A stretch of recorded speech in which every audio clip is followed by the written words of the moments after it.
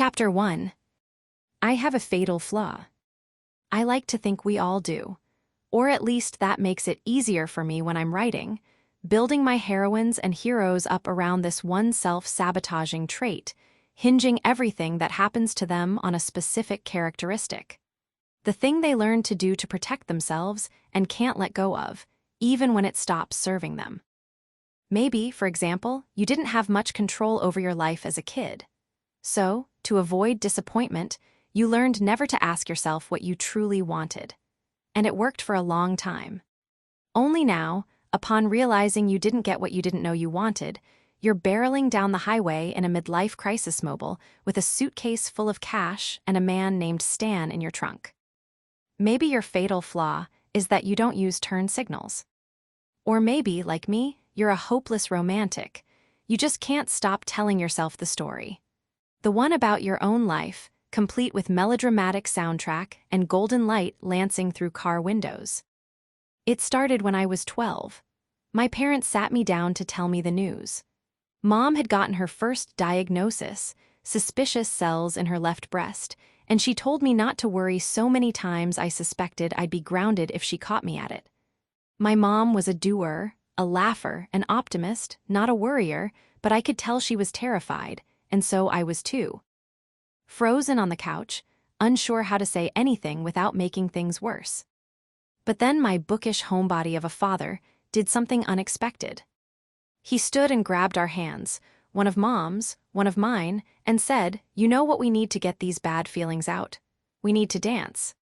Our suburb had no clubs, just a mediocre steakhouse with a Friday night cover band, but Mom lit up like he'd just suggested taking a private jet to the Copacabana.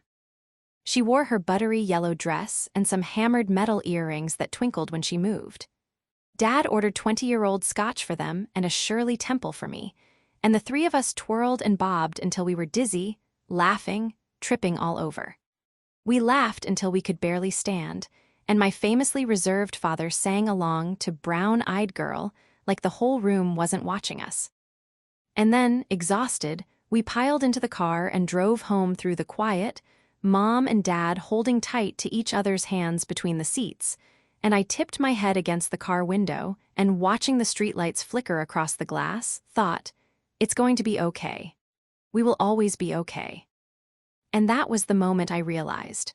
When the world felt dark and scary, love could whisk you off to go dancing, laughter could take some of the pain away, beauty could punch holes in your fear. I decided then that my life would be full of all three, not just for my own benefit, but for Mom's and for everyone else around me. There would be purpose, there would be beauty, there would be candlelight and Fleetwood Mac playing softly in the background. The point is, I started telling myself a beautiful story about my life, about fate and the way things work out, and by 28 years old, my story was perfect. Perfect, cancer-free parents who called several times a week, tipsy on wine or each other's company. Perfect, spontaneous, multilingual, 6'3" boyfriend who worked in the ER and knew how to make coq au vin. Perfect shabby chic apartment in Queens. Perfect job writing romantic novels, inspired by perfect parents and perfect boyfriend for Sandy Low books. Perfect life. But it was just a story, and when one gaping plot hole appeared, the whole thing unraveled. That's how stories work. Now, at 29, I was miserable, broke, semi-homeless, very single, and pulling up to a gorgeous lake house whose very existence nauseated me. Grandly romanticizing my life had stopped serving me, but my fatal flaw was still riding shotgun in my dinged-up Kia Soul, narrating things as they happened. January Andrews stared out the car window at the angry lake beating up on the dusky shore. She tried to convince herself that coming here hadn't been a mistake. It was definitely a mistake, but I had no better option. You didn't turn down free lodging when you were broke. I parked on the street and stared up at the oversized cottage's facade, its gleaming windows and fairy tale of a porch, the shaggy beach grass dancing in the warm breeze. I checked the address in my GPS against the handwritten one hanging from the house key. This was it, all right. For a minute, I stalled, like maybe a world-ending asteroid would take me out before I was forced to go inside. Then I took a deep breath and got out, wrestling my overstuffed suitcase from the back seat along with the cardboard box full of gin handles. I pushed a fistful of dark hair out of my eyes to study the cornflower blue shingles and snow-white trim. Just pretend you're at an airbimb. Immediately, an imaginary airbimb listing ran through my head. 3-bedroom, 3-bath lakeside cottage brimming with charm and proof your father was an asshole and your life has been a lie. I started up the steps cut into the grassy hillside, blood rushing through my ears like fire hoses and legs wobbling, anticipating the moment the helmet would open and the world would drop out from under me. That already happened, last year, and it didn't kill you, so neither will this. On the porch, every sensation in my body heightened. The tingling in my face, the twist in my stomach, the sweat prickling along my neck. I balanced the box of gin against my hip and slipped the key into the lock, a part of me hoping it would jam. That all this would turn out to be an elaborate practical joke Dad had set up for us before he died. Or, better yet, he wasn't actually dead.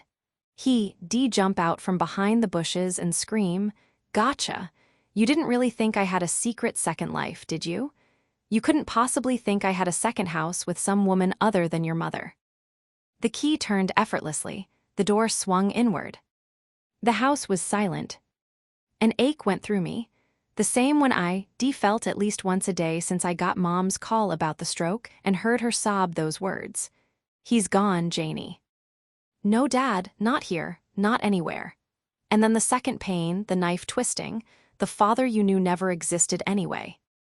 I'd never really had him, just like I'd never really had my ex-Jack or his cock Ovin. It was just a story I'd been telling myself.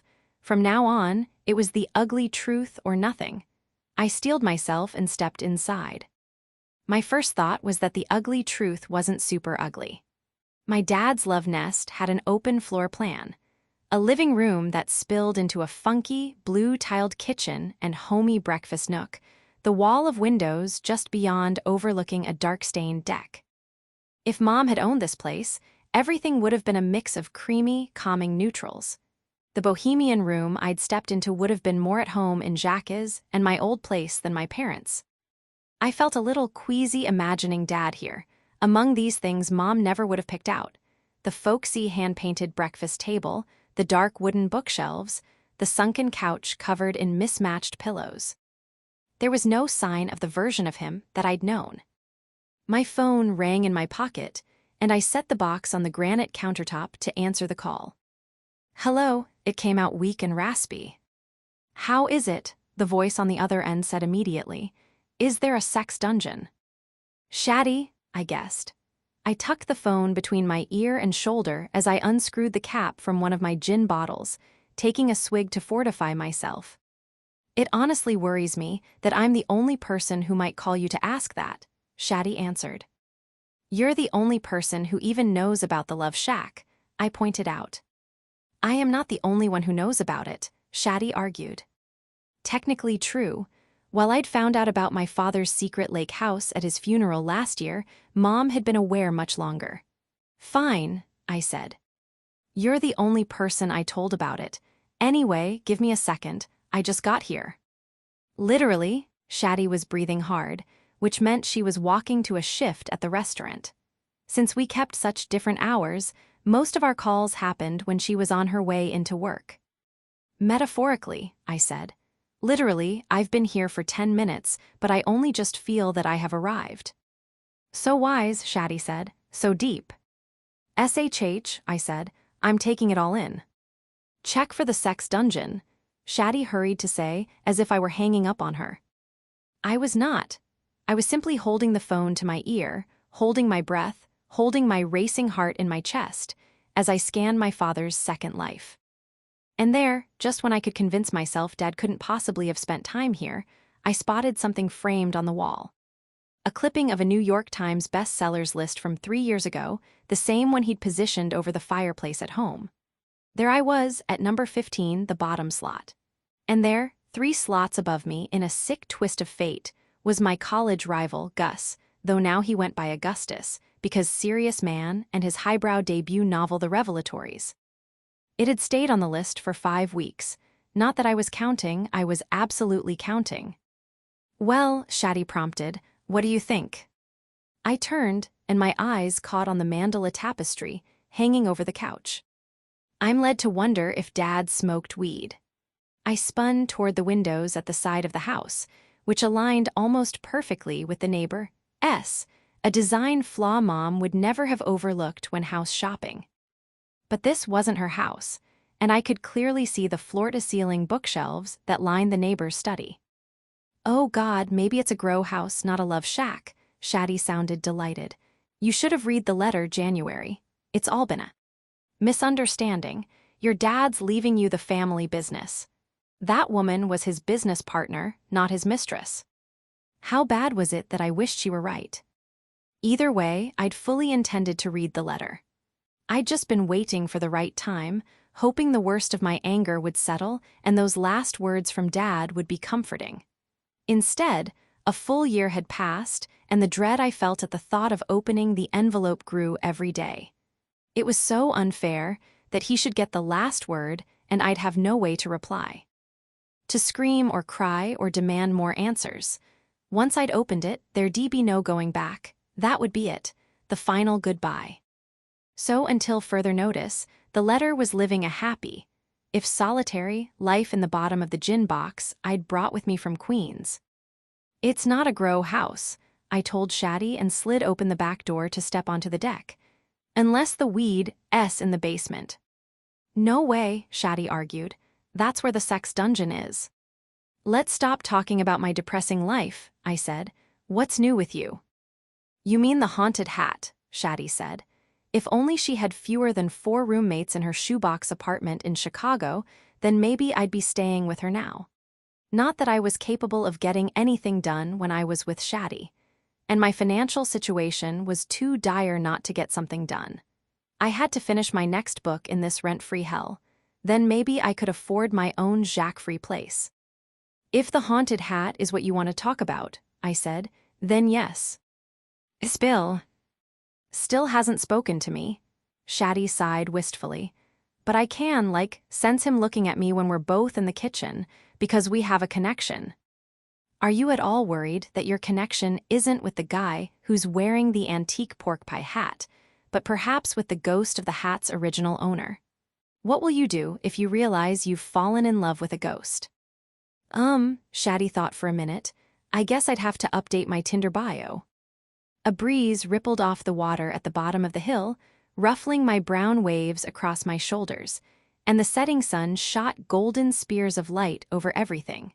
So bright and hot I had to squint to see the wash of oranges and reds it cast across the beach. If this were just some house I'd rented, it would be the perfect place to write the adorable love story I'd been promising Sandy Low books for months. Shaddy, I realized, had been talking more about the haunted hat.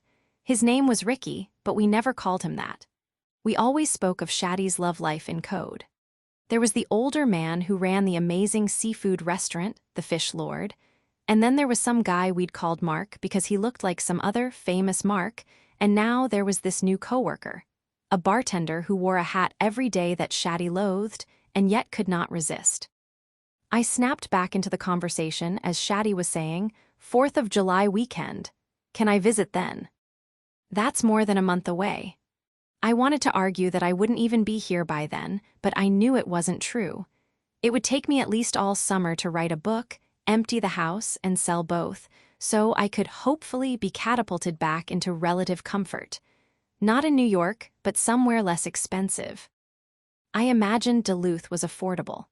Mom would never visit me there, but we hadn't done much visiting this past year anyway, apart from my 3-day trip home for Christmas. She dragged me to 4 yoga classes, 3 crowded juice bars, and a nutcracker performance starring some kid I didn't know. Like if we were alone for even a second, the topic of Dad would arise and we'd burst into flames. All my life, my friends had been jealous of my relationship with her. How often and freely, or so I thought, we talked, how much fun we had together. Now our relationship was the world's least competitive game of phone tag. I'd gone from having 2 loving parents and a live-in boyfriend to basically just having Shaddy, my much-too-long-distance best friend. The one blessing of moving from New York to North Bear Shores, Michigan, was that I was closer to her place in Chicago. 4th of July's too far off, I complained. You're only 3 hours away. Yeah, and I don't know how to drive. Then you should probably give that license back, I said. Believe me, I'm waiting for it to expire. I'm going to feel so free.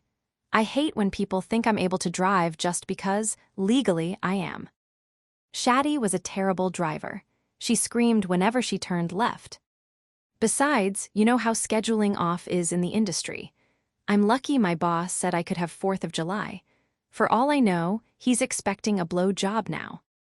No way. Blow jobs are for major holidays. What you've got on your hands is a good old-fashioned foot job quid pro quo.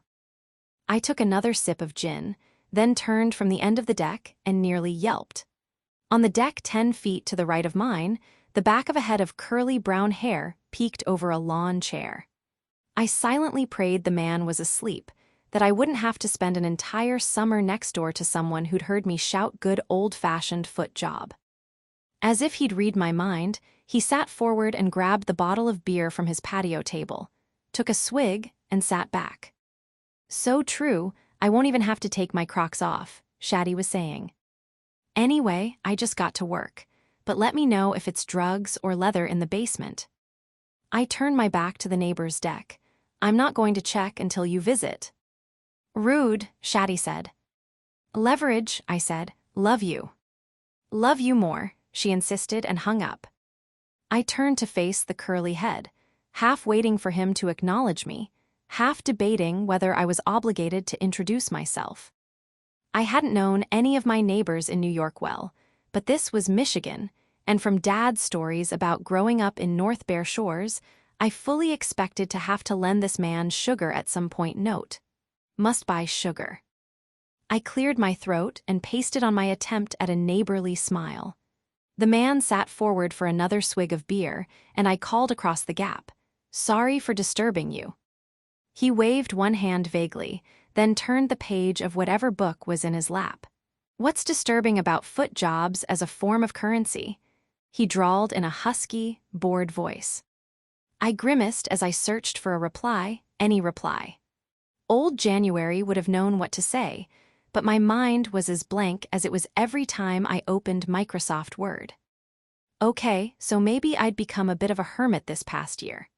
Maybe I wasn't entirely sure what I'd spent the last year doing, since it wasn't visiting Mom and it wasn't writing, and it wasn't charming the socks off my neighbors. Anyway, I called, I'm living here now. As if he'd read my thoughts, he gave a disinterested wave and grumbled, let me know if you need any sugar. But he managed to make it sound more like, never speak to me again unless you notice my house is on fire, and even then, listen for sirens first. So much for Midwestern hospitality. At least in New York, our neighbors had brought us cookies when we moved in. They'd been gluten-free and laced with LSD, but it was the thought that counted. Or if you need directions to the nearest sexual fetish depot, the grump added. Heat flared through my cheeks, a flush of embarrassment and anger. The words were out before I could reconsider. I'll just wait for your car to pull out and follow. He laughed, a surprised, rough sound, but still didn't deign to face me. Lovely to meet you, I added sharply, and turned to hurry back through the sliding glass doors to the safety of the house, where I would quite possibly have to hide all summer. Liar, I heard him grumble before I snapped the door shut. Chapter 2. I wasn't ready to look through the rest of the house, so I settled down at the table to write. As usual, the blank document stared accusingly at me, refusing to fill itself with words or characters, no matter how long I stared back. Here's the thing about writing happily ever afters. It helps if you believe in them. Here's the thing about me. I did until the day of my father's funeral. My parents, my family, had been through so much already, and somehow we always came through it stronger, with more love and laughter than before. There was the brief separation when I was a kid and Mom started feeling like she'd lost her identity, started staring out windows like she might see herself out there living life and figure out what she needed to do next. There was the kitchen dancing, hand-holding, and forehead kissing that followed when Dad moved back in. There was Mom's first cancer diagnosis and the wildly expensive celebratory dinner when she kicked its ass, eating like we were millionaires, laughing until their overpriced wine and my Italian soda sprayed from our respective noses, like we could afford to waste it, like the medical debt didn't exist. And then the second bout of cancer and the new lease on life after the mastectomy. The pottery classes, ballroom dancing classes, yoga classes, Moroccan cooking classes that my parents filled their schedules with, like they were determined to pack as much life into as little time as possible. Long weekend trips to see me and Jacques in New York, rides on the subway during which Mom begged me to stop regaling her with stories of our pothead neighbors Sharon and Karen, not related. Regularly slid informational, flat earth, pamphlets under our door because she was afraid she was going to pee herself, all while Dad debunked the flat earth theory under his breath for Jacques. Trial, happy ending. Tribulation, happy ending. Chemo, happy ending. And then, right in the middle of the happiest ending yet, he was just gone. I was just standing there in the foyer of his and Mom's Episcopalian church, in a sea of black-clad people whispering useless words, feeling like I'd sleepwalked there, barely able to recall the flight, the ride to the airport, packing. Remembering, for the millionth time in the last 3 days, that he was gone. Mom had slipped into the bathroom, and I was alone when I saw her. The only woman I didn't recognize. Dressed in a gray dress and leather sandals, a crocheted shawl tied around her shoulders, and her white hair wind-tossed. She was staring right at me. After a beat, she swept toward me, and for some reason, my stomach bottomed out. As if my body knew first that things were about to change. This stranger's presence at Dad's funeral was going to wrench my life off track as much as his death had. She smiled hesitantly as she stopped in front of me. She smelled like vanilla and citrus. "Hello, January." Her voice was breathy, and her fingers twirled anxiously through the fringe on her shawl. "I've heard so much about you." Behind her, the bathroom door swung open and Mom walked out. She stopped short, frozen with an unfamiliar expression. Recognition, horror. She didn't want the two of us to talk. What did that mean? "I'm an old friend of your father S," the woman said. "He meant a lot to me. I've known him all my life, just about. For quite some time, we were thick as thieves, and he never shut up about you." Her laugh tried for easy, missed it by a light year. "I'm sorry," she said, hoarse. "I promised I wouldn't cry, but..." I felt like I'd been shoved off a building, like the dropping would never end. Old friend, that was what she said, not lover or mistress. But I knew, from the way she was crying, some funhouse mirror version of Mom's. Tears during the funeral. I recognized the look on her face as the same one I'd seen on mine this morning while I tapped concealer under my eyes. Dad's death had irreparably broken her. She fished something out of her pocket. An envelope with my name scrawled across it, a key resting atop it. A tab hung from the key with an address scribbled in the same unmistakable handwriting as the chicken scratch on the envelope. Dad's. "He wanted you to have this," she said. "It's yours." She pushed it into my palm, holding on for a second.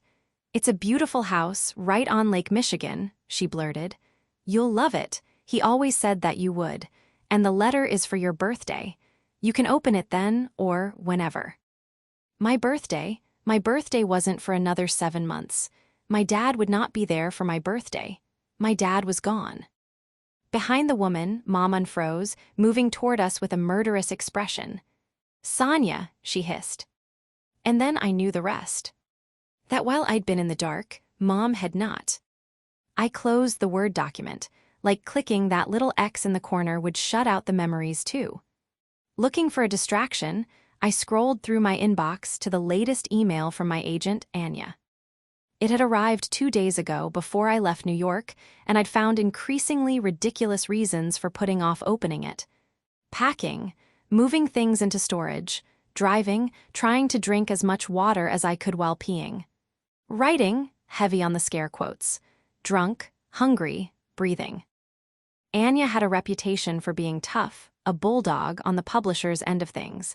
But on the writer's end, she was something like Miss Honey, the sweet teacher from Matilda, mashed together with a sexy witch. You always desperately wanted to please her, both because you had the sense that no one had loved and admired you so purely before, and because you suspected she could sick a herd of pythons on you, if she so chose.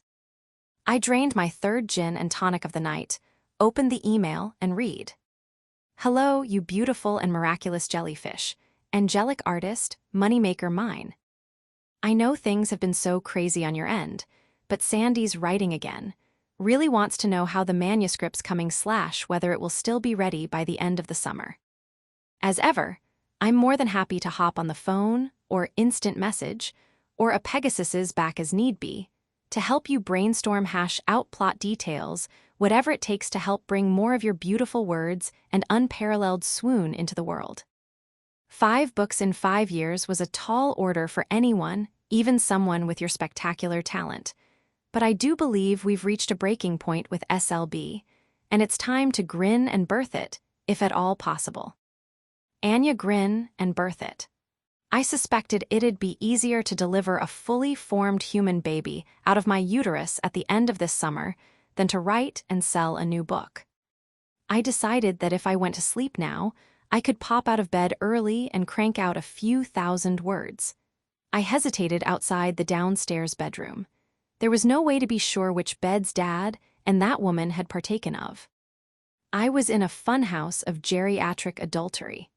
It might have been funny if I hadn't lost the ability to find anything funny in the last year spent penning rom-coms that ended with a bus driver falling asleep and the whole cast going off a cliff.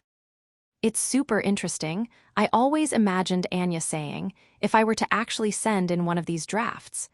I mean, I would read your grocery list and laugh-cry doing it, but it's not a Sandy Low book. For now, more swoon and less doom baby cakes. I was going to need help sleeping here. I poured myself another G&T and closed my computer. The house had gotten hot and stuffy, so I stripped to my underwear, then circled the first floor-opening windows before draining my glass and flopping onto the couch. It was even more comfortable than it looked. Damn that woman with her beautifully eclectic tastes. It was also, I decided, too low to the ground. For a man with a bad back to be climbing on and off of, which meant it was probably not used for sex. Though Dad hadn't always had a bad back. When I was a kid, he'd take me out on the boat most weekends that he was home. And from what I'd seen, boating was 90% bending over to tie and untie knots and 10% staring into the sun, your arms thrown wide to let the wind race through your swishy jacket, and the ache rose with a vengeance in my chest. Those early mornings on the man-made lake 30 minutes from our house had always been just for the two of us, usually the morning after he got back from a trip. Sometimes I didn't even know he was home yet. I'd just awake to my still dark room, Dad tickling my nose, whisper singing the Dean Martin song he'd named me for. It's June in January, because I'm in love, I'd jolt awake, heart-trilling, knowing it meant a day on the boat, the two of us. Now I wondered if all those precious chilly mornings had been literal guilt trips, time for him to readjust to life with Mom, after a weekend with that woman. I should save the storytelling for my manuscript. I pushed it all out of my mind and pulled a throw pillow over my face, sleep swallowing me like a biblical whale. When I jerked awake, the room was dark and there was music blasting through it. I stood and ambled, dazed and gin-fogged, toward the knife block in the kitchen. I hadn't heard of a serial killer who began each murder by rousing the victim with REM's Everybody Hurts, but I really couldn't rule out the possibility. As I moved toward the kitchen, the music dimmed, and I realized it was coming from the other side of the house, from the Grump's house. I looked toward the glowing numbers on the stove. 12:30 at night, and my neighbor was blasting a song most often heard in dated dramedies, wherein the protagonist walks home alone, hunched against the rain. I stormed toward the window and thrust my upper body through it. The Grump's windows were open too, and I could see a swath of bodies lit up in the kitchen, holding glasses and mugs and bottles, leaning lazy heads on shoulders, looping arms around necks as the whole group sang along with fervor.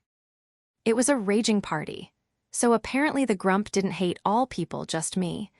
I cupped my mouth around my hands and yelled out the window, "Excuse me." I tried twice more with no response, then slammed the window closed and circled the first floor, snapping the others shut. When I was finished, it still sounded pretty much like REM was playing a concert on my coffee table. And then, for a beautiful moment, the song stopped and the sounds of the party, laughter and chatter and bottles clinking, dipped to a static murmur. And then it started again. The same song, even louder. Oh God. As I pulled my sweatpants back on, I contemplated the advantages of calling the police with a noise complaint. On the one hand, I might maintain plausible deniability with my neighbor. "Oh, 'twas not I who called the constable. I am but a young woman of 9 and 20, not a crotchety old spinster who loathes laughter, fun, song, and dance." On the other, ever since I'd lost my dad, I'd had a harder and harder time forgiving small offenses. I threw on my pizza print sweatshirt and stormed out the front door, marching up the neighbor's steps. Before I could second-guess myself, I'd reached for the doorbell. It rang out in the same powerful baritone as a grandfather clock, cutting through the music, but the singing didn't stop. I counted to 10, then rang it again. Inside, the voices didn't even waver. If the partygoers heard the doorbell, they were ignoring it. I pounded on the door for a few more seconds before accepting no one was coming, then turned to stomp home. 1:00, I decided. I'd give them until 1 before I called the cops. The music was even louder in the house than I remembered, and in the few minutes since I'd shut the windows, the temperature had risen to a sticky swelter. With nothing better to do, I grabbed a paperback from my bag and headed for the deck, fumbling for the light switches beside the sliding door. My fingers hit them, but nothing happened. The bulbs outside were dead. Reading by phone light, at 1 a.m, on the deck of my father's second home it was. I stepped out, skin tingling from the refreshing chill of the breeze coming off the water. The Grump's deck was dark too, except for a lone fluorescent bulb surrounded by clumsy moths, which was why I nearly screamed when something moved in the shadows. And by nearly screamed, I of course mean definitely screamed.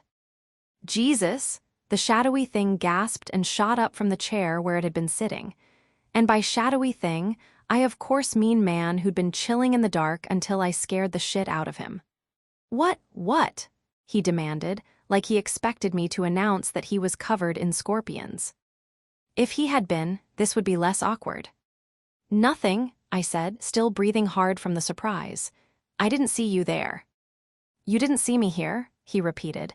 He gave a scratchy, disbelieving laugh. "Really? You didn't see me on my own deck?" Technically, I didn't see him now either.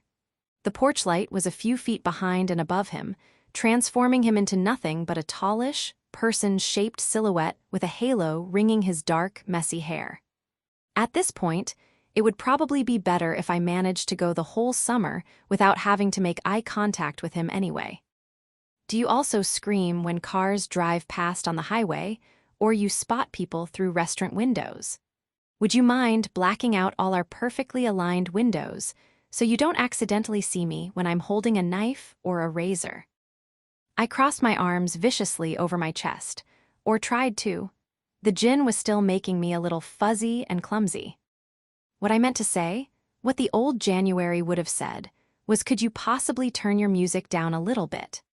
Actually, she probably would have just slathered herself in glitter, put on her favorite velvet loafers, and shown up at the front door with a bottle of champagne, determined to win the Grump over. But so far, this was the third worst day of my life, and that January was probably buried wherever they put the old Taylor Swift. So what I actually said was, could you turn off your sad boy angsting soundtrack? The silhouette laughed and leaned against his deck railing, his beer bottle dangling from one hand. Does it look like I'm the one running the playlist? No, it looks like you're the one sitting in the dark alone at his own party, I said. But when I rang the doorbell to ask your frat brothers to turn down the volume, they couldn't hear me over the jello wrestling, so I'm asking you. He studied me through the dark for a minute, or at least, I assumed that was what he was doing, since neither of us could actually see the other. Finally, he said, "Look, no one will be more thrilled than me when this night ends and everyone gets out of my house, but it is a Saturday night. In summer, on a street full of vacation homes. Unless this neighborhood got airlifted to the little town from Footloose, it doesn't seem crazy to play music this late. And maybe, just maybe, the brand new neighbor who stood on her deck screaming foot, jobs so loud birds scattered could afford to be lenient if one miserable party goes later than she'd like." Now it was my turn to stare at the dark blob. God, he was right. He was a grump, but so was I. Karen and Sharon's vitamin powder pyramid scheme parties went later than this, and those were on weeknights, usually when Jacques had a shift at the ER the next morning. Sometimes I'd even attended those parties, and now I couldn't even handle Saturday night group karaoke. And worst of all, before I could figure out what to say, the grump's house went miraculously silent. Through his illuminated back doors, I could see the crowd breaking up, hugging, saying goodbyes, setting down cups, and putting on jackets. I'd argued with this guy for nothing, and now I'd have to live next to him for months.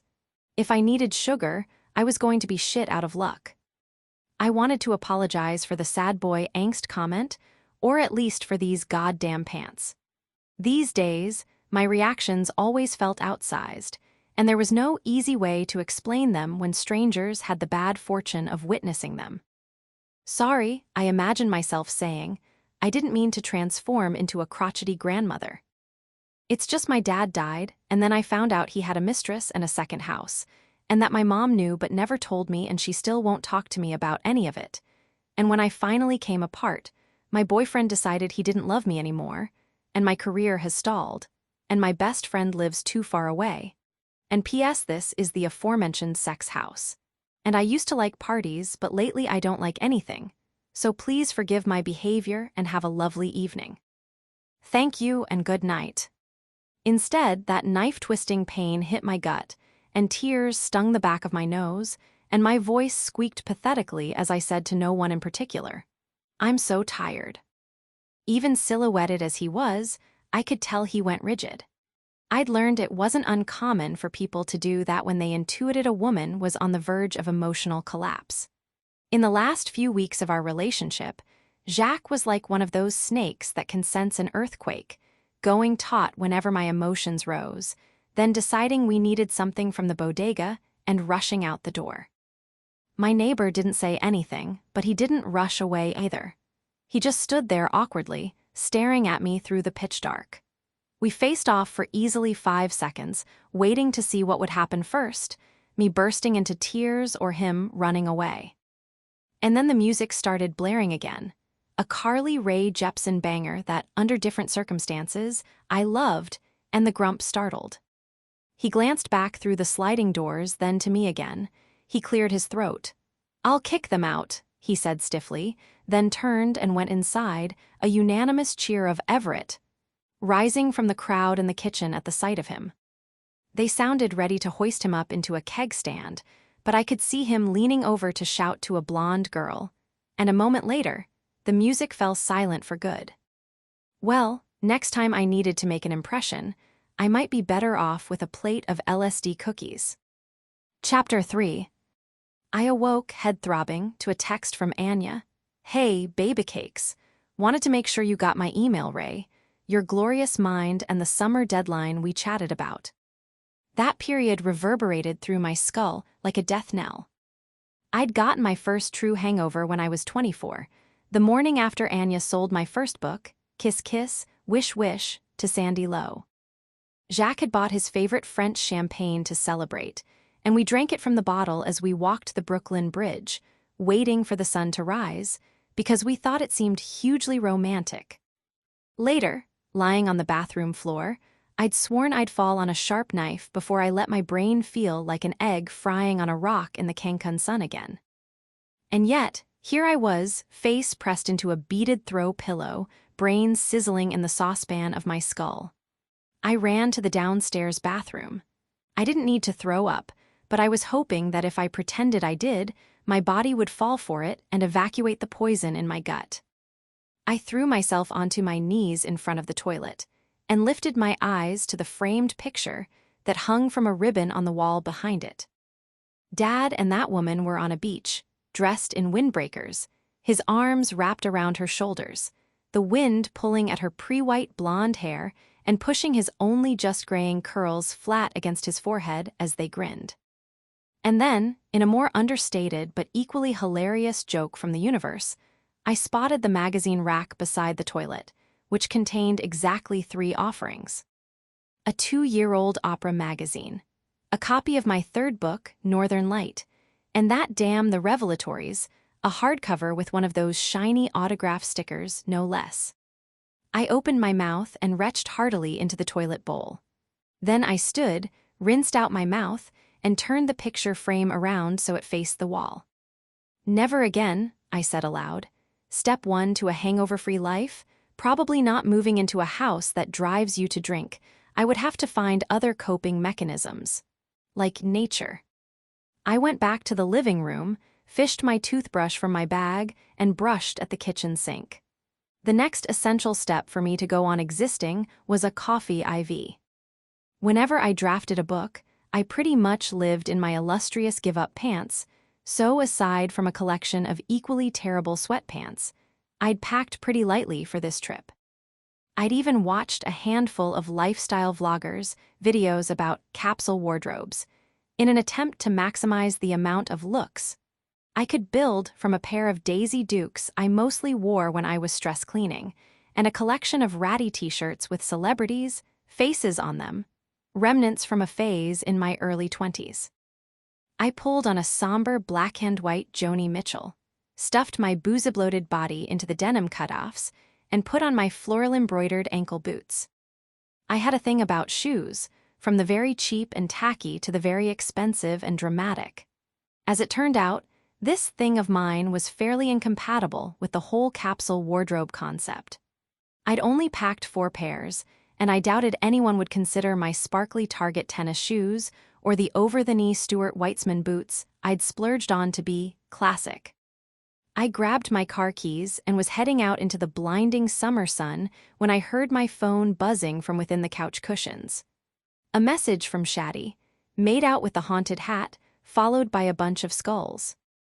As I stumbled outside again, I typed back, "See a priest immediately." I tried not to think about last night's humiliating face-off with the neighbor as I jogged down the steps to the Kia, but that just freed up my mind to wander to my least favorite subject.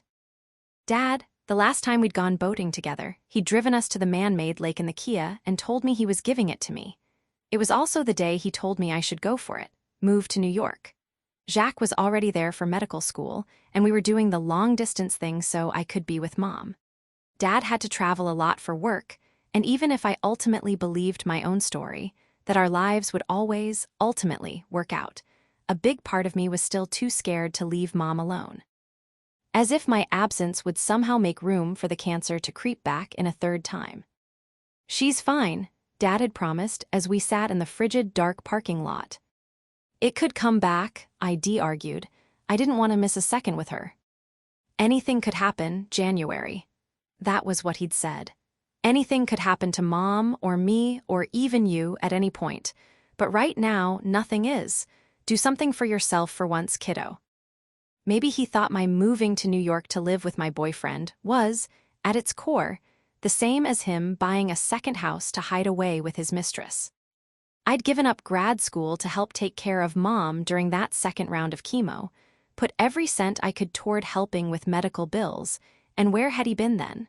Wearing a windbreaker and drinking Pinot Noir on the beach with that woman. I pushed the thought away as I slid into the car, the leather hot against my thighs, and pulled away from the curb, cranking down the window as I went. At the end of the street, I turned left, away from the water, and headed into town. The inlet that reached down along the right side of the road threw slivers of sparkling light against my window, and the hot wind roared in my ears. For a minute, it was like my life had ceased to exist around me. I was just floating past hordes of scantily clad teenagers milling around the hot dog stand on my left, parents and kids lined up out the door of the ice cream shop on my right, packs of cyclists riding back toward the beach. As I cruised down the main drag, the buildings clumped closer until they were pressed shoulder to shoulder.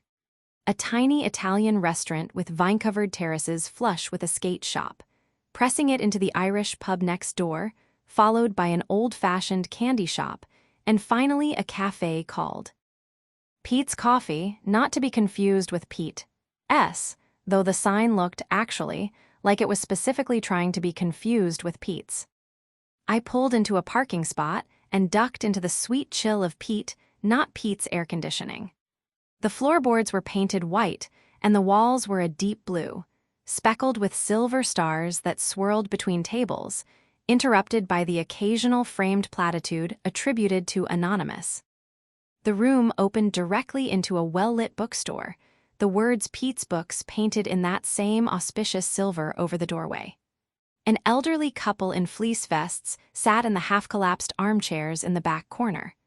Aside from the late middle-aged woman at the register and me, they were the only people here. "Much too nice of a day to be inside, I suppose," the barista said, as if reading my thoughts.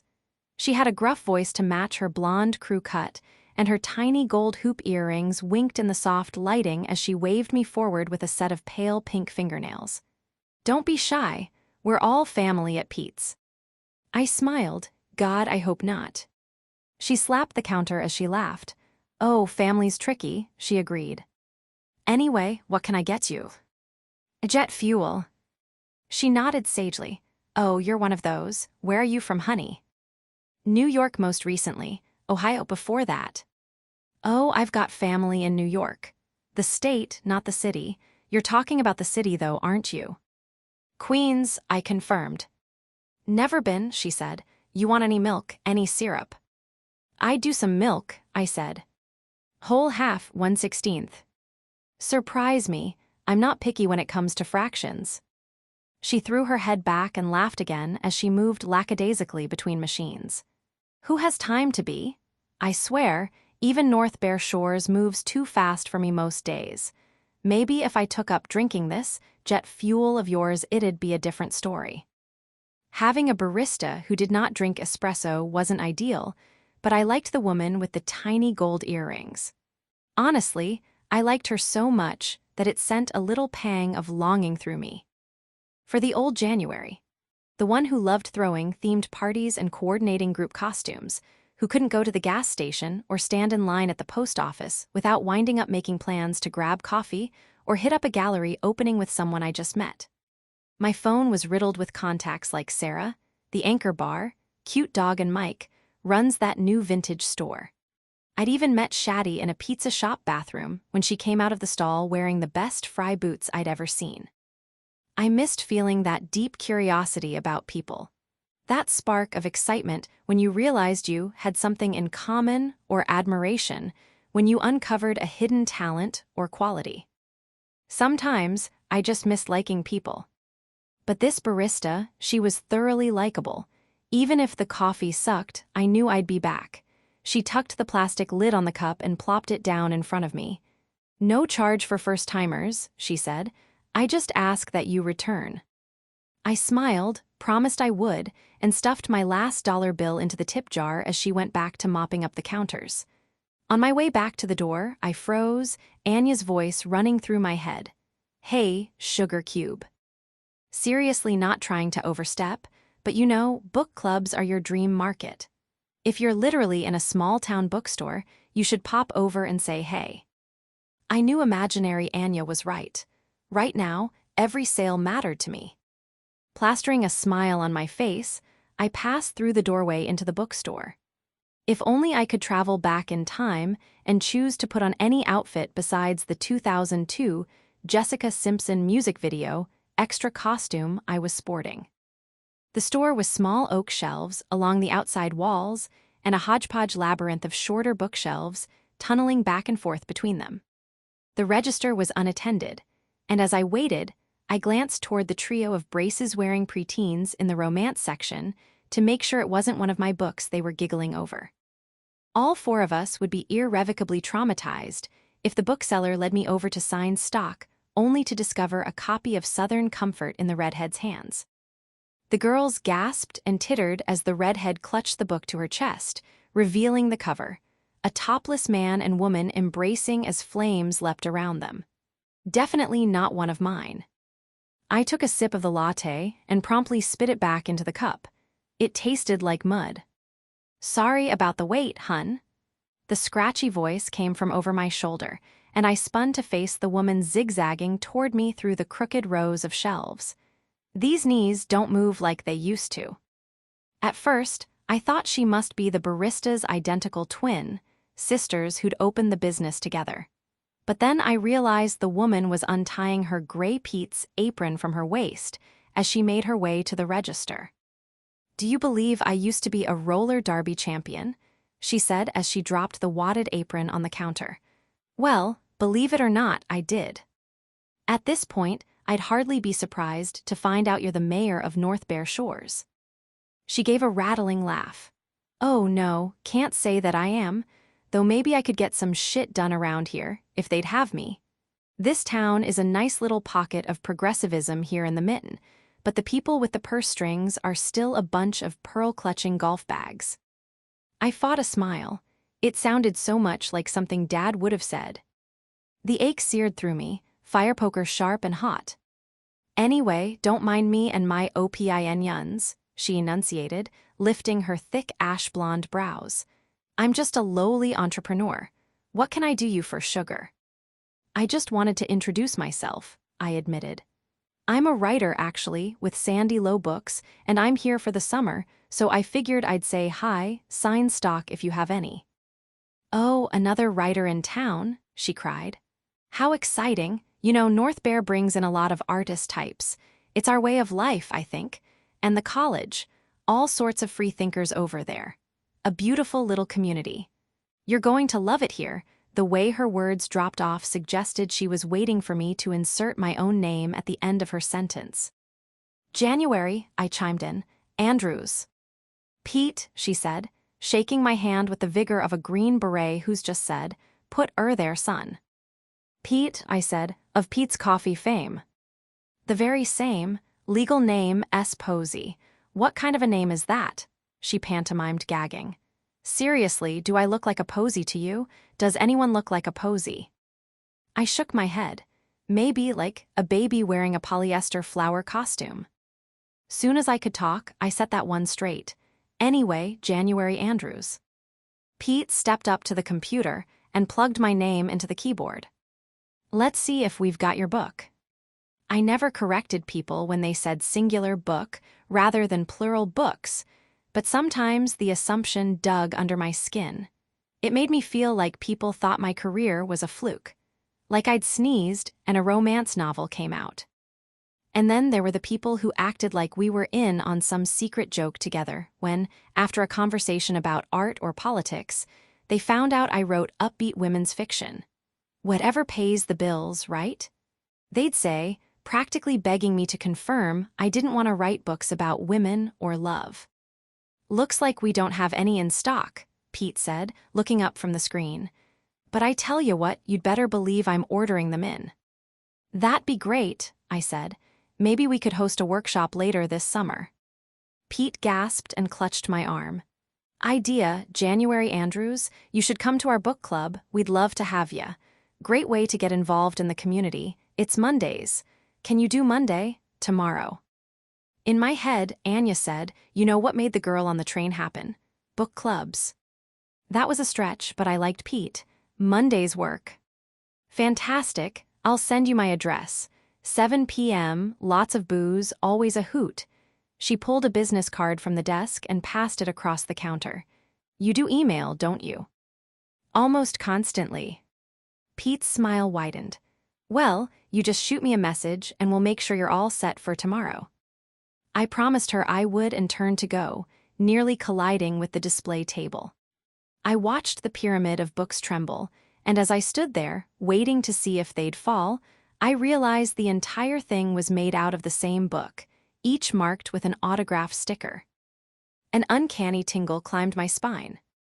There, on the abstract black and white cover, in square red letters, beneath the revelatories, was his name. It was all coming together in my mind, a domino trail of realizations. I didn't mean to say it aloud, but I might have. Because the bells over the bookshop door tinkled, and when I looked up, there he was. Olive skin, cheekbones that could cut you, crooked mouth, and a husky voice I'd never forget. Messy, dark hair I could immediately picture haloed in fluorescent light. Augustus Everett, Gus, as I'd known him back in college. Everett, as Pete was calling affectionately from behind the desk. My neighbor, the grump. I did what any reasonable adult woman would do when confronted with her college rival turned next-door neighbor. I dove behind the nearest bookshelf. Chapter 4. The worst part of being college rivals with Gus Everett? Probably the fact that I wasn't sure he knew we were.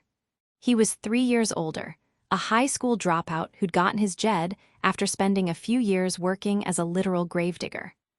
I knew all of this because every story he turned in our first semester was part of a collection centering on the cemetery where he'd worked. The rest of us in the creative writing program were pulling fodder from our asses and childhoods. Soccer games won in the last instant, fights with parents, road trips with friends, and Gus Everett was writing about the 8 kinds of mourning widows, analyzing the most common epitaphs, the funniest, the ones that subtly betrayed a strained relationship between the deceased and the person footing the headstone's bill. Like me, Gus was at U of M on a slew of scholarships, but it was unclear how he'd gotten them, since he played no sports and hadn't technically graduated from high school. The only explanation was that he was atrociously good at what he did. To top things off, Gus Everett was stupidly, infuriatingly attractive, and not the universal kind of handsome that almost dulls itself with objectivity. It was more of a magnetism he emanated. Sure, he was just barely on the tall side of average, with the lean muscle of someone who never stopped moving around but also never intentionally exercised. A lazy kind of fit. That came from genetics and restlessness rather than good habits, but it was more than that. It was the way he talked and moved, how he looked at things. Not like how he saw the world.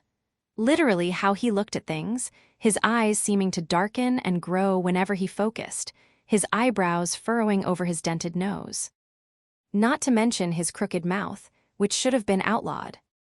Before she dropped out of U and M to become an au pair, a pursuit soon abandoned, Shaddy would ask me nightly at dinner for updates on sexy, evil Gus, sometimes abbreviated as Seg. I was minorly besotted with him and his prose. Until we finally spoke for the first time in class. I was passing out my latest short story for critique, and when I handed it to him, he looked me dead in the eyes, his head tilted curiously, and said, "Let me guess. Everyone lives happily ever after, again." I wasn't writing romance yet. I didn't even realize how much I loved reading romance until Mom's second diagnosis 2 years later, when I needed a good distraction. But I was definitely writing romantically, about a good world, where things happened for a reason, where love and human connection were all that really mattered. And Gus Everett had looked at me with those eyes, deepening and darkening like they were sucking every bit of information about me into his skull. And he determined that I was a balloon in need of popping. Let me guess, everyone lives happily ever after, again.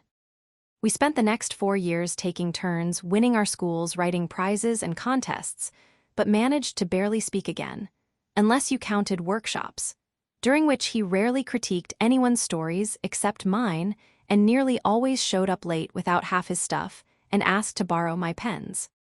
And there was one wild night at a frat party where we'd not quite talked, but definitely interacted. Frankly, we crossed paths constantly, partly because he dated 2 separate roommates of mine and plenty of other girls on my floor, though I use the term dated loosely. Gus was notorious for having a 2 to 4 week dating shelf life, And while the first roommate had started things up with him hoping to be the exception, the second, and plenty of the others. When in fully aware, Gus Everett was just someone you could have fun with, for up to 31 days. Unless you wrote short stories with happy endings, in which case you were apparently far more likely to spend 4 years as rivals, pass another 6 occasionally Googling him to compare your careers, and then run into him here while dressed like a teen cheerleader at a car wash fundraiser. As in here, now, walking into Pete's books. I was already planning what I would text Shaddy as I power walked down the side of the store, chin tucked and face angled into the shelves like I was casually browsing, whilst practically jogging, as one does. "January," Pete was calling. "January, where'd you go? I want you to meet someone." I'm not proud to admit that when I froze, I was looking at the door, judging whether I could make it out of there without responding. It's important to note that I knew for a fact there were bells over the door, and I still couldn't make an immediate decision. Finally, I took a deep breath, forced a smile, and stepped out from between the shelves, clutching my god-awful latte like it was a handgun. "Hi," I said, then waved in a distinctly animatronic way. I had to force myself to look directly at him. He looked just like he did in his author photo, all sharp cheekbones, furiously dark eyes, and the leanly muscled arms of a gravedigger turned novelist. He was wearing a rumpled blue or faded black t-shirt and rumpled dark blue or faded black jeans, and his hair had started streaking through with gray, along with the just past 5 o'clock shadow around his crooked mouth. "This is January Andrews," Pete announced. "She's a writer, just moved here." I could practically see the same realization dawning on his face that had just crashed down on mine, his eyes homing in as he pieced together whatever bits of me he'd caught in the dark last night. "We've met actually," he said. The fire of 1,000 suns rushed to my face, and probably my neck and chest and legs and every other exposed inch of my body. "Oh," Pete said, delighted, "how-s that?" My mouth fell open silently, the word college somehow evading grasp, as my eyes shifted back to Gus's. "We're neighbors," he said. "I believe." Oh God, was it possible he didn't remember me at all? My name was January, for shit's sake. It wasn't like I was a Rebecca or a Christy/Christina/Christine.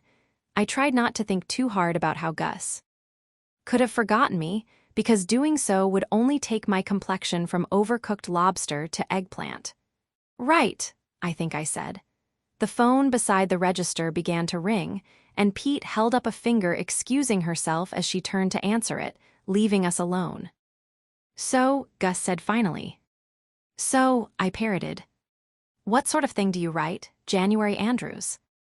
I did my best not to glance sideways at the stadium of revelatories curling around the table behind me. "Romance, mostly."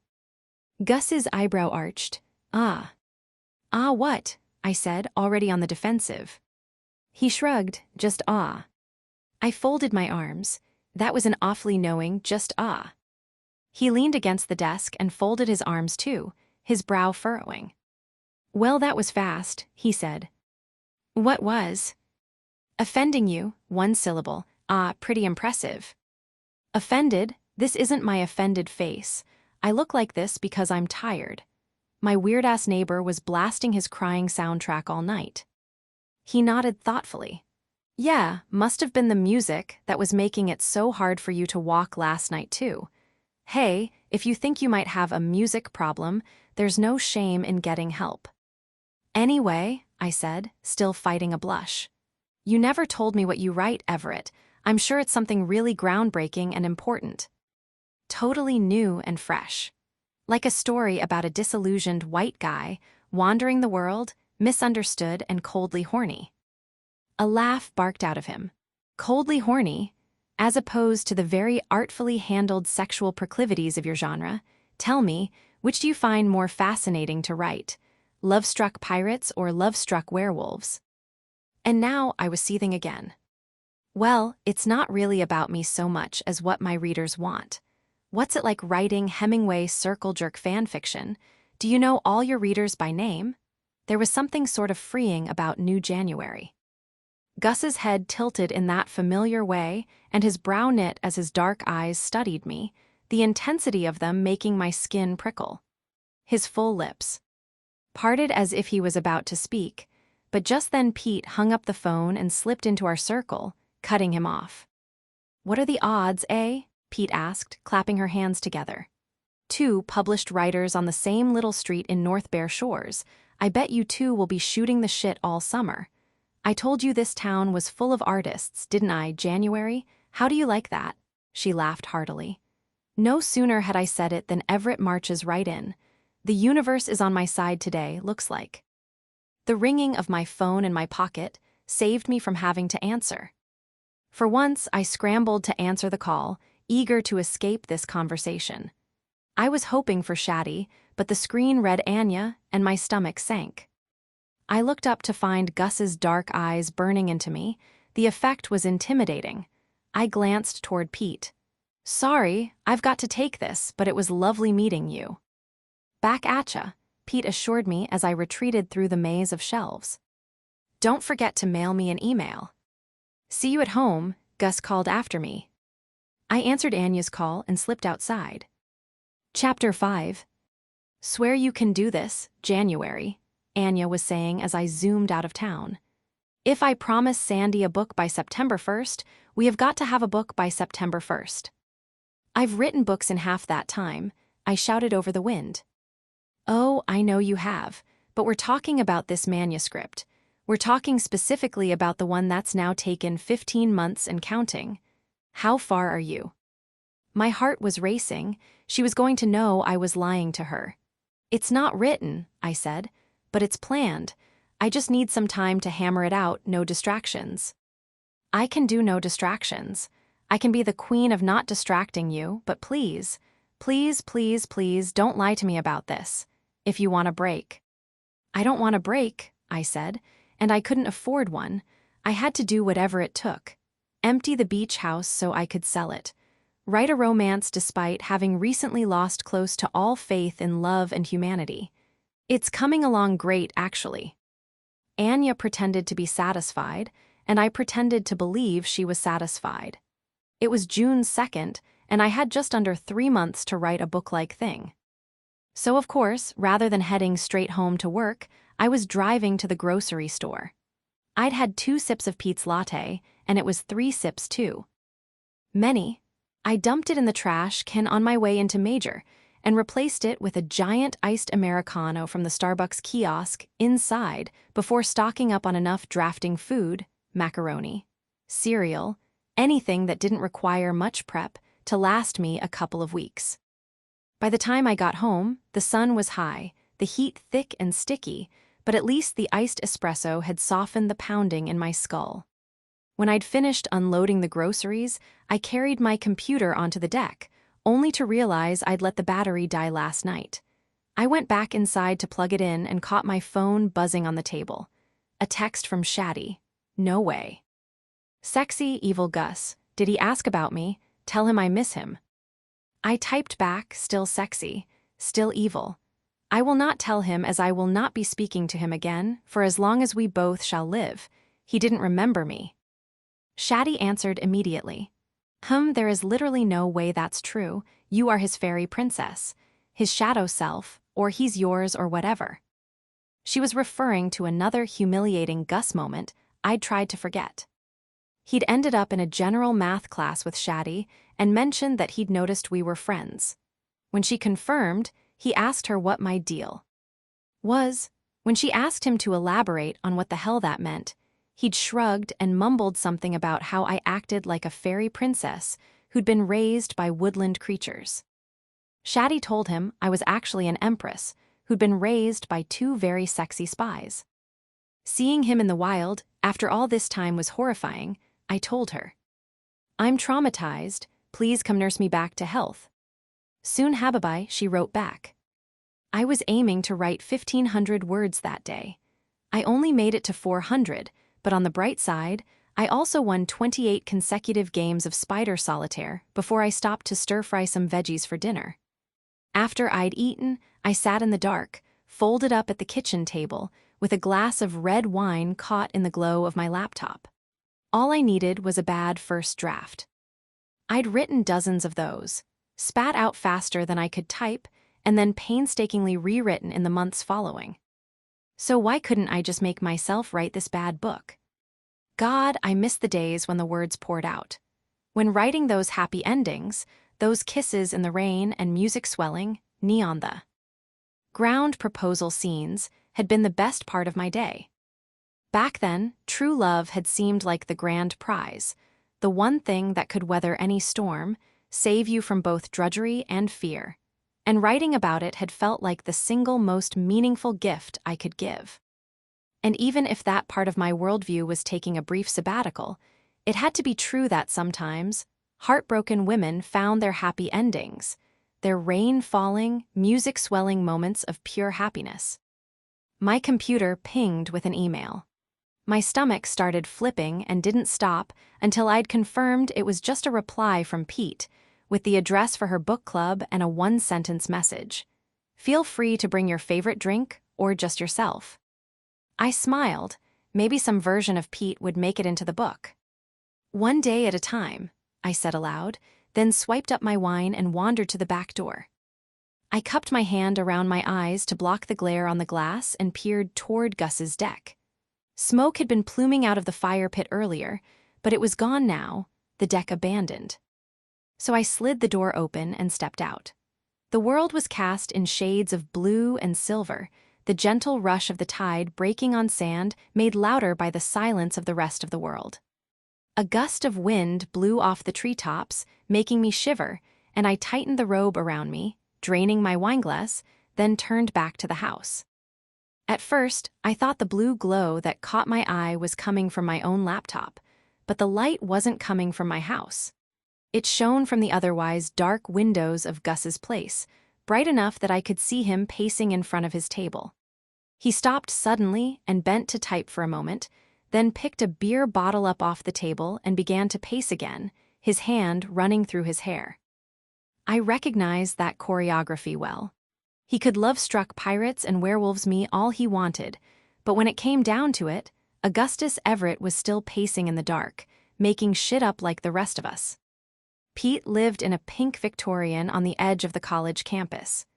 Even in the thunderstorm that had whipped off the lake that Monday evening, her home looked sweet as a dollhouse.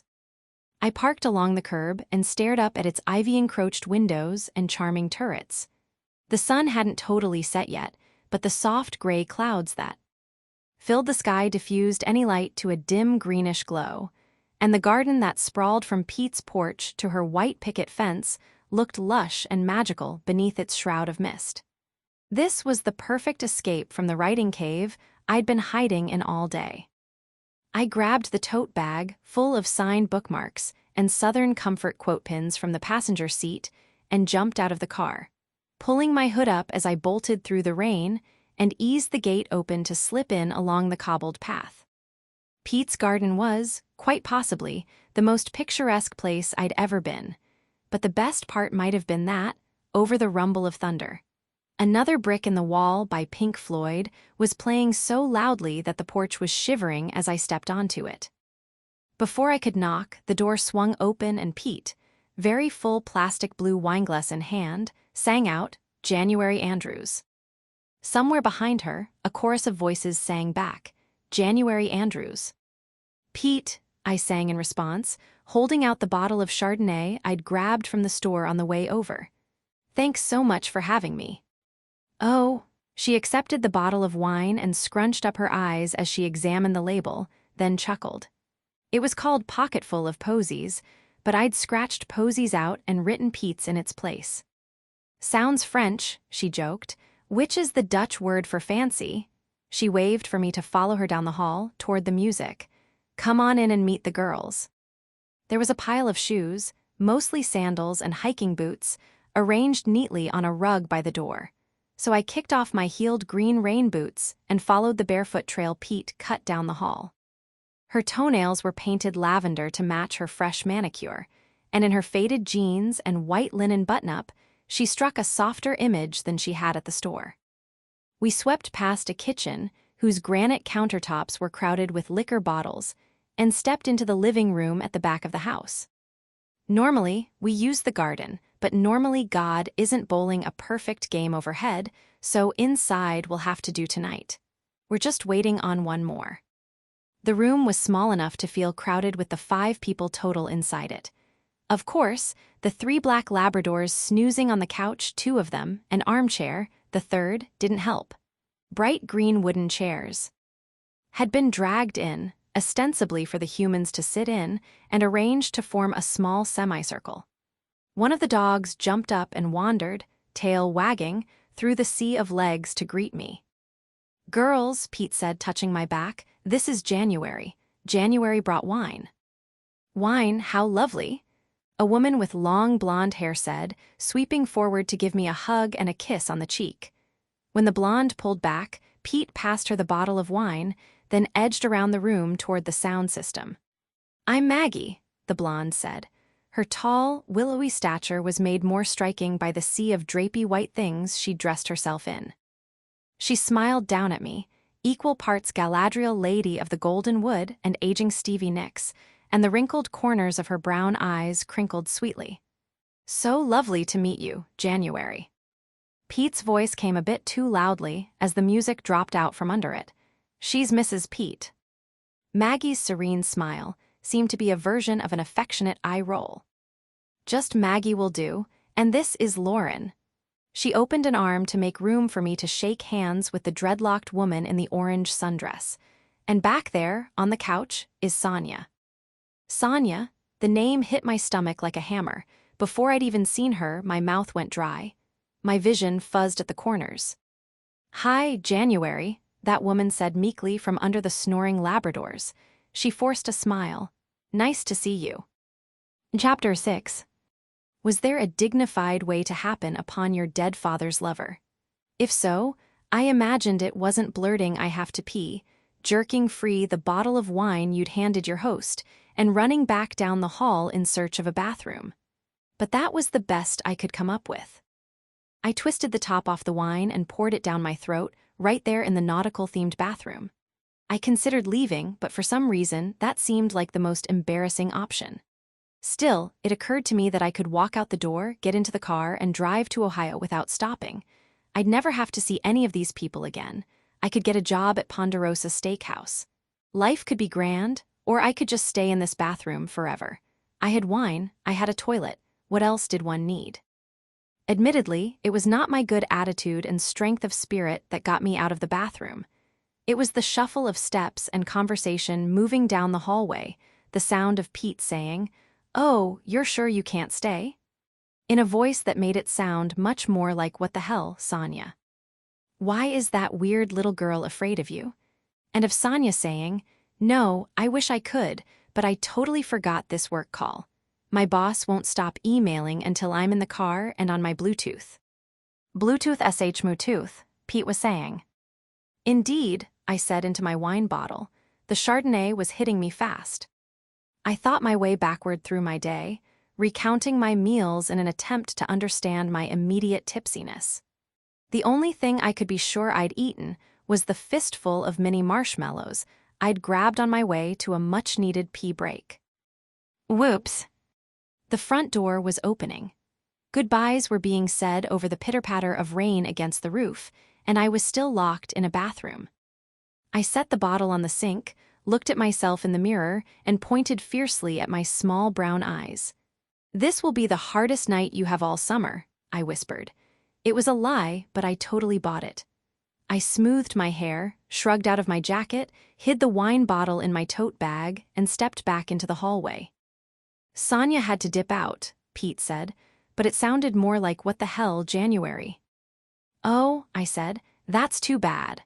But it sounded more like "Praise be to the Bluetooth sh Bluetooth." "Indeed," Pete said. I followed her back to the living room, where the Labradors had rearranged themselves, along with the ladies. One of the dogs had moved over to the far side of the couch, Maggie having taken the vacant spot left behind, while the second one had relocated to the armchair, mostly on top of the third. Lauren was sitting in one of the high-backed green chairs, and Pete gestured for me to take the one next to her as she slid into a third. Pete checked the time on her leather watch. "Should be here any minute." Must have gotten caught in the storm. I'm sure we'll be able to get started soon. Great, I said. The room was still spinning a bit. I could barely look toward where Sonia had been curled on the couch, willowy and relaxed with her white curls piled on her head, the opposite of my tiny, straight-banged mother. I took the opportunity to dig through my bag, careful not to append the wine, for the bookmarks. Someone knocked on the door and Pete leapt up. My heart stuttered at the thought that Sonia might have changed her mind and doubled back. But then a low voice was scratching down the hall, and Pete was back, bringing in tow a damp and disheveled Augustus Everett. He ran a hand through his peppered hair, shaking rain from it. He looked like he'd rolled out of bed and wandered here through the storm, drinking from a paper bag. Not that I was one to judge at this precise moment. "Girls," Pete said, "I believe you all know the one and only Augustus Everett." Gus nodded, waved, smiled. That seemed too generous a word for what he was doing. His mouth acknowledged the room, I would say, and then his eyes caught on mine, and the higher of his mouth's two corners twisted up. He nodded at me. January. My mind spun its feeble, wine-slick wheels, trying to figure out what bothered me so much about the moment. Sure, there was smug Gus Everett. There was stumbling upon that woman and the bathroom wine. And the difference in Pete's introductions. "This is January," was how a parent forced one kindergartner to befriend another. The one and only Augustus Everett was how a book club introduced its special guest. "Please, please, sit here by January," Pete said. "Would you like a drink?" Oh God, I'd misunderstood. I wasn't here as a guest. I was here as a potential book club member. I'd come to a book club that was discussing the revelatories. "Would you like something to drink?" Pete asked, looping back to the kitchen. Gus scanned the blue plastic glasses in Lauren and Maggie's hands. "What are you having, Pete?" he asked over his shoulder. Oh, first round at book clubs always White Russians, but January brought some wine, if that sounds better. I balked both at the thought of starting a night with a White Russian and at the prospect of having to shamefully fish out my purse wine for Gus. I could tell by the huge grin on her face that nothing would delight Pete more. Gus leaned forward, resting his elbows on his thighs. The left sleeve of his shirt rose with the motion, revealing a thin black tattoo on the back of his arm, a twisted but closed circle. A Möbius strip, I thought it was called. "A White Russian sounds great," Gus answered. Of course it did. People like to imagine their favorite male authors sitting down at a typewriter with a taste of the strongest whiskey and a hunger for knowledge. I wouldn't be surprised if the rumpled man sitting beside me, the one who'd mocked my career, was wearing dirty day-of-the-week underwear inside out and living on major brand cheese puffs. He could show up looking like a college junior's backup pot dealer, for when the first one was in Myrtle Beach, and still get taken more seriously than I would in my stuffy Michael Kors dress. I could get author photos taken by the senior photo editor of Bloomberg Businessweek, and he could use his mom's digital camera from 2002 to snap a shot of himself scowling on his deck and still garner more respect than me. He might as well have just sent in a dick pic. They would have printed it on the cover flap right over that 2-line bio they'd let him shit out. The shorter, the fancier, Anya would say. I sensed Gus's eyes on me. I imagined he sensed my brain tearing him to pieces. I imagined Lauren and Maggie sensed this night had been a terrible mistake. Pete returned with another blue wineglass full of milky vodka, and Gus thanked her for it. I took a deep breath as Pete slid into a chair. Could this night get any worse? The Labrador nearest to me audibly farted. "Okay then," Pete said, clapping her hands together. What the hell? I slid my purse wine out and took a gulp. Maggie giggled on the couch, and the Labrador rolled over and stuffed his face in between the cushions. Red, White Russians, and Blue Book Club is now in session, and I'm dying to hear what everyone thought of the book.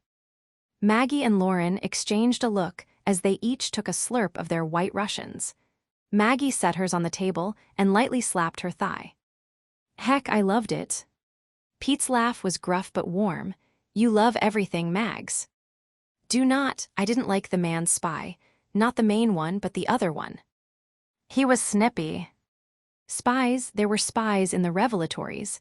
I looked over at Gus, who looked as puzzled as I felt. His mouth was ajar, and his white Russian rested against his left thigh. I didn't care for him either, Lauren agreed, especially in the beginning, but he came around by the end. When we got the backstory about his mother's ties to the USSR, I started to understand him. That was a nice touch, Maggie agreed. All right, I take it back. By the end, I sort of liked him too. I still didn't care for the way he treated Agent Michelson, though. I won't make excuses for that. Well, no, of course not, Pete chimed in. Maggie waved her hand lightly. Total misogynist. Lauren nodded. How did you all feel about the twin reveal? Honestly, it bored me a bit, and I'll tell you why, Pete said. And then she did tell us why, but I barely heard it because I was so absorbed in the subtle gymnastics Gus's expression was performing. This could not possibly be his book they were talking about. He didn't look horrified so much as bemused, like he thought someone was playing a prank on him, but he wasn't confident enough to call it out yet. He drained his white Russian already and was glancing back at the kitchen like he was hoping another might carry itself out here. Did anyone else cry when Mark's daughter sang Amazing Grace at the funeral? Lauren asked, clutching her heart. That got to me. It really did. And you know my heart of stone. Doug G. Hank is just a phenomenal writer. I looked around the room, to the credenza, the bookshelves on the far side of the couch, the magazine rack under the coffee table. Names and titles jumped out at me from dozens, if not hundreds, of dark paperbacks. Operation Sky Force, The Moscow Game, Deep Cover, Red Flag, Oslo After Dark. Red, White Russians, and Blue Book Club. January Andrews, romance writer, and literary wunderkind Augustus Everett had stumbled into a book club trafficking primarily in spy novels. It took some effort to stifle my laughter, and even then I didn't do an amazing job. January, Pete said, is everything all right? Spectacular, I said. Think I've just had too much purse wine. Augustus, you'd better take it from here. I held the bottle out to him. He lifted one stern, dark eyebrow. I imagined I wasn't quite smiling, but managed to look victorious nonetheless, as I waited for him to accept the 2/3 drunk Chardonnay. I've thought about it some more, Maggie said airily, and I think I did like the identical twin twist. Somewhere, a Labrador farted. Chapter 7. Thank you so much for having us, Pete, I said as I pulled her into a hug in the foyer. She patted my back. Anytime, any Monday especially, heck, every Monday. Red, White Russians, and Blue could use fresh blood. You see how things get stale in there. Maggie likes to humor me, but she's not much of a fiction person, and I think Lauren comes for the socializing. She's another faculty wife like me. Faculty wife, I said. Pete nodded. Maggie works at the university with Lauren's husband. She answered quickly, then said, How are you getting home, dear? I wasn't feeling the wine nearly as much as I would have liked to at that point, but I knew I shouldn't risk driving anyway. I'll take her, Gus said, stern and unamused. I'll Uber, I said. Uber, Pete repeated. Not in North Bear Shores, you won't. We've got about one of those, and I doubt he's out driving around after 10 o'clock. I pretended to look at my phone.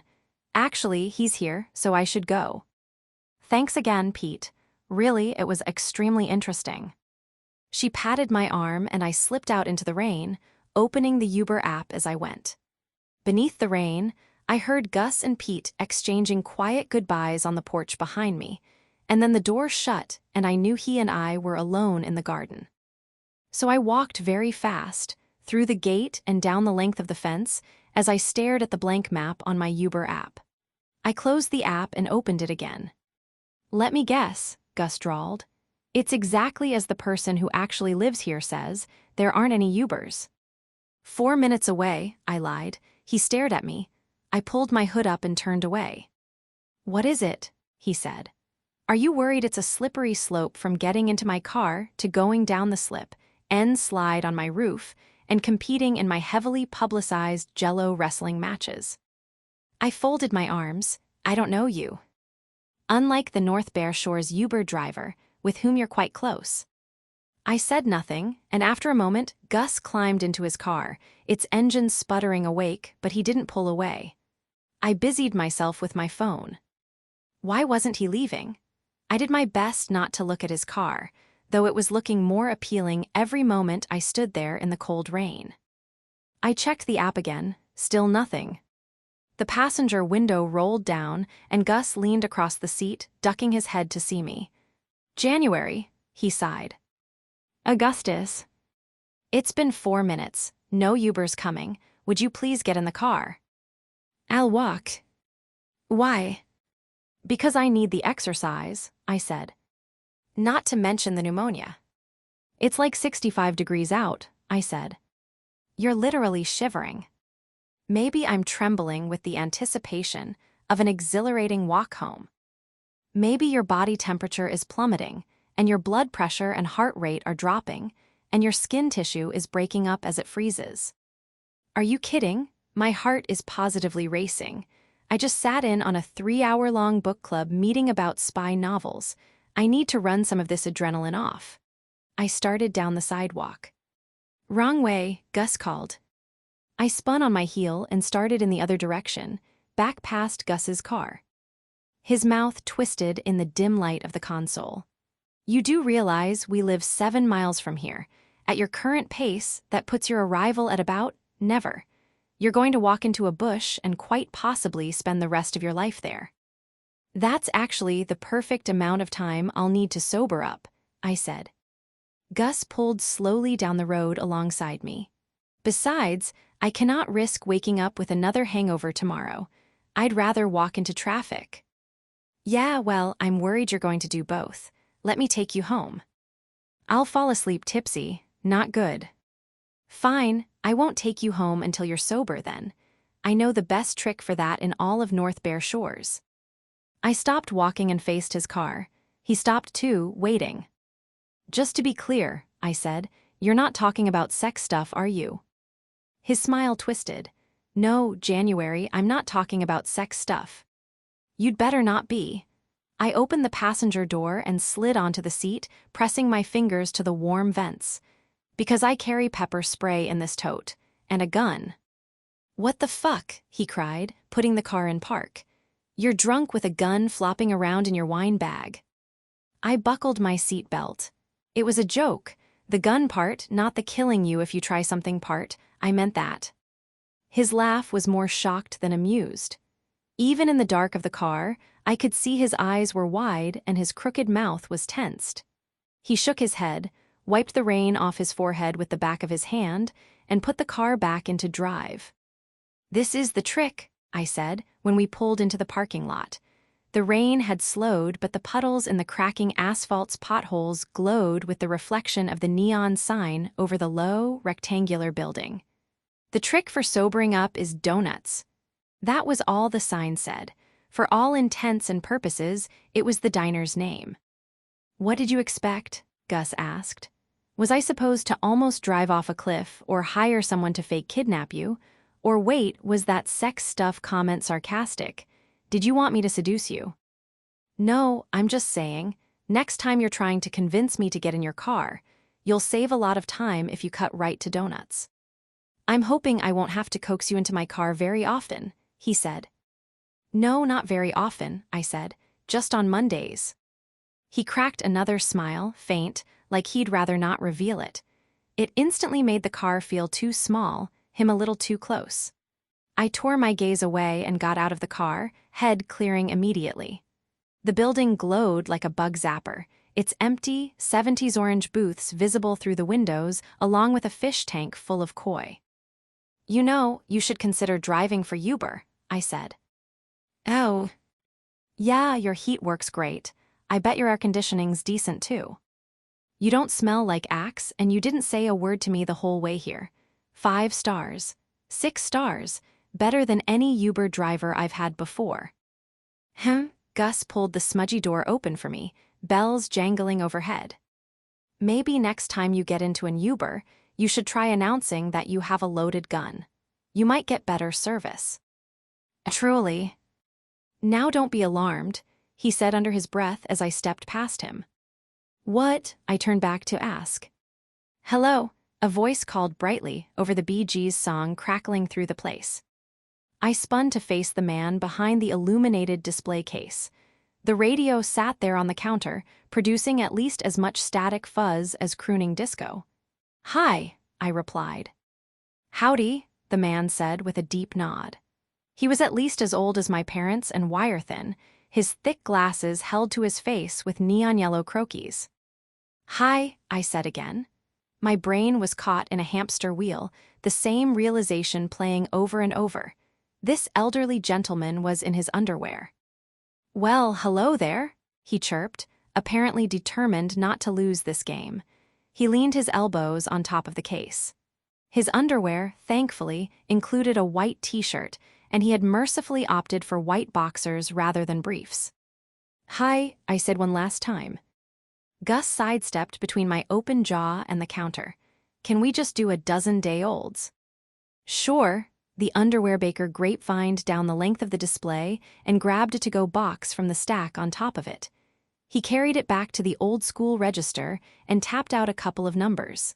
$5 flat, my man. And coffee, Gus said. Can't in good conscience charge you for that stuff. The man jerked his head toward the carafe. That shit's been sitting in there sizzling for 3 good hours. Want me to make you the new stuff? Gus looked to me pointedly. What? I asked. It's for you, what do you think? Free and bad? Or $1 and he couldn't bring himself to say good, which told me everything I needed to know. That shit was always sitting in there, sizzling. Free, I said. 5 flat then as discussed, the man said. I reached for my wallet, but Gus headed me off, slapping $5 bills down on the counter. He tipped his head, gesturing for me to accept the foam cup and box of donuts the man was holding. To fit 12 into this box, they'd been compacted into one box-shaped mash of fried dough. I grabbed them and plopped into a booth. Gus sat across from me, leaned across the table, and pried the box open. He stared down at the donut guts between us. God, those look disgusting. Finally, I said, something we agree on. I bet we agree on a lot.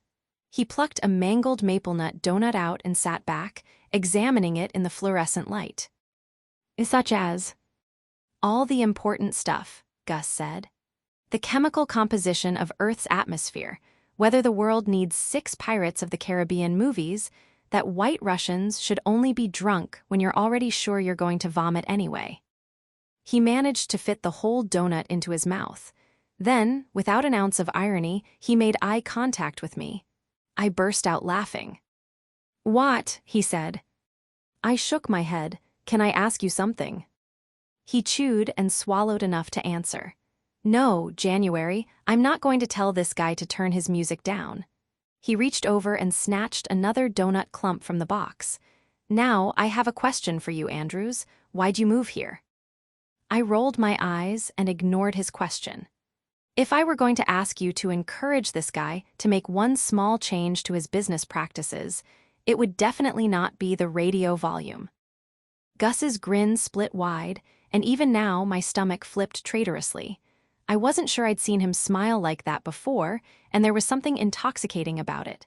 His dark eyes flitted toward the counter, and I followed his gaze. The underwear-clad man was positively boogieing back and forth between his ovens. Gus's eyes came back to mine, hyper-focused. Are you going to tell me why you moved here? I stuffed a donut chunk into my mouth and shook my head. He half shrugged. Then I can't answer your question.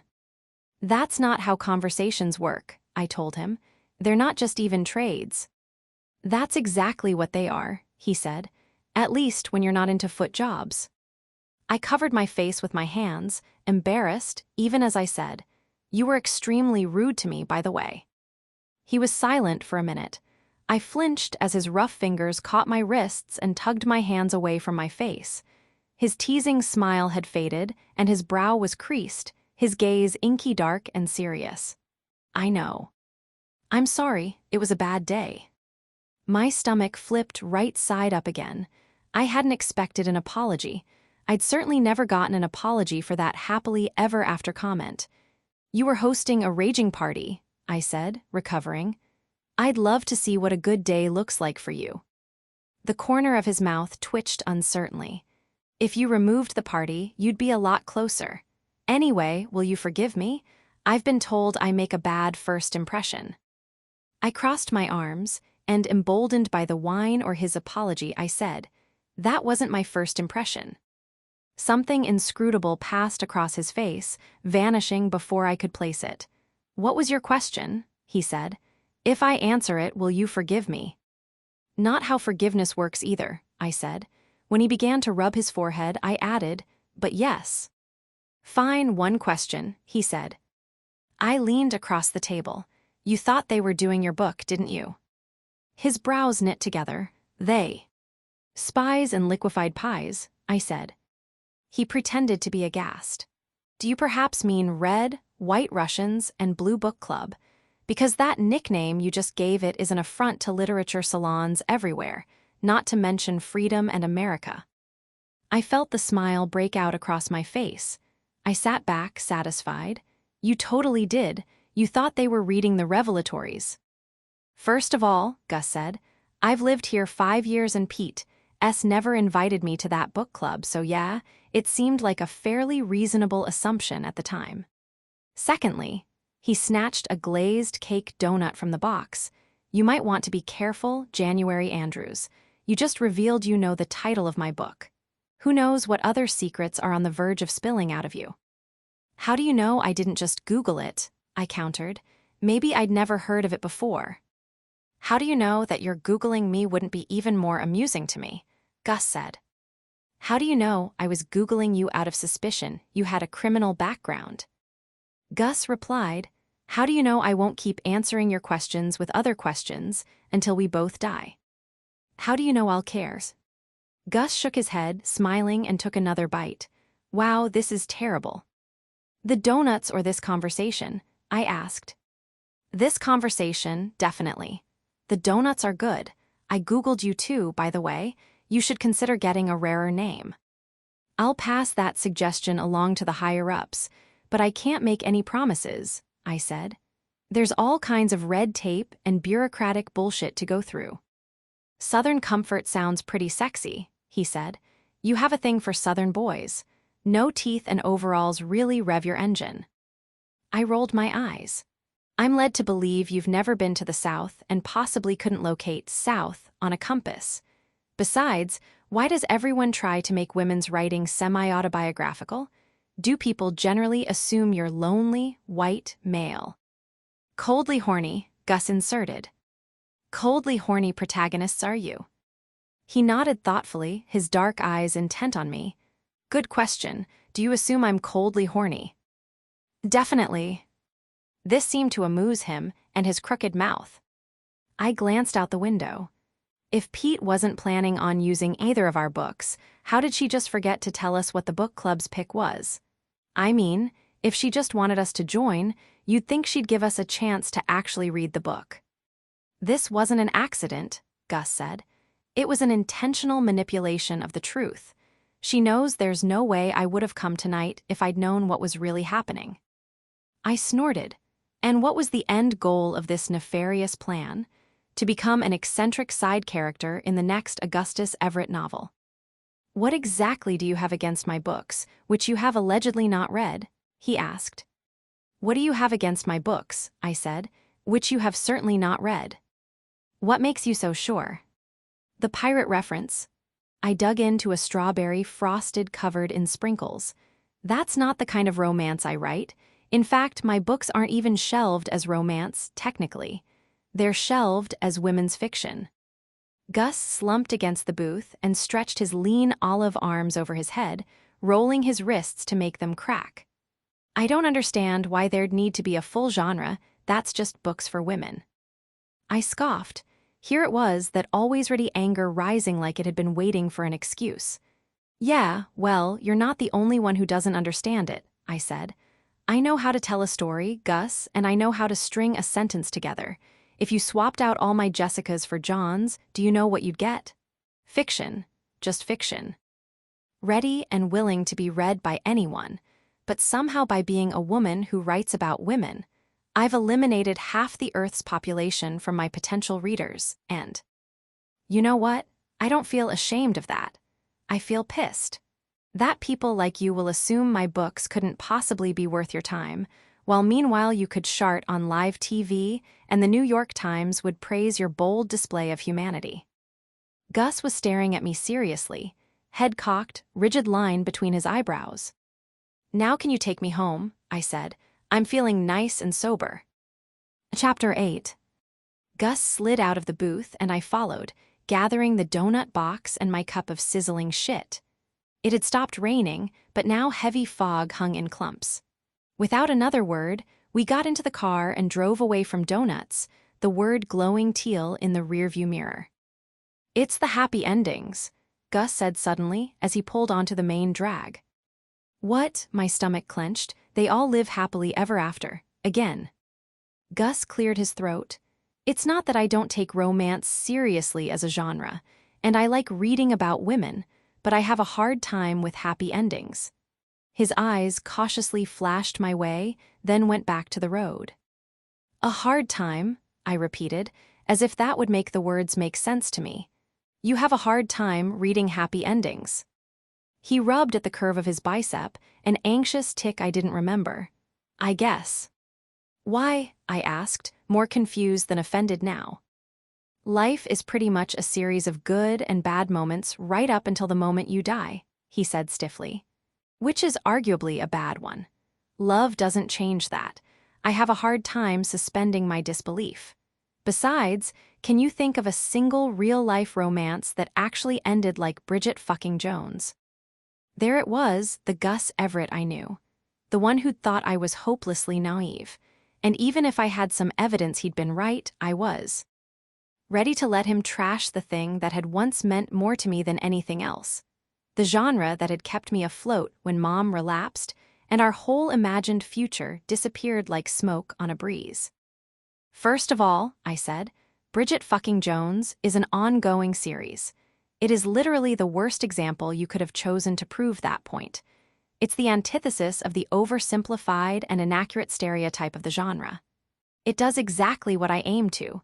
It makes its readers feel known and understood, like their stories, women's stories matter. And secondly, are you honestly saying you don't believe in love? I felt a little desperate, like if I let him win this fight, it would be the final straw. There'd be no getting back to myself, to believing in love and seeing the world and the people in it as pure, beautiful things, to loving writing. Gus's brow furrowed, his dark eyes flashing from me to the road with that intent, absorbing look shatty, and I had spent so much time trying to put into words.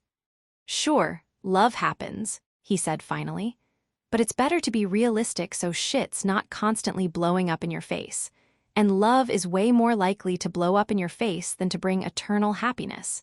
And if it doesn't hurt you, then you're the one hurting someone else. Entering a relationship is borderline sadomasochistic. Especially when you can get everything you would from a romantic relationship from a friendship, without destroying anyone's life when it inevitably ends. Everything, I said, sex. He arched an eyebrow. You don't even need friendship to get sex. And what? It never turns into more for you, I said. You can keep things that detached. If you're realistic, he said, you need a policy. It doesn't turn into more if it only happens once. Wow, the shelf life had shortened. See, I said, you are coldly horny, Gus. He glanced sidelong at me, smiling. What? That's the second time you've called me Gus tonight. My cheeks flushed. Right, Everett seemed to be his preference these days. So. Come on, January. His eyes went back to the road, the twin spears of the headlights reaching over the asphalt and catching blips of the evergreens. Whipping past, I remember you.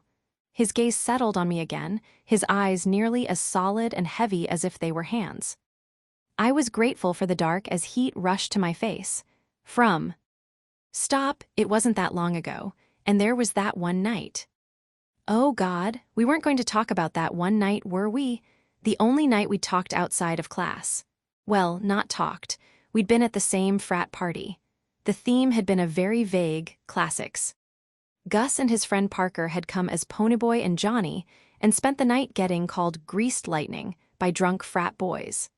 Shaddy and I had gone as Truck Stop Thelma, her, and Louise me. Gus's girl of the hour, Tessa, had gone home for the weekend. She and I lived in the same student apartments and wound up at a lot of the same parties. She was the latest reason Gus and I had been crossing paths, but that night was different. It was the beginning of the school year, not quite fall. Shaddy and I had been dancing in the basement, whose cement walls were sweating. All night I'd been watching Gus, fuming a little because his last short story had been so good and he was still ridiculously attractive and his criticism was still on point, and I was tired of him asking to borrow my pens. And furthermore, he'd caught me staring at him, and ever since I'd felt, or hoped, I'd felt him watching me too. At the makeshift bar in the next room, at the beer pong table upstairs, in the kitchen at the keg. And then he was standing still in the throng of bodies jumping and spastically dancing to Sandstorm. Shaddy had hijacked the iPod, as she was wont to do, only a few yards away from me, and we were both staring at each other, and somehow I felt vindicated by this, sure that all this time he'd seen me as his competition after all. I didn't know if I'd made my way to him, or if he'd made his way to me, or if we'd met in the middle. All I knew was that we'd ended up dancing with each other. There were flashes of memory from that night that still made me buzz. His hands on my hips, my hands on his neck, his face against my throat, his arms around my waist. Coldly horny. No, Gus Everett had been all hot breath and sparking touches. Rivalry or not, it had been palpable how much we wanted each other that night. We had both been ready to make a bad decision. And then Shaddy had saved the day by shaving her head in the bathroom with clippers she'd found under the sink and getting us both kicked out and banned from that particular frat's parties for life. Although we hadn't tried to go back in the last few years, and I suspected frats had a rather short memory. 4 years, max. Apparently, I had a much longer memory. January. I looked up and startled at the dark gaze I'd been remembering, now here in the car with me. I'd forgotten the tiny white scar to the right of his Cupid's bow and now wondered how I managed it. I cleared my throat. You told Pete we just met the other night. I told her we were neighbors, he allowed, eyes back on the road, eyes back on me. It felt like a personal attack, the way he kept looking at me then away after just a second too long. His mouth twitched. I wasn't sure you remembered me. Something about that made my insides feel like a ribbon being drawn across scissors until it curled. He went on, but no one calls me Gus except people I knew before publishing. Because, I asked. Because I don't like every whack job next-door neighbor I've ever had to be able to Google me and leave me scathing reviews, he said, or ask me for free books. Oh, I don't need free books, I assured him. Really, he teased. You don't want to add a 5th level to your shrine. You're not going to distract me, I said. I'm not done with this conversation. Shit, I honestly didn't mean to offend you, he promised. Again. You didn't offend me, I said uncertainly. Or maybe he had, but his apology had caught me off guard yet again. More so, I was baffled. I just think you're being silly. We'd reached our houses without me even noticing, and Gus parked along the curb and faced me. For the second time, I noticed how small the car was, how close we were, how the dark seemed to magnify the intensity of his eyes as they fixed on mine. January, why did you come here? I laughed, uncomfortable. Into the car you begged me to get into. He shook his head, frustrated. You're different now.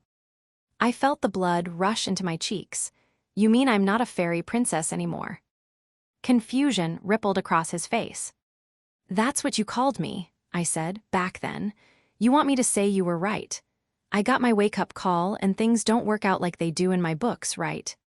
His head tilted, the muscle in his jaw leaping. That's not what I was saying. It's exactly what you were saying. He shook his head again. Well, it's not what I meant, he said.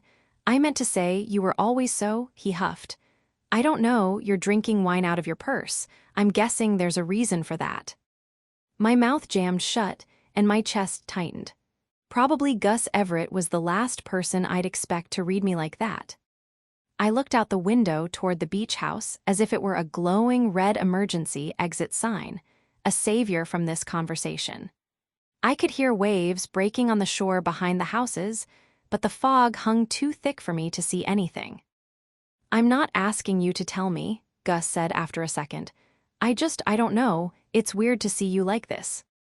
I turned toward him and folded my legs up on the seat as I studied him, searching his expression for irony. But his face was serious, his dark eyes narrowed and his brow pinched, his head doing that particular half-tilt that made me feel like I was under a microscope. The sexy, evil stare that suggested he was reading your mind. "I'm not writing," I said. I wasn't sure why I was admitting it, least of all to Gus, but better him than Anya or Sandy. "I'm out of money, and my editor's desperate to buy something from me, and all I've got is a handful of bad pages and 3 months to finish a book someone other than my mom will spend US dollars on. That's what's going on." I batted away thoughts of my tattered relationship with Mom and the conversation we'd had after the funeral to focus on the lesser evil of my situation. "I've done it before," I said. 4 books, no problem. And it's bad enough that I feel like I'm incapable of doing the one thing I'm good at, the thing that makes me feel like me, and then there's the added fact that I'm totally out of money. Gus nodded thoughtfully. "It's always harder to write when you have to. It's like the pressure turns it into a job, like anything else, and you might as well be selling insurance. The story suddenly loses any urgency to be told." "Exactly," I agreed. "But you'll figure it out," he said coolly after a second. "I'm sure there are a million happily ever afters floating around in that brain." "Okay, A, no, there aren't," I said. "And B, it's not as easy as you think, Gus. Happy endings don't matter if the getting there sucks."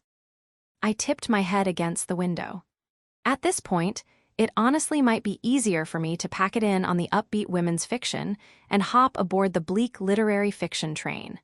At least it would give me an excuse to describe boobs in some horrifying new way. Like bulbous succulence of flesh and sinew. I never get to say bulbous succulence of flesh in my books. Gus leaned back against the driver's side door and let out a laugh, which made me feel simultaneously bad for teasing him and ridiculously victorious for having made him laugh yet again. In college, I'd barely seen him crack a smile. Clearly, I wasn't the only one who changed. "You could never write like that," he said. "It's not your style." I crossed my arms. "You don't think I'm capable?" Gus rolled his eyes. "I'm just saying it's not who you are." "It's not who I was," I corrected. "But as you've pointed out, I'm different now." "You're going through something," he said, and again, I felt an uncomfortable prickle at him seeming to x-ray me like that, and at the spark of the old competitive flame Gus always ignited in me. "But I'd wager you're about as likely to churn out something dark and dreary as I am to go all When Harry Met Sally." "I can write whatever I want," I said. Though I can see how writing a happily ever after might be hard for someone whose happy endings usually happen during one-night stands. Gus's eyes darkened, and his mouth hitched into an uneven smile. "Are you challenging me, Andrews?" "I'm just saying," I parroted him, "it's not who you are." Gus scratched his jaw, his eyes clouding as he recessed into thought. His hand dropped to rest over the steering wheel, and his focus shifted sharply to me. "Okay," he said, "I have an idea." "A 7th Pirates of the Caribbean movie," I said. "It's so crazy it might work." "Actually," Gus said, "I thought we could make a deal." "What sort of deal, Augustus?" He visibly shuddered at the sound of his full name and reached across the car. A spark of anticipation, of what, I wasn't sure, rushed through me. But he was only opening the box in my lap and grabbing another donut. "Coconut." He bit into it. "You try writing bleak literary fiction, see if that's who you are now, if you're capable of being that person." I rolled my eyes and snatched the last bite of donut from his hand. He went on, unbothered, "And I'll write a happily ever after." My eyes snapped up to his. The fringes of the porch light were making their way through the fog now, brushing at the car window and catching at the sharp angle of his face and the dark wave that fell across his forehead. "You're kidding." "I'm not," he said. "You're not the only one who's been in a rut. I could use a break from what I'm doing." "Because writing a romance will be so easy it will essentially be a nap for you," I teased. "And you can lean into your bleak new outlook and see how it fits. If this is the new January Andrews, and whoever sells their book first, with a pen name, if you prefer, wins." I opened my mouth to say something, but no words came out. I closed it and tried again. "Wins what?" Gus's brow lifted. "Well, first of all, you'll have sold a book so you can pay your bills and keep your purse stocked with wine. Secondly," he thought for a moment, "the loser will promote the winner's book, write an endorsement for the cover, recommend it in interviews, choose it when guest judging for book clubs and all that, guaranteeing sales.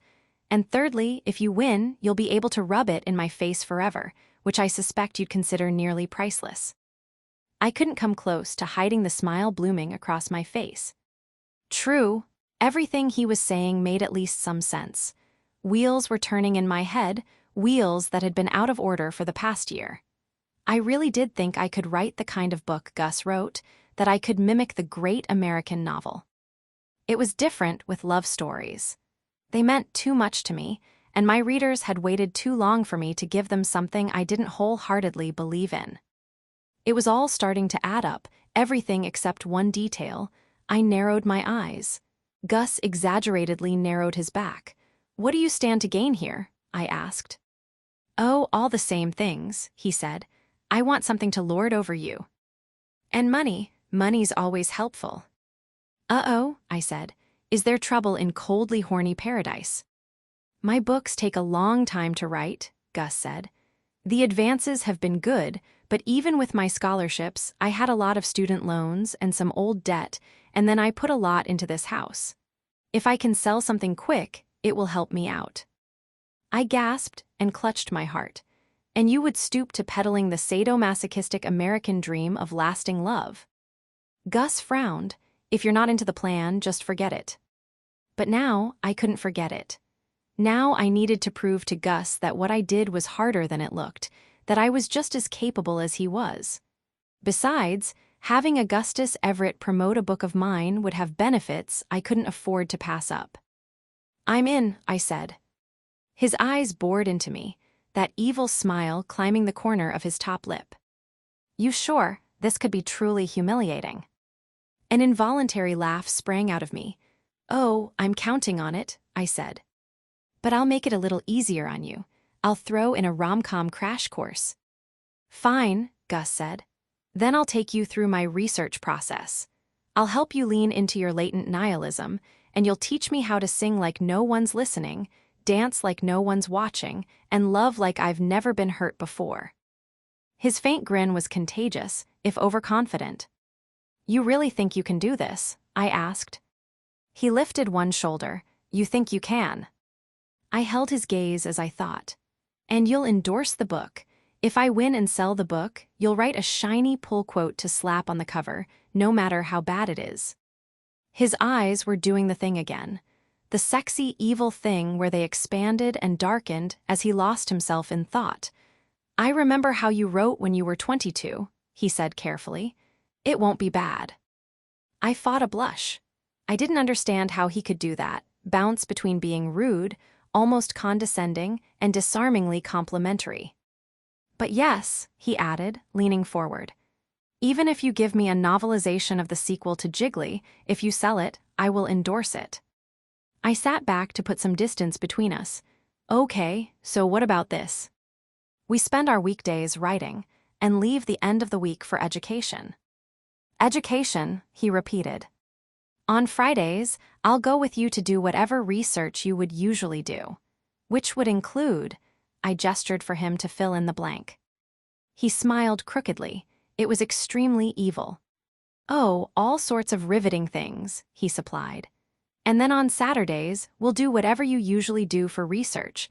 Hot air balloon trips, sailing lessons, two-person motorcycle rides, candlelit restaurants with patio seating and bad cover bands, and all that shit." Heat spread up my neck. He had just nailed me again. I mean, I hadn't done the two-person motorcycle rides, I had no death wish, but I had taken a hot air balloon ride to prepare for my third novel, Northern Light. The corner of his mouth twitched, apparently delighted by my expression. So, we have a deal. He held out his hand to me. My mind spun in dizzying circles. It wasn't like I had any other ideas. Maybe a depressed writer could only make a depressing book. Okay. I slid my hand into his, pretending not to feel the sparks leaping from his skin straight into my veins. Just one more thing, he said soberly. What? Promise not to fall in love with me. Oh my God, I shoved his shoulder and flopped back into my seat, laughing. Are you slightly misquoting A Walk to Remember at me? Gus cracked another smile. Excellent movie, he said. Sorry, film. I rolled my eyes, still shivering with laughter. A half laugh rattled out of him too. I'm serious. I think I got to second base in the theater during that one. I refused to believe anyone would cheapen the greatest love story involving Mandy Moore ever told by letting a teenage Gus Everett cop a feel. Believe whatever you want, January Andrews, he said. Jack Reacher risks his life every day to guarantee you that freedom. 9. When I woke, I did not have a hangover, but I did have a text from Shaddy reading, he has a whole rack of vintage hats. And how would you know that? I texted back. I climbed off the couch and went into the kitchen. While I still hadn't gathered enough courage to go upstairs or even start sleeping in the downstairs guest bedroom, I'd started to find my way around the cupboards. I knew the rose-speckled kettle was already on the burner, that there was no coffee maker in the kitchen, and that there was a French press and grinder down in the Lazy Susan. This, I had to assume, was one of Sonia's contributions, because I'd never seen Dad drink anything but the Starbucks Keurig cups Mom bought in bulk or the green tea she begged him to have instead. I wasn't a coffee snob myself. I could get behind flavored syrups and whipped toppings, but I started most mornings with something drinkable enough to have it black. I filled the kettle and turned the burner on, that warm, earthy smell of gas leaping to life with the flame. I plugged the grinder in and stared out the window as it worked. Last night's mist had held out, cloaking the strip of woods between the house and the beach in deep grays and blues. The house had chilled, too. I shivered, pulling my robe tighter. As I waited for the coffee to steep, my phone vibrated against the counter. Well, Shaddy began, a bunch of us went out after work, and as usual he was totally ignoring me except whenever I wasn't looking, and then I could feel him just absolutely staring at me. So eventually he went to the bathroom and I also had to go, so I was back in the hallway waiting, and then he came out and was like, "Hey Shad," and I was like, "Wow, I honestly thought you didn't speak until this moment," and he just shrugged. So I was like, "Anyway, I was thinking about leaving." And he was like, "Oh shit, really?" And he was just obviously disappointed, and then I was like, "Well, I was thinking about leaving with you." And he was so nervous. And excited "Yeah, that sounds good. When do you want to go?" And I was like, "Duh, now." And as you can see, the rest is history. Wow, I typed back, "It's a tale as old as time." Truly, Shaddy responded. Girl meets boy. Boy ignores girl except when she's not looking. Girl goes home with boy and sees him hang his haunted hat on a crowded rack. The timer went off and I pressed the coffee and poured some into a mug shaped like a cartoonish orca whale, then took it and my computer out onto the deck, mist pleasantly chilling every bare inch of my skin. I curled up in one of the chairs and started to make a mental checklist for the day and for the rest of the summer. First and foremost, I needed to figure out where exactly this book was going, if not in the direction of a feel-good summer romance with a single father. Then I needed to plan out Saturday's romantic comedy scenario for Gus. My stomach flipped at the thought. I'd half expected to wake up in a panic about our agreement. Instead, I was excited. For the first time in years, I was going to write a book that absolutely no one was waiting for, and I'd get to watch Gus Everett try to write a love story. Or I was going to make a huge fool of myself and, far worse, disappoint Anya. But I couldn't think about that right now. There was work to do. Aside from working on the book and scheduling the actual only Uber driver to take me to get my car from Pete's. I decided I'd conquer the second upstairs bedroom today and divide whatever was in there into throwaway, giveaway, and sell piles. I also vowed to move my stuff into the downstairs bedroom. I'd done okay on the couch the first few nights, but had awoken this morning to some serious kinks in my neck. My gaze wandered toward the swath of windows along the back of Gus's house. At that precise moment, he walked into his kitchen, pulling a shocker, rumpled, dark t-shirt over his head. I spun back in my deck chair. He couldn't have seen me watching him, but the more I thought about it, the more I worried that I might have stared for a couple of seconds before looking away. I could vividly picture the curves of Gus's arms as he tugged the shirt over his head, a flat length of stomach framed by the sharp angles of hip bones. He was a little softer than he'd been in college, not that it took much, but it suited him. Or maybe it just suited me. Well, I had definitely stared. I glanced back quickly and started. Gus was standing in front of the glass doors now. He lifted his mug as if to toast me. I lifted mine in response, and he shuffled away. If Gus Everett was getting to work already, I also needed to. I opened my computer and stared at the document I'd been picking at for the last few days. A meet cute. There weren't meet cutes in Augustus Everett novels, that was for damn sure. What was there? I hadn't read either of them, not Rochambeau and not the Revelatories, but I'd read enough reviews of them to satiate my curiosity. People doing the wrong thing for the right reasons. People doing the right thing for the wrong reasons. Only getting what they wanted if it would ultimately destroy them. Twisted, secretive families. Well, I had no experience there. The ache shot through me. It felt like the first few seconds of a burn, when you couldn't tell whether it was heat or cold burrowing into your skin, but knew either way it would leave damage. The memory of my fight with Mom, after the funeral, rose up like a tidal wave. Jacques had left for the airport the second the service was over to make it back for work, missing the showdown with Sonia entirely. And once she'd fled, Mom and I didn't stick around for long either. We fought the whole drive back to the house. No, that wasn't true, I fought. Years' worth of feelings I'd chosen not to feel. Years of betrayal forcing them out. "How could you keep this from me?" I'd shouted as I drove. "She wasn't supposed to come here," Mom had said, then buried her face in her hands. "I can't talk about this," she'd sobbed, shaking her head. "I can't." From then on, anything else I said was answered with this: "I can't talk about this. I can't talk about him like this. I'm not going to talk about it. I can't." I should have understood. I should have cared more what Mom was feeling. This was meant to be the moment that I became the adult, hugging her tight, promising everything would be okay, taking her pain. That's what grown daughters did for their mothers. But back in the church, I'd torn in half and everything had spilled out of me into plain view for the first time. Hundreds of nights I'd chosen not to cry. Thousands of moments I'd worried about worrying. That if I did it, I'd make things worse for my parents. That I needed to be strong. That I needed to be happy so I wouldn't drag them down.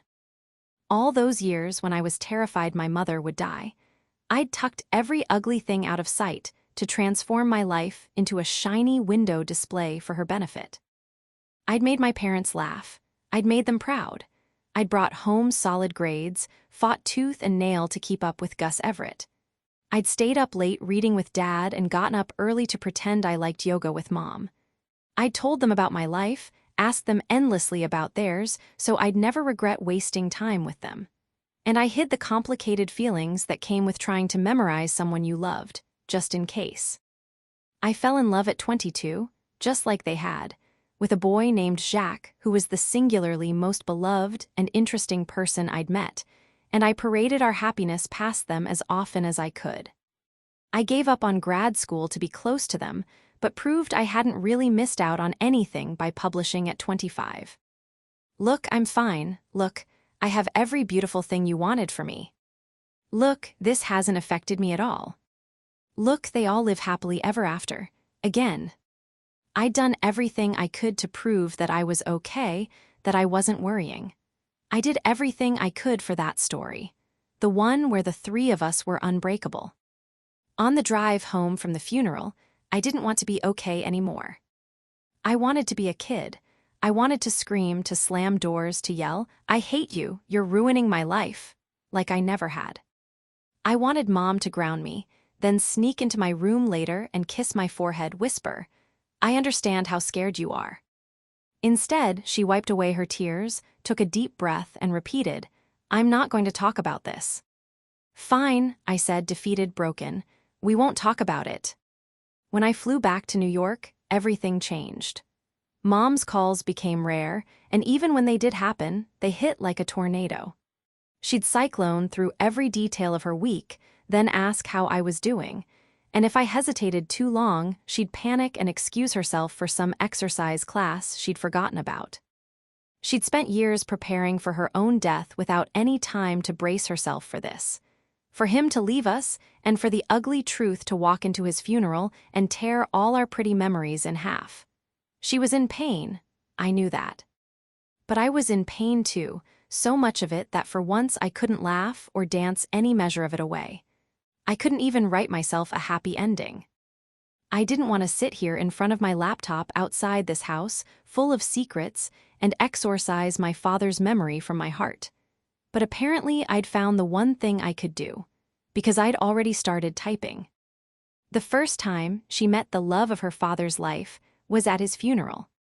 My love affair with romance novels had started in the waiting room of my mother's radiologist's office.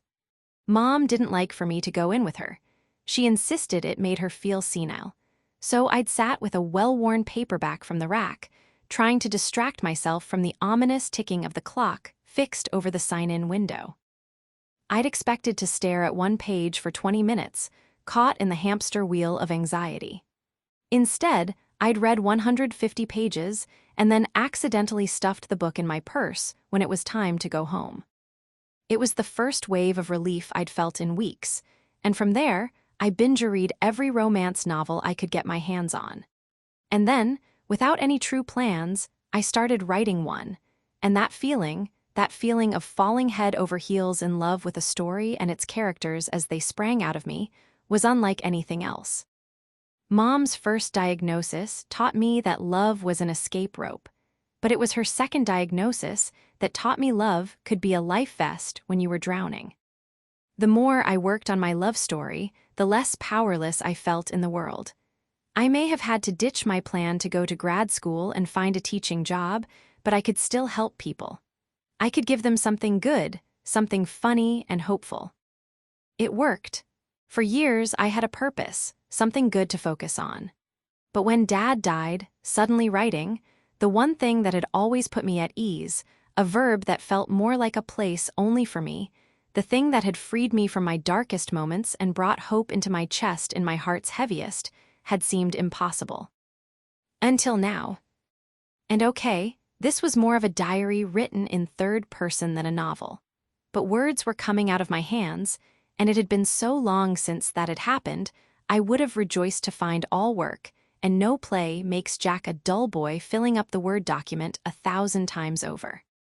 This had to be better than that. She had no idea whether her father had actually loved that woman. She didn't know whether he'd loved her mother either. The three things she knew, without doubt, that he'd loved were books, boats, and January. It wasn't just that I'd been born then. He'd always acted like I'd been born in January because it was the best month and not the other way around. In Ohio, I'd largely considered it to be the worst month of the year. Oftentimes, we didn't get snow until February, which meant January was just a gray, cold, lightless time when you no longer had a major holiday to look forward to. In West Michigan, it's different, Dad had always said. There was the lake, and the way it would freeze over, covered in feet of snow. Apparently you could walk across it like it was some Martian tundra. In college, Shaddy and I had planned to drive out one weekend and see it, but she'd gotten a call that their Sheltie had died, and we'd spent the weekend watching Masterpiece Classic and making s'mores on the stove top instead. I got back to typing. If things had been different, she might have gone to the lakeside town in winter instead of summer. sat behind the wall of windows, staring at the white-capped blues and strange frozen greens of the snowy beach. But she'd had this uncanny feeling, a fear she'd come face to face with his ghost if she'd shown up there at just the right time. I would have seen him everywhere. I would have wondered how he'd felt about every detail, remembered a particular snowfall he'd described from his childhood. All these tiny orbs, January, like the whole world was made out of dip-in dots. Pure sugar. He'd had a way of describing things. When Mom read my first book, she told me she could see him in it, in the way I wrote. It made sense. I'd learned to love stories from him, after all. She used to pride herself on all the things she had in common with him, regard the similarities with affection. Night owls, messy. Always late, always carrying a book. Careless about sunblock and addicted to every form of potatoes. Alive when we were on the water. Arms thrown wide, jackets rustling, eyes squinting into the sun. Now she worried those similarities betrayed the terrible wrongness that lived in her. Maybe she, like her father, was incapable of the love she'd spent her life chasing. Or maybe that love simply didn't exist. Chapter 10. I'd read somewhere that it took 10,000 hours to be an expert at something. Writing was different, too vague a something for 10,000 hours to add up to much.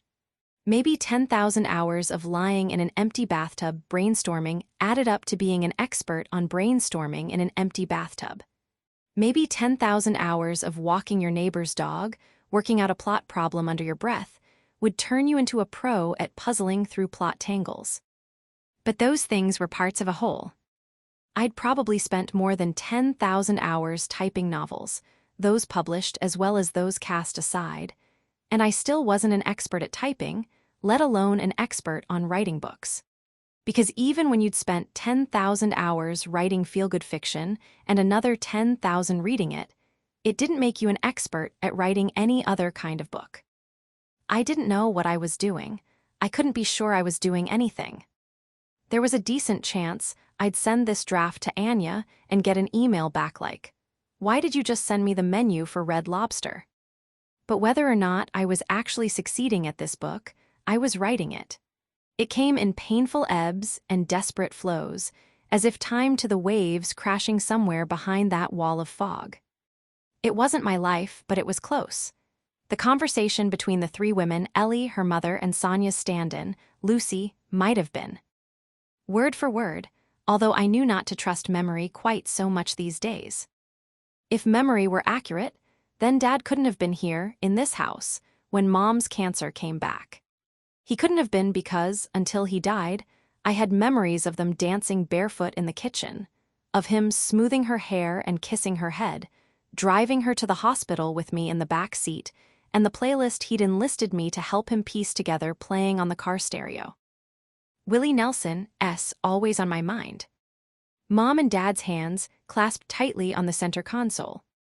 Of course, I remembered the business trips too, but that was the point. I remembered things as I'd thought they'd been, and then the truth, that truth, had ripped the memories in half as easily as if they had been images on printer paper. The next 3 days were a fervor of writing, cleaning, and little else. Aside from a box of wrapping paper, a handful of board games, and a great deal of towels and spare bedding, there was nothing remotely personal in the upstairs guest bedroom. It could have been any vacation home in America, or maybe a model home, a half-assed promise that your life too could be this kind of generically pretty. I like the upstairs decor significantly less than the warm, boho vibe downstairs. I couldn't decide whether I felt relieved or cheated by that. If there had been more of him, or of her here, she'd already done the heavy lifting of scrubbing it clear. On Wednesday, I photographed the furniture and posted it on Craigslist. On Thursday, I packed the extra bedding, board games, and wrapping paper into boxes for Goodwill. On Friday, I stripped all the bedding and the towels from the racks in the second upstairs bathroom and carried them down to the laundry closet on the first floor, dumping them into the washer before sitting down to write. The mist had finally burned off and the house was hot and sticky once again, so I'd opened the windows and doors and turned on all the fans. I'd gotten glimpses of Gus over the last 3 days, but they'd been few. As far as I could tell, he moved around while drafting. If he was working at the kitchen table in the morning, he was never there by the time I poured my second cup of coffee. If he was nowhere to be seen all day, he'd appear.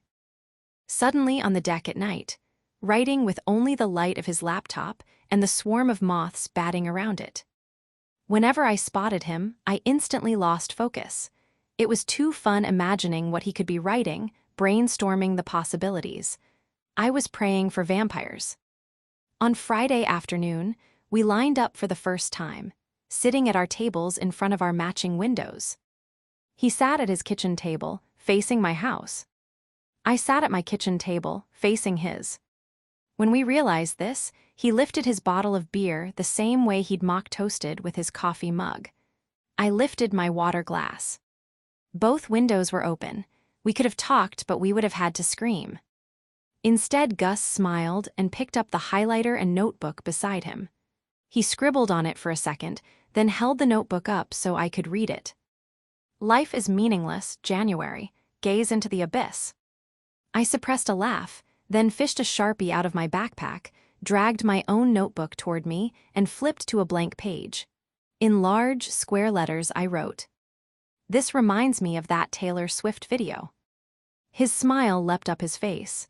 He shook his head, then went back to writing. Neither of us said another word, and neither of us relocated either. Not until he knocked on my front door for our first research outing, a steel travel mug in each hand. He gave my dress, the same itchy black thing I'd worn to book club, and boots one slow up and down, then shook his head. "That will not work." "I look great," I fired back. "Agreed. If we were going to see the American Ballet Theater, you'd be perfect. But I'm telling you, January, that will not work for tonight." "It's going to be a late night," Gus warned. We were in his car, heading north along the lake, the sun slung low in the sky, its last feverish rays, painting everything to look like backlit cotton candy.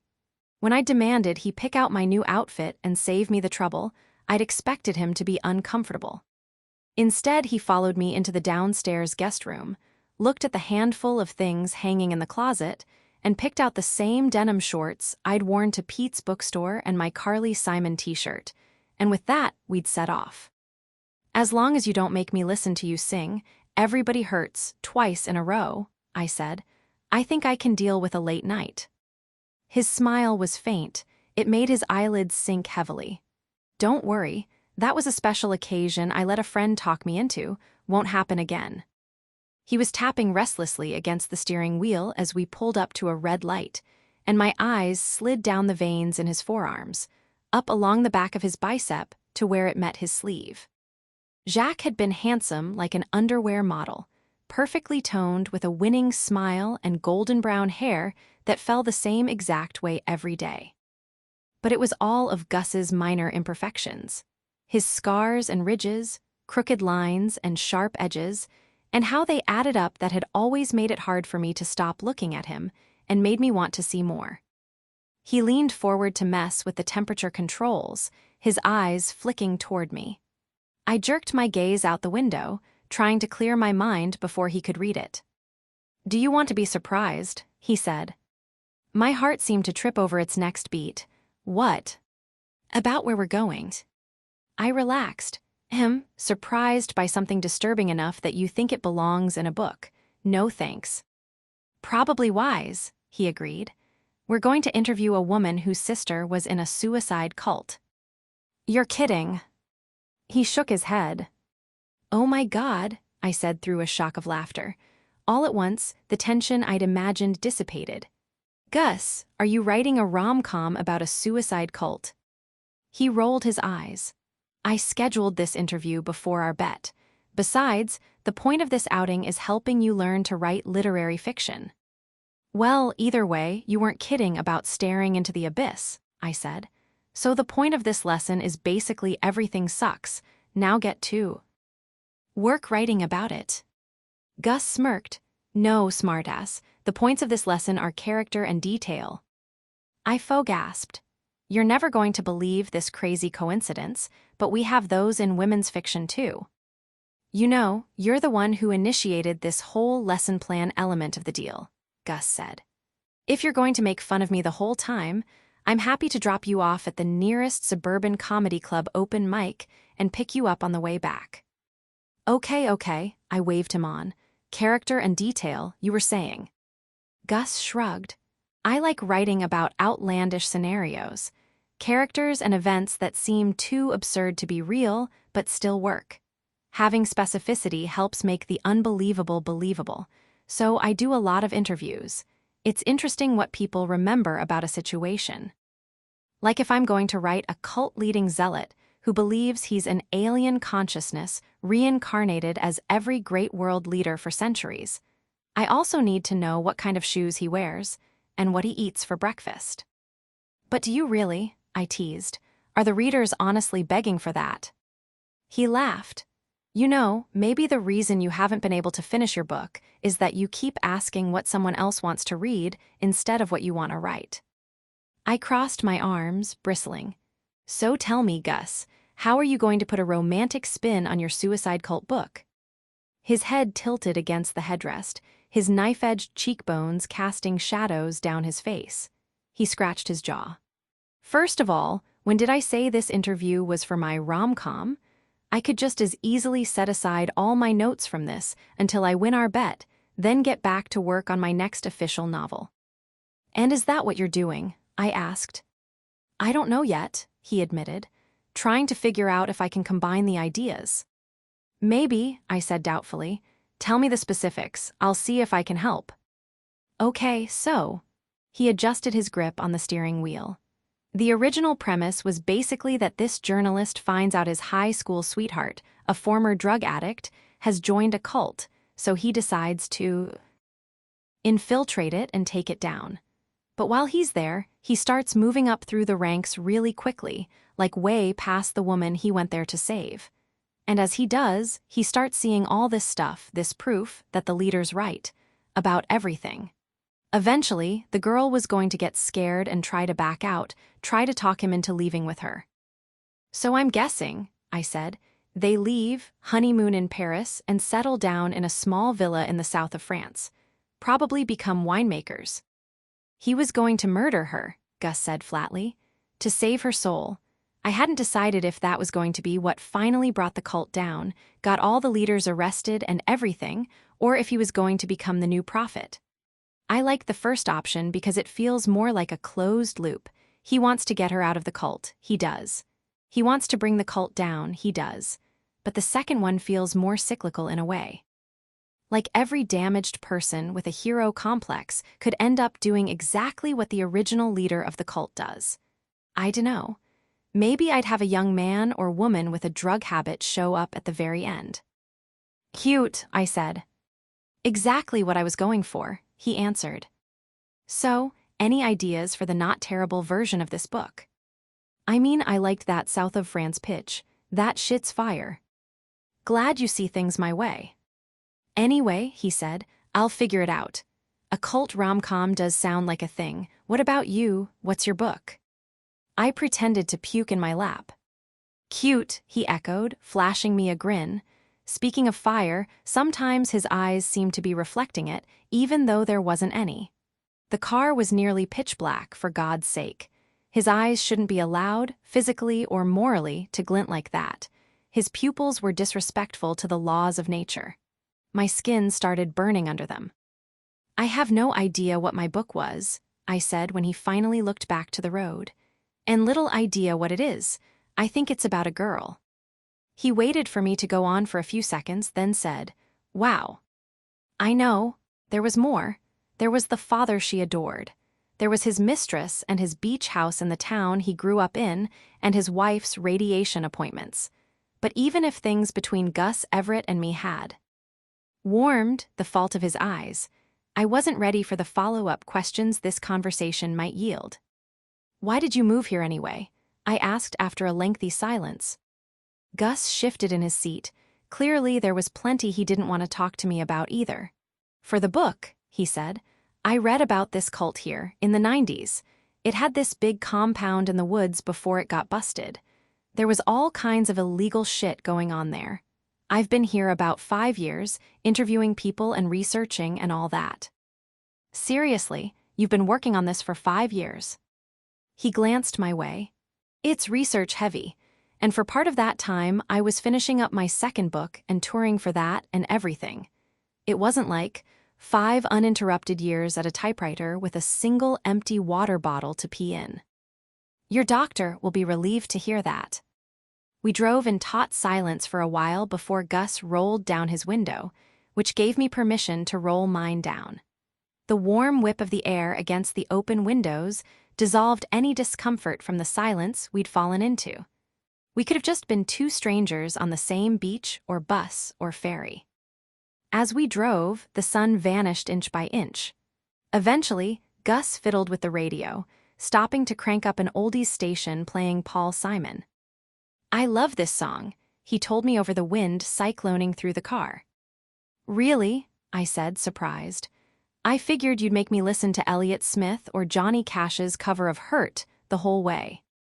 Gus rolled his eyes, but he was smiling. And I figured you'd bring a Mariah Carey playlist with you. Damn, I wish I'd thought of that.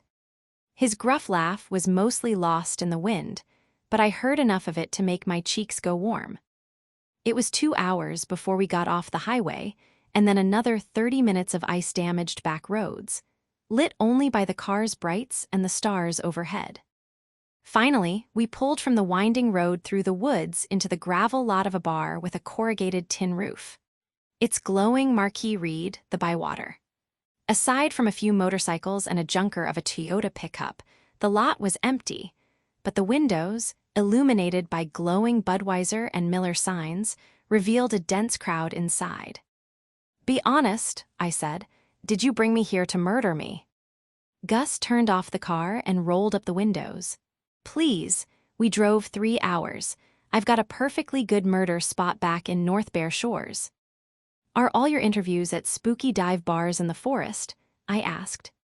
He shrugged, only the good ones. We climbed out of the car. Without the 50 mph wind, it was hot and sticky out, every few feet punctuated by a new cloud of mosquitoes or fireflies. I thought maybe I could hear the water the bar's name referred to somewhere in the woods behind it. Not the lake itself, I didn't think. A creek, probably. I always felt a bit anxious going to neighborhood spots like this when I wasn't a part of the neighborhood, but Gus appeared to be at ease, and hardly anyone looked up from their beer or pool tables or trysts against the wall beside the old-school jukebox. It was a place full of camo hats and tank tops and Carhartt jackets. I was extremely grateful Gus had encouraged me to change my outfit. Who are we meeting? I asked, sticking close to him as he surveyed the crowd. He tipped his chin toward a lone woman at a high top near the back. Grace was in her mid-50s and had the rounded shoulders of someone who'd spent a lot of time sitting, but not necessarily relaxed. Which made sense. She was a truck driver with 4 sons in high school and no romantic partner to lean on. Not that that matters, she said, taking a sip from her Heineken. We're not here to talk about that. You want to know about Hope. Hope, her sister. Hope and Grace. Twins from northern Michigan, not quite the Upper Peninsula, she'd already told us. We want to talk about whatever you think is relevant, Gus said. She wanted to be sure it wasn't for a news story. Gus shook his head. It's a novel. None of the characters will have your names or look like you or be you. The cult won't be the same cult. This is to help us understand the characters. What makes someone join a cult when you first notice something off with Hope? That sort of thing. Her eyes glanced off the door then back to us, an uncertainty in her expression. I felt guilty. I knew she'd come here of her own volition, but this couldn't be easy, scraping the muck out of her heart and holding it out to a couple of strangers. You don't have to tell us, I blurted, and I felt the full force of Gus's eyes cut to me, but I kept my focus on Grace, her watery eyes, slightly parted lips. I know talking about it won't undo any of it, but not talking about it won't either, and if there's anything you need to say, you can. Even if it's just your favorite thing about her, you can say it. Her eyes sharpened into slivers of sapphire, and her mouth tightened into a knot. For a second, she was stock-still and somber, a Midwestern Madonna in a stone pieta, some sacred memory cradled in her lap where we couldn't quite see it. Her laugh, she said finally. She snorted when she laughed. The corner of my mouth inched up, but a new heaviness settled across my chest. I love when people do that, I admitted. My best friend does it. I always feel like she's drowning in life, in a good way, like it's rushing up her nose, you know. A soft, wispy smile formed on Grace's thin lips. A good way, she said quietly. Then her smile quivered sadly, and she scratched her sunburned chin, her sloped shoulders rising as she set her forearms on the table. She cleared her throat. I didn't, she said thickly, know anything was off. That's what you wanted to know? Her eyes glossed, and she shook her head once. I had no idea until she was already gone. Gus's head tilted. How is that possible? Because tears were rushing into her eyes even as she shrugged. She was still laughing. We were silent for most of the drive home. Windows up, radio off, eyes on the road. Gus, I imagined, was mentally sorting the information he'd gotten from Grace. I was lost in thoughts about my dad. I could so easily see myself avoiding the questions I had about him until I was Grace's age. Until Sonia was gone, and Mom too, and there was no one left to give me answers, even if I wanted them. I wasn't prepared to spend my life avoiding any thought of the man who'd raised me, feeling sick whenever I remembered the envelope in the box atop the fridge. But I was also tired of the pain inside my rib cage, the weight pressing on my clavicles and anxious sweat that cropped up whenever I considered the truth for too long. I closed my eyes and pressed back into the headrest as the memory surged forward. I tried to fight it off, but I was too tired, so there it was. The crocheted shawl, the look on Mom's face, the key in my palm. God, I didn't want to go back to that house. The car stopped and my eyes snapped open. Sorry, Gus stammered. He'd slammed the brakes to avoid plowing into a tractor at a dark four-way stop. Wasn't paying attention. Lost in that beautiful brain of yours, I teased, but it came out flat, and if Gus heard, he gave no indication. The more animated corner of his mouth was twisted firmly down. You okay? He asked. Yeah. He was quiet for another beat. That was pretty intense, if you want to talk about it. I thought back to Grace's story. She thought Hope was doing better than ever when she first fell in with her new crowd. She'd gotten off heroin, for one thing, a nearly insurmountable challenge. I remember her skin looked better, Grace had said, and her eyes, I don't quite know what about them, but they were different too. I thought I had my sister back. For months later, she was dead. She died by accident, internal bleeding from punishments. The rest of the trailer compound that was New Eden had gone up in flames as the FBI investigation was closing in. Everything Grace had told us was probably great for Gus's original plot line. It didn't leave a lot of room for meet-cutes and HEAs, but that was sort of the point. Tonight's research had been for me to take my brain down the trails that led to the kind of book I was supposed to be writing. I couldn't understand how people did this. How Gus could bear to follow such dark paths just for the sake of a story. How he could keep asking questions when all I'd wanted all night was to grab Grace and hold her tight, apologize for what the world had taken from her, find some way, any way, to make the loss 1 ounce lighter. Have to stop for gas, Gus said, and pulled off the highway to a deserted Shell station. There was nothing but parched fields for miles in every direction. I got out of the car to stretch my legs while Gus pumped the gas. Night had cooled the air, but not much. This one of your murder spots? I asked, walking around the car to him. I refused to answer that on the grounds that you might try to take it from me. Solid grounds, I answered. After a moment, I couldn't hold the question in any longer. Doesn't it bother you, having to live in someone else's tragedy? 5 years. That's a long time to put yourself in that place. Gus tucked the nozzle back into the pump, all his focus on twisting the gas cap closed. Everybody's got shit, January. Sometimes, thinking about someone else's is almost a relief. Okay, fine, I said. Let me have it. Gus's eyebrows lifted and his sexy, evil mouth went slack. What? I folded my arms and pressed my hip into the driver's side door. I was tired of being the most delicate person in the room. The girl drunk on Pursuine, the one trying not to tremble as someone else poured their pain out on a high top in a crummy bar. Let's hear this mysterious shit of yours, see if it gives me an effective break from mine. And now Grace, S., which weighed just as heavily on my chest. Gus's liquidy dark eyes slid down my face. Nah, he said finally, and moved toward the door, but I stayed leaning against it. You're in my way. He said, Am I? He reached for the door handle, and I slid sideways to block it. His hand connected with my waist instead, and a spark of heat shot through me. Even more in my way, he said, in a low voice that made it sound more like I dare you to stay there. My cheeks itched. His hand was still hanging against my hip like he'd forgotten it was there, but his finger twitched, and I knew he hadn't. You just took me on the world's most depressing date, I said. The least you could do is tell me a single thing about yourself, and why all this new Eden stuff matters to you. His brow lifted in amusement, and his eyes flickered in that bonfire-lit way. Wasn't a date. Somehow, he managed to make it sound filthy. Right, you don't date, I said. Why is that? Part of your dark, mysterious past? His sexy, evil mouth tightened. What do I get? He stepped a little closer, and I became hyper-aware of every molecule of space between us. I hadn't been this close to a man since Jacques. Jacques had smelled like high-end cologne by commodity. Gus smelled smoky and sweet, like Nag Champa incense mixed with a salty beach. Jacques had blue eyes that twinkled over me like a summer breeze through chimes. Gus's dark gaze bored into me like a corkscrew. What do I get?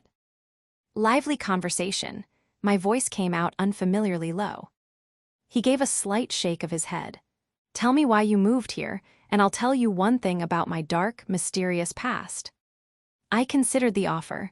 The reward, I decided, was worth the cost. My dad died. He left me his beach house. The truth, if not all of it. For the second time, an unfamiliar expression fluttered. Sympathy. Disappointment, maybe. Across his face, too fast for me to parse out its meaning. Now your turn, I prompted. Fine, he said, voice scratchy. One thing. I nodded. Gus leaned in toward me and dropped his mouth beside my ear conspiratorially. His hot breath pulling goose bumps up the side of my neck. His eyes flashed sideways across my face, and his other hand touched my hip so lightly it could have been a breeze. The heat in my hips spread toward my center, curling around my thighs like kudzu. It was crazy that I remembered that night in college so vividly that I knew he'd touched me just like this. That first touch when we met on the dance floor, featherlight and melting point hot, careful, intentional. I realized I was holding my breath, and when I forced myself to breathe, the rise and fall of my chest was ridiculous, the stuff of Regency-era erotica. How was he doing this to me, again? After the night we'd had tonight, this feeling, this hunger in me shouldn't have been possible. After the year I'd had, I hadn't thought it was anymore. I lied, he whispered against my ear. I have read your books. His hands tightened on my waist, and he spun me away from the car, opened the door, and got in, leaving me gasping at the sudden cold of the parking lot. Chapter 11. I spent far too much of my Saturday trying to choose a perfect destination for Gus's first adventure in romance. Even though I'd been suffering from chronic writer's block, I was still an expert in my field, and my list of possible settings for his introduction to meet-cutes and happily ever-afters was endless. I'd pounded out another 1,000 words first thing in the morning, but since then I'd been pacing and Googling, trying to choose the perfect place. When I still couldn't make up my mind, I'd driven myself to the farmer's market in town and walked the sunny aisle between the stands, searching for inspiration. I picked through buckets of cut flowers, longing for the days when I could afford a bundle of daisies for the kitchen, calla lilies for the nightstand in the bedroom. Of course, that had been back when Jacques and I were sharing an apartment. When you were renting in New York by yourself, there wasn't much money for things that smelled good for a week, then died in front of you. At the booth of a local farm, I filled my bag with plump tomatoes, orange and red, along with some basil and mint, cucumbers, and a head of fresh butter lettuce. If I couldn't pick something to do with Gus tonight, maybe we'd cook dinner. My stomach grumbled at the thought of a good meal. I wasn't big on cooking myself. It took too much time I never felt like I had. But there was definitely something romantic about pouring 2 glasses of red wine and moving around a clean kitchen, chopping and rinsing, stirring and sampling tastes from a wooden spoon. Jacques had loved to cook. I could follow a recipe okay, but he preferred a more intuitive, cook-all-night approach, and kitchen intuition and food patience were both things I sorely lacked. I paid for my veggies and pushed my sunglasses up as I entered the enclosed part of the market in search of some chicken or steak, and fell back into brainstorming. Characters could fall in love anywhere, an airport or auto body shop or hospital, but for an anti-romantic, it would probably take something more obvious than that to get the ideas going. For me, the best usually came from the unexpected, from mistakes and mishaps. It didn't take inspiration to dredge up a list of plot points, but to find that moment, the perfect moment that defined a book, that made it come alive as something greater than the sum of its words, that required an alchemy you couldn't fake. The last year of my life had proven that. I could plot all day, but it didn't matter if I didn't fall into the story head first, if the story itself didn't spin like a cyclone, pulling me wholly into itself. That was what I'd always loved about reading, what had driven me to write in the first place. That feeling that a new world was being spun like a spiderweb around you, and you couldn't move until the whole thing had revealed itself to you. While the interview with Grace hadn't given me any of those all-consuming tornadoes of inspiration, I had awoken with a glimmer of it. There were stories that deserved to be told, ones I'd never considered, and I felt a spark of excitement at the thought that maybe I could tell one of them and like doing it. I wanted to give Gus that feeling too. I wanted him to wake up tomorrow itching to write. Proving how difficult it was to write a rom-com was one thing, and I was confident Gus would see that, but getting him to understand what I loved about the genre, that reading and writing it was nearly as all-consuming and transformative as actually falling in love, would be a different challenge entirely. I was too distracted to write when I got home, so I put myself to better use. I twisted my hair into a topknot, put on shorts and a Todd Rundgren tank top, and went to the guest bathroom on the second floor with trash bags and boxes. Dad or that woman had kept the closet stocked with towels and backup toiletries, which I piled into donation boxes and carried to the foyer one at a time. On my third trip, I stopped before the kitchen window facing into Gus's house. He was sitting at the table, holding an oversized note up for me to see, like he'd been waiting. I balanced the box against the table and swiped my forearm up my temple to catch the sweat beating there as I read. January, January, wherefore art thou, January? The message was ironic. The butterflies in my chest were not.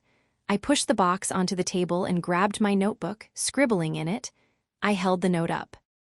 New phone, who dis? Gus laughed, then turned back to his computer. I grabbed the box and carried it out to the Kia, then went back for the rest. The humidity of the last few days had let up again, leaving nothing but breezy warmth behind. When I'd finished loading the car, I poured myself a glass of rosé and sat on the deck. The sky was bright blue, an occasional fluffy cumulus cloud drifting lazily past, and the sunlight painted the rustling treetops a pale green. If I closed my eyes, shutting myself off from what I could see, I could hear squeals of laughter down by the water. At home, Mom and Dad's yard had backed up to another family's, one with 3 young kids. As soon as they moved in, Dad had planted a grove of evergreens along the fence to create some privacy. But he'd always loved that on late summer nights, as we sat around the fire pit, we'd hear the screams and giggles of the kids playing tag, or jumping on the trampoline, or lying in a tent behind their house. Dad loved his space, but he also always said he liked to be reminded that there were other people out there, living their lives. People who didn't know him or care to. I know feeling small gets to some people, he had once told me, but I kind of like it. Takes the pressure off when you're just one life of 6 billion at any given moment. And when you're going through something hard, at the time, Mom was doing chemo. It's nice to know you're not even close to the only one. I'd felt the opposite. I was harboring a private heartbreak. About the universe, about Mom's body betraying her again. About the life I'd dreamed of dissipating like mist. I'd watched my U of M classmates over Facebook as they went on to grad school and mysteriously funded international travel. I'd watched them post doting Mother's Day tributes from far corners of the world. I'd listened to the kids who lived behind my parents' house shriek and giggle as they played ghost in the graveyard. And I'd felt secretly heartbroken that the world could do this to us again. And even worse, because I knew saying any of that would only make things harder for Mom. And then she'd kicked it the second time, and I'd been so grateful, more relieved than I knew a person could feel. Our life was back on track, the three of us stronger than ever. Nothing could tear us apart ever again, I was sure. But still, I was mourning those years lost to doctor visits and shed hair and Mom, the doer, lying sick on the couch. Those feelings didn't fit with our beautiful post-cancer life. I knew they added nothing helpful or good, so I tamped them down once more. When I found out about Sonia, they'd all sprung out, fermented into anger over time, like an overzealous jack-in-the-box pointed straight at Dad. Question. I looked up and found Gus leaning against the railing on his deck. His gray t-shirt was as rumpled as everything else I'd seen him wear. His clothes very likely never made it from the hamper to drawers, assuming they made it to the laundry in the first place. But the muss of his hair also suggested he could have just rolled out of a nap. I went a stand against the railing on my side of the 10-foot divide. I hope it's about the meaning of life. That, or which book is first in the Bridget Jones series. That definitely, he said. And also, do I need to wear a tuxedo tonight? I fought a smile. I would pay $100 to see what a tuxedo under your laundry regimen looks like, and I'm extremely broke, so that says a lot. He rolled his eyes. I like to think of it as my laundry democracy. See, if you let something inanimate vote on whether it wants to be washed, it's not going to answer. January, are you taking me to a reenactment of the Beauty and the Beast ball or not? I'm trying to plan. I studied him. Okay, I'll answer that question, but on the condition that you tell me, honestly, do you own a tuxedo? He stared back. After a long pause, he sighed and leaned into the railing. The sun had started to set, and the flexed veins and muscles in his lean arms cast shadows along his skin. Fine, yes, I own a tuxedo. I erupted into laughter. Seriously, are you a secret Kennedy? No one owns a tuxedo. I agreed to answer one question. Now tell me what to wear. Considering I've only seen you in almost imperceptibly different variations of one outfit, you can safely assume I wouldn't plan anything requiring a tuxedo. I mean, until now, when I found out you owned a tuxedo. Now all bets are off. But for tonight, your grumpy bartender costume should do. He shook his head and straightened up. Phenomenal, he said, and went inside. In that moment, I knew exactly where I was going to take Gus Everett. Wow, Gus said. The carnival, I'd found 8 miles from our street, was in a Big Lots parking lot, and it fit there a bit too easily. I just counted the rides, Gus said. 7. I'm really proud of you for getting that high, I teased. Maybe next time see if you can aim for 10. I wish I were high, Gus grumbled. It's perfect, I replied. For what? He said. Duh, I said, falling in love. A laugh barked out of Gus, and again I was a little too proud of myself for my own liking. Come on. I felt a pang of regret as I handed over my credit card at the ticket booth in exchange for our all-you-can-ride bracelets, but was relieved when Gus interrupted to insist on buying his own. That. was one of many horrible parts of being broke. Having to think about whether you could afford to share sucked. That wasn't very romantic of me, I guess, I said as we wandered into the throng of bodies clustered around a milk can toss. Well, lucky for you, that is pretty much my exact definition of romance. He pointed to the teal row of porta potties at the edge of the lot. A teenage boy with his hat turned backward was gripping his stomach and shifting between his feet as he waited for one of the toilets to open up while the couple beside him hardcore made out. Gus, I said flatly. That couple is so into each other they're making out a yard away from a literal row of shit piles. That juxtaposition is basically the entire rom-com lesson for the night. It really does nothing to your icy heart. Heart? No. Stomach, a little. I'm getting sympathy diarrhea for their friend. Can you imagine having such a bad time with your friends that a porta potty becomes a beacon of hope, a bedrock, a place to rest your weary head? We're definitely looking at a future existentialist, maybe even a coldly horny novelist. I rolled my eyes. That guy's night was pretty much my entire high school and much of college experience, and somehow I survived, tender human heart intact. Bullshit, Gus cried. Meaning? I knew you in college, January. That seems like the biggest in a series of vast exaggerations you've made tonight. Fine, I knew of you, he said. The point is, you weren't the diarrhea-having third wheel. You dated plenty. Marco, right? That guy from our fiction 400 workshop. And weren't you with that pre-med golden boy? The one who was addicted to studying abroad and tutoring disadvantaged youth and rock climbing shirtless. I snorted. Sounds like you were more in love with him than I was. Something sharp and appraising flashed over Gus's eyes. But you were in love with him. Of course I was. I'd met him during an impromptu snowball fight on campus. I couldn't imagine anything more romantic than that moment. When he'd pulled me up from the snowdrift I'd fallen into, his blue eyes sparkling, and offered his dry hat to replace my snow-soaked one. It took all of 10 minutes as he walked me home for me to determine that he was the most interesting person I'd ever met. He was working on getting his pilot's license and had wanted to work in the ER ever since he'd lost a cousin in a car accident as a kid.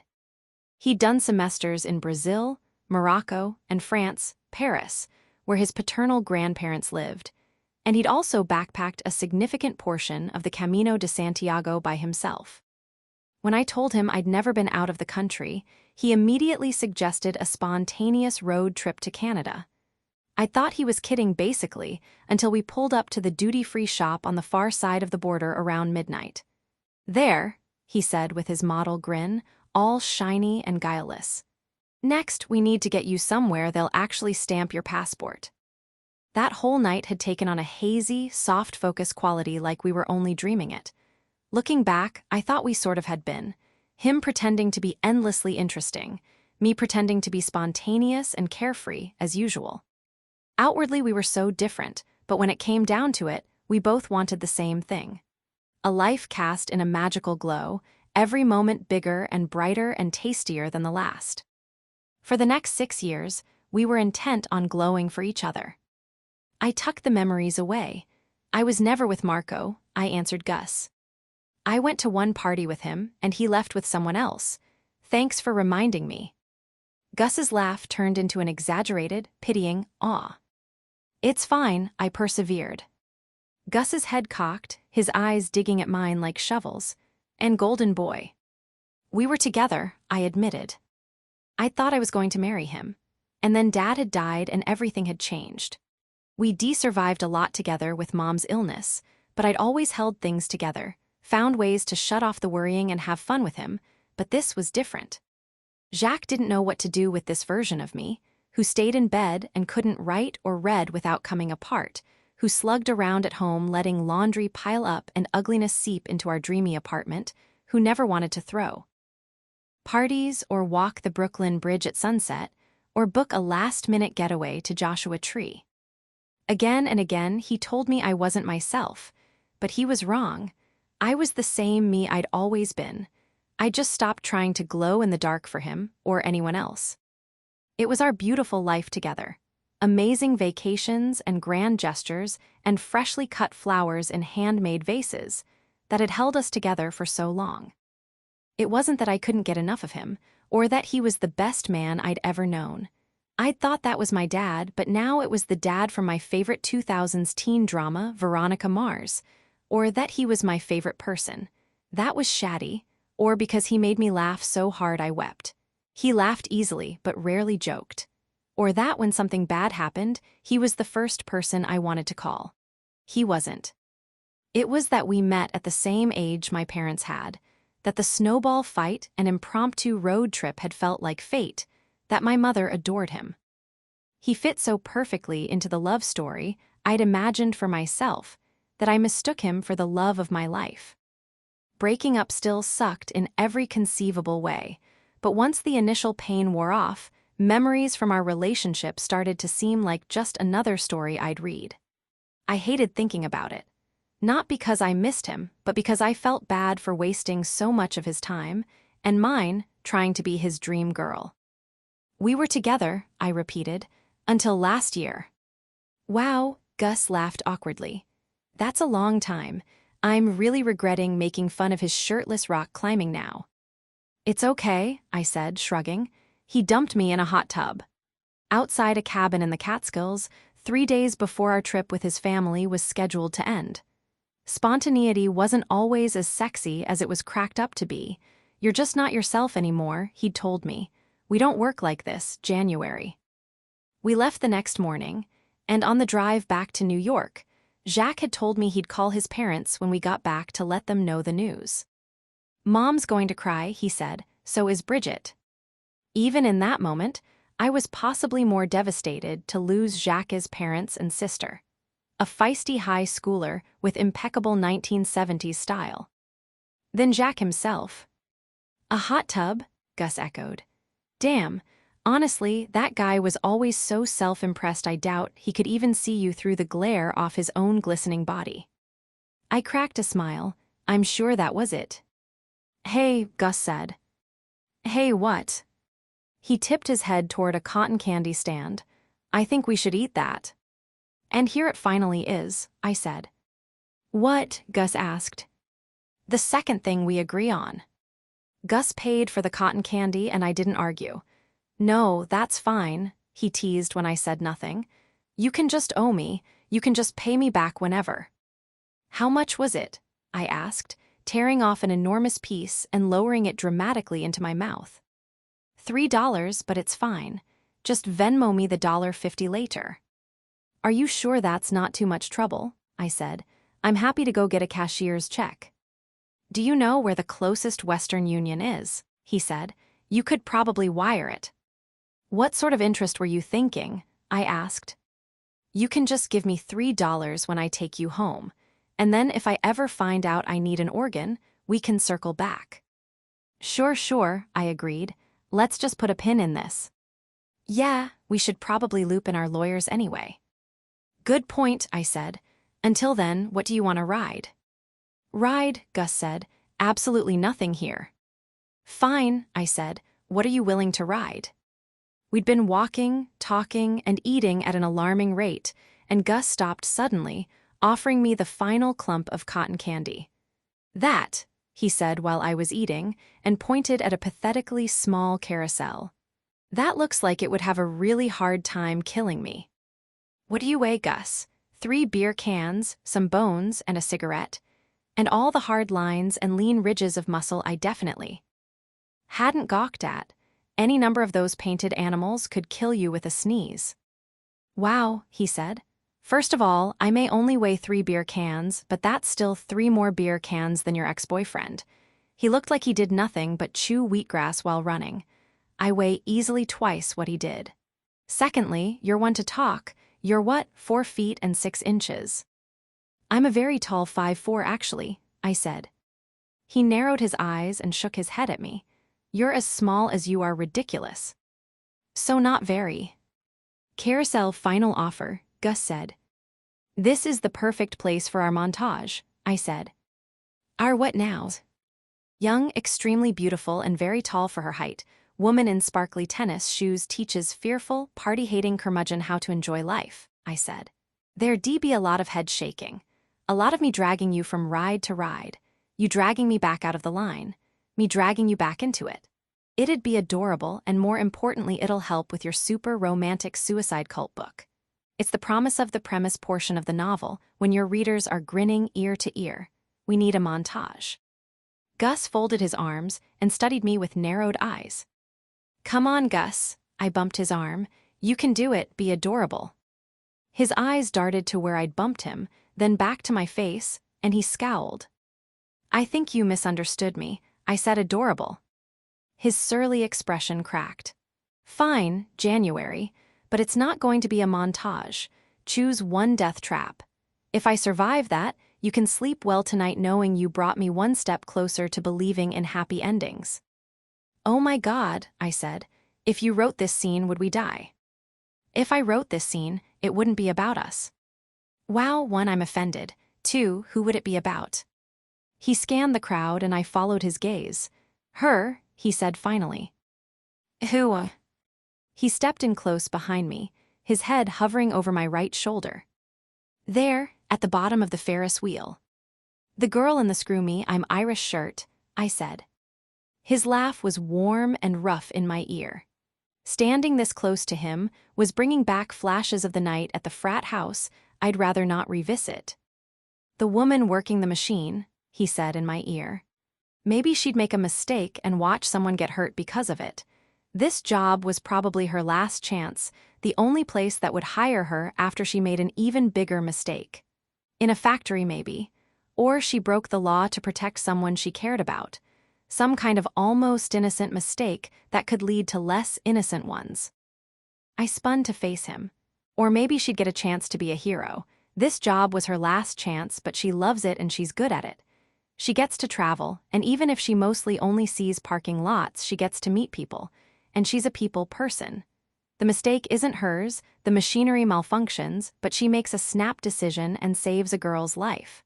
That girl grows up to be a congresswoman or a heart surgeon. The two of them cross paths again down the road. The Ferris wheel operator's too old to travel with the carnival anymore. She's been living alone, feeling like she wasted her life. Then one day, she's alone. She has a heart attack. She almost dies, but she manages to call 911. The ambulance rushes her in, and who is her doctor but that same little girl? Of course, Ferris doesn't recognize her. She's all grown up. But the doctor never could have forgotten Ferris's face.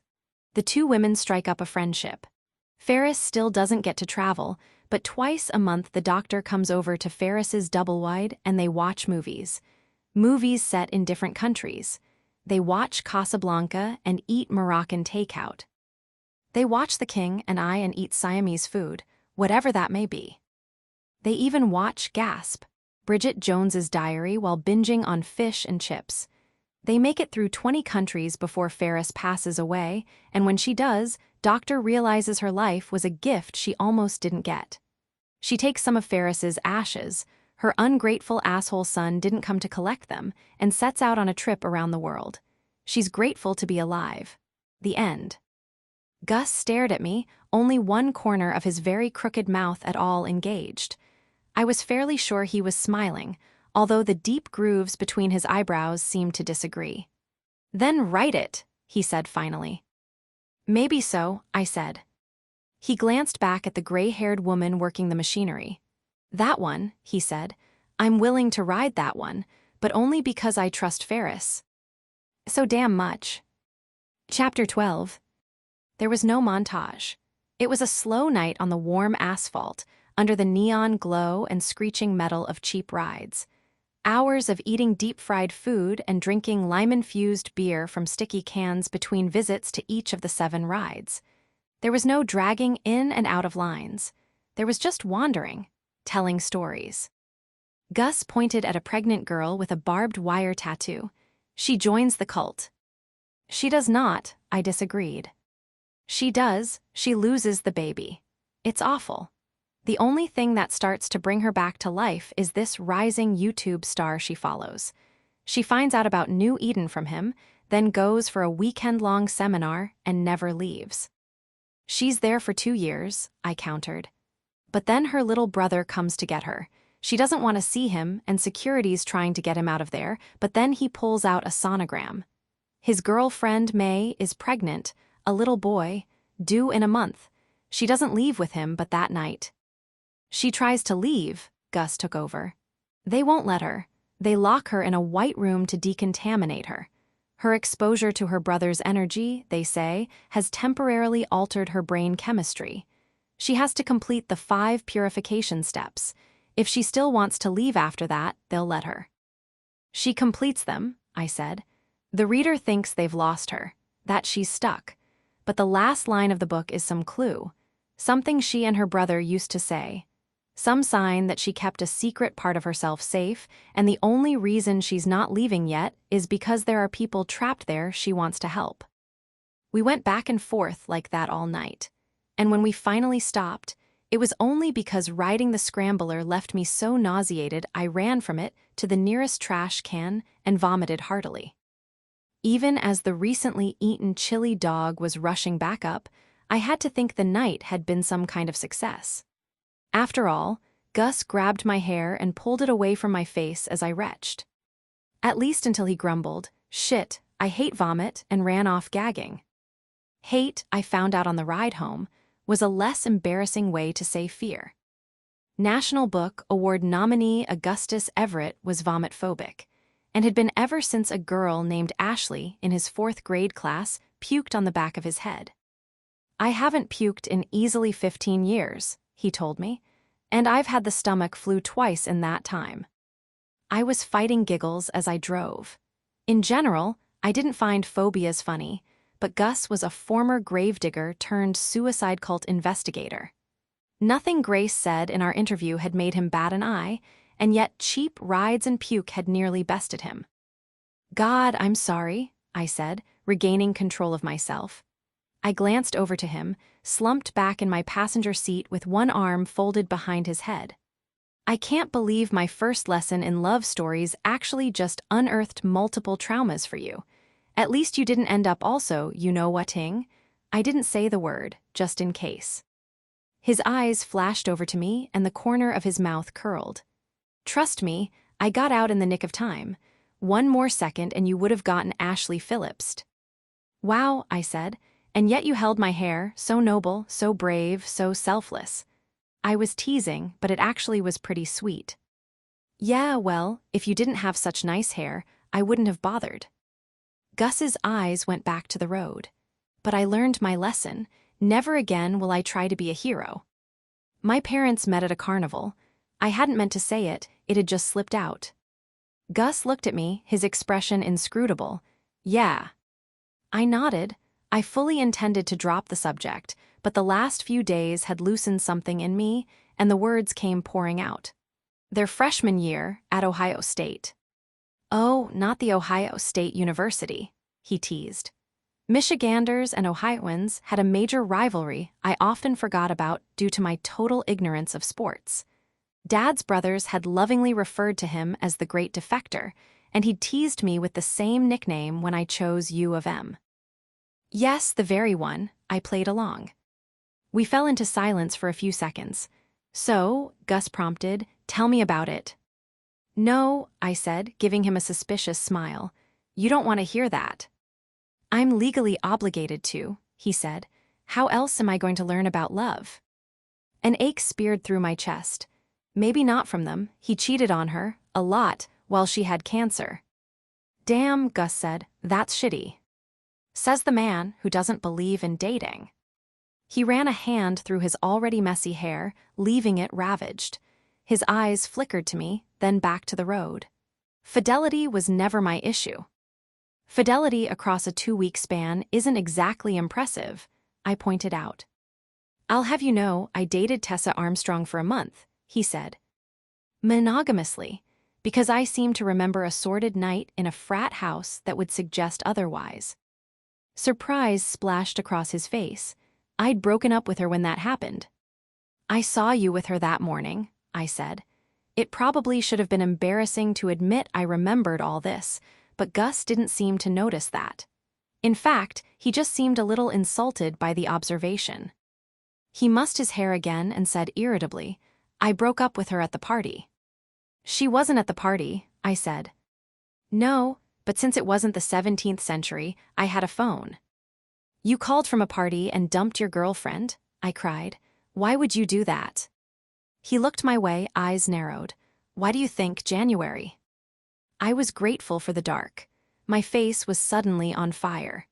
My stomach felt like molten lava was pouring down it. Was I misunderstanding? Should I ask? Did it matter? That was almost a decade ago, and even if things had gone differently that night, it wouldn't have amounted to anything in the long run.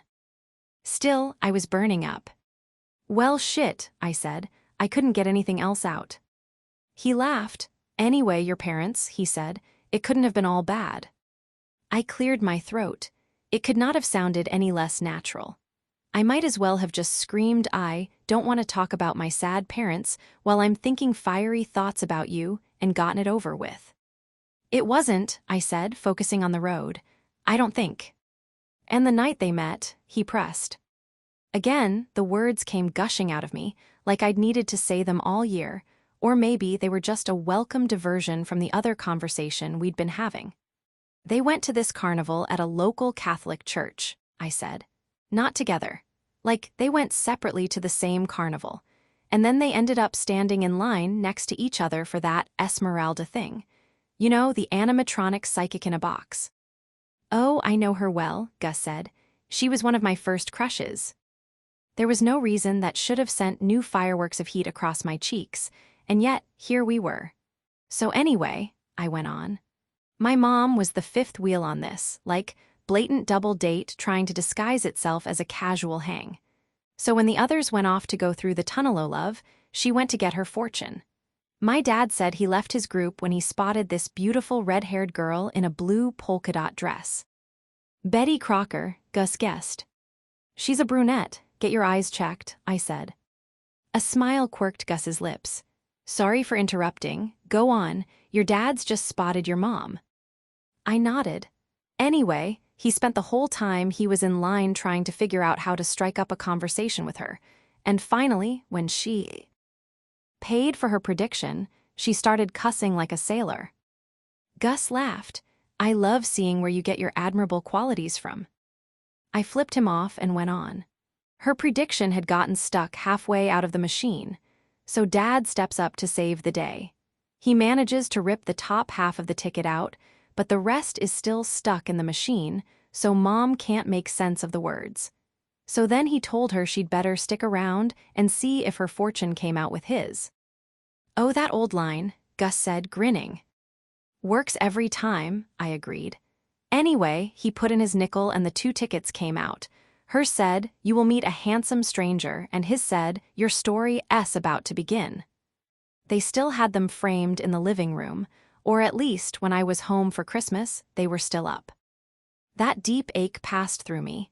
It felt like a metal cheese slicer, pulled right through my center, left there midway through my body.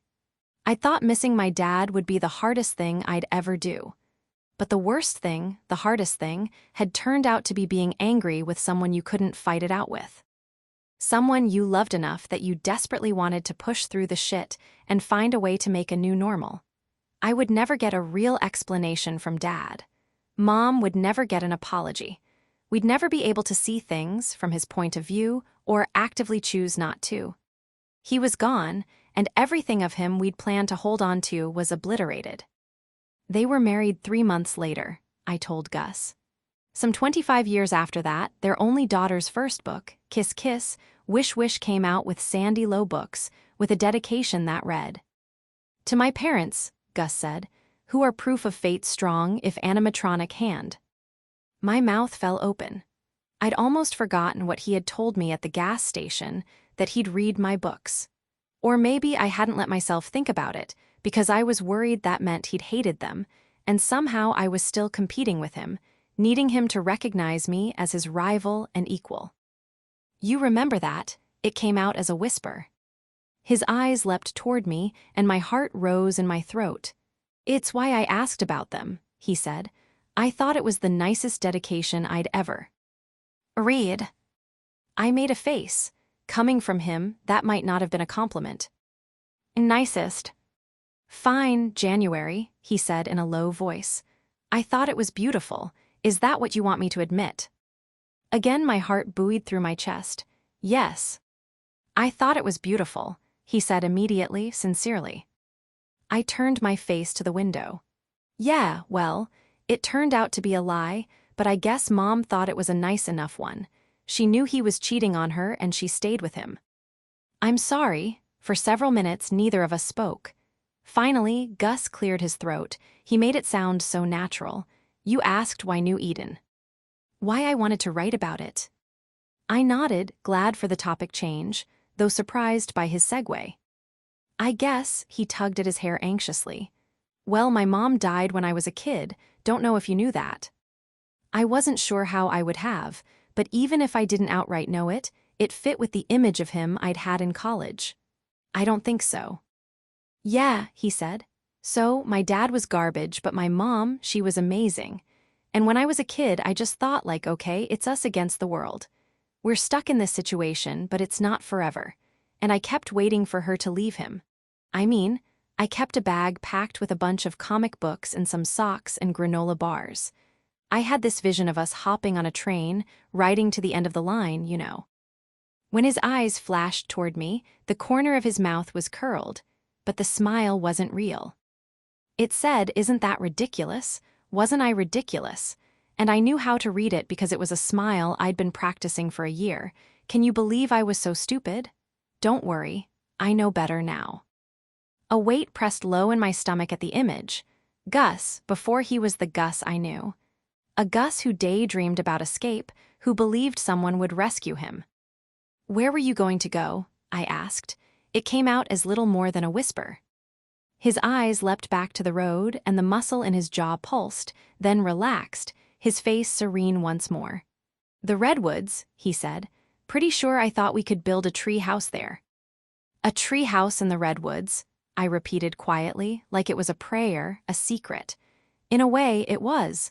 It was a tiny piece of a Gus I'd never imagined, one with romantic notions and hope for the unlikely. But what does that have to do with New Eden? He coughed, checked his rearview mirror, went back to staring down the road. I guess, a few years ago, I just sort of realized my mom wasn't a kid. He shrugged. I'd thought we were waiting for the perfect time to leave, but she was never going to. She never said she was. She could have taken us out of there, and she didn't. I shook my head. I doubt it was that simple. That's why, he murmured. I know it wasn't simple, and when I talk about this book, I tell people it's because I want to explore the reasons people stay, no matter the cost. But the truth is I just want to understand her reasons. I know that doesn't make sense. This cult thing has nothing to do with her. No matter the cost. What did staying cost his mother? What had it cost Gus? The weight in my stomach had spread, was pressing against the insides of my chest and palms. I'd started publishing romance because I wanted to dwell in my happiest moments, in the safe place my parents' love had always been. I'd been so comforted by books with the promise of a happy ending, and I'd wanted to give someone else that same gift. Gus was writing to try to understand something horrible that had happened to him. No wonder what we wrote was so different. It does make sense, I said finally. No one gets looking for post-mortem parental answers like I do. If I watched the movie 300 right now, I'd probably find a way to make it about my dad. He gave me a faint smile. Great cinema. It was so obviously a thank you and a let's move on now. As different as I'd thought we were, it felt a little bit like Gus and I were two aliens who'd stumbled into each other on Earth only to discover we shared a native language. We should have a film club, I said. We're always on the same page about this stuff. He was quiet for a moment, thoughtful. It really was a beautiful dedication, he said. It didn't feel like a lie, maybe a complicated truth, but not a lie. The warmth filled me up until I felt like a tea kettle trying hard not to whistle. When I got home, I turned on my computer and ordered my own copy of the Revelatories. And here came the true montage. I did surgery on the book. I ripped it up and stored the pieces in separate files. Ellie became a leaner.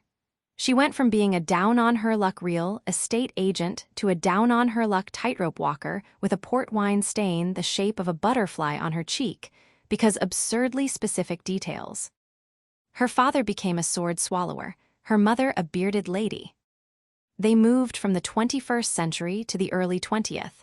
They were part of a traveling circus. That was their family, a tight-knit group who ended every night smoking hand-rolled cigarettes around a fire. It was the only world she'd ever known. They spent every moment with each other, but somehow told each other very little. There wasn't much time for talking in their line of work. I renamed the file from Beach Book, DocX to Family Secrets DocX. I wanted to know whether you could ever fully know someone. If knowing how they were, how they moved and spoke, and the faces they made, and the things they tried not to look at, amounted to knowing them. Or if knowing things about them, where they'd been born, all the people they'd been, who they'd loved, the worlds they'd come from added up to anything. I gave them each a secret. That part was the easiest. Eliner's mother was dying, but she didn't want anyone to know. The clowns everyone believed to be brothers were actually lovers. The sword swallower was still mailing checks to a family back in Oklahoma. They became less and less like the people I knew, but somehow, their problems and secrets became more personal. I couldn't put my father or mother down on paper. I could never get that right. But these characters carried the truth of the people I'd loved. I was particularly fond of writing a mechanic named Nick. I loved knowing that no one except me would ever recognize the skeleton of Augustus Everett I'd built the character around. Gus and I made a habit of writing at our respective kitchen tables around noon, and most days we took turns holding up notes. They became more and more elaborate. It was obvious that while some were spontaneous, others were planned, written out earlier in the day or even the night before, whenever inspiration struck. Those written in the moment especially became nonsensical as writing madness took us over. Sometimes I would laugh so hard I'd lose muscle control in my hands and be unable to write any more notes. We'd laugh until we both laid our heads down on our tables. He'd snort into his coffee. I'd nearly choke on mine. It started with platitudes like it is better to have loved and lost than to have never loved at all me, and the universe seems neither benign nor hostile, merely indifferent him, but usually ended with things like fuck writing me, and should we just ditch this and become coal miners? Him. Once he wrote to tell me that life is like a box of chocolates. You really don't know what you're eating, and the chocolate map in the lid is fucking always wrong. I wrote to tell him that if you're a bird, I'm a bird. He let me know that in space, no one can hear you scream, and I wrote back, not all who wander are lost. Going through Dad's stuff fell to the back burner, but I didn't mind procrastinating.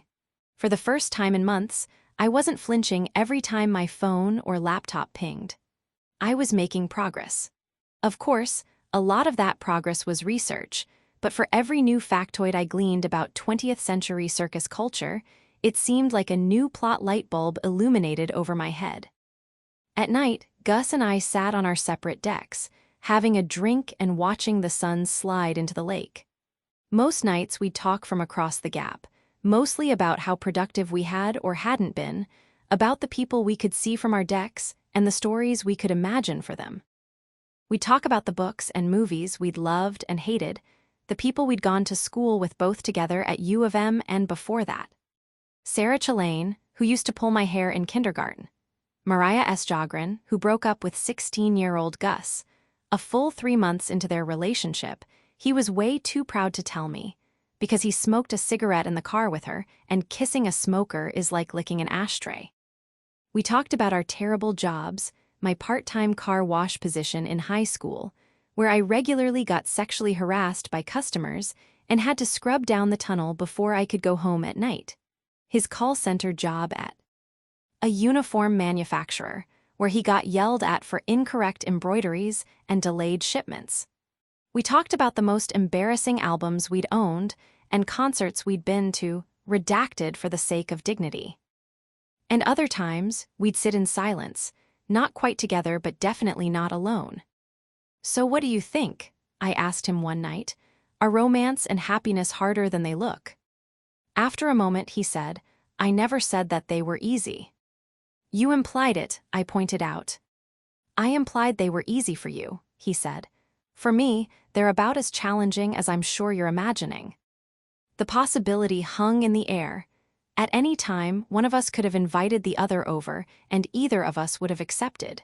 But neither of us asked, and so things went on as they'd been. On Friday, we left for our research excursion a bit earlier than we had the week prior, and headed east, inland. "Who are we meeting this time?" I asked. Gus answered only, "Dave." "Ah, yes, Dave. I'm a big fan of his restaurant, Wendy's." "Believe it or not, different Dave," Gus said. He was lost in thought, barely playing along with our usual banter. I waited for him to go on, but he didn't. "Gus." His gaze flinched toward me, as if he'd forgotten I was there and my presence had startled him. He scratched at his jaw. His usual 5 o'clock shadow had stretched closer toward a 7 o'clock dusk. "Everything okay?" I asked. His eyes bounced between me and the road 3 times before he nodded. I could almost see it, him swallowing down whatever he'd been considering saying. "Dave was part of New Eden," he said instead. "He was just a kid back then. His mother took him out of there a few months before the fire. His dad stayed behind. He was in too deep." "So his father," Gus nodded, "died in the fire."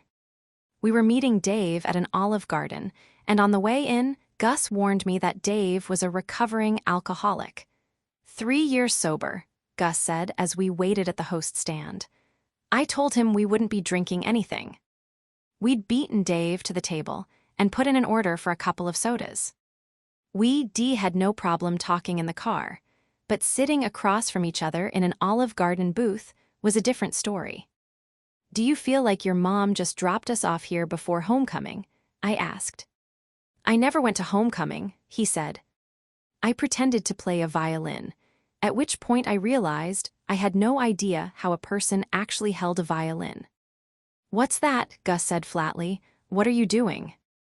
"I think I'm holding a violin," I answered. "No," he said. "No, I can safely say you are not." "Seriously?" "Yes, seriously. Why is your left arm straight out like that? Is the violin supposed to balance atop it? You need that hand on the neck." "You're just trying to distract me from the tragedy of your missed homecoming." He laughed, rolled his eyes, scooted forward on his bench. "Somehow I survived, tender human heart intact," he said, repeating my words from the carnival. Now I rolled my eyes. Gus smiled and bumped my knee with his under the table. I bumped his back. We sat there for a minute, grinning at each other over a basket of Olive Garden breadsticks. I felt a little bit like there was water boiling in my chest. At once, I could feel his calloused hands gathering my hair off my neck as I puked into a carnival trash can. I could feel them on my hips and waist, pressing me closer as we danced in the sweaty frat house basement. I could feel the side of his jaw scrape my temple. He broke eye contact first, checked his phone. 20 minutes late, he said without looking at me. "I'll give him 10 more before I call." But Dave didn't answer Gus's call. And he didn't answer Gus's texts or his voicemail, and soon we were an hour and 20 minutes into the bottomless breadsticks, and our server, Vanessa, had started seriously avoiding our table. "Sometimes this happens," Gus said. "They get spooked, change their minds, think they're ready to talk about something when they're really not." "What do we do?" I asked. "Should we keep waiting?" Gus opened one of the menus on the table. He flipped through it for a minute, then pointed to a picture of a frozen blue drink with a pink umbrella sprouting out of it. "That," he said. "I think that's what we do." "Well, shit," I said. "If we drink our frozen blue things now then, I'll have to totally rethink my plan for tomorrow night." Gus lifted an eyebrow. "Wow, I was living the lifestyle of a romance writer all along, and I didn't even know it." "See, you were born for this, Augustus Everett." He shuddered. "Why do you do that?" "What?" he said. I repeated Augustus Everett. His shoulders lifted, although a bit more discreetly this time. That. Gus raised the menu as Vanessa was trying to bound past, and she screeched to a stop like Wile E. Coyote at the edge of a cliff. "Could we get 2 of these blue things?" he asked. His eyes were doing the sexy, intimidating X-ray thing. Color rushed into her cheeks, or maybe I was projecting what was happening to me onto her. "Sure thing." She sped away, and Gus looked back at the menu. "Augustus," I said. "Shit," he said, flinching again. "You really don't like sharing things about yourself with other people, do you?" "Not particularly," he said. "You already know about the vomit phobia. Anything more than that, and you'll have to sign a non-disclosure." "Happily," I said. Gus sighed and leaned forward, forearms resting on the table. His knee grazed mine beneath the table, but neither of us moved away, and all the heat in my body seemed to focus there. "The only person who called me that was my father," he shrugged. That name was usually said with a disapproving tone, or screamed in a rage. My stomach twisted, and a sour taste crept across the back of my mouth as I grasped for something to say. I couldn't help searching his pupils for signs of the history he'd been piecing together for days. His mother had stayed with his father, no matter the cost, and part of that had been her son learning to hate his own name.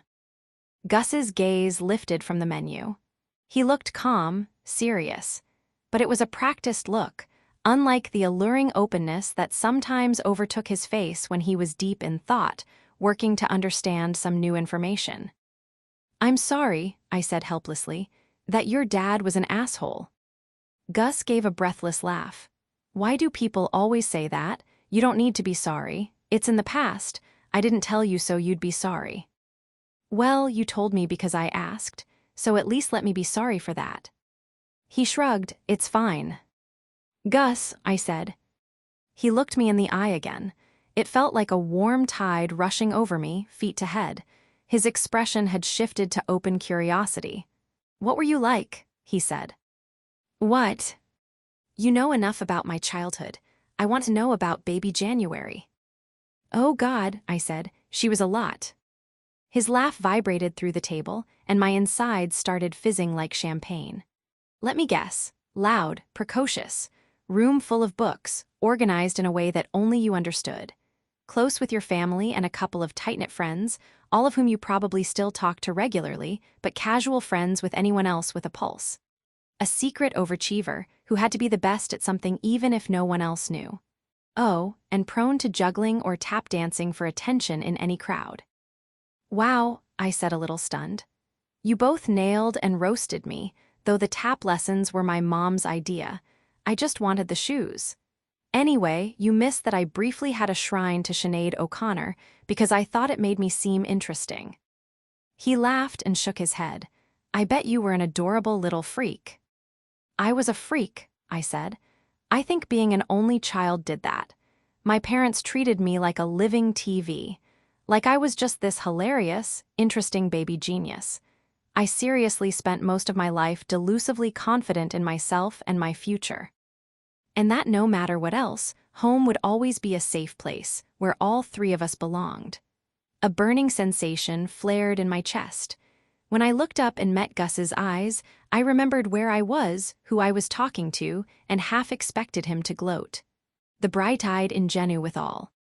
The happy endings had finally gotten chewed up, the rose-colored glasses ground to dust. Instead, he said, "There are worse things to be than delusively confident." I studied his dark, focused eyes and lax, crooked mouth, a look of complete sincerity. I was more convinced than ever that I wasn't the only one who'd changed since college, and I wasn't sure what to say to this new Gus Everett. At some point, the frozen blue cocktails had appeared on the table, as if by magic. I cleared my throat and lifted my glass. "To Dave." "To Dave," Gus agreed, clinking his plastic cup to mine.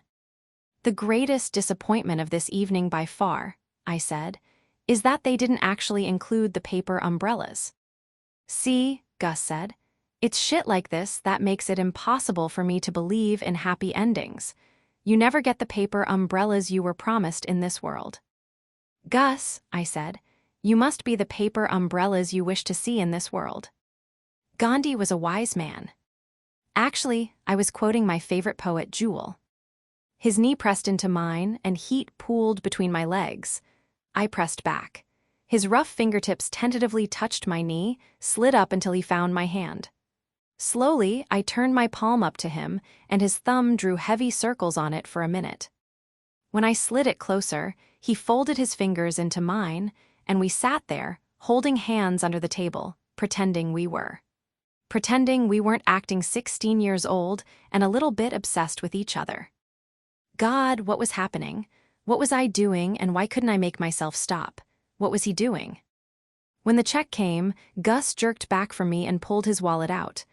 "I got it," he said, without looking at me. Chapter 13. I dreamed about Gus Everett and woke up needing a shower. Chapter 14.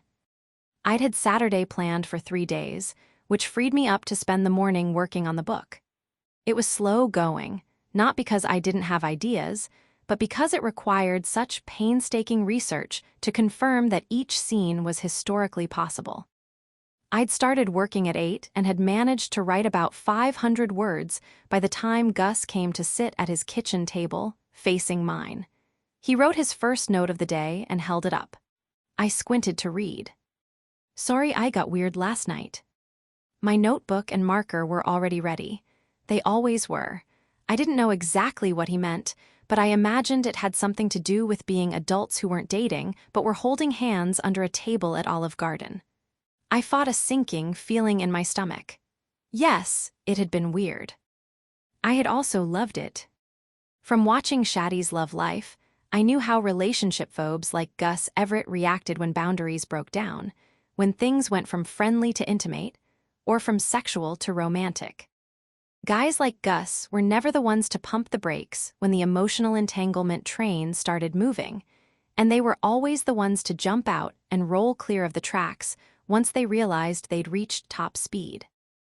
I needed to keep my head straight and eyes clear, no romanticizing allowed. As soon as things got complicated, Gus would be gone, and in this moment I was realizing how not ready for that I was. He was my only friend here. I had to protect that. Besides, there was the bet, which I couldn't fully benefit from if he ghosted me before I even won. I wrote back, "Don't be ridiculous, Gus. You were always weird." The corner of his mouth twitched into a smile. He held my gaze for a beat too long, then turned his focus back to the notebook. When he held it up next, it showcased a series of numbers. I recognized the first 3 as the local area code. My stomach flipped. I scribbled the numbers down small at the top of the page, then wrote my own phone number much larger beneath it, followed by, "I'm still going to write these notes." Gus replied, "Good." I wrote another 500 words by 3:30 in the afternoon, at which point I drove over to Goodwill to drop off the load of boxes I'd filled from the upstairs guest room and bath. When I got back, I scrubbed the upstairs bathroom clean, then padded back downstairs to shower in the bathroom I'd been using for the past 2 weeks. The picture of my dad and Sonia still hung on the wall, photo facing inward. I'd felt too guilty to destroy it, but I figured it was only a matter of time until I worked up the courage. For now, it was a bleak reminder that the hardest work was still ahead of me. The basement I hadn't even peeked into, and the master bedroom I'd thoroughly avoided. I still hadn't really been down to the beach, which seemed like a shame, so after I'd made a pot of macaroni to tide me over until tonight, I picked my way down the wooded trail to the water. The light bouncing over the waves from the setting sun was incredible, all reds and golds blazing over the lake's back. I slipped out of my shoes and carried them to the edge of the water, gasping out a swear as the icy tide rushed over my feet. I scrambled back, laughing breathlessly from the sheer shock of it. The air was warm, but not even close to hot enough to make the chill pleasant. Most of the people left on the beach had pulled sweatshirts on or wrapped themselves in towels and blankets. Everyone, all those wind. Beaten and sunburned faces, all that lake-tangled hair, those eyes squinting into the fierce light. Looking at the same setting sun. It made me ache. I felt suddenly more alone than ever. There was no floppy-haired, romantic Jack waiting for me in Queens, no one to cook me a real meal or whisk me away from the computer. No missed calls, or was just thinking about Karen and Sharon, and almost peed again texts from Mom, and no way for me to send her a picture of the sunlight dripping onto the lake without opening the wound that was the lake house. I'd only seen Shaddy twice since the funeral, and with her work schedule, most texts from her came in long after I'd gone to bed, and most of my replies went out long before she'd wake up. My writer friends had stopped checking in too, as if sensing that every note from them, every call and text, was just one more reminder of how terribly far behind I had fallen. Was falling. Every moment of every day, I was tripping backward while the rest of the world marched forward. Honestly, I even missed Sharon and Karen. Sitting on their colorful rag rug, drinking the nasty-ass bathtub moonshine they were so proud of, while they hawked homemade essential oils that smelled great, even if they didn't actually cure cancer. My world felt empty, like there was no one in it except sometimes Gus, and nothing in it except this book and the bet. And no matter how much better this book felt than every iteration of it that had come in the last 12 months, it wasn't enough. I was on a beautiful beach in a beautiful place, and I was alone. Worse, I wasn't sure I'd ever stop being alone again. I wanted my mom, and I missed my lying dad. I sat down in the sand, folded my legs to my chest, rested my forehead against my knees, and cried. I cried until my face was hot and red and soaking wet, and I would have kept crying if a seagull didn't shit on my head, but of course it did. And so I stood and turned back to the path, only to find someone frozen in the middle of it, watching me ugly cry like Tom Hanks in Cast Away. It was like something out of a movie, the way Gus was standing there, except that there was nothing romantic or magical about it. Even though I'd been sobbing about being alone, he was one of the last people I would have chosen to see me like this. Momentarily forgetting the pile of bird excrement on my head, I wiped at my face and eyes, trying to make myself look more something. Sorry, Gus said, visibly uncomfortable. He glanced sidelong down the beach. I saw you come down here and I just... A bird pooped on my head, I said tearily. Apparently there was nothing more to say than that. His look of painful empathy cracked under a soundless laugh. He closed the gap between us and pulled me roughly into a hug. The action seemed uncomfortable, if not painful, for him at first, but even so it was something of a relief to be held. You don't have to tell me, he said, but just so you know you can. I buried my face in his shoulder, and his hands, clumsy patting against my back, settled into slow, gentle circles, before they stopped moving at all, just curled in against my spine, easing me closer. I let myself sink into him. The crying had stopped as fast as it had started. All I could think about was the press of his hard stomach and chest, the sharp ridges of his hips, and the almost smoky smell of him. The heat of his body and his breath. It was a bad idea to stand here like this with him, touch him like this, but it was also intoxicating. I decided to count to 3 and then let go. I got to 2 before his hand slid into my hair, cradling the back of my head, then jerked suddenly clear as he took an abrupt step back. Wow. That's a lot of shit. He was staring at his hand, and the goop dripping off of it. Yeah, I said bird, but it very well could have been a dinosaur. No kidding. I guess we should get cleaned up before we take off for the night. I sniffed and wiped the residual tears away from my eyes. Was takeoff an intentional bird pun, or? Hell no, Gus said, turning back toward the trail with me. I said that because I assumed we would be taking a helicopter ride over the lake. A ripple of timid laughter went through me, breaking up the residual knot of emotion and heat in my chest. Is that your final guess? He looked me up and down, as if weighing my outfit against some widely recognized helicopter date uniform. Yeah, I think so. So close. Really, he said. What is it then? Tiny airplane over the lake, tiny submarine under the lake. You'll have to wait and find out. We parted ways between our houses, agreeing to meet at my car in 20 minutes. When I'd washed my hair for the second time that day, I threw it into a bun and put the same, poop-free, outfit back on. I'd packed most of the supplies for our trip earlier that day, so all I had left to do was grab the rest out of the fridge and stuff it into the cooler I'd found on one of the kitchen's bottom shelves.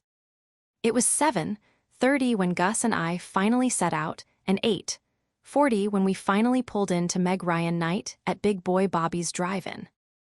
"Oh my God," Gus said as we drove up to the booth to hand over the tickets I'd bought online. "This is a triple feature." He was reading the glowing marquee to our right, When Harry Met Sally, Sleepless in Seattle, and You've Got Mail. Aren't half of those Christmas movies? The attendant raised the gate and I pulled through.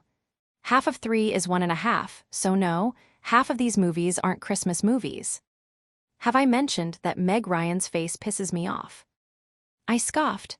1, no, 2, that's impossible. Her face is adorable and perfect. Maybe that's what it is, Gus said. I couldn't tell you, and I know it's not logical, but I just can't stand her. Tonight that's all going to change, I promised.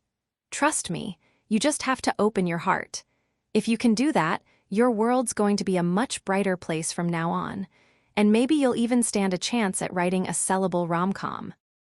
January, he said solemnly, as I backed into an open parking spot. Just imagine what you'd do to me if I took you to a 6-hour-long Jonathan Franzen reading. I cannot and I will not, I said. And if you choose to use one of our Friday nights in such a way, there's nothing I can do to stop you, but it's Saturday and thus I'm the captain of this ship. Now come help me figure out where we can buy the Big Bobby ice cream surprise I read about online. According to the website, it is so worth it. It had better be. Gus sighed, climbing out of the Kia to join me. As the previews flashed clunkily across the screen, we made our way through the field to the concession stands.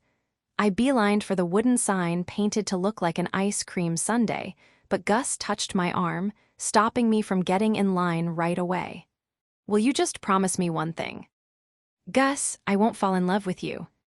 One more thing, he said. Please just try your hardest not to puke. If I start to, I'll just swallow it. Gus cupped his hand over his mouth and gagged. Kidding, I won't puke. At least not until you take me to that 6-hour reading. Now come on. I've spent all week looking forward to eating something other than cold Pop-Tarts. I don't think this is going to be the vitamin and nutrient-rich smorgasbord you seem to be imagining. I don't need vitamins. I need nacho cheese and chocolate sauce. In that case, you planned the perfect night. Because I'd bought the tickets, Gus paid for the popcorn and the ice cream surprises, $6 each, decidedly unworth it. And he tried to buy us sodas before I completely indiscreetly cut him off, doing my best to signal that we had other options in the car.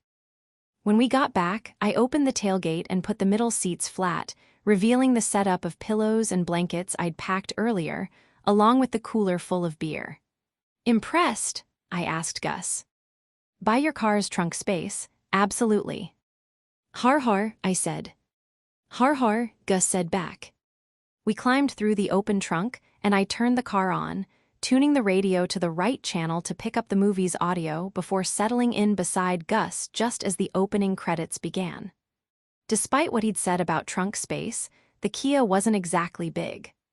Lying on our stomachs, chins propped up on our hands, we were very nearly touching in several places, and our elbows were touching. This position wouldn't be comfortable for long, and rearranging with both of us in the car was going to be a challenge. Being this close to him was also going to be a challenge. As soon as Meg Ryan appeared on screen, he leaned a little closer and whispered, "Her face really doesn't bother you." "I think you should see a doctor," I hissed. That's not a normal reaction.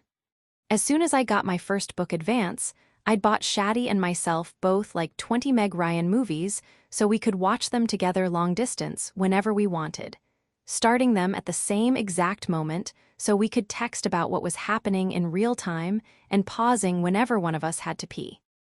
Just wait until you hear how Meg Ryan pronounces horses when she sings Sleigh Ride, I whispered to Gus. Your life will be irrevocably changed. Gus gave me a look like I wasn't helping my case. She just looks so damn smug, he said. A lot of people have told me I look like her, I said. There's no way that's true. Okay, they haven't, but they should have. That's ridiculous, he said. You look nothing like her. On the one hand, I'm offended. On the other, I'm relieved you probably don't loathe my face. There's nothing to loathe about your face, he said matter-of-factly. There's nothing to loathe about Meg Ryan's face either. Fine, I take it back. I love her face. Does that make you happy? I turned toward him. His head was propped in his hand, his body angled toward me, and the light from the screen just barely caught his eyes, drawing liquidy slivers of color in them. His dark hair was as messy as ever, but his facial hair was back under control, and that smoky smell still hung on him. January, he murmured. I maneuvered onto my side, facing him, and nodded. It makes me happy. His knee bumped mine. I bumped his back. A shadow of a smile passed over his serious face, there and gone so fast I might have imagined it. Good, he said. We stayed like that for a long time, pretending to watch the movie from an angle where neither of us could possibly see more than half the screen, our knees pressed into one another. Whenever one of us rearranged, the other followed. Whenever one of us could no longer bear the discomfort of one position, we both shifted, but we never stopped touching. We were in dangerous territory. I hadn't felt like this in years. That almost painful weight of wanting, that paralyzing fear that any wrong move would ruin everything. I glanced up when I felt his gaze on me, and he didn't look away. I wanted to say something to break the tension, but my mind was mercilessly blank. Not the blinking cursor on a white screen blank of trying to concoct. A novel from thin air, the color popping in darkness blank of scrunching your eyes shut, of staring at flames too long. The pulsing blank of feeling so much you're incapable of thinking anything. The staring contest stretched an uncomfortable distance without either of us breaking it. His eyes looked nearly black, and when the light from the screen hit them, the illusion of flames sparked in them, then vanished. Somewhere deep in my mind, a self-preservation instinct was screaming, "Those are the eyes of a predator," but that was exactly why nature gave predators eyes like that. So dumb little rabbits like me wouldn't stand a chance. Don't be a dumb bunny, January. I have to go to the bathroom, I said abruptly. Gus smiled. You just went to the bathroom. I have a really tiny bladder, I said. I'll go with you. That's okay, I chirped, and forgetting I was in a car, sat up so fast I slammed my head into the roof. Shit, Gus said at the same time I hissed out a confused, what? He bolted up and shuffled on his knees toward where I sat, clutching my head. Let me see. His hands cradled the sides of my face, tilting my head down so he could see the crown of my skull. It's not bleeding, he told me, then angled my face back up into his fingers threaded gently through my hair. His eyes wandered down to my mouth, and his crooked lips parted. Oh, damn. I was a bunny. I leaned toward him, and his hands went to my waist, drawing me onto his lap so that I was straddling him where he knelt. His nose brushed the side of mine, and I lifted my mouth under his, trying to close the gap between us. Our slow breaths pressed us into each other, and his hands squeezed my sides, my thighs tightening against him in reaction. One time was all I could think. That was his policy, right? Would it really be so bad if something happened between us, just once? We could go back to being friends, neighbors who talked every day.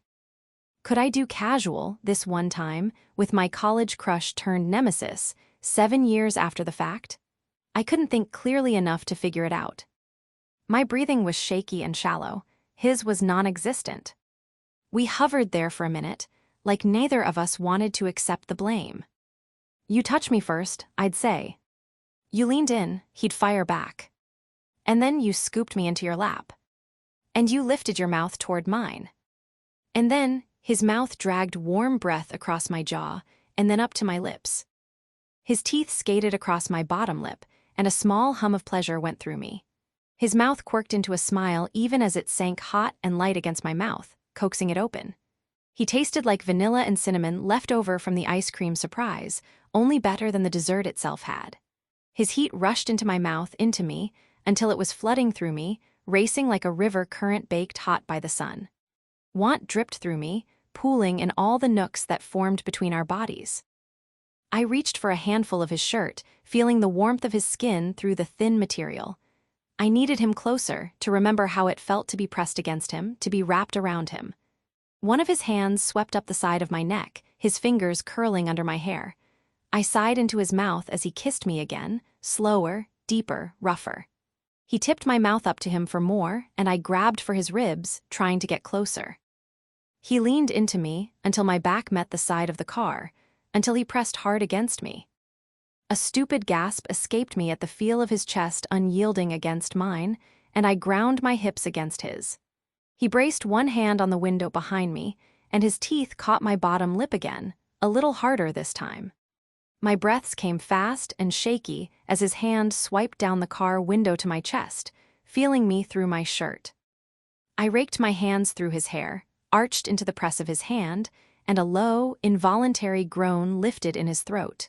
He leaned away and flipped me onto my back, and I greedily pulled him over me. A pulse went through me at the feeling of him hard against me, and I tried to will him closer than clothes allowed.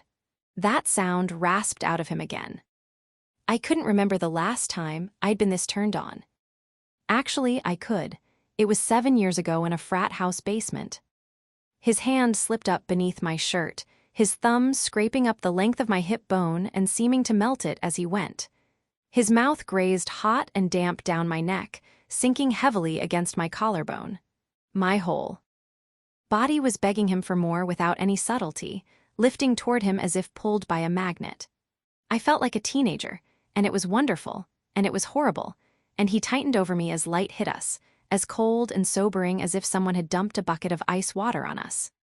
We sprang apart at the sight of the surly middle-aged woman with the flashlight aimed our way. She had a frizzy triangle of gray hair and a bright blue track jacket screen printed with the big Boy Bobby's logo. She cleared her throat. Gus was still propped up over me, with one hand tangled in the hem of my shirt.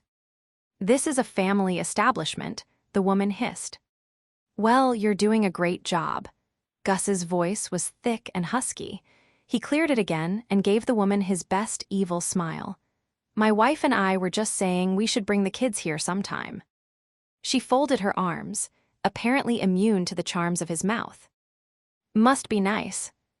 Gus knelt back onto his heels, and I tugged my shirt down. "Sorry about that," I said, mortified. The woman jerked a thumb down the dark, grassy aisle between cars. "Out," she barked. "Of course," Gus said quickly and jerked the tailgate closed, shutting us off from her. I burst out in humiliated, deranged laughter, and Gus turned toward me with a faint smile, his lips bruised and swollen, his hair disastrous. "That was such a bad idea," I whispered helplessly. "Yeah." Gus's voice slipped back into its dangerous rasp. He leaned forward through the dark and caught me in one last viciously slow, dementedly hot kiss, his fingers spanning the side of my face. "Won't happen again," he told me, and all the sparks awake in my bloodstream fizzled out just a bit. One time, that was his rule. But did this count? My gut twisted with disappointment. It couldn't. It had done nothing to satisfy me.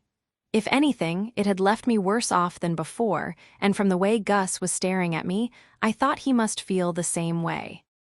The woman banged on the back window, and we both jumped. "We should go," Gus said. I scrambled from the back of the car into the front seat. Gus got out the back door and back into the passenger seat. I drove us home, feeling like my body was a heat map, and everywhere he'd touched, everywhere he looked when he glanced over from the passenger seat, was glowing red. Gus didn't appear at the kitchen table at noon on Sunday. I figured that was a bad sign, that what had happened had destroyed the only friendship I had in this town. Really, one of only several friendships I had the world over, since Jacques and my couple of friends, it had turned out, had no use for just me. I tried to put Gus out of my mind, to work on the book with singular focus, but I went back to jumping every time my phone buzzed. A text from Anya, "Hey, love, just wanted to check in." The house would really like to see some initial pages to give some input. An email from Pete. Hello, good news, your books will be in stock tomorrow. Is there a day this week you could stop by to sign? An email from Sonia, which I did not open but whose first sentence I could see. Please don't let me scare you off from book club. I'm totally happy to stay home on Monday nights if you'd like to keep a text from Shaddy, January. Help. I cannot get enough of that haunted hat. He's come over the last 3 nights and last night I let him stay. I texted her back, you know exactly where this is going. You're into him. I hate falling in love, she replied. It's always ruining my bad boy reputation. I sent her a sad face. I know, but you must persevere. For the good of the haunted hat, and so I can live vicariously through you. Memories from last night flashed across my mind as bright and hot as fireworks, the sparks landing and burning everywhere he'd touched. I could feel the ghost of his teeth on my collarbone, and my shoulder blade was a little bruised from the car door. Hunger and embarrassment raced through me in one twisted braid. God, what had I done? I should have known better. And then there was the part of me that couldn't stop thinking, am I going to get to do it again? It didn't have to mean anything. Maybe this was it. I would finally learn how to have a casual relationship. Or maybe the deal was off, and I would literally never hear from Gus Everett again. I was out of both cereal and ramen, so after I'd painfully churned out 300 words, I decided to break for a grocery trip, and on my way out the door, saw that Gus's car wasn't in its usual spot on the street. I forced the thought from my head. This didn't have to be a big deal. At the grocery store, I checked my bank account again, then wandered the aisles with my phone calculator open, adding up the price of frosted mini wheats and cans of soup. I'd managed to put together a decent haul for $16 when I rounded the corner to the checkout and saw her there. Curly white hair, willowy frame, that same crocheted shawl. Panic coursed through me so fast I felt like I'd gotten an adrenaline shot in the heart. I abandoned my cart right there in the aisle and, head down, booked it past her toward the doors. If she saw me, she didn't say anything. Or if she did, my heart was pounding too loud for me to hear it. I jumped back into my car feeling like I'd robbed a bank and drove 20 minutes to another grocery store, where I was so shaken up and paranoid about another run-in that I barely managed to get anything. By the time I got home, I was still shaky, and it didn't help that Gus's car hadn't reappeared. It was one thing to have to dodge Sonia in my bi-monthly grocery trips. If I wound up having to avoid my next-door neighbor, I was pretty sure Plan B, move to Duluth, would have to take effect. Before I crawled into bed that night, I peeked out the front windows one more time, but Gus's car was still missing. Dread inflated in my chest like the world's least fun balloon. I'd finally found a friend, someone I could talk to, who'd seemed to want to be around me as much as I wanted to be around him, and now he was just gone. Because we'd kissed. Anger reared up in me, forcing my humiliation and loneliness out of the way for just a while before they buoyed to the surface again. I thought about texting him, but it seemed like the weirdest possible time to start, so instead I went asleep. A sick, anxious feeling coiled in my stomach. By Monday morning, he still wasn't back. Tonight, I decided, if his car wasn't along the curb tonight, I could text him. That wouldn't be weird. I put him out of my mind and pounded out 2,000 fresh words, then texted Anya. Going well, actually, seriously, I mean it this time. But I'd like to get a little more done before anyone reads the partial. I think it's going to be hard to tell where I'm going with this without the complete picture, and I'm afraid if I jump forward to outline, it will kill all momentum I've finally built up. Next, I replied to Pete. Great, how does Wednesday work? The truth was, I could have come in on Sunday when I got the email, or on Monday when I sent the reply. But I didn't want another invitation to the Red Blood, White Russians, and Blue Jeans book club. Putting off my stop at the bookstore until Wednesday eliminated one more potential week of that whole experience without having to reject the invitation. By 11 that night, Gus's car still wasn't back, and I'd talked myself into and out of texting him 5 times. Finally, I put my phone in the drawer of the side table, clicked off the lamp, and went to sleep. Tuesday, I awoke soaked in sweat. I'd forgotten to set my alarm, and the sun was streaking through the blinds in full force, baking me in its pale light. It had to be close to 11. I slid out from under the thick duvet and lay there for another minute. I still felt a little sick, and then a little furious that I felt sick. It was so dumb. I was a grown woman. Gus had told me exactly how he operated, exactly what he thought about romance, and he'd never said or done anything to suggest he'd changed his mind. I knew that no matter how attracted to him I occasionally felt, the only place our relationship could go was through a revolving door in and out of his bedroom, or the back of my deeply uncool car. And even if things had gone further that night, it wouldn't have precluded him from disappearing for days. There was exactly one way that I could theoretically have Gus Everett, and it would leave me feeling sick like this as soon as it was over. I needed to get him out of my head. I took a cold shower. Or, at least, I took 1 second of a cold shower, during which I screamed the F word and almost broke my ankle lunging away from the stream of water. How the hell were people in books always? Taking cold showers, I turned the water back to hot and fumed as I washed my hair. I wasn't mad at him. I couldn't be. I was furious with myself for wandering down this path. I knew better. Gus wasn't Jacques. Guys like Jacques wanted snowball fights and kisses at the top of the Eiffel Tower and sunrise strolls on the Brooklyn Bridge. Guys like Gus wanted snarky banter and casual sex on top of their unfolded laundry. In the back of your deeply uncool car, at a family establishment. Although I couldn't be sure that hadn't been my idea. It was conceivable that I'd thrown myself at him. It wouldn't be the first time I was seeing through rose-colored glasses, assigning meaning where there was none. I was being stupid. After everything with my dad, I should have known better. I just barely started to heal, and I'd run right out and gotten a crush on the one person who was guaranteed to prove right every single fear I had about relationships. I needed to let this go. Writing, I decided, would be my solace. It was slow going at first, every word a decision not to think about Gus disappearing, but after a while I found a rhythm, almost as strong as yesterday's. The family circus wound up back in Oklahoma, close to where Aliner's father's secret second family lived. A week, I decided. The bulk of this book was going to take place over the week. The circus was parked in town TBD, Tulsa, Oklahoma. Writing in a different era presented a completely new challenge. I was leaving a lot of notes to myself, like find out what drinks were popular, then or insert historically accurate insult. What mattered, though, was that I had a vision. All the secrets were going to come to the surface, almost win out, and then they'd be packed back down neatly.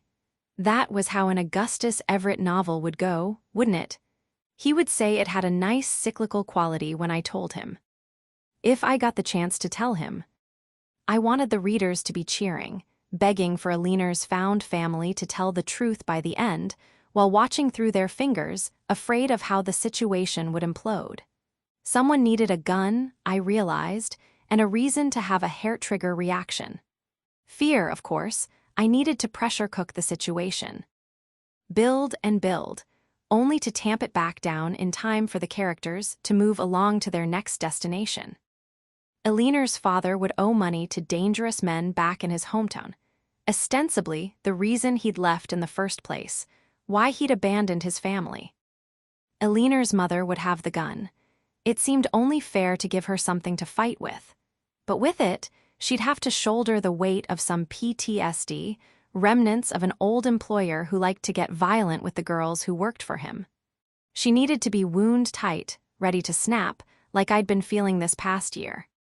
Like I wanted Mom to be, after the full extent of Dad's lies came to light. Aliner, for her part, was going to fall in love with a local. Or at least fancy herself having done so, the night of their first performance in Tulsa. She would spend the week moving closer to escaping the life she'd grown up in, only to have a horrible last-minute revelation that no matter how she might sometimes despise this world, it was the only one in which she belonged. Or maybe she would realize the world she'd lusted after.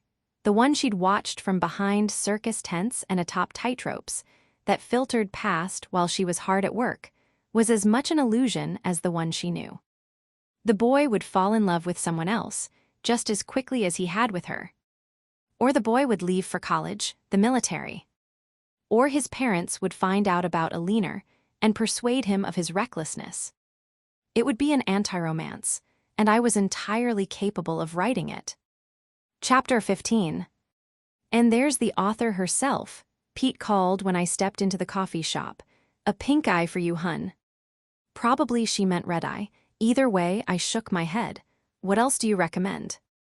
Green tea's good for you, Pete mused. Well, sign me up. My body could use some antioxidants, or whatever was in green tea that made it good for you. Mom had told me, but the point had been pleasing her, not cleansing myself, so I didn't totally remember. Pete handed me the plastic cup, and this time she let me pay. I ignored the sinking in my stomach. How much money did I have left in my bank account? How long until I had to crawl back to my now-ruined childhood home with my tail between my knees? I reminded myself that family secrets. DocX was rapidly growing into a book-like thing, even one I'd be curious to read. Sandy Lowe might not end up wanting it, but surely someone would. Okay, not surely, but hopefully. Pete took off the apron as she led the way into the bookstore. Maybe you should get a Clark Kent trench coat, I said. Seems like less hassle than bows and knots. Yes, and who doesn't want to buy their coffee from a gal in a trench coat, Pete said. Taché. So here we go. Pete stopped at the revelatories display, which was now only halfway a pyramid of revelatories. The other half was comprised of bubblegum pink, bright yellow, and sky blue books. Pete beamed. Thought it would be kinda neat to do this local authors display. Showcase the whole spectrum of what we've got going on here in North Bear. What do you think? Grab a stack, by the way. Pete was already carrying an armload over to the counter, where a roll of autograph stickers and a couple of Sharpies awaited. It's great, I said, following her with another stack. And Everett, she said. Great, I answered, accepting the uncapped Sharpie she was pushing into my hand. She started flipping to title pages and sliding books across for me to sign, one at a time.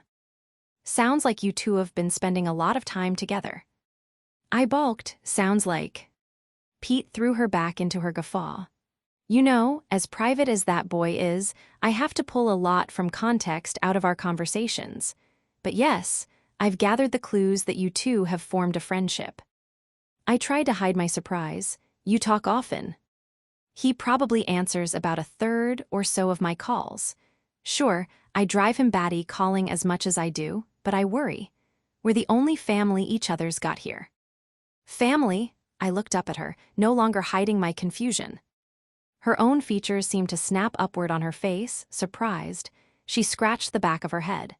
I thought you knew. I never can tell what he thinks is private and what is. So much of it shows up in his books you'd think he'd be comfortable peeling off his skin and parading through Times Square. Course, that might just be me projecting. I know how you artist types are. He insists it's fiction, so I should read it as such. I was barely tracking. Apparently my face revealed that because Pete explained, I'm his aunt. His mother was my sister. A wave of dizziness hit me. The shop seemed to rock. This didn't make sense. 2.5 weeks of near-constant, albeit non-traditional communication, and Gus hadn't even shared the most basic parts of his life with me. But you call him Everett, I said. You're his aunt and you don't use his first name. She stared at me for a moment, confused.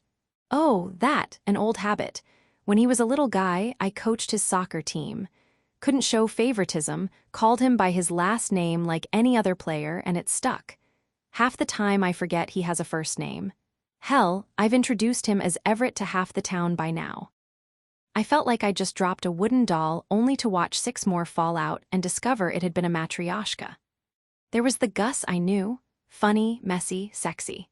And then there was the other Gus, who disappeared for days, who had played soccer as a kid and lived in the same town as his aunt, who said no more than he absolutely had to about himself. his family, his past while I spilled wine, tears, and my guts all over him.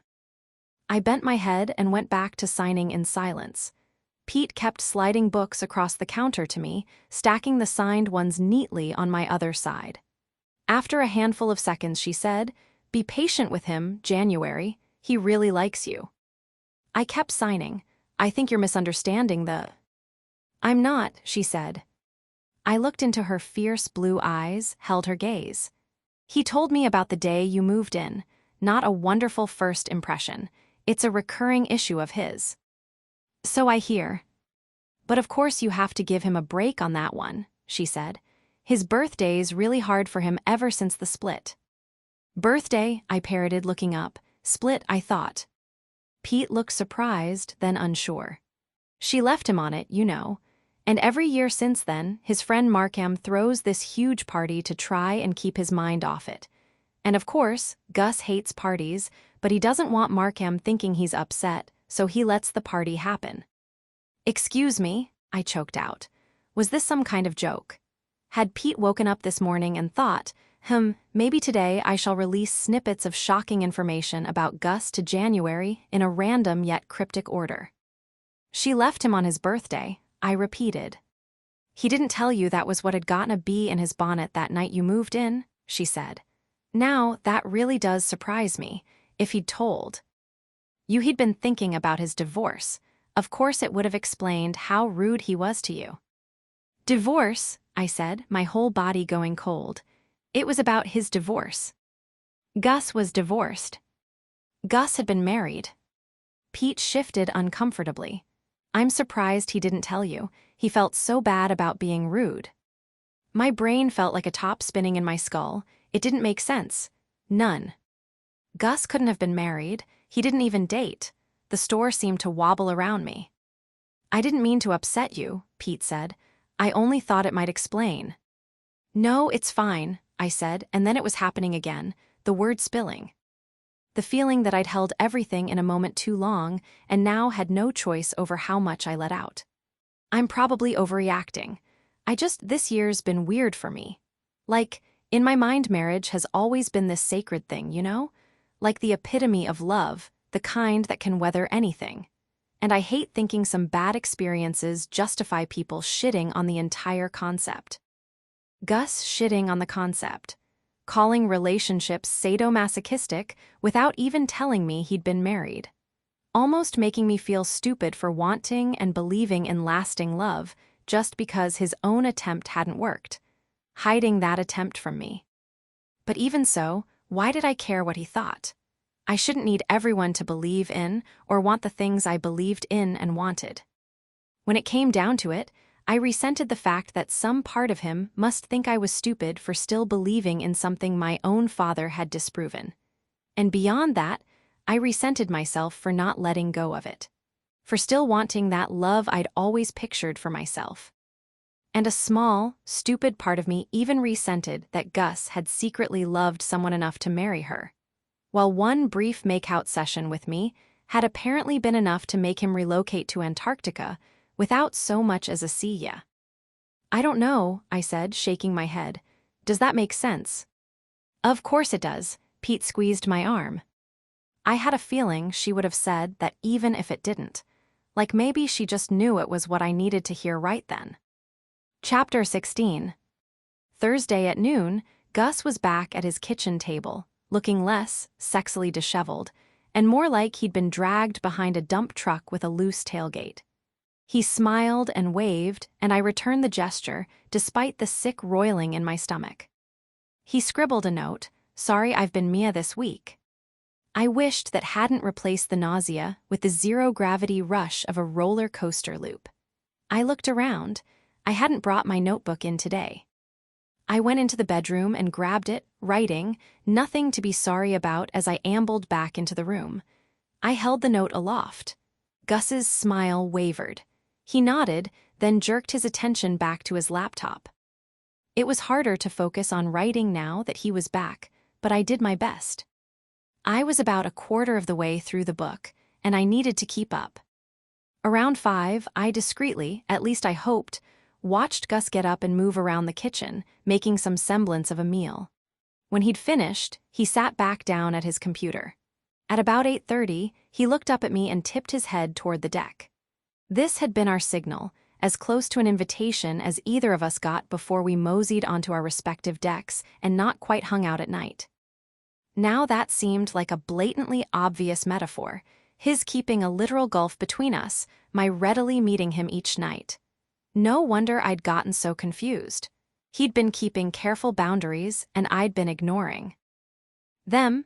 I was so bad at this, so unprepared to find myself drawn to someone completely emotionally unavailable. I shook my head to Gus's invitation, then added a written note to my pass. Sorry, too much to do. And you're on my ass. Gus nodded understanding. He stood, mouthing something along the lines of if you change your mind, then disappeared from sight for a moment and reappeared on his deck. He walked to its farthest point and leaned across the railing. The breeze fluttered through his shirt, lifting his left sleeve up against the back of his arm.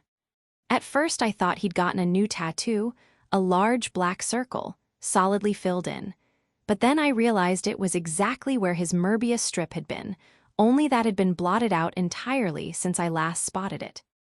He stayed out there like that until the sun had gone down and night cloaked everything in rich blues. The fireflies coming to life around him, a million tiny nightlights switched on by a cosmic hand. He glanced over his shoulder toward my deck doors, and I looked sharply toward my screen, typing the words pretending to be busy, very busy and focused to complete the illusion. Actually, I'd been at my computer for nearly 12 hours, and I'd only typed 1,000 new words. Though I'd managed to open 14 tabs on my web browser, including 2 separate Facebook tabs. I needed to get out of the house. When Gus looked away again, I sneaked from the table out to the front porch. The air was dense with humidity, but not uncomfortably hot. I perched on the wicker couch and surveyed the houses across the street. I hadn't spent much time out here, since the water was behind Gus's and my side of the street, but the cottages and dollhouses on the other side were cute and colorful, every porch packed with its own variation on the lawn furniture theme. None was so homey or eclectic as the set Sonia had chosen. If I'd had no negative ties to this furniture, I'd be sad to have to sell it, but I figured now was as good a time as any. It'd be one less thing to worry about later. I stood and flicked on the porch light, snapping pictures of each individual piece and some of the whole set, then pulled up Craigslist on my phone. I stared at it for a moment, then exited the browser and opened my email. I could still see the bolded words from Sonia's last message. I hadn't deleted any of them, but I didn't want to read them either. I opened a new email and addressed it to her. Subject: porch furniture. Hi, I'm beginning to sort out things at the house. Did you want the furniture on the porch, or should I sell it? I tried out 3 separate signatures, but none seemed right. In the end, I decided not to leave so much as a J behind. I hit send. That was it, all the emotional labor I had in me for the day. So I washed my face, brushed my teeth, and climbed into bed, where I watched Veronica Mars until the sun came up. On Friday, the knocking on my door came hours earlier than I'd expected. It was 2:30 in the afternoon, and as I'd fallen asleep at 5 that morning, I'd only been awake for a couple of hours by then. I grabbed my robe off the couch and pulled it over my outfit, boxers stolen from Jacques, and my worn-out David Bowie shirt minus a bra. I drew back the linen curtain that covered the window, set into the door, and saw Gus pacing on the porch, his hands locked behind his head and pulling it down, as if stretching his neck. He stopped, wide-eyed, and spun toward me as I opened the door. "What's wrong?" I asked. In that moment, I saw the part of his gene pool that overlapped with Pete's in the way that his expression shifted from confusion to surprise. He shook his head quickly. "Dave S. here." "Dave," I said. "Dave as in Dave, of Olive Garden fame." "It's definitely not Wendy's Dave," Gus confirmed. "He called me a minute ago and said he was in town. He drove out on an impulse. I guess he's in my house right now. Can you come over?" "Now," I said dumbly. "Yes, January. now because he's in my house now. Yes, I said, just let me get dressed. I shut the door and ran back to the bedroom. I'd fallen behind on laundry this week. The only clean thing I had was the stupid black dress. So, naturally, I wore a dirty t-shirt and a pair of jeans. Gus's door was unlocked, and I let myself in without thinking. When I stepped inside, it all struck me. We'd been friends almost a month, and I was finally in the house I'd peered curiously into that first night. I was tucked between those dark shelves, far overstuffed with books, Gus's smoky incense smell in the air. The space was lived in. Books left open on tables, stacks of mail on top of anthologies and literary journals, a mug here or there on a coaster. But compared to his usual level of sloppiness, the room was meticulously neat. January, the narrow hall that veered straight into the kitchen seemed to swallow his voice. We're in here. I followed it as if it were breadcrumbs, leading to some fantastical place. That or a trap. I stopped in the kitchen, a mirror image of mine. On the left, a breakfast nook, where the table I'd seen Gus sit behind so often was pushed almost flush to the window, and the counters and cupboards on the right. Gus waved at me from the next room over, a little office. I wanted to take my time, to examine every inch of this house full of secrets, but Gus was watching me in that focused way that made it seem like he might be reading my thoughts, so I hurried into the office. A minimalist desk, all sleek Scandinavian lines and utterly free of clutter, was pushed against the back window. Where Gus's house sat, his deck overlooked the woods, but the trees fell away before the furthest right side of the building, and here the view of the beach was unobstructed, the silvery light filtering through the clouds, bouncing along the tops of the waves like skipped stones. Dave wore a red t-shirt and a mesh-backed hat. Bags hung under his eyes, giving him the look of a sleepy Saint Bernard. He took his hat off and stood as I entered the room, but didn't stretch out his hand, which gave me the disorienting feeling of having wandered into a Jane Austen novel. Hi, I said, I'm January. Pleasure, Dave said with a nod. There was a desk chair, turned away from the desk so Gus could face the rest of the tiny room, an armchair wedged into the corner, which Dave had evacuated when he stood, and a kitchen chair Gus had clearly brought in especially for the occasion. Dave sat back in that one, gesturing for me to take the armchair. Thanks, I sat, inserting myself into the triangle of chairs and knees. And thanks so much for talking to us. Dave put his hat back on and swiveled the bill anxiously. I wasn't ready before. Sorry for wasting you all's time, driving out my way. Feel awfully bad. No need, Gus assured him. We know how sensitive all this is. He nodded, and my sobriety, I just wanted to be sure I could handle it.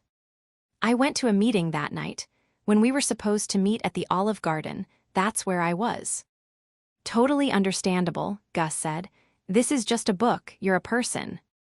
Just a book. The phrase caught me off guard coming from Gus's mouth. Gus, books with happy endings are dishonest, Everett. Gus, drinking the goddamn literary Kool-Aid, Everett had said the words, just a book. And for some reason, that unraveled me a bit. Gus has been married. He caught me staring, I looked away. That's just it, Dave said. It's a book. It's a chance to tell a story that might help people like me. The corner of Gus's mouth twisted uncomfortably. I still hadn't read my new copy of the Revelatories. I was afraid of how it might dim or exacerbate my crush on him. But from everything Gus had said, I knew he wasn't writing to save lives so much as to understand what had destroyed them. Gus's rom-com was supposed to be different, but I couldn't imagine him using anything Dave had said to tell a story with a meet-cute and a happily ever after. The contents of this interview would be far more at home in his next literary masterpiece. Then again, this was Gus. When we'd started down this path, I'd thought I'd be writing bullshit, just mimicking what I'd seen other people do. But really, my new project was as quintessentially me as anything else I'd written. Maybe Gus's rom-com really would have a place like New Eden as a backdrop, all kinds of horrible things happening between kisses and professions of love. Maybe he was finally going to give someone the happy ending they deserved, in a book about a cult. Or maybe Dave was barking up the wrong tree. "It will be honest," Gus told him, "but it won't be New Eden, it won't be you. It will, hopefully, be a place you can imagine existing, characters you believe could be real." He paused, thinking, "And if we're lucky, maybe it will help someone to feel known and understood like their story matters." Gus glanced at me so fast I almost missed it. My stomach somersaulted as I realized he was quoting me, something I'd said that night we'd made our deal, and I didn't think he was teasing me. I thought he meant it. "But even if not," he went on, focusing on Dave, "just knowing you told it might help you." Dave pulled at a stray thread peeling out of the hole in the knee of his jeans. "I know that. I just had to make sure my ma understood. She still feels bad. Like she could have maybe talked my dad out of staying, gotten him to leave with us. He'd still be alive, she thinks." "And you?" Gus asked. Dave scrunched up his lips. "Do you believe in fate, Augustus?" Gus hid his grimace at the name. "I think some things are inevitable." Dave slumped forward, tugged on his hat bill. "Used to sleepwalk as a kid. Real bad habit. Scary stuff. Once, before we went to New Eden, my mom found me standing at the edge of our apartment's pool with a butter knife in my hand. Naked. I didn't even sleep naked. 2 weeks before we joined New Eden, we'd been at a park, just Ma and me, when a storm started up. She always liked the rain, so we stayed out too long. Thunder got going. Big, scary clashes. So we started running home. There was a chain-link fence around the park, and when we reached it, she yelled for me to wait. She wasn't sure how lightning worked, but she figured it was a bad idea to let her 6-year-old grab a fistful of metal. She wrapped her hand in her shirt and opened the gate for me. We got all the way home. We were on the front steps when it happened. A crack like a giant axe had hit the world.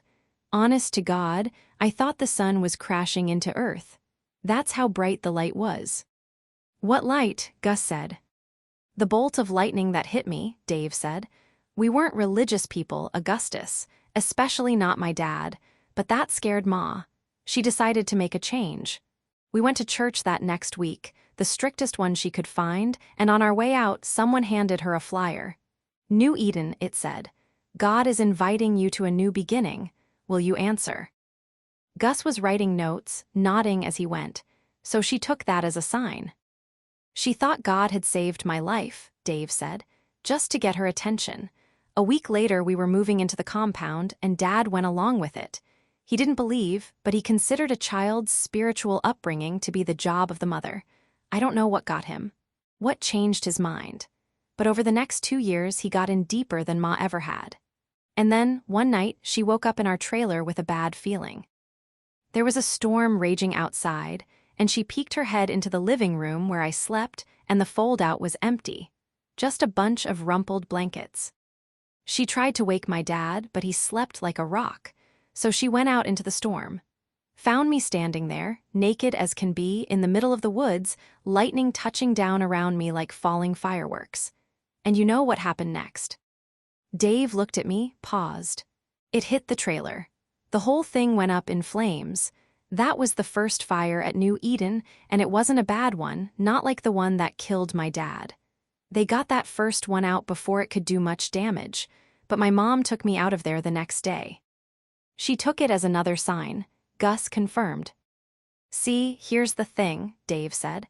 "My mom believes in fate, in destiny, in the divine hand of God, but not so much that there's no room to blame herself for what happened to my dad. She was the one who brought us there. And she was the one who took me out. She didn't tell him because she knew he was in too deep. He wouldn't have just refused to leave, he would have atoned for us." "Atoned," I said. "Lingo," Dave explained. "It's a confession on someone else's behalf. They didn't want us to think of it as reporting, keeping tabs on your neighbors. It was atoning. It was making the selfless sacrifice of putting a wedge in your own relationship with a person in order to save them from sin. Deep down, she knew that if she told Dad she wanted out, we both would have been punished. She would have gotten at least 2 weeks in isolation. I would have been beaten, then stuck with another family until her wavering faith had been restored. They said they didn't like the violence. That it was their own sacrifice to discipline us out of love. but you could always tell the ones who did. She knew all that. So fated or not, my mom saw the future. She couldn't have saved him, but she did what she had to do to save me. Gus was silent, thoughtful. Lost in thought, he looked suddenly younger, a little softer. I felt a rush of anger low in my stomach. Why didn't someone save you? I thought. Why didn't someone scoop you up and run you out in the middle of the night? I knew it was complicated. I knew there must have been reasons, but it still sent a pang through me. It wasn't the story I would have written for him, not at all. Gus shut the door behind Dave with a quiet click and turned to face me. For a moment we said nothing, both exhausted from the 4-hour interview.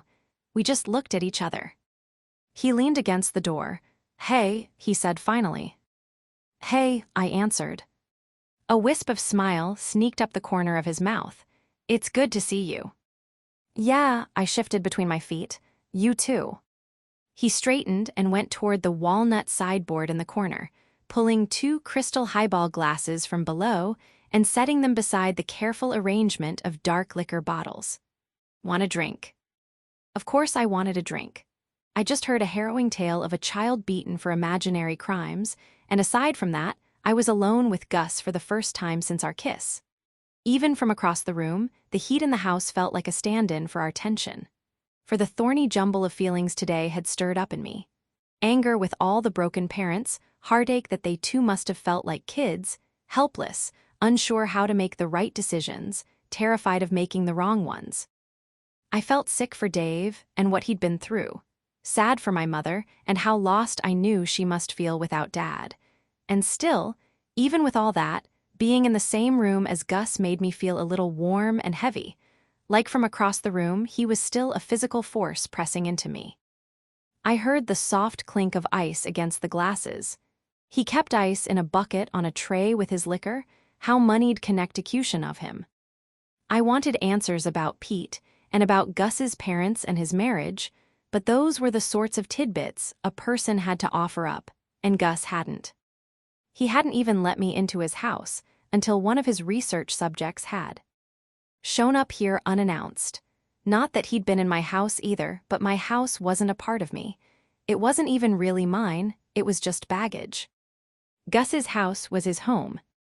And Dave had been inside before I had. Gus turned then to look at me, brow furrowed. "You got a tattoo." It was the first thing I could think to say when we'd been silent too long. His eyes darted toward his arm. I did. That was it. No explanation, no information about where he'd been. I was welcome to sit here, to have a drink with him and talk about books and meaningless memories of girls puking on the backs of our heads, but that was it. My heart sank. I didn't want that, not now that I'd had glimpses of more. If I wanted casual, surface-level chit-chat and conversational landmines, I'd call my mom. With him, I wanted more. It was who I was. "Scotch?" Gus asked. "I didn't get much done today. I should get back to it." "Yeah," he started nodding slowly, distractedly. "Yeah, okay, tomorrow then." "Tomorrow," I said. For once I was dreading planning our Saturday night. He left the glasses on the sideboard and came to open the door for me. I stepped onto the porch but hesitated at the sound of my own name. When I looked back, his left temple was resting against the doorjamb. He was always leaning on something, like he couldn't bear to hold all his own weight upright for more than a second or two. He lounged, he sprawled, he hunched and reclined. He never simply stood or sat.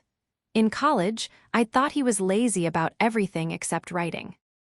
Now I wondered if he was simply tired, if life had beaten him into a permanent slouch, folded him over himself so no one could get at that soft center. The kid who dreamed of running away on trains and living in the branches of a redwood. "Yeah," I said. "It's good to see you," he said. "You said that already." "Yeah," he replied, "I did." I fought a smile, stifled a flutter in my stomach. A smile and a flutter weren't enough for me. I was done with secrets and lies, no matter how pretty. Good night, Gus. Chapter 17. The dance tux tonight, Gus wrote at noon on Saturday. Anxiety crept up every time I thought about being alone in the car with him. but I'd also had tonight planned since last Saturday, and I wasn't ready to bow out of our deal, not when I was finally writing for the first time in months. "OH, definitely," I wrote back. "Seriously?" Gus asked. "No," I wrote. "Do you have cowboy boots?" "What do you think?" Gus said. "From everything you know about me, take a wild guess whether I own cowboy boots." I stared at the blank page, then went for it. "You're a man of many secrets.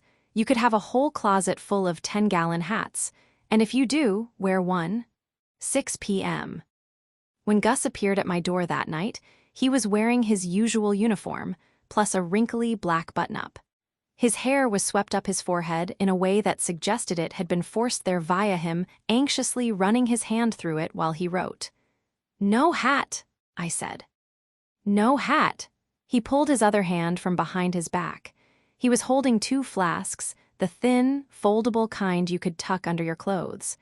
"But I brought these in case you're taking me to a Texan church service." I crouched by the front door, tugging my embroidered ankle boots on. "And once again, you reveal that you know much more about romance than you've previously let on." Even as I said it, my stomach clenched. Gus has been married. Gus is divorced. That was why he was so sure love could never last, and he'd told me none of these key details because he hadn't really let me in. If my comment reminded him of any of that, he didn't let on. "Just so you know," he said, "if I actually have to wear a cowboy hat at some point tonight, I will probably die." Cowboy hat allergy. I grabbed my keys from the table. "Got it, let's go." This date would have been perfect if it had been a date. The parking lot of the Black Cat Saloon was jammed, and the rough-hewn interior was just as packed. "A lot of flannel," Gus mused as we made our way in. "What do you expect on line dancing night, Gus?" "You're kidding, right?" Gus said, freezing. I shook my head. This has been an exact recurring nightmare I'm only just realizing was actually a premonition. On the low stage at the front of the barn-like room, the band picked up again, and a crush of bodies moved past on our left, knocking me into him. He caught me around the ribcage and righted me as the group pushed toward the dance floor. "You good?" he shouted over the music, his hands still on my ribs. My face was hot, my stomach flipping traitorously. "Fine." He leaned in so I could hear him. "This seems like a dangerous environment for someone your size. Maybe we should leave and go literally anywhere else." As he eased back to look me in the face, I grinned and shook my head. "No way, the lesson doesn't even start for another 10 minutes. His hands slid off me, leaving pulsing points behind on my skin. I guess I survived Meg Ryan. "Barely," I teased, then blushed as flashes of memory seared across my mind. Gus's mouth tipping mine open. Gus's teeth on my clavicle. Gus's hands tightening against my hips, his thumbs scraping over the jut of bone. The moment stretched out between us. Or rather, it seemed to tighten between us, and since we didn't move any closer, the air grew taut. The song was winding down now, and a lanky man with a horsey face bounded onto the stage with a microphone, summoning beginners to the floor for the next song.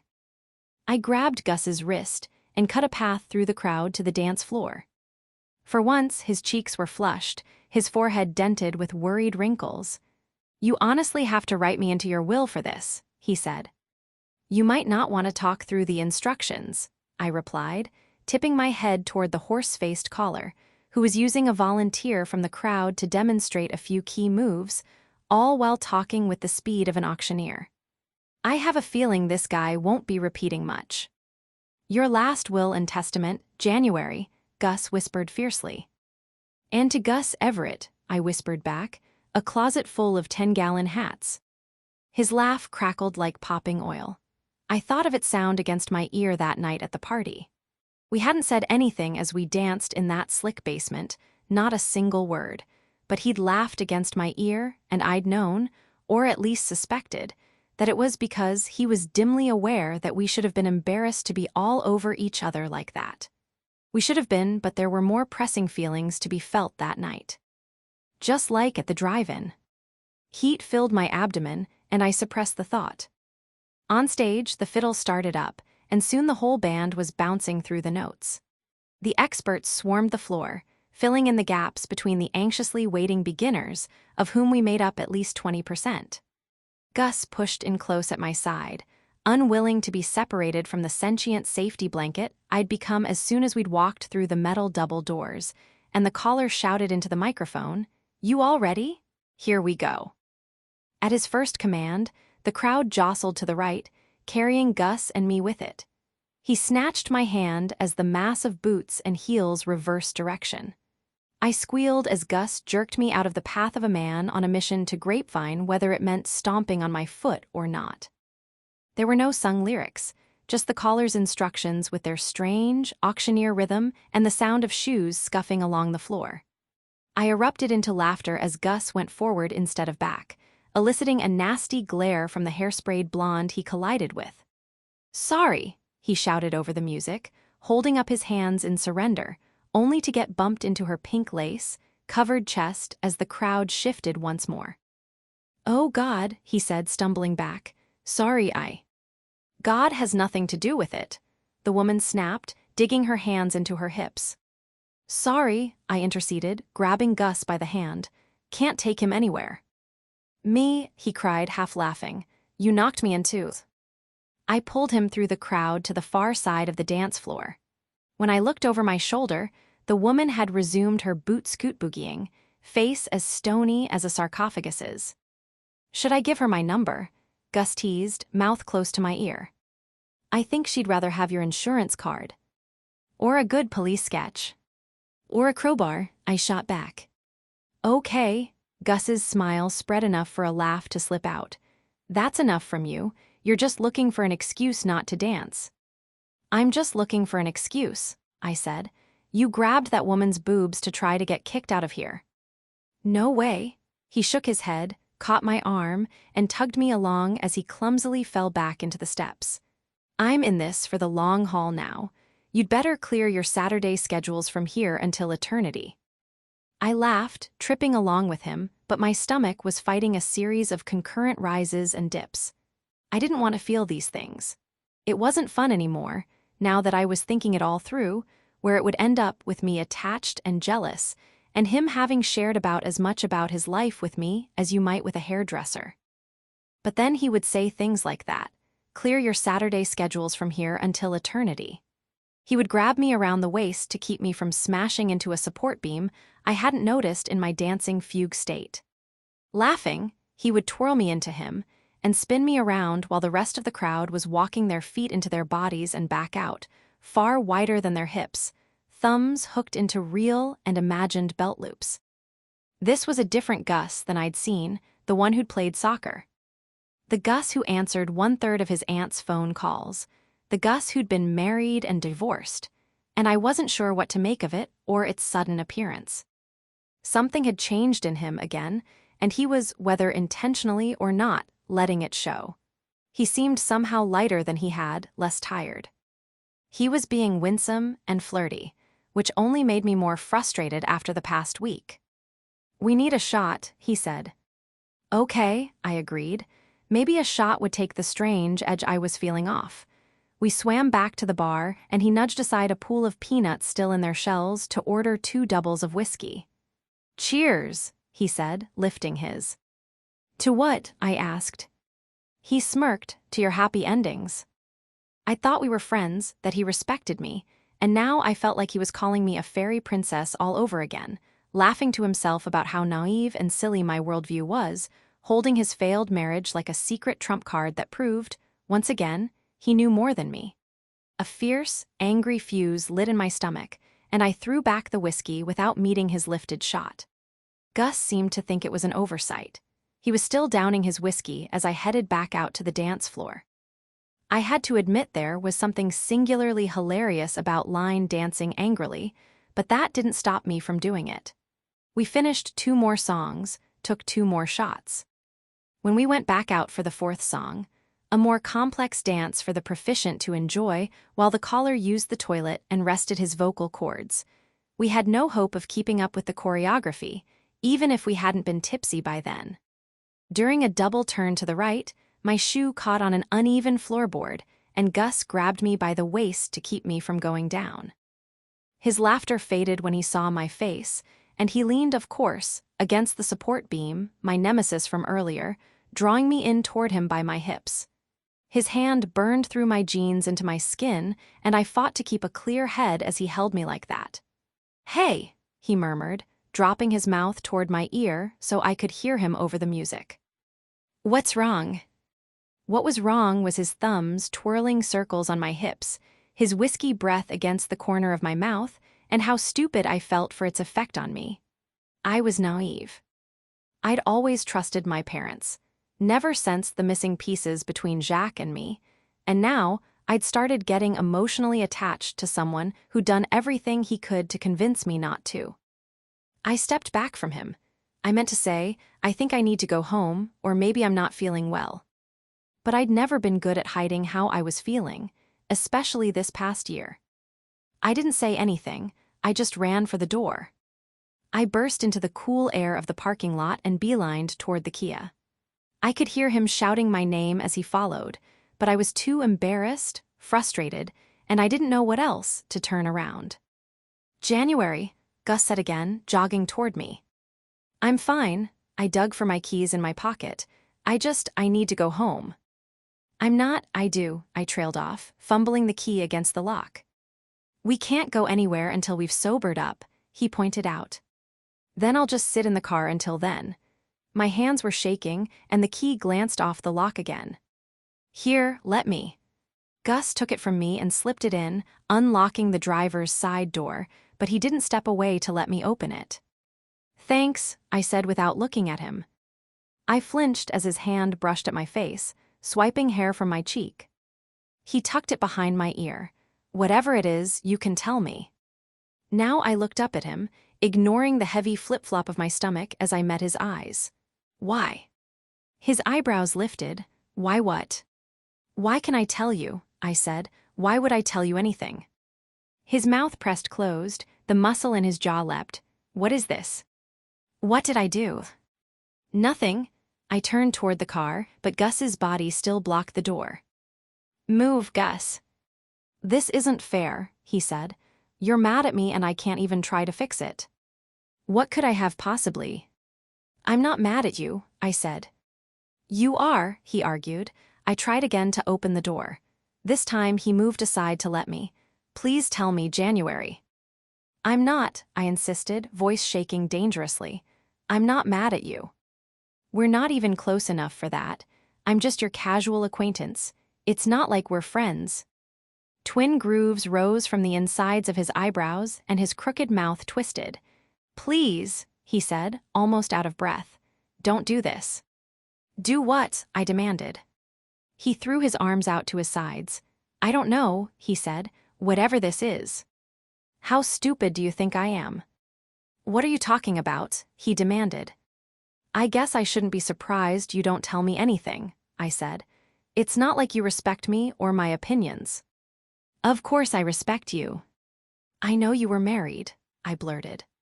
"I know you were married and that you split up on your birthday, and not only did you not tell me any of that, but you listened to me spill my guts about why I do what I do and what it all means to me, and talk about my dad and what he did, and you sat there on your smug little high horse." Gus gave an exasperated laugh. "Little high horse." Thinking I was stupid or naive. "Of course I don't." Keeping your own failed marriage a secret, just like everything else in your life, so you can look down on all the cliché people like me who still believe. "Stop," he snapped. "Oh, while you..." "Stop." He jerked back from me, walked down the length of the car, then turned back, face angry. "You don't know me, January." I laughed humorlessly. "I'm aware." "No." He shook his head, stormed back toward me, and stopped no more than 6 inches away. "You think my marriage is a joke to me? I was married 2 years. 2 years before my wife left me for the best man at our wedding. How's that for cliché? I know goldfish that lived longer than that. I didn't even want the divorce. I would have stayed with her, even after the affair, but guess what, January? Happy endings don't happen to everyone. There's nothing you can do to make someone keep loving you. Believe it or not, I don't just sit through hours of conversations with you silently judging you. And if it takes me a while to tell you things like, hey, my wife left me for my college roommate, maybe it has nothing to do with you, okay? Maybe it's because I don't like saying that sentence aloud. I mean, your mom didn't leave when your dad cheated on her, and my mom didn't leave my dad when he broke my fucking arm, and yet I couldn't do anything to make my wife stay. My stomach bottomed out, my throat clenched. Pain stabbed through my chest. It all made sense at once. The hesitancy and deflection, the mistrust of people, the fear of commitment. No one had chosen Gus. From the time he was a kid, no one had chosen him, and he was embarrassed by that like it meant something about him. I wanted to tell him it didn't. That it wasn't because he was broken, but because everyone else was. But I couldn't get any words out. I couldn't do anything but stare at him, standing there, out of steam, his chest rising and falling with heavy breaths, and ache for him and hate the world a little for chewing him up. Right then, I honestly didn't care why he'd disappeared or where he'd gone. The hard glint had left his eyes, and his chin dropped as he rubbed at his forehead. There were millions of things I wanted to say to him, but what came out was, Parker. He looked up again, eyes wide and mouth ajar. What? Your college roommate, I murmured. Do you mean Parker? Gus's mouth closed, the muscles along his jaw leaping. Yeah, he barely said. Parker. Parker, the art student with the eccentric clothes.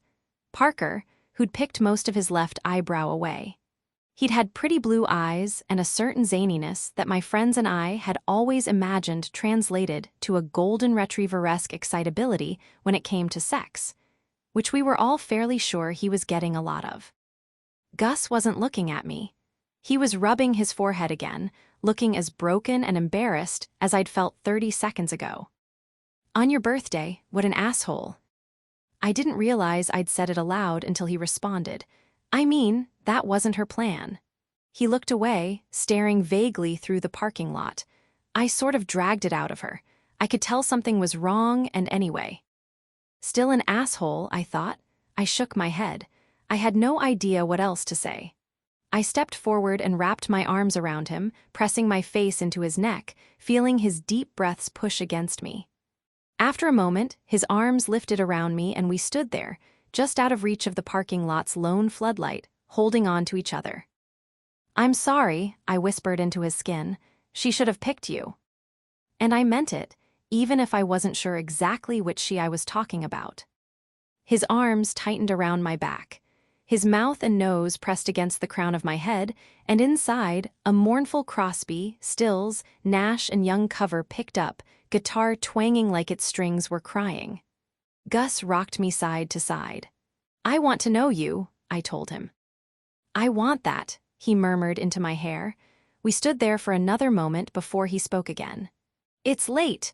We should grab some coffee inside so we can get home. I didn't want to go home. I didn't want to pull away from Gus. Sure. He eased back from me and his hand ran down my throat, resting on the crook between my neck and shoulder, his rough thumb catching the edge of my collarbone. He shook his head once. I've never thought you were stupid. I nodded. I wasn't sure what to say, and even if I had been, I wasn't sure if my voice would come out thick and heavy, like my blood felt, or shaky and high, like my stomach did. Gus's eyes dipped to my mouth, then rose to my eyes. I think it's brave to believe in love. I mean the lasting kind. To try for that, even knowing it can hurt you. And what about you? What about me? He murmured.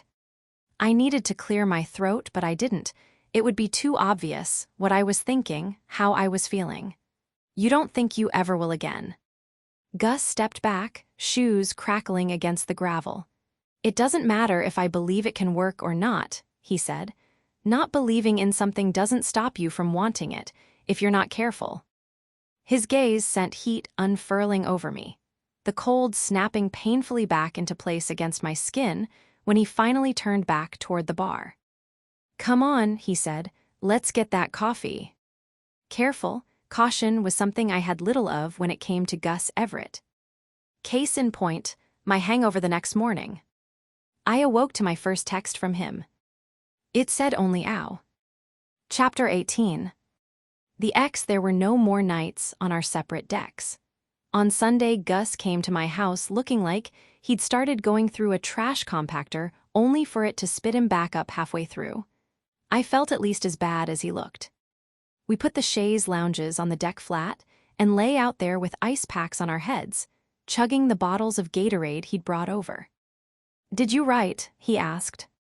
Whenever I picture words, I literally gag. Beside me, Gus coughed. "That word," he said. "Sorry." "Should we order pizza?" he asked.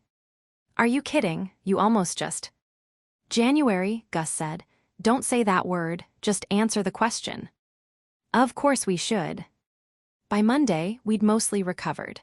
At least enough that we were both working at our own tables during the day, 2,000 words hammered out on my end. Around 1:40, Gus held up the first note of the day. "I texted you." I remember I wrote back, a historic moment in our friendship. "No," he said, "I texted you a minute ago." I'd left my phone charging by the bed. I held up my pointer finger as I hurried from the room and grabbed my phone. The text just said, "Do you know how to make a margarita?" "Gus," I typed back, "this is fewer words than the notes you wrote me to tell me about this message." He responded immediately. I wanted to put in a formal request. Writing notes is a very casual form of communication. "I don't know how to make a margarita," I told him, "but I know someone who does." "Jose Cuervo?" he asked. I pulled open the blinds and leaned out the window, yelling toward the back of our houses where the kitchen windows were. "Google." My phone buzzed with his response, "Come over." I tried not to notice what those words did to me, the full body shiver, the heat. I went back for my computer and walked over barefoot. Gus met me on his porch, leaned against the door jamb. "Do you ever stand upright?" I asked. "Not if it can be helped," he answered, and led me into his kitchen. I sat on a stool at the island as he pulled out the limes, then went into the front room for his shaker, tequila, and triple sec. "Please, don't trouble yourself to help," he teased. "Don't worry, I would never."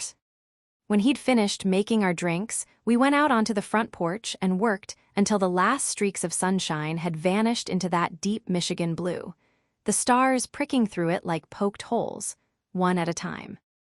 When our stomachs started to gurgle, I went back to my house for the rest of the pizza, and we ate it cold, our legs outstretched, feet resting on the porch railing. "Look," Gus said, and pointed up at the deep blue sky as two trails of silver light streaked through the stars. His eyes were doing the Gus thing, at the sight of them, and it made my chest flutter almost painfully. I loved that vulnerable excitement when he first caught sight of something that made him feel before he could cover it up. He looks at me like that sometimes.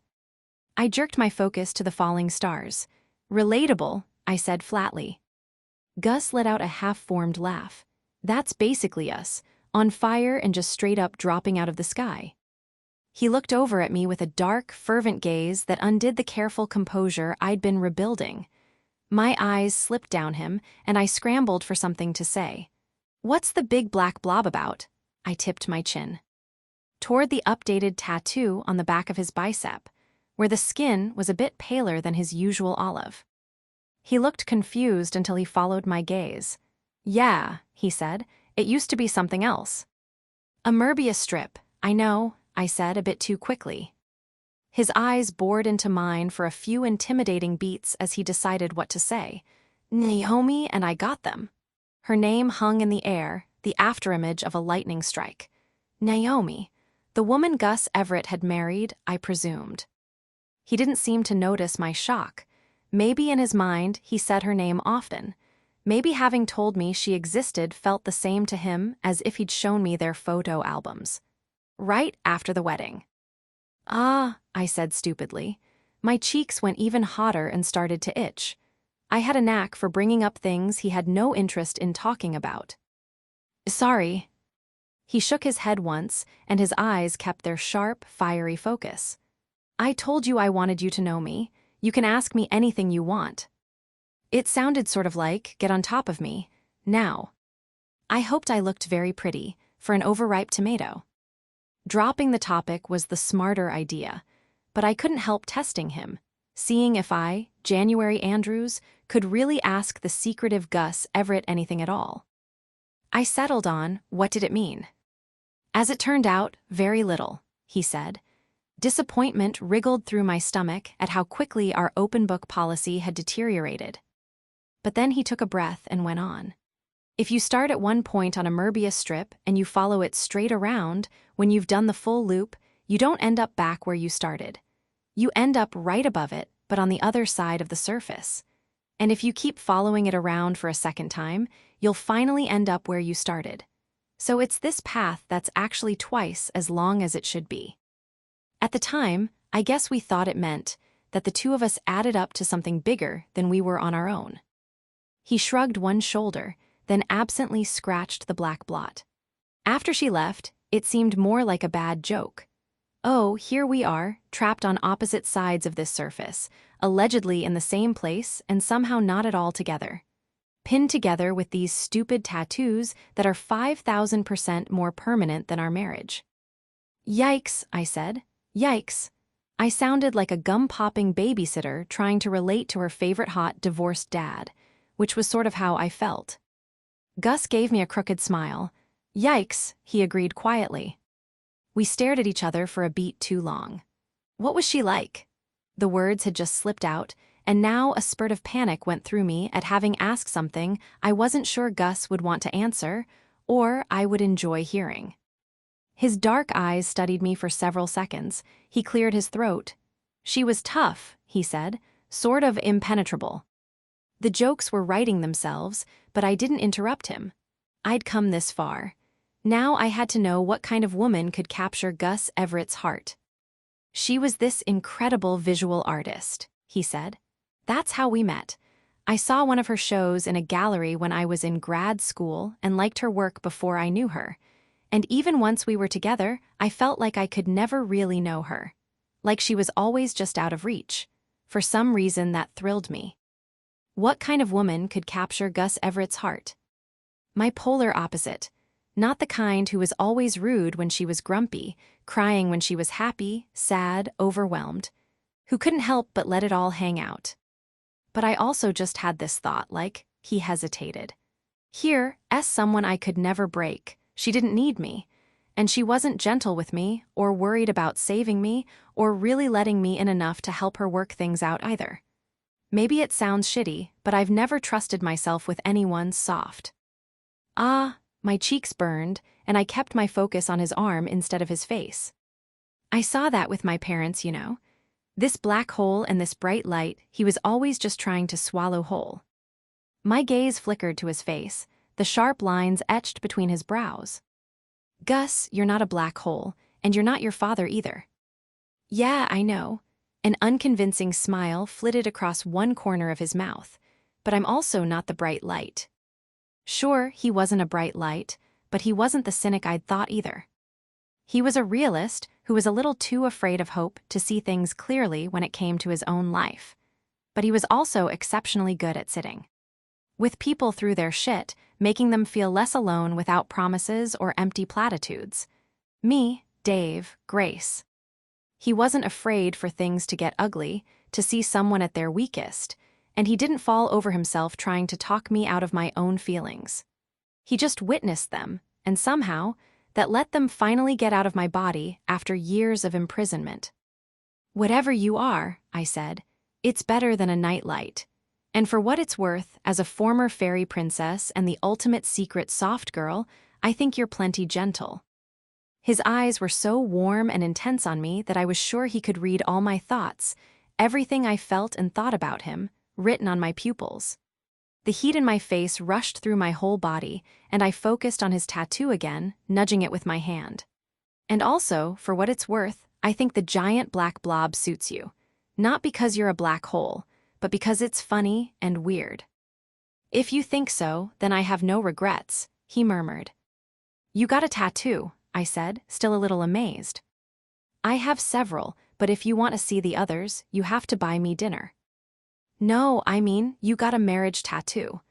I chanced a glance at him and found him staring at me, as if waiting for some big reveal about my meaning. That's some Cary Grant, level romance shit. Humiliating. He went to rub it again, but found my fingers resting there. Impressive, I countered. His calloused palms slid on top of mine, dwarfing it. Instantly, I thought of that hand touching me through my shirt, gliding over the bare skin of my stomach. His gravelly voice dragged me out of the memory. What about the golden boy? I balked, Jacques. Sorry, Gus said. The Jacques. 6 years is a long time. You must have thought you'd wind up with matching tattoos and a gaggle of children. I trailed off as I sorted through the alphabet soup in my brain. Gus's fingers were warm and rough, careful and light over mine, and I had to swim through a resistance pool full of thoughts like I bet scientists could exactly reconstruct him from this hand alone to get to any memory of Jacques. He was a leading man, you know. Should I? Gus teased. If you're taking our challenge seriously, I countered. I mean that he was romantic, dramatic. He lit up every room and had an incredible story for any occasion, and I fell in love with him in all these amazing moments we had. But then, whenever we were just sitting together, like eating breakfast in a filthy apartment, knowing we'd have to clean up after a big party, I don't know, when we weren't gleaming for each other, I sort of felt like we just worked okay together. Like we were co-stars in a movie, and when the cameras weren't on, we didn't have all that much to talk about. But we wanted the same life, you know. Gus nodded thoughtfully. I never thought about how Naomi's and my lives would work together, but I knew that's what it would be. 2 lives. You chose someone who wanted a relationship. That makes sense for you. Yeah, but that's not enough. I shook my head. You know that feeling when you're watching someone sleep and you feel overwhelmed with joy that they exist? A faint smile appeared in the corner of his mouth, and he just barely nodded. Well, I loved Jacques, I said. And I loved his family and our life and his cooking, and that he was passionate about the ER and read a lot of nonfiction like my dad and, well, my mom was sick. You knew that, right? Gus's mouth pressed into a thin, serious line, and his brow furrowed.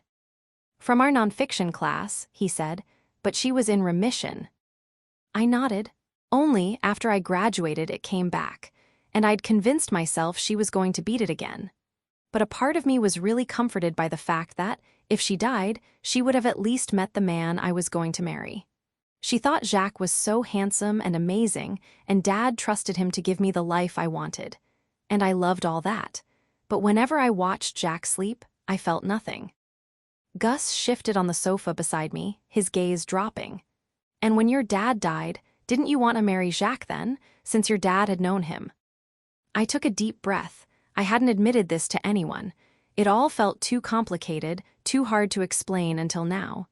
In a way, I think that almost set me free.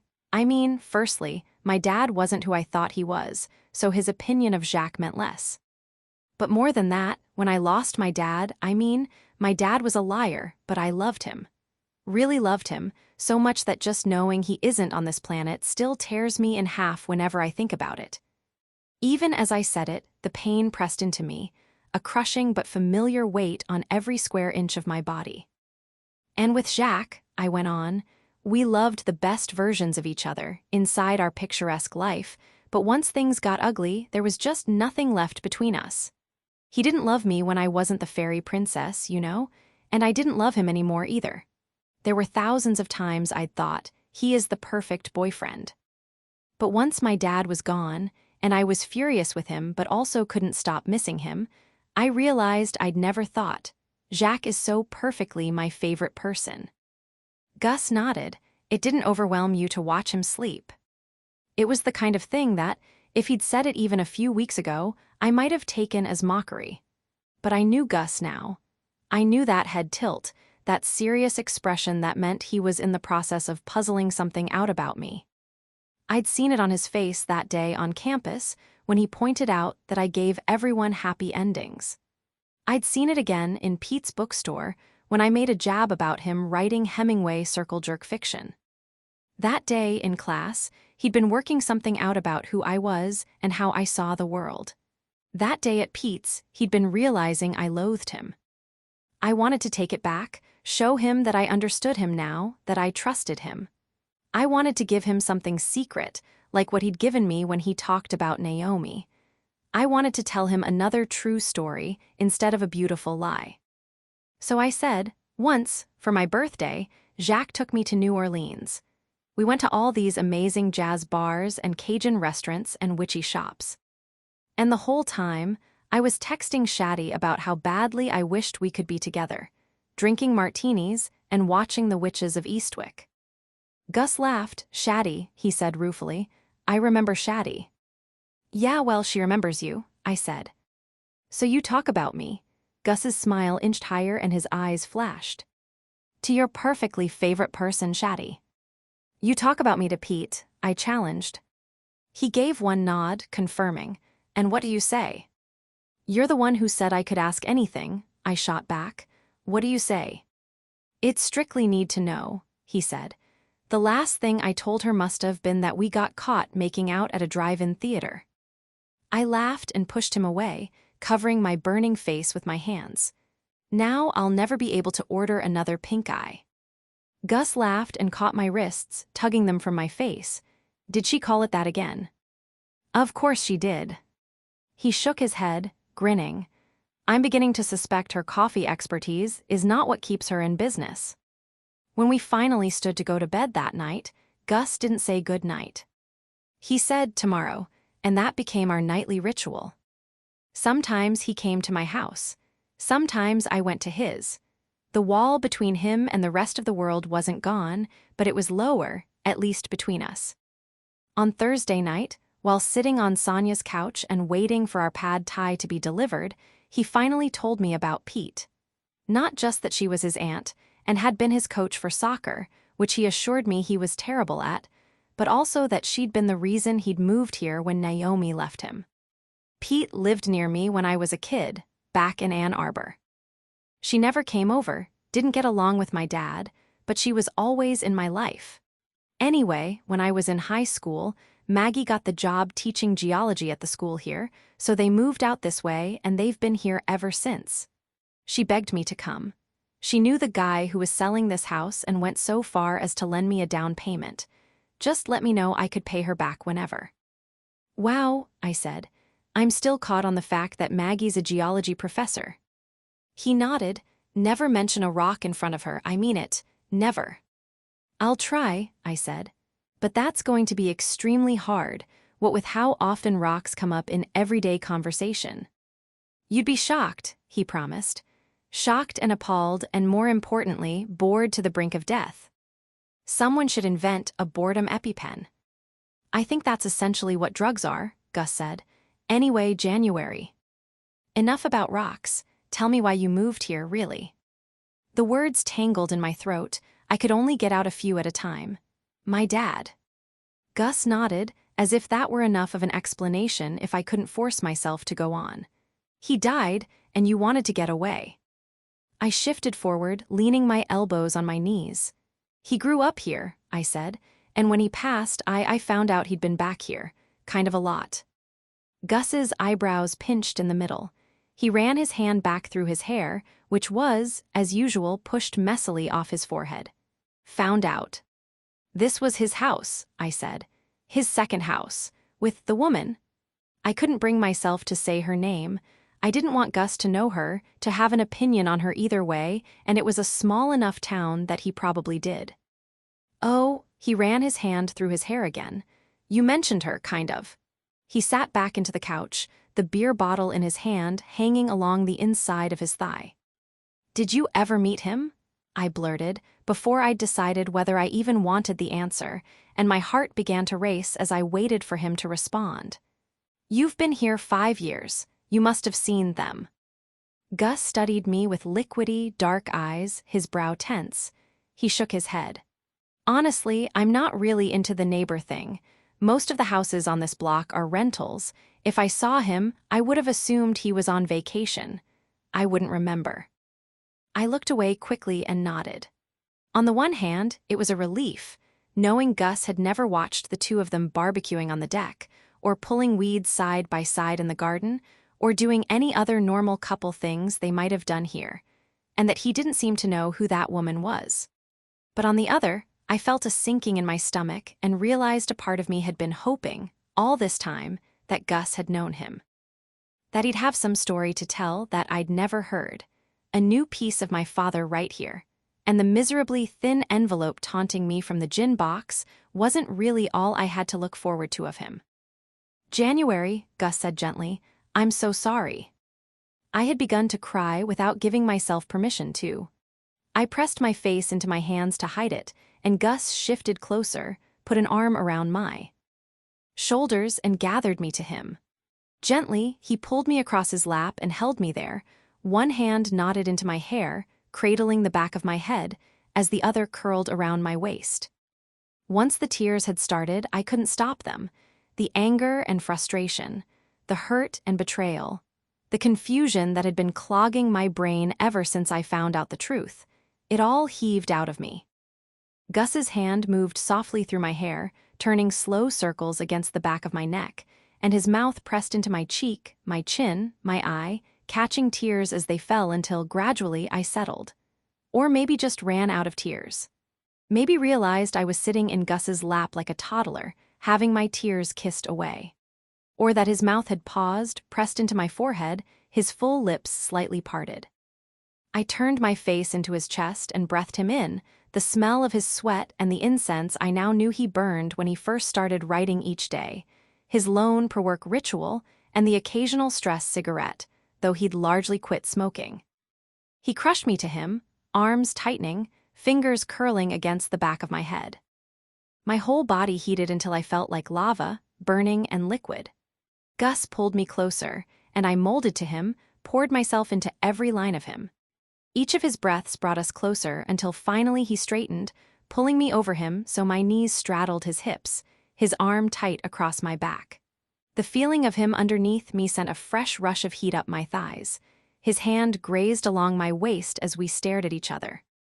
It was that night at the drive-in ×10, because now I knew how he felt on top of me. Now I knew what the scrape of his jaw against my skin did to me, how his tongue would test the gaps between our mouths, taste the soft skin at the top of my chest. I was jealous he'd had more of me than I'd had of him. I wanted to kiss his stomach, sink my teeth into his hips, dig my fingers into his back, and drag them down the length of him. His hands slid toward my spine, skidding up it as I folded over him. My nose skated down his. I could almost taste his cinnamon breath from his open mouth. His right hand came back to the side of my face, roaming lightly down to my collarbone, then back to my mouth, where his tense fingers pressed into my bottom lip. I had no thoughts of caution or wisdom. I had thoughts of him on top of me, under me, behind me. His hands setting fire to my skin. I was breathing hard, so was he. The tip of my tongue brushed his finger, which curled reflexively into my mouth, tugging me closer until our lips were separated only by an inch of electric, buzzing air. His chin tipped up, the edge of his mouth brushing mine infuriatingly lightly. His eyes were as dark as oil, slick and hot as they poured down me. His hands skated down my sides, out along my calves, and back up my thighs to cup my butt, grip tightening. I drew a shuddering breath as his fingers climbed beneath the hem of my shorts, burning into my skin. "Fuck, January," he whispered, shaking his head. The doorbell rang and all the motion, the momentum, crashed into a wall of reality. We stared at each other, frozen for a moment. Gus's eyes dipped down me and back up again, and his throat pulsed. "Takeout," he said thickly. I jumped up, the fuzz clearing from my head, and smoothed my hair, wiping my teary face as I crossed to the front door. I signed the credit card slip, accepted the bag full of foam containers, and thanked the delivery guy in a voice as thick and muddled as Gus's had been. When I closed the door and turned back, Gus was standing uneasily, his hair messy and his shirt sticking to him where I'd cried on it. He scratched the crown of his head, and his gaze flicked tentatively toward mine. "Sorry." I shrugged. "You don't need to be." "I should be," he said. We left it at that. Chapter 19. The beach on Friday. We drove to Dave's house for the second part of the interview. The first had been so thorough Gus hadn't planned to have a second, but Dave had called him that morning. After thinking it over, his mother had things to say about New Eden. The house was a small split level, probably built in the late 60s, and it smelled like someone had been chain-smoking inside it ever since. Despite that, and its shabby decor, it was extremely tidy. Blankets folded on couch arms, potted plants in a neat line by the door, pots hanging from hooks on the wall, and the sink scrubbed to sparkling. Dave Schmidt had to be right around our age, give or take a few years, but Julianne Schmidt looked a good 10 years older than my mother. She was tiny, her face round and soft with wrinkles.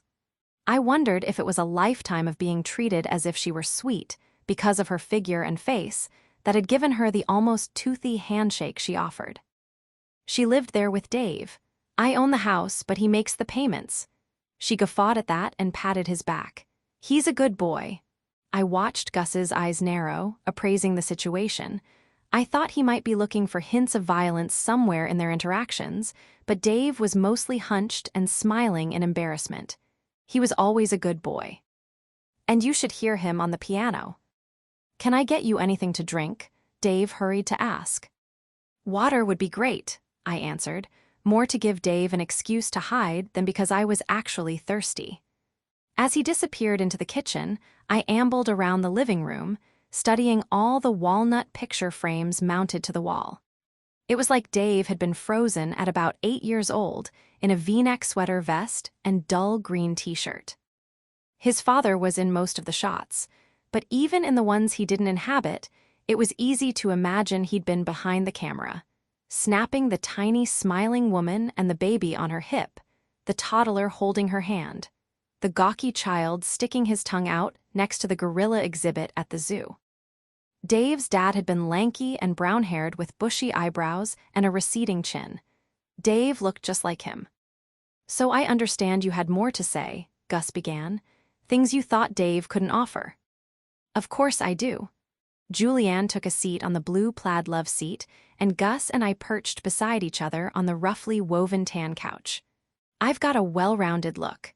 Dave only saw what we let him, and then when we left like we did, well, I'm afraid his opinion of the place probably swung from one extreme to the other. Gus and I looked at each other. I leaned forward, trying to keep an open, friendly posture to combat her defensive one. He seemed pretty fair, actually. Julianne pulled a cigarette pack off the table and lit up, then offered us the box. Gus took one, and I knew it was more to put her at ease than because he truly wanted one, which made me smile. Even though what we wrote and said we believed was so different, I'd started to feel like I was capable of knowing Gus, reading him, better than anyone else I'd ever met. Because every day we spent together, this peculiar feeling was growing in me. You are like me. Julianne lit the cigarette for him, then sat back, cross-legged.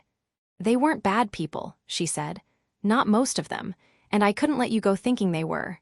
Sometimes good, or at least decent, people do bad things, and sometimes they actually believe they're doing what's right. And you don't think that's just an excuse? Gus asked.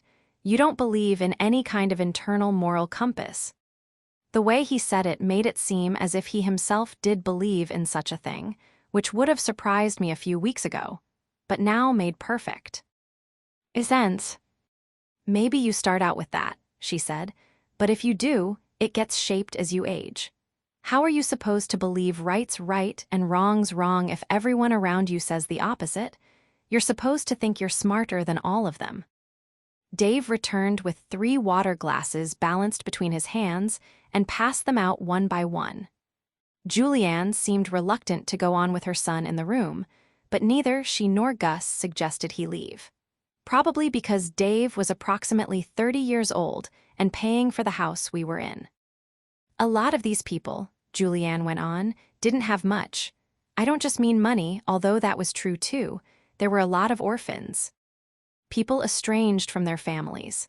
People who'd lost spouses and children. At first, New Eden made me feel like the reason everything had gone wrong in my life up to that point was that I hadn't been living quite right. It was like they had the answers, and everyone seemed so happy, fulfilled.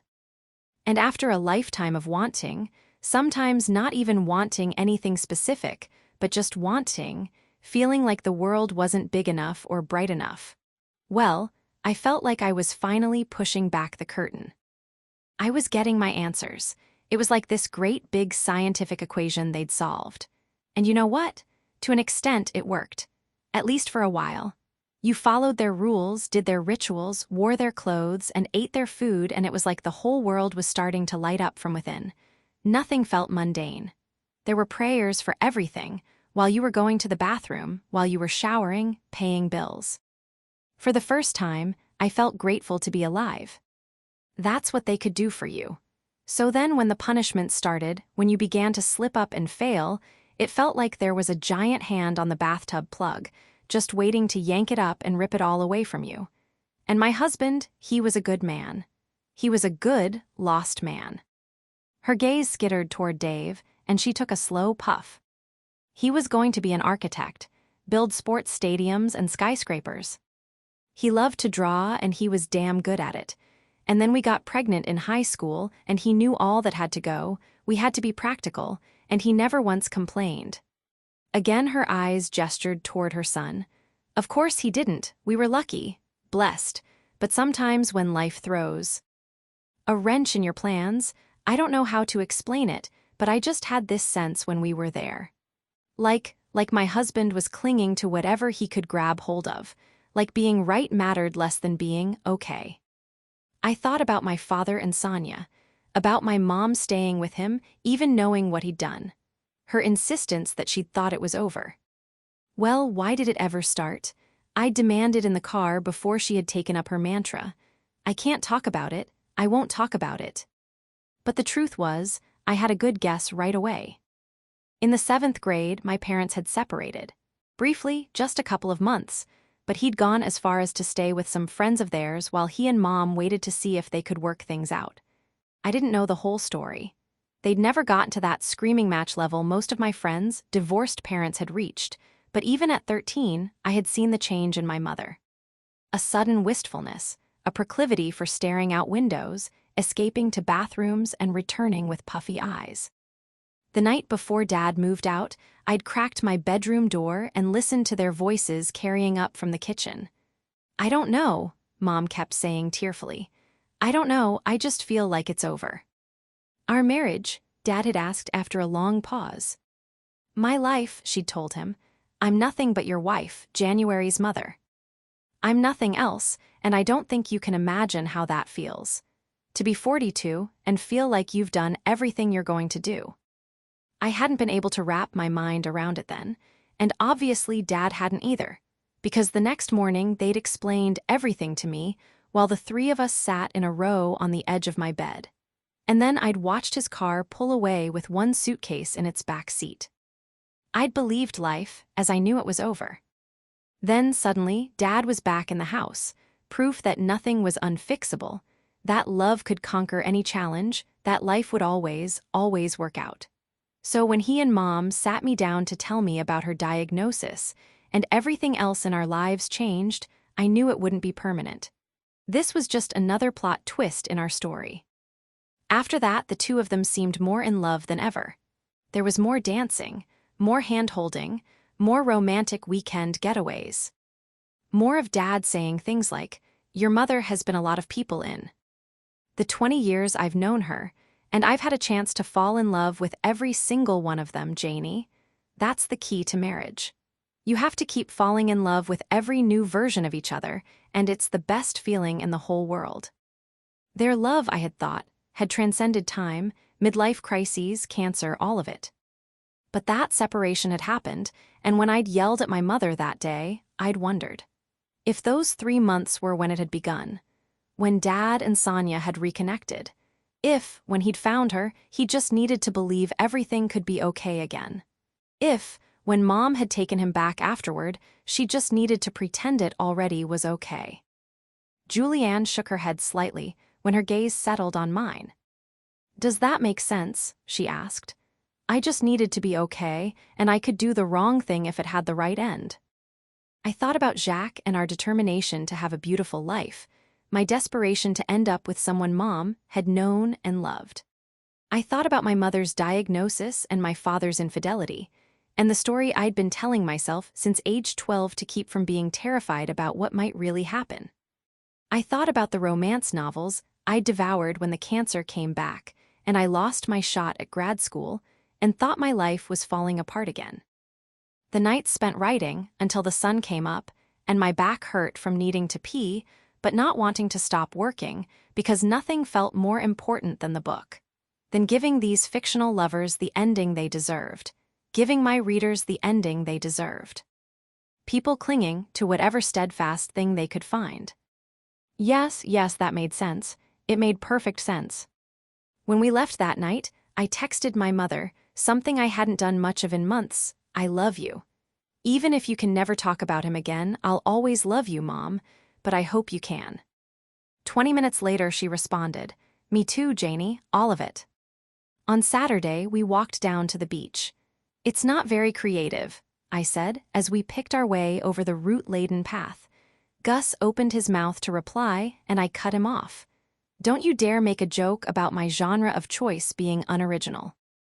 "I was going to say it's stupid we haven't come down here more," Gus answered. "I assumed you'd gotten sick of it, I guess." Gus shook his head. "I've barely used this beach." "Seriously." "Root," he warned as I looked up at him, and I stepped carefully over it. "I'm not the world's biggest beach guy." "Well, of course not," I said. "If you were, you'd be wearing a t-shirt or a hat that advertised that." "Exactly," he agreed. "Anyway, I actually prefer this beach in winter." "Really? Because in winter, I'd just prefer to be dead." Gus's laugh rattled in his throat. He stepped off the wooded path onto the sand and offered me a hand as I hopped off the slight ledge. "It's amazing." "Have you ever seen it?" I shook my head. "When I was at U of M, I pretty much stayed at U of M. I didn't do much exploring." Gus nodded. "After Pete and Maggie moved here, I'd visit them for my winter break. They'd buy my plane or bus tickets as presents, and I'd come for the holidays." "I'm guessing your dad didn't mind."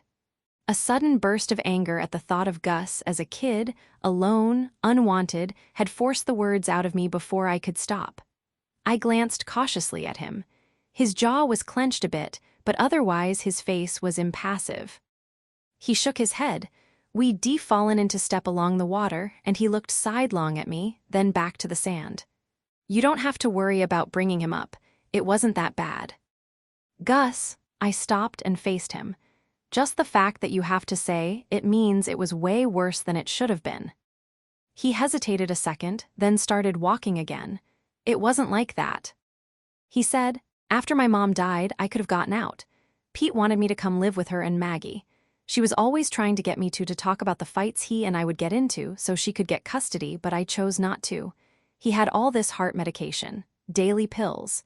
He'd only take them if I asked him like 3 times, but God forbid I asked a 4th.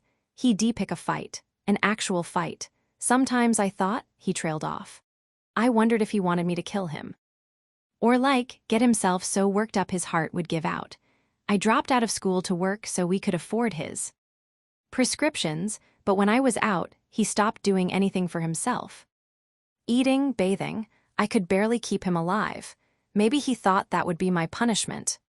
"Your punishment," I choked out. "For what?" Gus shrugged. "I don't know, maybe being on her side all the time." "Your mom's." He nodded. "I think he felt like it was us against him. It was us against him. He'd blame her for everything that went wrong, dumb shit like she'd forget to put gas in the car one night, and he'd realize he needed to stop for it on his way to work, so he'd be late. Or she'd throw away a receipt he wanted to keep, dump leftovers out of the fridge a few hours before he finally decided he wanted them. He was bad with me too, but it was a little more random. If the phone rang and woke him up, he'd hit me, or if he had plans to go out but had to cancel for snow, he'd knock me around to burn off his anger. I was always looking for the secret code, the rules I could follow so he wouldn't freak out. That's how you keep yourself safe, you know? You pay attention to how the world works. But there was no secret code for him. It was like our actions were entirely detached from his reactions to us. He acted like I was this lazy, selfish brat and like my mom thought she was a queen. like she treated his money like toilet paper. She was constantly apologizing for nothing, and then when he'd really hurt her or me, he'd apologize. Back off for a few days. Even with all that, I think losing her broke whatever was left in him. I don't know. He paused, thinking. Maybe it wasn't love. Maybe treating her like shit made him feel like he had power. He didn't have that with me as I got older. Making you keep him alive was the only way left to manipulate you, I said. I don't know, he admitted. Maybe, but if I'd left, he would have died sooner. And you think that would have been your fault? It doesn't matter whose fault it would have been. He would have been dead, and I would have known I could have stopped it. Plus, she didn't leave. How could I, knowing it wasn't what she would have wanted? You don't know that, I said. You were a kid. Pete likes to say I was never a kid. That's the saddest thing I've ever heard. Don't act like I'm pitiful, he said. It's in the past, it's over. You know what your problem is, I asked, and this time when I stopped, he did too. I'm aware of several, yes. You don't know the difference between pity and sympathy, I said. I'm not pitying you. It makes me sad to think of you being treated like that. It makes me mad to think you didn't have the things all kids deserve. And yeah, it makes me mad and sad that a lot of people go through the things you went through, but it's even more upsetting because it's you. And I know you and I like you and I want you to have a good life. That's not pity. That's caring about someone. He stared at me intently, then shook his head. I don't want you to think about me like that. Like what? I asked. Like an angry, broken punching bag, he said, his face dark and tense. I don't. I took a step closer, searching for the right words. I just think of you as Gus. He studied me. The corner of his mouth twitched into an unconvincing smile, then faded, leaving him looking burned out. I am, though, he said quietly. I am angry and messed up, and every time I try to get closer to you, it's like all these warning bells go off, and I try to act like a normal person, but I can't. My stomach flip-flopped. Closer to you. I glanced at the lake while I got my bearings. I thought you understood that there's no such thing as a normal person. Maybe not, Gus said, but there's still a difference between people like me and people like you, January. Don't insult me. I looked sharply back at him. Don't you think I'm angry? Don't you think I feel a little bit broken? It's not like my life's been perfect either. I have never thought your life was perfect, he said. Bullshit, you called me a fairy princess. He coughed out a laugh. Because you're the bright light, don't you get it? He shook his head. It's not about what happened. It's about how you cope with things, who you are. You've always been this fierce fucking light. And even when you're at your worst, when you feel angry and broken, you still know how to be a person. How to tell people you love them. Stop it, I said. He started to walk away, but I grabbed him by the elbows and held him in front of me. You're not going to break me, Gus. He stilled, his lips parting and his eyes searching my face for something. His head just slightly tilted, and those grooves rose from the inside corners of his brows. I hoped that what he was understanding right then was that I saw him. That he didn't have to do anything special, figure out a mysterious code to unlock the secret parts of him.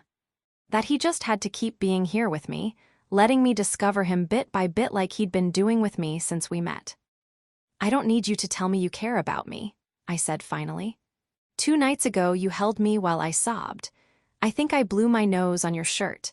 I'm not asking you for anything except to return the favor in whatever underwhelming and mild equivalent of lap weeping you need. He let out a long breath and leaned forward, burying his face into the side of my neck like an embarrassed kid, even as his hot breath woke something up beneath my skin. My hands skimmed down the curved muscle of his arms and knotted into his rough fingers. The sun was low on the horizon, the thin blankets of clouds streaked a pale tangerine. They looked like melted dreamsicles floating in a sea of denim blue.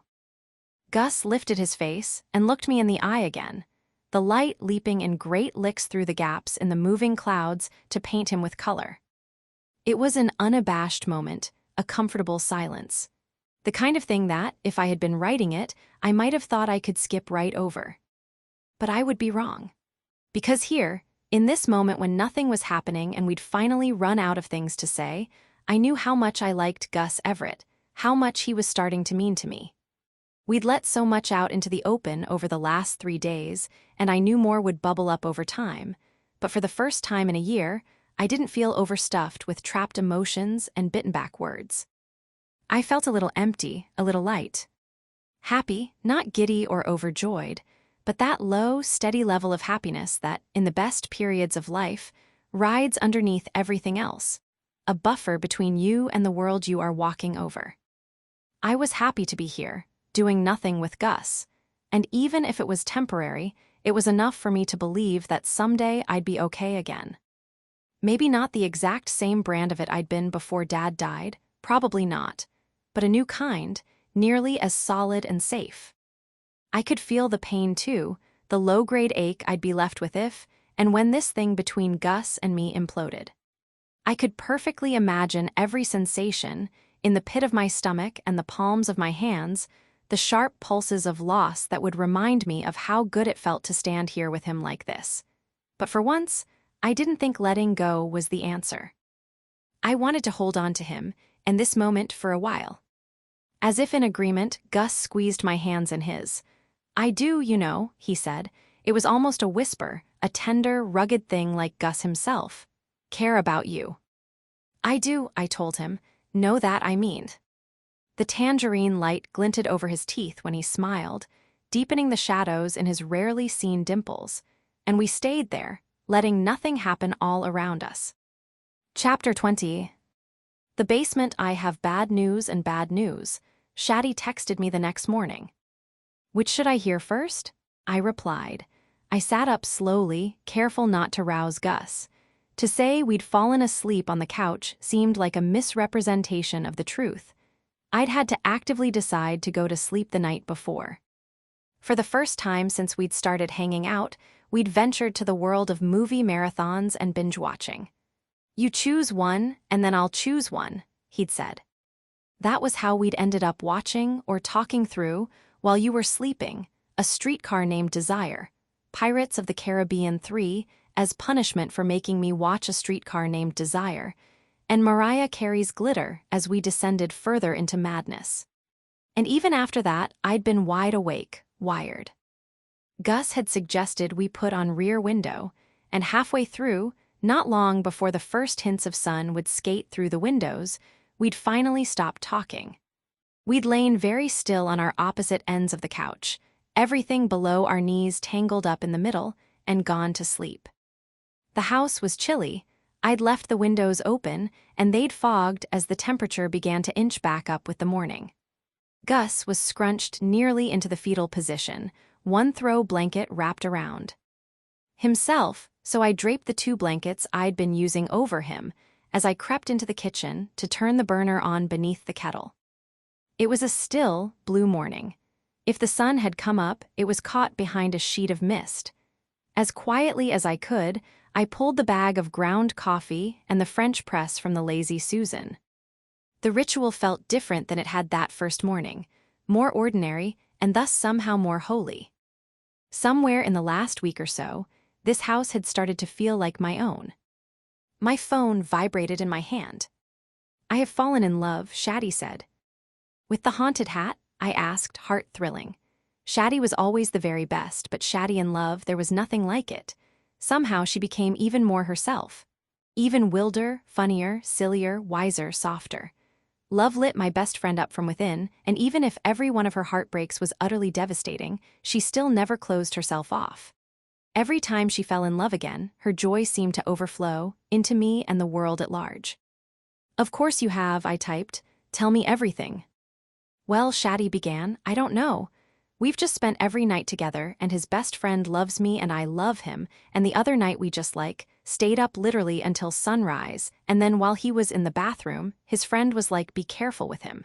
He's crazy about you,' and I was like, 'Lol, same.' In conclusion, I have more bad news." "So you mentioned," I replied. "Go on." "He wants me to visit his family." "Yes, that's terrible," I agreed. "What if they're nice? What if they make you play Uno and drink whiskey, Cokes on their porch?" "Well," Shaddy said, he wants me to go this week. for 4th of July. I stared down at the words, unsure what to say. On the one hand, I'd been living on an island of Gus Everett for a month now, and I had come down with neither prairie madness nor cabin fever. On the other, it had been months since I'd seen Shaddy, and I missed her.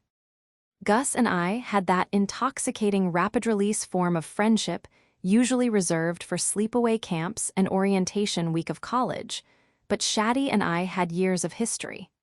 We could talk about anything without having to back up and explain the context. Not that Gus's style of communication called for much context. The bits of life he shared with me were building their framework as we went. I got a clearer picture of him every day, and when I went to sleep each night, I looked forward to finding more of him in the morning. But still, "I know it's terrible timing," Shaddy said, "but I already talked to my boss, and I get off again for my B-Day in August, and I promise I will pack the entire sex dungeon up myself." The kettle began to whistle, and I set my phone aside as I poured the water over the grounds and put the lid on the press to let it steep. My phone lit up with a new message, and I leaned over the counter. "Obviously I don't have to go," she said, "but I feel like I have to." "But like, I don't. If you need me now, I can come now."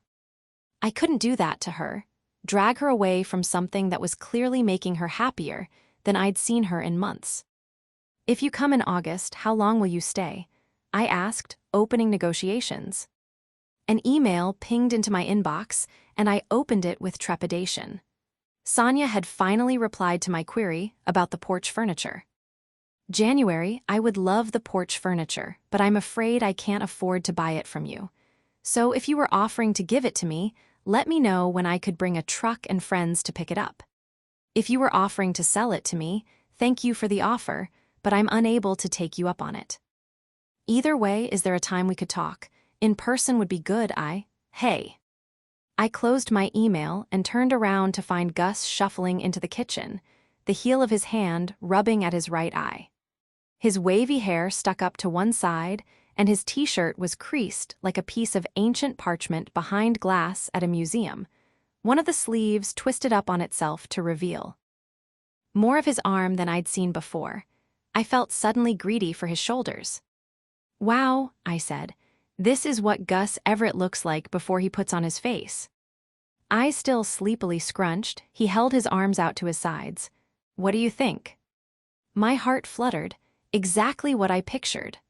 I turned my back to him as I dug through the cabinets for a couple of mugs. "In that you look exactly how you always do." I'm choosing to take that as a compliment. "That's your right, as an American citizen." I spun back to him with the mugs, hoping I appeared more casual than I felt about waking up in the same house as him. His hands were braced against the counter as he leaned, like always, into it, his mouth curled into a smile. "Thanks be to Jack Reacher." I crossed my heart. Amen. "That coffee ready?" "Very nearly." "Porch or deck?" he asked. I tried to imagine cabin fever. I tried to imagine this getting old. That smile, those rumpled clothes, the language only Gus and I spoke, the joking and crying and touching and not touching. A new message came in from Shaddy. "I'll stay at least a week." I texted her back. "See you then, babe. Keep me posted on the hauntings of your heart." It was Wednesday, and we'd spent the day writing at my house. I was now a solid 33% into the book, while we waited for the buyer to come pick up the furniture from the upstairs bedroom. I'd held off on selling the porch furniture now that Gus and I had gotten in the habit of using it some nights. I'd started boxing up knickknacks from the entire downstairs and dropping them off at Goodwill and even selling off the less necessary furniture downstairs. The love seat and armchair from the living room were gone. The clock from the mantel was gone. The placemats and tapered candles and votives in the armoire by the kitchen table all donated. Maybe because it was starting to feel less like a home than a dollhouse, it had become our de facto office. And when we'd finished work that day, we'd relocated to Gus S. He was in the kitchen, getting more ice, and I took the opportunity to snoop through his bookshelves as thoroughly as I'd wanted to ever since the night I moved in and saw them lit up through my living room window. He had quite the collection, classics and contemporary alike. Toni Morrison, Gabriel Garcia Marquez, William Faulkner, George Saunders, Margaret Atwood, Roxane Gay. For the most part, he'd arranged them in alphabetical order, but he obviously hadn't kept up on shelving new purchases for a while, and these sat in stacks in front of and on top of other books, the receipts still poking out from under their covers. I crouched to get a better look at the bottom row on the shelf furthest from the door, which was entirely out of order, and audibly gasped at the sight of a thin spine reading Gregory L. Warner High School. I opened the yearbook and flipped to the surnames. A laugh burst out of me as my eyes fell on the black and white shot of a shaggy-haired Gus standing with one foot on either side of a dilapidated set of train tracks. "Oh my God, thank you, Lord." "Oh, come on," Gus said as he stepped back into the room. "Is nothing sacred to you, January?" He set the ice bucket on the sideboard and tried to pry the book from my hands. "I'm not done with this," I protested, pulling it back. "In fact, I doubt I'll ever be done with this. I want this to be the first thing I see when I wake up and the last thing I look at before I go to bed." "Okay, pervert, stick to your underwear catalogs." He tried again to pluck it from my hands, but I turned away and clutched it to my chest, forcing him to reach around me on either side.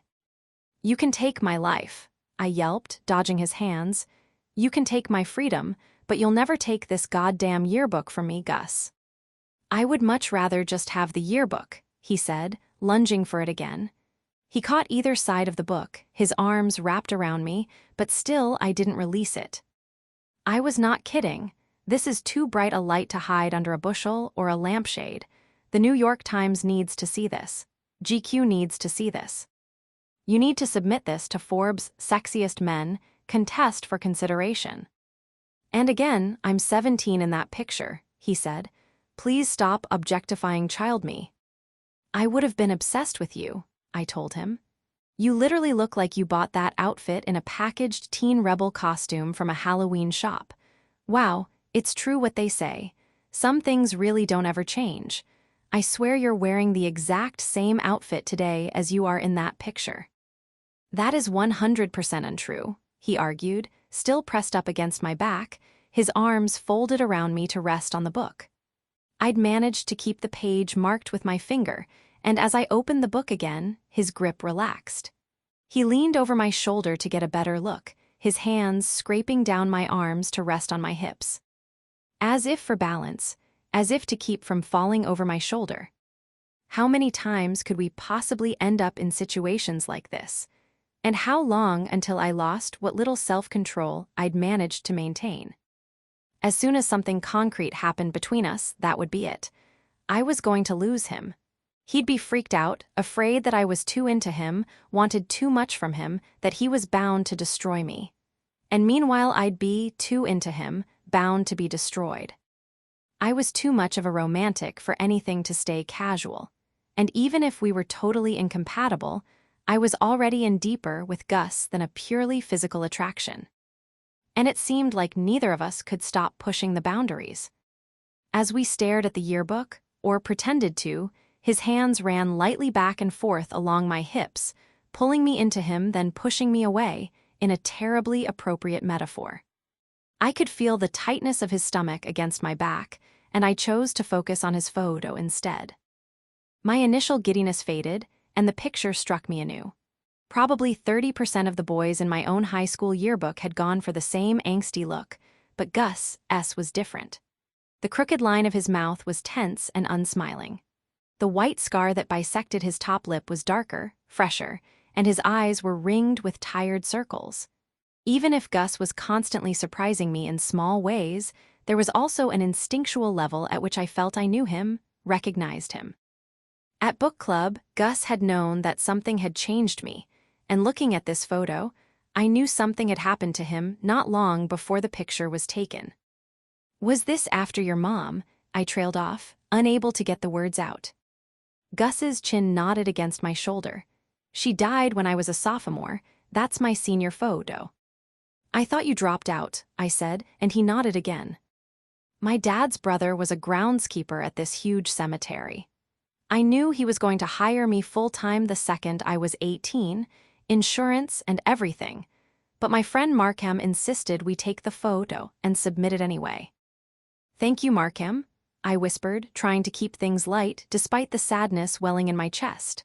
I wondered if my eyes looked like that now, so lost and empty, if after Dad's funeral my face had been this hollowed out. "I wish I'd known you," I said helplessly. I couldn't have changed anything, but I could have been there. I could have loved him. My dad might have been a liar, a philanderer, and a traveling businessman, but I didn't have a single memory of feeling truly alone as a kid.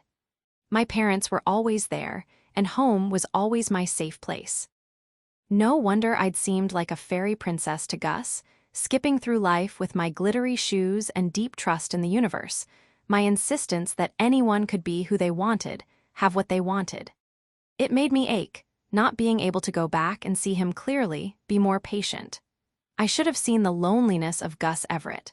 I should have stopped telling myself a story and actually looked around at the world.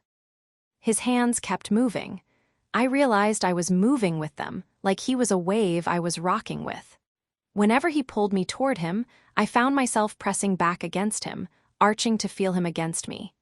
His hands slid down to my legs, curled into my skin, and I did everything I could to keep my breathing even. We were playing a game. How far can we go without admitting we've gone? "I had a thought," he said. "Really?" I teased, though my voice was still thick with a half-dozen conflicting emotions. "Do you want me to grab the video camera to document?" Gus's hands tightened against me, and I leaned back against him. "Hilarious," he said flatly. "As I was saying, I had an idea, but it affects our research." Ah, research. The reminder that we still had to couch whatever this was in the terms of our deal. That, ultimately, this still was some kind of game. "Okay, what's up?" I turned to him, and his hands skidded across my skin as I shifted, but he didn't let go. "Well," he grimaced, "I told Pete and Maggie I'd go to their 4th of July, but that's on Friday." "Oh," I stepped back from him. There was something disorienting about remembering the rest of the world existed when his hands were on me. "So you need to skip one of our research nights." "Well, the thing is, I also really need to get out to see New Eden soon if I'm going to keep drafting," he said. "So since I can't go on Friday, I was hoping I could do it on Saturday." "Got it," I said. "So we skip Romcom 101 this week and take a lit fic field trip." Gus shook his head. "You don't have to go, I can do this one on my own." I raised an eyebrow. Why wouldn't I go? Gus's teeth worried at his bottom lip, the scar beside his cupid's bow going even whiter than usual. "It's going to be awful," he said. "You sure you want to see it?" I sighed, this again. The old fairy princess can't handle this cruel world's song and dance. "Gus," I said slowly, "if you're going, I'm going too." "That's the deal. Even though I'm skipping out on Romance Hero Boot Camp for the week." "I think you've done more than enough line dancing this month," I said. "You deserve a break and a 4th of July party." "What about you?" he said. "I always deserve a break," I said, "but my breaks largely consist of line dancing." He cleared his throat. "I meant Friday." "Friday what?" "Do you want to go to Pete's on Friday?" "Yes," I answered immediately. Gus gave his trademark closed-mouthed smile. "Wait, maybe." His expression fell and I hurried to add, "Is there a way to," I thought and rethought how to phrase it, "Pete's friends with my dad's mistress." "Oh," Gus's mouth juddered open. "I wish she'd mentioned that when I asked her if I could invite you. I wouldn't have agreed if I'd realized." "I'm not sure she knows." "Or she was trying to get a promise from me by omitting important information," he said. "Well, you should go," I said. "I'm just not sure if I can." "I'll find out," Gus said quickly, "but if she's not." "I'll come," I said, "but I'm definitely bringing up rocks to Maggie." "You're sick and twisted, January Andrews," Gus said. "That's what I love about you." My stomach dipped and rose higher than it had started out. "Oh, that's what it is." "Well," he said, "one thing. It seemed too crass to invite you to my aunt's house and then bring up your ass." Usually when I went to a party, I used it as an excuse to buy a thematically appropriate outfit, or at least new shoes. But even after selling a good amount of furniture, when I logged into my bank account on Friday morning, the site practically frowned at me. I texted Gus. I don't think I can come to the party, as I have recently discovered I cannot afford to bring even a single serving of potato salad. I watched the appear on screen as he typed. He stopped, started again. After a full minute, the symbol vanished and I went back to staring the basement door down. I'd held off sorting through the master bedroom and bath and taken down pretty much everything, including the things nailed to the wall on the first floor, and that left the basement. Inhaling deeply, I opened the door and gazed down the dark staircase. Cement at the bottom. That was good, no reason to suspect it was finished, full of more furniture whose removal I'd have to coordinate. I flicked the switch, but the bulb was dead. It wasn't pitch black by any means. There were glass block windows I'd seen from outside that must have let in some natural light. I brandished my phone like a flashlight and descended. A few red and green plastic tubs were stacked along the wall beside a metal rack full of tools and a standalone freezer. I wandered toward the rack, touching a dust-coated box of light bulbs. My fingers furled around the lid, tugged it open. One of the light bulbs had already been taken. Maybe the one that had burned out on the basement stairs. Maybe Dad had come down here to do something else and realized, like I had, that the switch wasn't working. He'd taken the bulb out and climbed halfway back up the stairs to where he could replace it without going onto tiptoes. This time, the ache was like a harpoon. Wasn't the pain supposed to get better over time? When would handling something my dad had touched stop making my chest hurt so badly I couldn't get a good breath? When would the letter in the gin box stop filling me with dread? January. I spun toward the voice, truly expecting to find a ghost, a murderer, or a murderous ghost that had been hiding down here in the belly of the house all along. Instead, I found Gus, backlit from the hall light spilling down the stairs as he leaned down to see me from under the partial wall that lined the top half of the steps.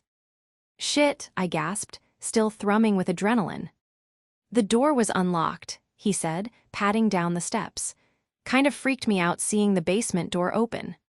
Freaked me out hearing someone's voice in the basement when I thought I was alone. "Sorry," he looked around, "not much down here." "No sex dungeon," I agreed. "Was that ever on the table?" he asked. Shaddy was hopeful. "I see." After a beat of silence, he said, "You know, you don't have to go through all this. You don't have to go through any of it if you don't want to." "Kind of weird to sell a house with dusty tools and a single box of light bulbs in it," I pointed out. "Falls in the gray zone between fully furnished and empty as shit. Besides, I need the money. Everything must go. It's a fire sale of sorts. In that this is my alternative to lighting the house on fire and trying to score the insurance money." "That's actually what I came to talk to you about," he said. I gaped at him. "You were going to suggest we burn my house down as part of an arson insurance scam." "Potato salad," he said. "I should have mentioned that there is absolutely no need to bring anything to Pete and Maggie's 4th of July party. In fact, anything you bring will just end up sitting underneath a table that's already too full of everything they've provided, and then they'll send it home with you at the end of the night. If you try to leave it as a gesture, you'll find it in your purse, hot and moldy, 3 days from now." "They'll provide everything," I said. "Everything. Even White Russians." Gus nodded. "What about rocks? Will there be rocks or should I bring my own, just as casual conversation starters?" "I just realized something," Gus said. "You're no longer invited." "Oh, I'm definitely invited," I said. "They won't turn someone with rocks away." "Okay, in that case, I'm coming down with something. You'll have to go alone." "Relax," I grabbed his arm. "I won't engage in rock talk, much." He smirked and stepped in closer to me, shaking his head. "I'm not going, too sick." "You'll survive." My hand was still in the crook of his arm, his skin burning hot under my fingers. When my hand tensed on him, he edged closer, shaking his head again. My back met the cold edges of the tool rack, and his eyes swept down me and back up, leaving goosebumps in their wake. I pulled him closer, and our stomachs met, heavy want gathering behind my ribs and belly button and all the places we were touching. He lightly held my hips and eased them up to his, and heat raced down me like flames on a streak of gasoline. My breath hitched. My blood felt like it was slowing, thickening in my veins, but my heart was racing as I watched his expression change, his smile seeming to singe off at the corners of his mouth, his eyes darkening with focus. If he could see into me right then, I didn't care. I even wanted him to. One time rushed through my brain on repeat, like tumbleweeds through a desert. And then Gus slowly bent, his nose grazing down mine until his breath hit my lips, somehow parting them without so much as a touch, and my fingers burrowed into his skin as his lips caught mine roughly. So fierce and hot and slow, I felt like I would melt against him before that first kiss had ended. He tasted like coffee and the tail end of a cigarette, and I couldn't get enough. My hands knotted into his hair as his tongue slipped into my mouth. He flattened me into the tool rack as his hands rose to my jaw, angling my mouth up to his as he kissed me again, even deeper, like we were desperate to plumb the depths of each other. Every kiss, every touch was rough and warm like him. His hands slid down my chest, and then they were under my shirt, his fingers light as falling snow against my waist, against my bra, making my skin tingle as we rocked into each other. The rack whined as he slowly pushed me back against it, and Gus laughed into my mouth, which somehow made me feel even more desperate for him. I twisted my hands into his shirt, and his mouth drifted down my throat, slow and hungry. One of his hands grasped at my waist while the other slipped beneath the lace of my balconette, turning heavy circles on me. He was gentle at first, every movement languid and purposeful, but as I arched under his touch, his grip tightened, making me gasp. He pulled back, breathing hard. "Did I hurt you?" I shook my head, and Gus touched the side of my face again, gingerly turned it to kiss each of my temples. I caught the hem of his shirt and lifted it over him, chest fluttering at the sight of his lean, hard lines. As soon as I dropped his shirt on the ground, he grabbed me, his calloused palms brushing up my sides, gathering fabric as they went. He tossed my shirt aside, then studied me intensely. "God," he said, voice deep, raspy. I fought a smile. "Are you praying to me, Gus?" His inky gaze scraped up my body to my eyes. The muscles in his jaw leapt, and I arched against him as his hands skimmed around my back to unhook my bra. Something like that. He moved one of my bra straps down my arm, his eyes tracing the slow path of his fingers as they skated down the side of my breast, following the curve of it. When they skated back up, his rough palm cupped me, sending chills out through me. Again, his touch was infuriatingly light, but his gaze was so furiously dark it seemed to dig into me, and I rocked with his motion, responding to his touch. The corner of his mouth twitched as his eyes moved back to mine. He freed my other bra strap, and the fabric fell away. The intensity of his dark eyes on my chest, drinking me in and taking his time doing it, made me shift and squirm as if I could grind against it. The muscle in his jaw pulsed, and he tugged me hard against him. There would be consequences. This had to be a bad idea. He stepped in closer, pinning me to the shelf. I reached for his hips. Chapter 21. The cookout Gus's hands traced down the sides of my body, feeling every exposed line and curve. "You're so beautiful, January," he whispered, kissing me more tenderly. "You're so fucking beautiful, you're like the sun." His mouth moved down my body, tasting all the places he'd touched. It wasn't enough. My fingernails dug into his back, and he jerked me away from the rack and guided me onto the freezer beside it, fumbling with the button on my shorts. I lifted myself so he could slide them down my thighs, and as he straightened, his hands crawled back up my legs, slipped under the sides of my underwear to burrow into my skin. I arched against him, and he pulled my thighs up against his hips, his mouth moving hard against mine. "God, January," he said. My want throttled my voice into a breathy gasp when I tried to reply. I ground myself against him, and his touch sharpened. We stopped being gentle with each other. I couldn't slow myself down enough to be careful with him, and I didn't want him to be careful with me. I undid his pants and jerked them down. One of his hands slid between my legs and he groaned. The other dug into my hip as his mouth trailed down my stomach.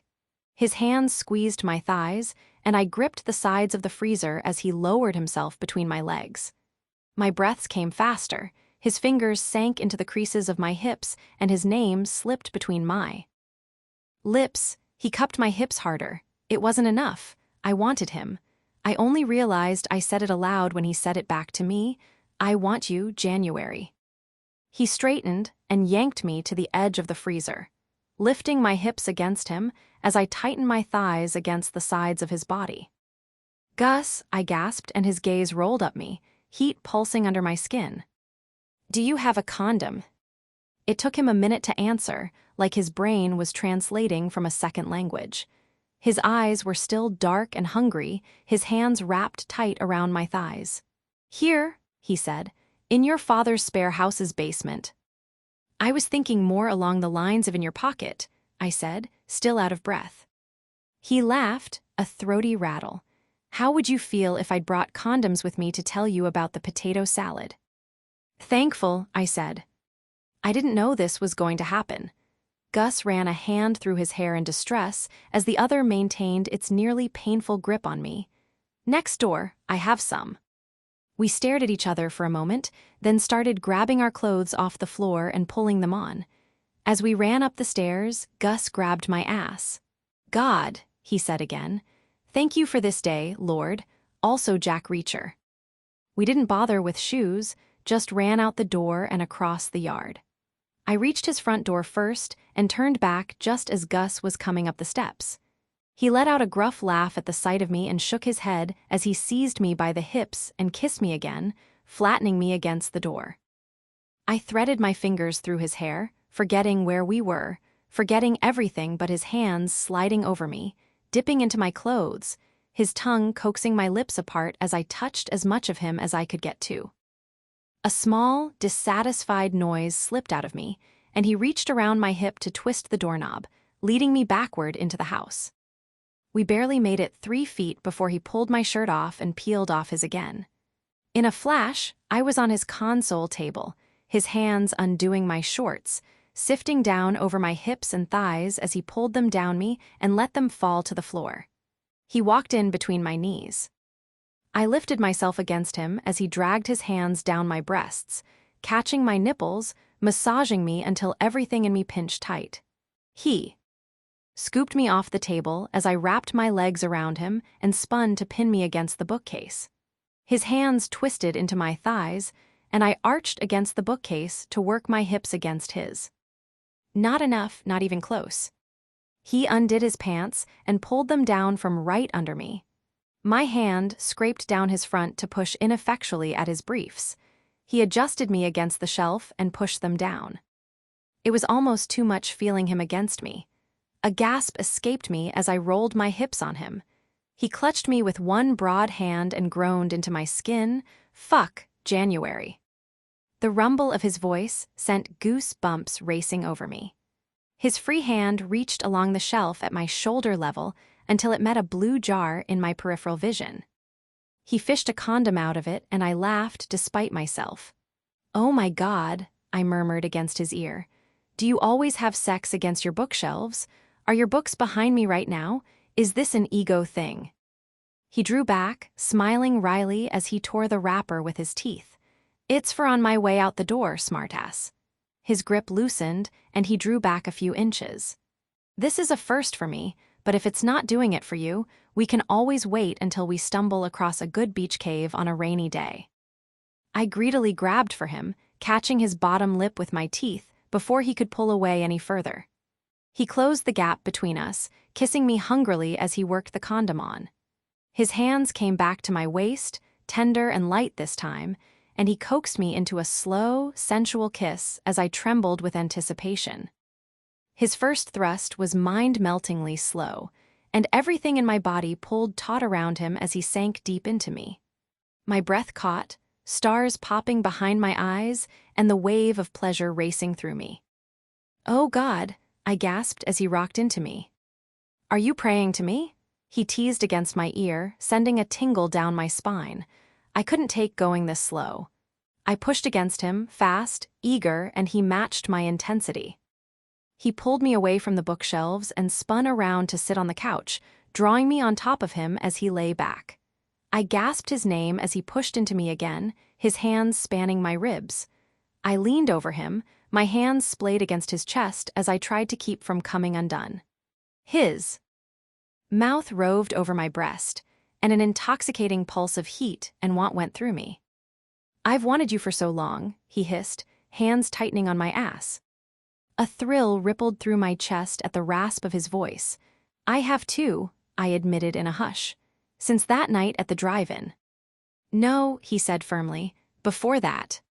My chest fluttered like there was a box fan blowing glitter around in it, and everything in me mounted, tightrope taut and quivering, as Gus went on whispering into my skin. Before you answered the door in that black dress with those thigh-high boots, and before I saw your hair all wet and frizzy at that book club. Gus looped an arm around my waist and flipped us over, and I wrapped my leg around his hip, my other foot sliding down the back of his calf as he murmured against my cheek, his husky voice shimmering through me like electric current. He brushed a kiss across my jaw, and before that goddamn frat party. My stomach somersaulted, and I tried to say it back, but one of Gus's hands had wound around the back of my neck, and the other was trailing down my center, lancing through my thoughts like a warm knife through butter. We undulated against each other, lost ourselves in each other, everything else blurry and unnecessary around us. Oh, I bit out as he thrust harder, deeper, and all at once, I came undone, rush after rush of pleasure rippling out through me as I clutched tight around him. He braced himself over me, burying his mouth into my neck as we unraveled together, breath hitching, muscles shivering.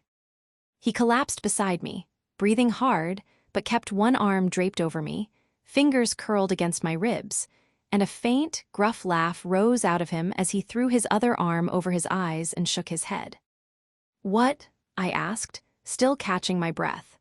I turned onto my side and Gus did the same, his hand falling from in front of his face to race up the side of my thigh and hip.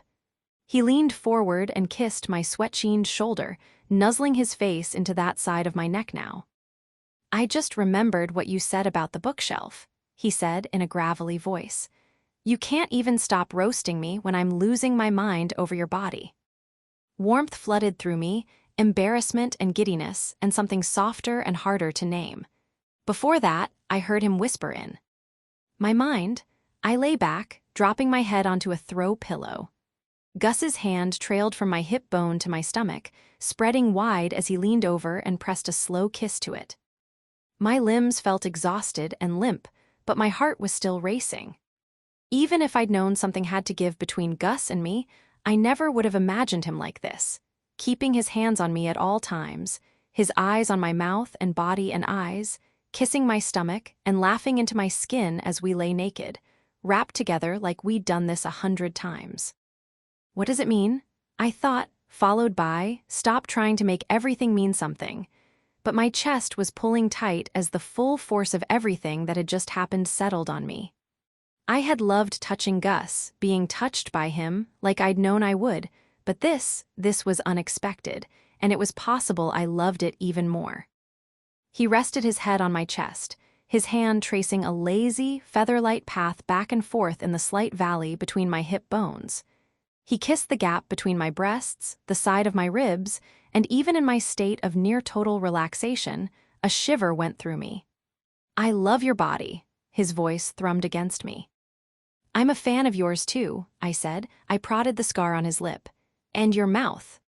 He broke into a smile and propped himself up on his elbow, hand still splayed across my belly button. I really didn't show up to your sex dungeon to seduce you. I sat up. How do you know I didn't seduce you? His smile crooked higher. Because you wouldn't have had to. His words reverberated through me again. I've wanted you for so long. No, before that. My heart leapt in my chest, then jolted again at the sudden sound of a phone ringing. Shit! Gus groaned and kissed my stomach one last time before rolling off the couch. He snatched his pants from the floor and pulled his phone out of his pocket.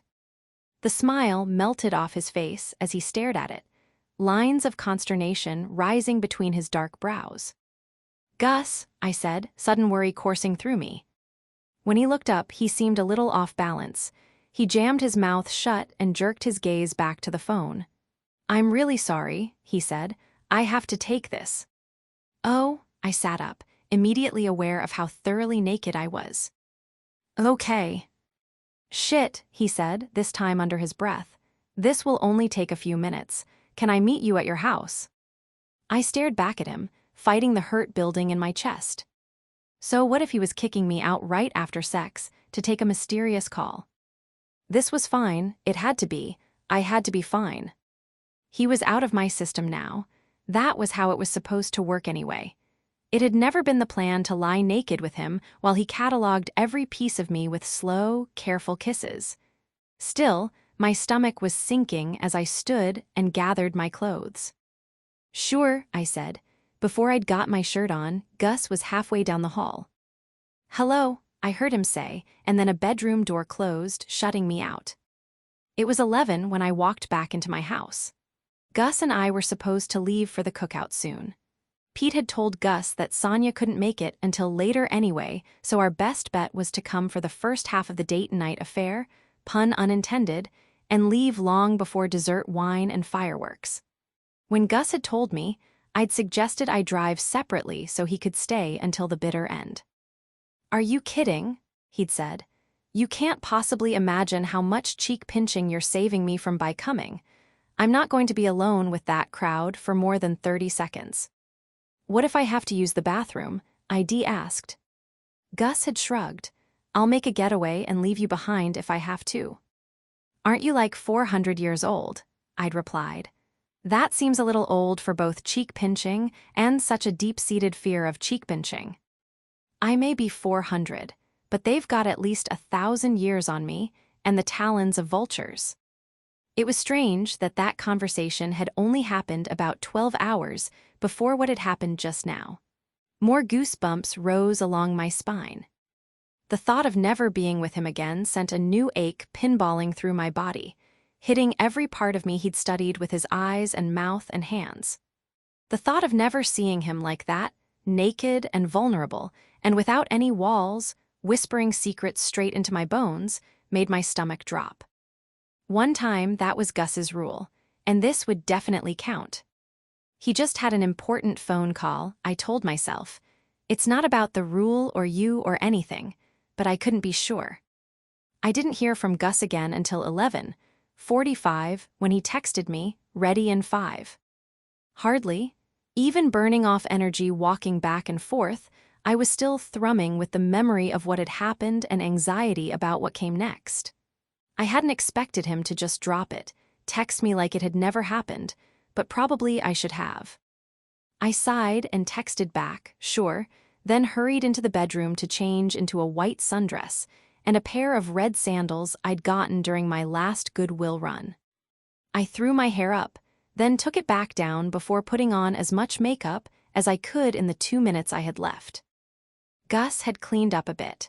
His hair was the same matted mess, but he'd put on a reasonably wrinkle-free blue button-up, the sleeves rolled up around his rigid-veined forearms. A nod was my only greeting before he climbed into the driver's seat. I got in beside him, feeling at least twice as awkward as I'd worried I would when I'd imagined some version of this scenario. Dumb bunny, dumb bunny, dumb bunny, I chastised myself. But then I thought about the way he'd kissed my stomach, so tenderly, so sweetly.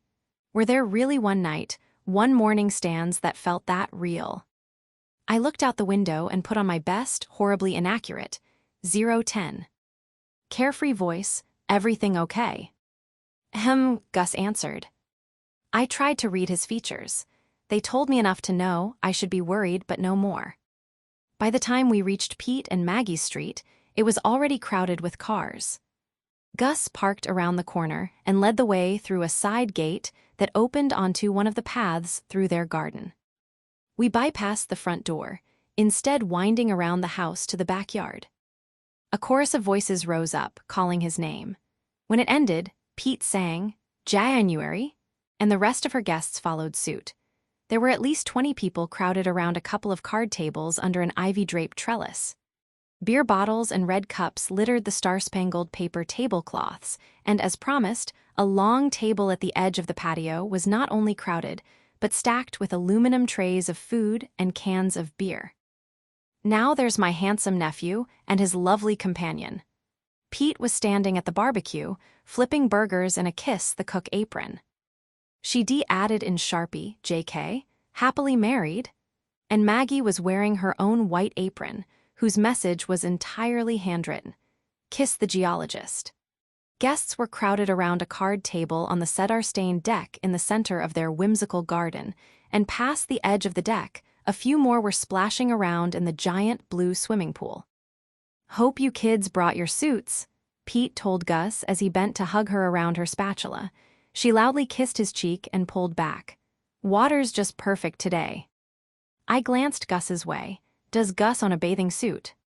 Technically speaking, Maggie said, drifting forward to kiss her nephew on the cheek. No, he does not. She turned to plant one on me next, then went on, but we keep one here for him all the same. He was an absolute fish when he was little. We take him to the IMCA and have to set a timer to drag him out of the pool to keep him from peeing in it. We knew he'd never get out of his own volition. This story's completely made up, Gus said. That never happened. Cross my heart, Maggie said in her wistful, airy way. You couldn't have been more than 5. Remember that, Gussie. When you were a little guy, you and Rose would come to the pool with us once or twice a week. Gus's face changed, something behind his eyes like he was sliding a metal door closed behind them. Nope, doesn't ring any bells. Rose, Pete's real name was Posey, a little bouquet. Rose must have been her sister, Gus's mom. Well, the fact remains, Maggie went on. You love to swim, whether you do it now or not, and your suit's just waiting in the spare room. Maggie looked me up and down next. I'm sure we could find something. That would fit you too. It'd be long in the upward direction, and the across direction. You're a tiny thing, aren't you? I never thought so until this summer. Maggie rubbed my arm and smiled serenely. That's what living among the Dutch will do to you. We're hardy stock out this-a-way. Come meet everyone. Gussie, you say hi too. And with that, we were spirited through Pete and Maggie's back garden. Gus knew everyone, mostly faculty and the partners and children of faculty from the local university, along with 2 of Maggie's sisters, but seemingly had very little to say to any of them beyond a polite greeting. Darcy, Maggie's youngest sister, was a good 3 inches taller than Maggie with yellow, straw-like hair and giant blue eyes, while Lolly was a good foot shorter than Maggie with a blunt gray bob. She's got horrible middle child syndrome, Maggie whispered to me as she guided me and Gus to another nook in the garden where they'd set up a beanbag toss. 2 of the Labradors ran amiably back and forth, making half-assed attempts to catch the beanbags as the kids threw them. I'm sure they'd let you join in, Maggie told us, waving toward the game. Gus's smile split wide in that rare, unrepentant way as he turned toward her. I think we'll just start with a drink. She patted his arm gently. Oh, you're Pete's godson, all right, Gussie. Let's get you 2 some of my world-famous blue punch. She went on ahead, and as we followed, Gus cast a conspiratorial look my way that warned the drink would be terrible. But after our strained drive over, even that was enough to send heat down through my body, all the way to my toes. World infamous, he whispered. Hey, do you know what kind of stone this path is made of? I whispered back. He shook his head in disbelief. Just so you know, asking that question is the one thing I can never forgive you for.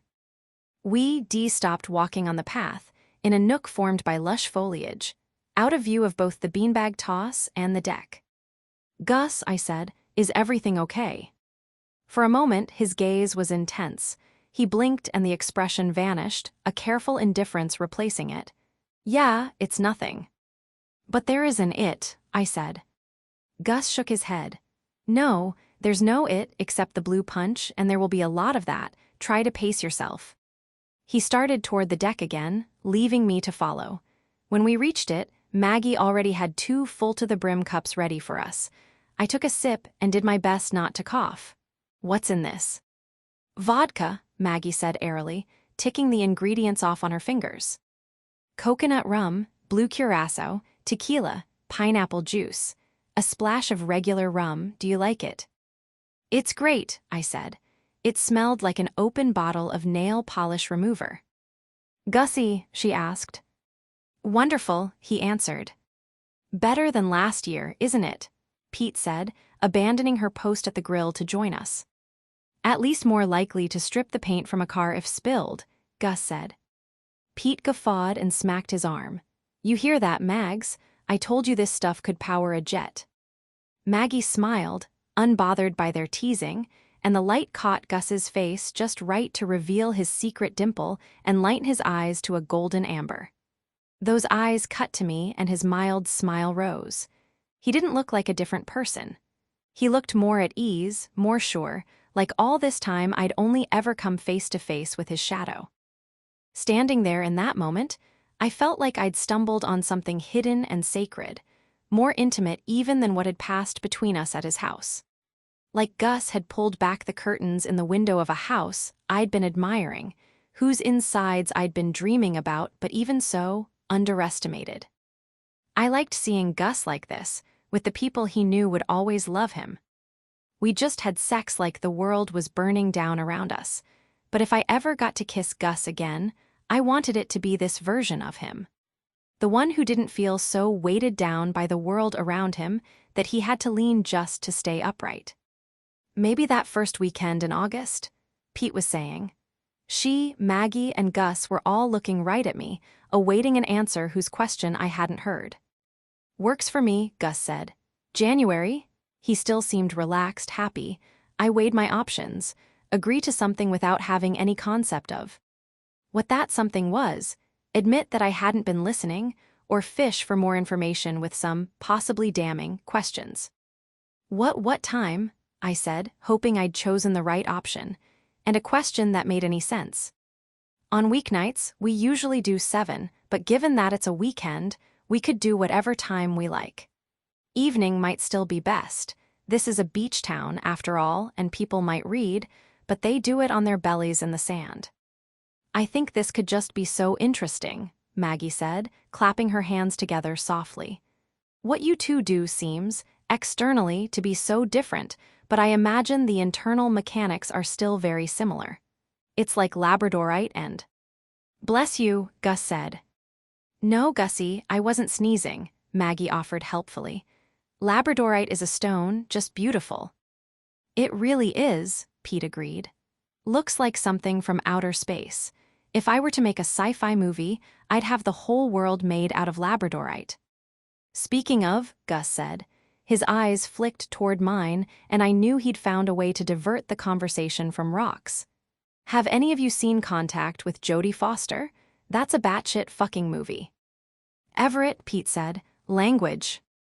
Maggie chortled behind her hand. Her nails were painted a creamy off-white speckled with light blue stars. Today, Pete's were painted dark red. I wondered if manicures were something Maggie had gotten her into, a bit of her wife that had rubbed off on her over the years. I always liked that thought, the way two people really did seem to grow into one, or at least 2 overlapping parts, trees with tangled roots. "Back to the event," Pete said, turning to me again. "Maybe 7 would be good, so we're not cutting into too much beach time." "Sounds great," I said. "Would you mind emailing me all the details to confirm? I can double-check my calendar when I get home." "I don't know about details. All you really need to know is what time to show up. Maggie and I will come up with some good questions," Pete said. My hesitancy must have shown, because Gus leaned in a bit. "I'll email you." "Gus Everett, I've seen even less proof that you have email than I've seen that you own a bathing suit," I said. He shrugged, his eyebrows flicking upward. "Well, I'm glad I'm not the only one," Pete said. "You can only send so many unanswered dog videos before you start wondering if the addressee is trying to tell you something with his silence." Gus hooked an arm around Pete's neck. "I've told you, I don't check my email. That doesn't mean I'm incapable of sending one when asked. In person, for a good reason. Dog videos are a good reason for just about anything, Maggie mused. What do we need with those, with your own dogs running around? Gus asked.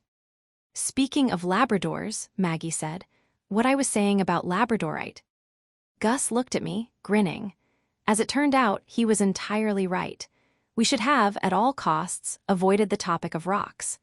I lost track of the conversation fairly quickly as she moved from one stone to the next, spurred by interesting tidbits of information that reminded her of other interesting tidbits. After a while, even Pete's, mostly adoring, gaze seemed to glaze over. Oh, good, she said, a bit indiscreetly, as someone else came around the side of the house. I'd better greet the guests.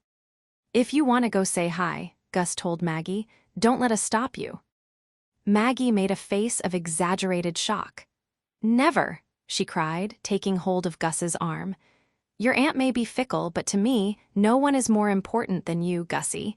Not even the Labradors, don't tell them, of course. I leaned into Gus and whispered, not even the Labradorite. His face turned an inch toward mine, and he smiled. He was so close that most of his face looked blurry to me, and the smell of the blue punch on his blue lips made my blood feel like it was spiked with pop rocks. So I'm right after the Labradors, a man at the table teased Maggie. No, don't be silly, Gilbert, Pete said, striding back with the newcomers and a beautiful bouquet in her hands. You're tied with the Labradors. Gus looked down at me, and his smile faded into a crooked, thoughtful expression. I was watching him retreat into himself and felt a sudden desperation to scrabble for purchase, grab fistfuls of him to keep him there. His eyes cut to me. I've got to get some of this blue punch out of my body. You okay here by yourself? Sure, I said, unless you're actually going inside to hide baby pictures of yourself. In which case, no, I am not okay here by myself. I'm not doing that. Are you sure? I pressed, trying to make him smile to bring happy, safe Gus back to the surface. Because Pete will tell me, there's no hiding them.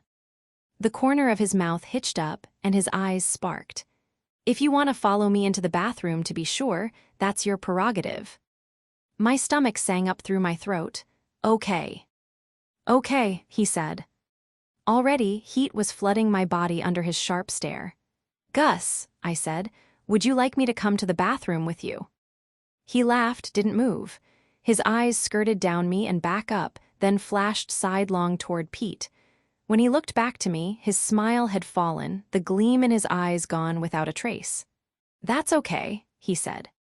I'll be right back. He touched my arm gently, then turned and went inside, leaving me more mortified than I'd been in a long time. Or at least than I'd been since the night I drank wine out of my purse at book club. Unfortunately, I imagined I would now be going that route again, trying to blot out the memory of what had just happened. Gus had turned me down. Hours after he'd had me against a bookshelf, he'd turned me down. This was somehow so much worse than the worst-case scenario my brain had concocted when I'd weighed the pros and cons of starting something with Gus. Why did he say that thing about wanting me for so long? It had seemed so sexy in the moment, but now it made me feel like I was a loose end he'd finally got to tie up. My stupid fatal flaw had struck again. I waited beside the sliding glass door, face burning and buried in my drink for a few minutes. I jumped when my phone buzzed with an email from Gus. My heart began to race, then sank miserably when I opened it. There was nothing in it except, event at Pete's Books, Aug 2, 7 p.m. I thought back to what Maggie had said about how what Gus and I did was so different externally that this would be interesting. I was fairly sure. I'd just committed to doing a book event with him. Dumb bunny, dumb bunny, dumb bunny. I'd spent a month in near-constant contact with Gus. If I'd spent a month solid with nothing but a blood-drenched volleyball, I imagined I too would be crying as the tide swept it out to sea. But no, that wasn't true. It wasn't just loneliness and a tendency to romanticize that had gotten me here. I knew Gus. I knew his life was messy. I knew that his walls were so thick it would take years to chisel through them, and that his mistrust of the world went nearly core deep. I knew I was not the magical one who could fix it all just by being me. When it came down to it, I knew exactly who Gus Everett was, and it didn't change a thing. Because even though he would probably never learn to dance in the rain, it was Gus I wanted. Only Gus. Exactly Gus. I had set myself up for heartbreak, and now I suspected there was nothing I could do but brace myself and wait for it to hit. Chapter 22. The trip. Come on, Gussie. Get in. Maggie splashed water toward the edge of the pool, but Gus merely stepped back, shaking his head and grinning. What, are you afraid it will mess up your perm? Pete teased from the grill. And then we'll find out you have a perm? I added. When his eyes cut to me, a thrill went through me, followed by the disappointing realization that the saggy one-piece Maggie had lent me made me look like a waterlogged popsicle tangled in toilet paper. Maybe I'm afraid that once I get in, no one will set a timer and remind me to get out and use the bathroom, Gus said. At the far end of the pool, a stringy little boy and girl cannonballed in from opposite sides, their splash soaking us. Gus looked back to me. And then there's that. What? I said. Fun. Are you afraid it's contagious? No, I'm afraid the pool's already totally full of pee. You too enjoy bathing in it. Gus went back inside, and I tried not to keep checking every minute or so whether he'd emerged again. Maggie found a beach ball, and we started hitting it back and forth. Soon enough, it was 4:00, and since Sonia was coming at 5, I excused myself to change. Maggie hopped spryly out too and grabbed the yellow towels we'd left on the cement around the pool. She draped one over my shoulders before I could grab it from her and led the way inside. You can use the upstairs bathroom, she said with a sweet smile that seemed almost like a wink. Oh, I said uncomfortably. Okay. I gathered my clothes and went to the stairs. The steps were creaky, wooden, and narrow. They turned back on themselves halfway before depositing me into the upstairs hallway. The bathroom sat at the end, a pink tile monstrosity that was so ugly it became cute again. There were 2 doors on one side of the hall and a third on the other, all of them closed. It was almost time to leave. I was going to have to knock on them until I found him. I tried not to feel embarrassed or hurt, but it wasn't easy. From your first real conversation, Gus made it clear he wasn't the type to expect anything from January. The kind not even you were capable of romanticizing. I toweled off and dressed in the bathroom, then came out and knocked softly on the first door. No answer, so I moved to the one across the hall. A mumbled yeah came through it, and I eased it open. Gus was on the twin bed in the corner, legs stretched out and back propped up by the wall. To his right, the blinds were partly open, letting in streaks of light between the shadows on the floor. Time to head out, he asked, scratching the back of his head. I looked around the room at the mismatched furniture, the lack of plants. On the bedside table there was a lamp that looked like a soccer ball, and across from the foot of the bed, the little blue bookcase there was full of copies, U.S. editions and foreign ones of Gus's books. Come here to ponder your own mortality? I asked, tipping my head toward the bookshelf. Just had a headache, he said. I went toward the bed to sit beside him, but he stood before I reached it. I'd better say bye. You should too, if you don't want Pete to blacklist you. And then he was leaving the room and I was left there alone. I went closer to the bookshelf.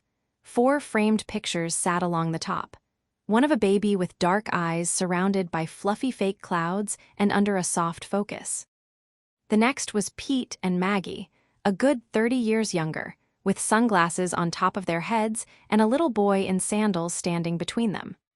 Over his head, between Pete's and Maggie's shoulders, a sliver of the Cinderella castle was visible. The third picture was much older, a sepia-toned portrait of a grinning little girl with dark curls and one dimple. The fourth was a team picture, little boys and girls in purple jerseys all lined up next to a younger, slimmer Pete, wearing a whistle around her neck and a cap low over her eyes. I found Gus right away, thin and messy with a bashful smile that favored one side. Voices filtered up from downstairs then. Sure you can't stay, Pete was saying. I set the photo down and left the room, closing the door on my way out. We were quiet for the first couple of minutes of the drive home, but Gus finally asked, "Did you have fun?" "Pete and Maggie are wonderful," I answered noncommittally. Gus nodded. "They are." "Okay," I said, unsure where to go from there. His hard gaze shifted my way, softening a little, but he jammed his mouth shut and didn't look my way again. I stared at the buildings whipping past the window. The businesses had mostly closed for the day, but there, deep in a parade while we were at Pete's, and vendor carts still lined either side of the street, families clad in red, white, and blue milling between them with bags of popcorn and American flag pinwheels in their hands. I had so many questions, but all of them were nebulous, unaskable. In my own story, I didn't want to be the heroine who let some silly miscommunication derail something obviously good, but in my real life, I felt like I'd rather risk that and keep my dignity than keep laying everything out for Gus until he finally came right out and admitted he didn't want me the way I wanted him. More than once I thought miserably, something real, even if a little misshapen. When we reached the curb in front of our houses, markedly later than we would have due to the increased pedestrian traffic, Gus said, "Let me know about tomorrow." "Tomorrow," I said. "The New Eden trip." He unlocked the car door. "If you still want to go, let me know." This was all it had taken. He was now totally disinterested in me, even as a research companion. He climbed out of the car. That was it. 5 p.m., and we were going our separate ways. On the 4th of July, when I knew no one in town apart from him and his aunts. "Why wouldn't I want to go?" I asked, fuming. I said I wanted to. He was already halfway to his porch. He turned back and shrugged. "Do you want me to?" I demanded. "If you want," he said. "That's not what I asked you. I asked you if you want me to come with you tomorrow." "I want you to do whatever you want to." I folded my arms over my chest. "What time?" I barked. "9-ish," he said. "It'll probably take all day." "Great, see you then." I went into my house and paced angrily, and when that didn't do the trick, I sat at my computer and wrote furiously until night fell. When I couldn't get out another bitter word, I went onto the deck and watched the fireworks streak over the lake, their glitter raining down on the water like falling stars. I tried not to look Gus's way, but the glow of his computer in the kitchen caught my eye every once in a while. He was still working at midnight when Shaddy texted me. Well, that's it. "I'm in love, rip me." Same. I awoke to a house-shaking boom of thunder and rolled out of bed. It was 8 o'clock, but the room was still dark from the storm clouds. Shivering, I dragged my robe off the chair at the vanity and hurried into the kitchen to put the water on. Great slashes of lightning leapt from the sky to hit the churning lake, the light fluttering against the back doors like a series of camera flashes. I watched it in a stupor. I'd never seen a storm out over a massive body of water, at least outside of a movie. I wondered if it would affect Gus's plans. Maybe it'd be better if it did. If he could effectively ghost me. I'd call and cancel the event at the bookstore, and we'd never see each other, and he could stick to his precious once-only non-dating rule, and I could go to Ohio and marry an insurance man, whatever that meant. Behind me, the kettle whistled. I made myself some coffee and sat down to work, and again the words poured out of me. I had reached the 40,000-word mark. The family's world was coming apart. Elinor's father's second family had shown up at the circus. Her mother had had a rough encounter with a guest and was more on edge than ever. Elinor had slept with the boy from Tulsa and been caught sneaking back into her tent, only for the mechanic, Nick, to cover for her. And the clowns. They'd nearly been outed after a tender moment in the woods behind the fairgrounds, and they'd gotten into a huge argument because of it. One of them had left for the bar in town and wound up sleeping it off in a holding cell. I didn't know how things were going to come together, but I knew they needed to get worse. It was 9:15 by then, and I hadn't heard from Gus. I went and sat on the unmade bed, staring out the window toward his study. I could see warm golden light pouring from lampshades through his window. I texted him, "Will this weather interfere with research?" It probably won't be a comfortable trip, he said, but I'm still going. And I'm still invited, I asked. Of course. A minute later he texted again, do you have hiking boots? Absolutely not, I told him. What size do you wear? 7.5. Why? Do you think we wear the same size? I'll grab some from Pete, he said then, if you still want to come. Dear God, are you trying to kick me out of this? I typed back. It took him much longer to answer than usual, and the wait started making me feel sick. I used the time to get dressed. Finally, he replied, no, I just don't want you to feel obligated. I waffled, debating what to do.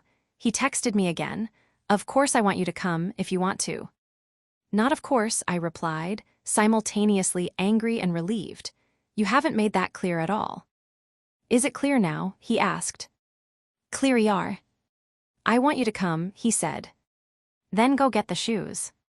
Bring your laptop if you want, he replied. I might need to be there for a while. 20 minutes later, Gus honked from the curb, and I put on my rain jacket and ran through the storm.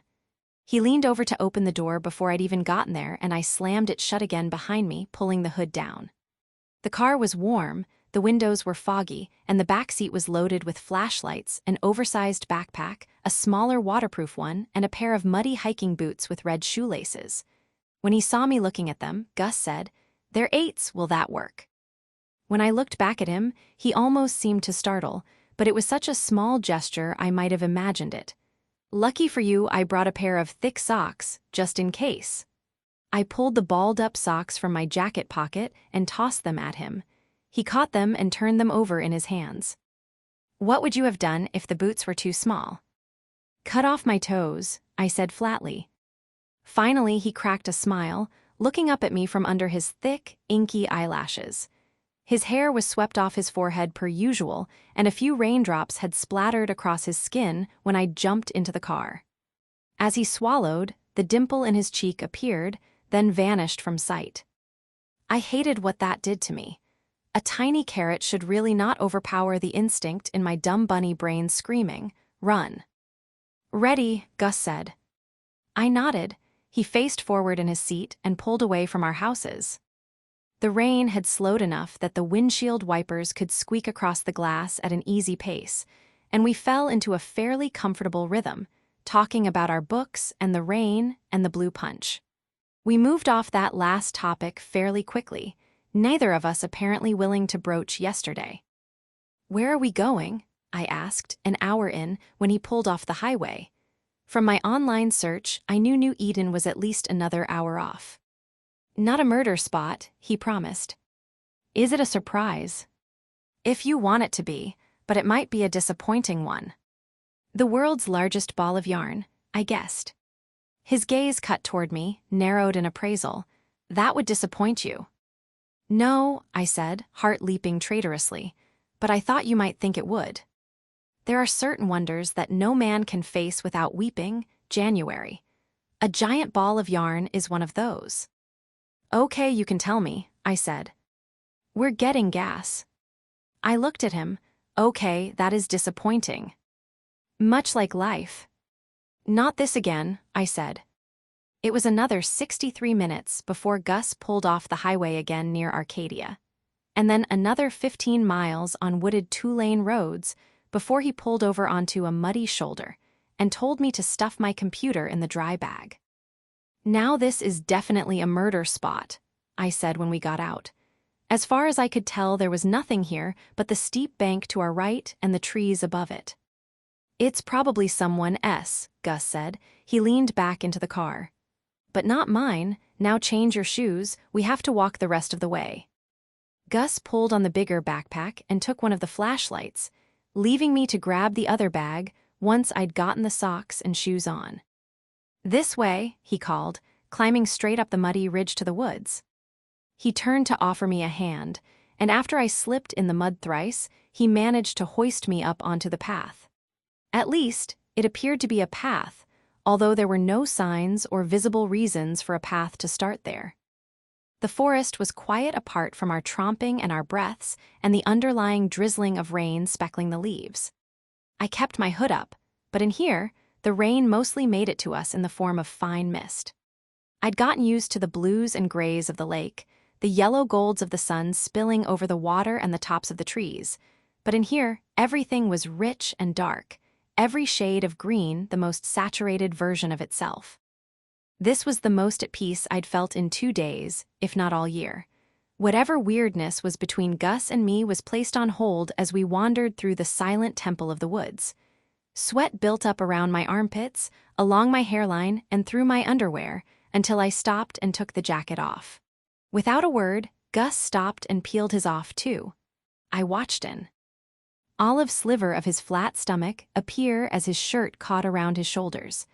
I looked away as he pulled it back down. We picked our backpacks up and kept walking. My thighs began to burn, and the gathering sweat and rain plastered my tank top and my jeans to my skin. At one point, the rain picked up again, and we ducked into a shallow pseudo-cave for a few minutes until the showers let up. The gray sky made it hard to tell how much time had passed, but we must have spent at least a couple of hours marching through the woods until the trees finally thinned and the charred skeleton of New Eden came into sight ahead. "Holy shit," I whispered, stopping beside Gus. He nodded. "Have you seen it before?" "Only in pictures," he said, and started toward the nearest smoke-blackened trailer. The second fire, unlike the one from the lightning strike, hadn't been an accident. The police investigation had found that every building had been doused in gasoline. The prophet, a man who called himself Father Abe, had died outside the last building to catch flames, leading authorities to speculate that he'd been the one to light the place up. Gus swallowed. His voice came out hoarse as he pointed toward a trailer on the right. That was the nursery. They went first. Went, I thought. Burned, I thought. I turned to hide that I was gagging. "People are awful," Gus said behind me. I swallowed my stomach bile. My eyes stung. The back of my nose burned. Gus glanced over his shoulder at me and his gaze softened. "Want to set up the tent?" He must have seen the face I made, because he added quickly, "So we can use our computers." He nodded toward the darkly churning sky as he slid his backpack off. "Don't think this is going to let up anytime soon." "Not here, though," I said. "It feels wrong to put a tent in all this." He nodded agreement and we kept moving, hiked off until the site was no longer visible. Until I could almost pretend we were in a different forest, far away from what had happened at New Eden. As Gus pulled tent poles from the bag, I came forward to help. My hands were shaking, from both the cold and the unease of being here, and I poured all of my focus into piecing the tent together, blocking out the memory of the burned remnants of the cult. The distraction only lasted a few minutes, and then the tent was finished, all our stuff tucked safely inside, except the little notepad and pencil Gus pulled from his pocket as we made our way back to the site. He shot me a tentative look I couldn't interpret, then started toward one of the trailers, or rather 3 that had been cobbled together with plywood and tarp hallways. I swallowed a knot and followed, but after a few steps, he stopped and turned back to me. "You can go back to the tent," he said gruffly. "You don't need to see this." A knot rose in my throat. Obviously, I didn't want to see this, but it bothered me that he'd say I didn't need to while still planning to explore it himself. I could tell he hated being here too, and yet here he was, facing it. That was how it always was. He never looked away from any of it. Maybe he thought someone had to bear witness to the dark. Or maybe he hoped that if he stared into the pitch black long enough, his eyes would adjust and he'd see answers hiding in it. "This is why bad things happen," the dark would say. "This is how it all makes sense." I couldn't go hide from this. I couldn't leave Gus here alone. If he was descending into the darkness, I was going to tie a rope between our waists and go down with him. I shook my head and went to stand behind him, his dark eyes dipping to study me. His rain-speckled lashes curved low and dark and heavy against his olive cheeks. There was so much I wanted to say, but all I could get out was, "I'm here." And when I said it, his brow furrowed and his jaw tensed, and he peered at me in that particular Gus way that made the knot in my throat inch higher. He nodded and turned back to the trailer, tipping his chin toward it. Father Abe's place. Apparently he'd seek counsel from a group of angels, so he needed the room. I tore my gaze from Gus to the sooty trailer. It instantly made me feel woozy and unmoored, like the air here was still overloaded with carbon dioxide and ash. Why do bad things happen? I thought, how will it all make sense? But no great truth appeared to me. There was no good reason this horrible thing had happened, and no reason Gus's life had been what it was either. Damn it, REM was right. Every single person on the planet had to take turns hurting. Sometimes all you could do was hold on to each other tight until the dark spat you back out. Gus blinked clear of his solemn haze and crouched, balancing his notepad on his knee and scribbling notes, and I stood beside him, legs wobbling but eyes open. I'm here, I thought at him.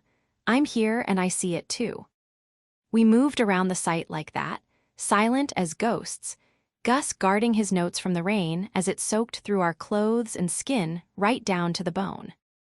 When we'd circled the whole plot of land once, he headed back toward Father Abe's Frankenstein trailer, glancing at me for the first time in the last 2 hours. It's freezing, he said. You should go back to the tent. It was freezing, the wind had picked up, and the temperature had begun dropping until my jeans felt like ice packs against my skin. But no part of me thought that was why he was pushing me away. Please, January, Gus said quietly, and it was the please that unraveled me. What was I doing? I cared about Gus, but if he didn't want me to hold on to him, I had to let go. Okay, I said through chattering teeth. I'll wait in the tent. Gus nodded, then turned and trudged off. Heart stung, I walked back to the tent, knelt, and crawled inside. I curled into the fetal position to warm myself up and closed my eyes, listening to the barrage of rain on the fabric overhead.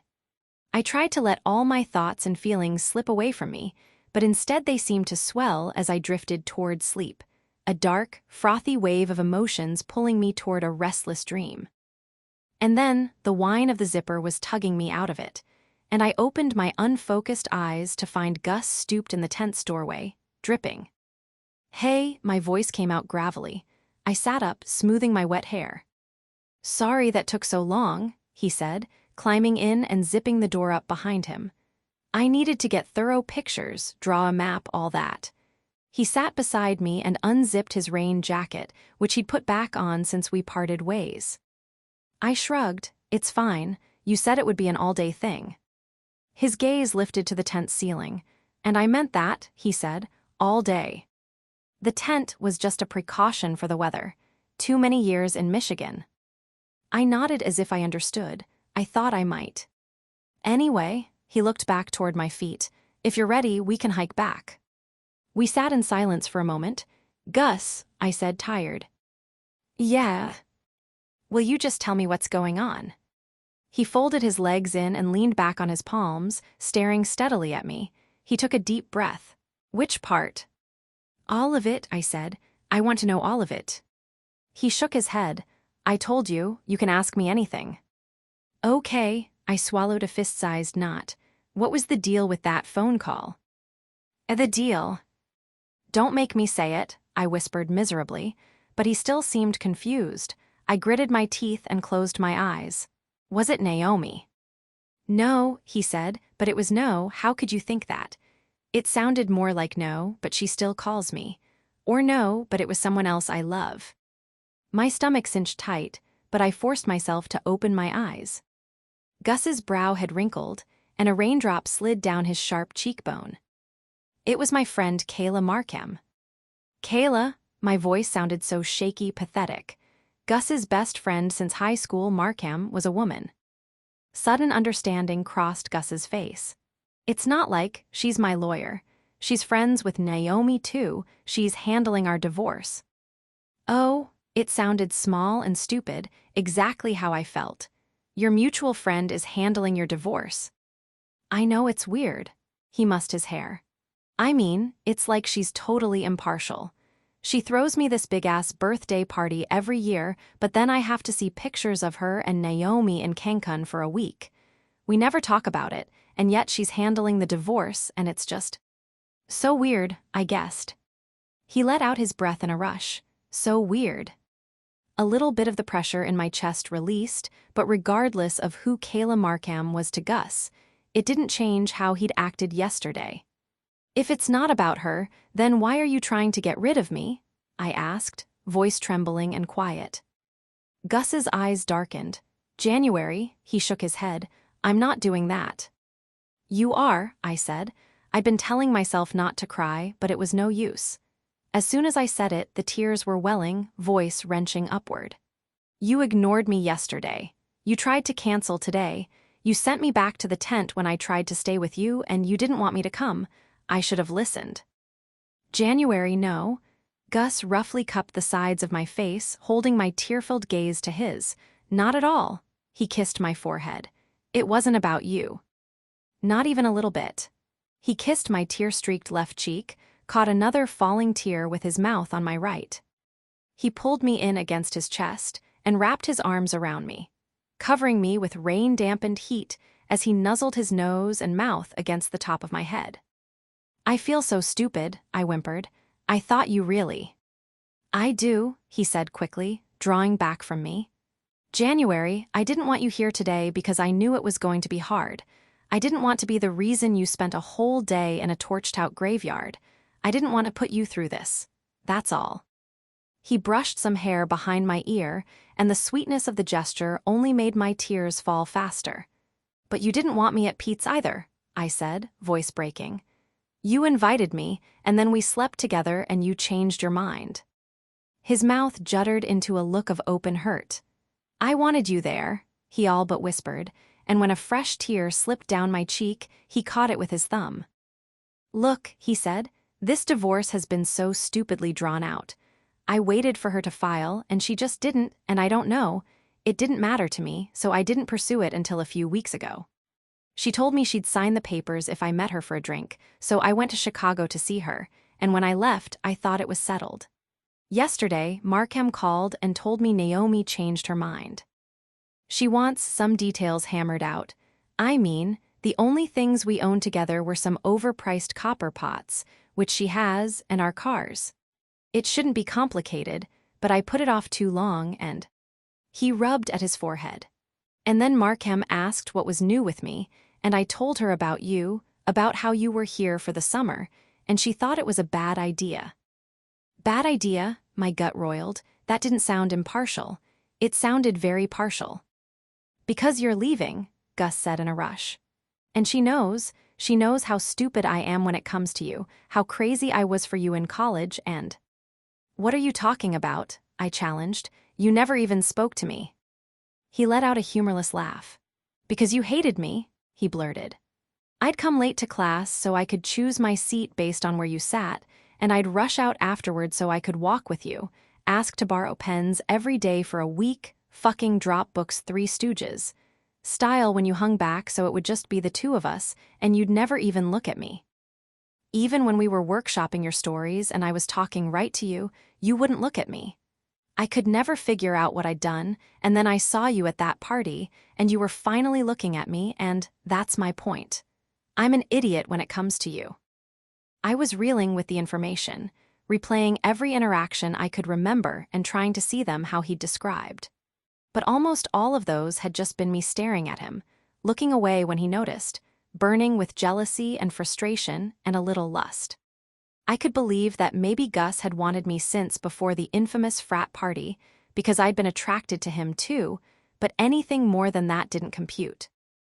Gus, I said, you only critiqued my stories. I was a joke to you. It was possible I'd never seen such a blatant expression of shock. Because I was an asshole, he said, which didn't exactly explain things, but then he went on. I was a 23-year-old elitist dick who thought everyone in our class was wasting my time except you. I thought it was obvious how I felt about you and your writing. That's the point. I never knew what you were thinking then, and I still have no idea. What do you think me taking your pants off means? I said. He tugged at the hair at the crown of his head. That's what I'm trying to tell you, what I've been trying to tell you since you got here, he said breathlessly. I don't remember how any of this is supposed to work or what I'm supposed to do. Even before Naomi and I, January, I'm not like Shaq. What is that supposed to mean? I asked, stung. I'm not the kind of guy women try to date, he said, frustrated. I never have been. I'm the one they want to hook up with in drunk text and hang out with for a change of pace when they've just gotten out of 7-year relationships with doctors, and that's fine, but I don't want that with you, okay? I can't do that. My throat squeezed tight, strangling my voice into something flimsy and weak. That's what you think, that this is all some kind of identity crisis for me. His eyes fell heavily on me, and for once I felt like I could see straight through them. That was exactly what he thought. That, like our bet, Gus was something I was trying on for size while I took a break from the real me. Like I was on my own reverse eat, pray, love tier that would fizzle out as quickly as it had flared up. I want to be your perfect fucking Fabio, January, but I can't, Gus went on. I'm not like Jacques, he'd said, and I'd thought he was insulting Jacques or making a dig at me for dating someone like him, but that wasn't it at all. Gus still thought he was missing something, some special piece other people had, the thing that made people stay, and it broke my heart a little. It broke my heart that when we were younger, he'd thought I'd never even looked at him. I shook my head. I don't need you to be Fabio, I said, voice thick with emotion, like it wasn't the single stupidest sentence I'd uttered in my life. Yes, you do, Gus said urgently. Everything I've done in the last 24 hours has hurt you, January. You want me to be able to read you, and I can't. You want me to know how to do this, and I don't. No, I said. I just want you to tell me how you feel. I want to know what it is you want. I'm going to mess this up, he said helplessly. Maybe, I cried. But that's not what I asked. Tell me what you want, Gus. Not why you can't have it, or what you think I want, or why you can't give that to me. Just tell me what you want for once. That's all I'm asking you to do. I want you, he said quietly. I want you in every way. I want to take you on dates and play with a fucking beach ball in a pool with you, but I'm a wreck, January. I'm trapped in a marriage with a woman who lives with another man, just waiting to be done. I'm on medicine. I'm in therapy. I'm trying to give up smoking for good and even to learn how to meditate. And while that's going on, while I'm a walking dumpster fire, I want you in a way I'm not sure either of us can handle. I don't want to hurt you, and I don't want to feel what it would be like to lose you. He stopped for a beat. In the dim half-light of the tent, his face was all stark shadows, but his liquidy dark eyes glinted as if lit from within. He took a few breaths, then said in a soft murmur, "It doesn't mean I don't want you, January. I've always wanted you. It just means I also want you to be happy, and I'm scared I could never be the person who could give you that." The intensity in his gaze settled, like he'd burned through every spark he had, and I loved his eyes like this too, all warm and raw and quiet. I touched the sides of his face and he looked into my eyes, still breathing hard. Warmth bubbled in my chest, spilling into my fingers as they curled around his sharp jaw. "Then let me be happy with you, Gus," I said and kissed him softly, like the rare and tender thing he was. His hands swept across my back, and he pulled me closer. Chapter 23. The late Gus laid me gently down, his hand still tucked beneath my neck, fingers tangling in my hair. I pulled him over me as his hands caught the bottom edge of my shirt and lifted it around my ribs. When he'd peeled the damp tank top over my head, he tossed it aside and cradled my jaw, kissing me again, slow and heavy, thick and rough and perfectly Gus. His palms skated up my center and back down to undo my wet jeans, and together we managed to get my shoes and pants off before he lifted me across his lap. "January," he whispered through the dark, like an incantation, like a prayer. I wanted to say his whole name back like that, to make Augustus mean something different to him than it had. But I knew that would take time, and for Gus, I thought I could be patient. So instead I just kissed him, slipped my fingers up his warm stomach to lift his sopping shirt over his head and discard it into the pile with mine. We sat back in the dark, looking at each other, unhurried and unembarrassed. In the basement, it had felt like we were racing to devour each other. This was different. Now I could study Gus how I'd always wanted to, savoring every hard line and sharp edge of his I'd ever stolen glances of, and his hands traced the curves of my hips and ridges of my ribs with the same quiet awe, his warm gaze trailing purposefully after them. Every piece of me he looked at seemed to light up in response, all the blood in my body. Rushing to the surface, jostling there, eager to be dispelled by his mouth or hands. His mouth sank against the side my neck, again at the front of my throat, once more in the gap between my breasts. "Perfect," he whispered into my skin. His fingertips grazed every place his lips had been, and his eyes lifted to mine. "You're perfect," he rasped and brushed a kiss over my lips so slow and hot it seemed to melt me from within. He undid my bra and pulled me flush against him, a prickle of need starting low in my belly at the feel of his chest against mine, his hands running down my sides. We were both soaked to the bone, and our mouths and skin were slick and warm against each other as we wound ourselves together, fingers and lips and tongues and hips slipping and catching, tangling and unraveling. He tasted like the outdoors, like pine and dew and cinnamon and himself. We untwined long enough to get his pants and briefs off, and then he was over me, his mouth skirting up the inside of my thigh as his hands twisted into my underwear and hitched them down my hips. His lips nestled into my stomach, scraped down the curve of it. I gasped as his mouth finally met me, and my hands found their way into his hair, onto his neck, as he cupped my hips to his mouth, every nerve in my body rushing to meet it, every sensation gathering in that one point. I dragged him up the length of me, and his hands circled my breasts as I wrapped my thighs tight around his hips and moved against him, feeling him shiver. "Condom?" I whispered, and he leaned over to snatch his backpack, digging through it as I arched under him. He found the foil package and tore it open, and then within seconds he was pushing into me, his mouth unraveling mine, his hands in my hair and on my skin, his breath against my ear, his name rolling through me like a tide, his voice murmuring mine into my neck as he rocked deeper, sending full-body pulses of bliss through me. The rain fell all around us, and I let go of everything that was Gus, wasn't this moment. I lost myself in him, and instead of trying to convince myself that someday everything would be okay, I focused on the fact that, right now, it already was. Gus's hands found mine as the mounting pressure shuddered through us, and we locked together, gasping and clutching and shivering. When we were finished, he didn't let go. We lay beside each other, under the blanket. He pulled out of his backpack, our hands knotted together and our heavy breath in sync. We had sex twice more that night. An hour or so later, when he interrupted our conversation about the event at Pete's to kiss me, and then again later, in a dreamy daze, when we awoke still tangled together naked in the dark, me already arching, him already hard. When we'd finished, he pulled a bag of tortilla chips and a couple of Cliff Bars out of the pack, along with the same 2 flasks he'd taken to line dancing. I propped myself up on my elbow to watch him, and he turned one of the lanterns on, the light casting him in reds and golds. He held the chips out to me.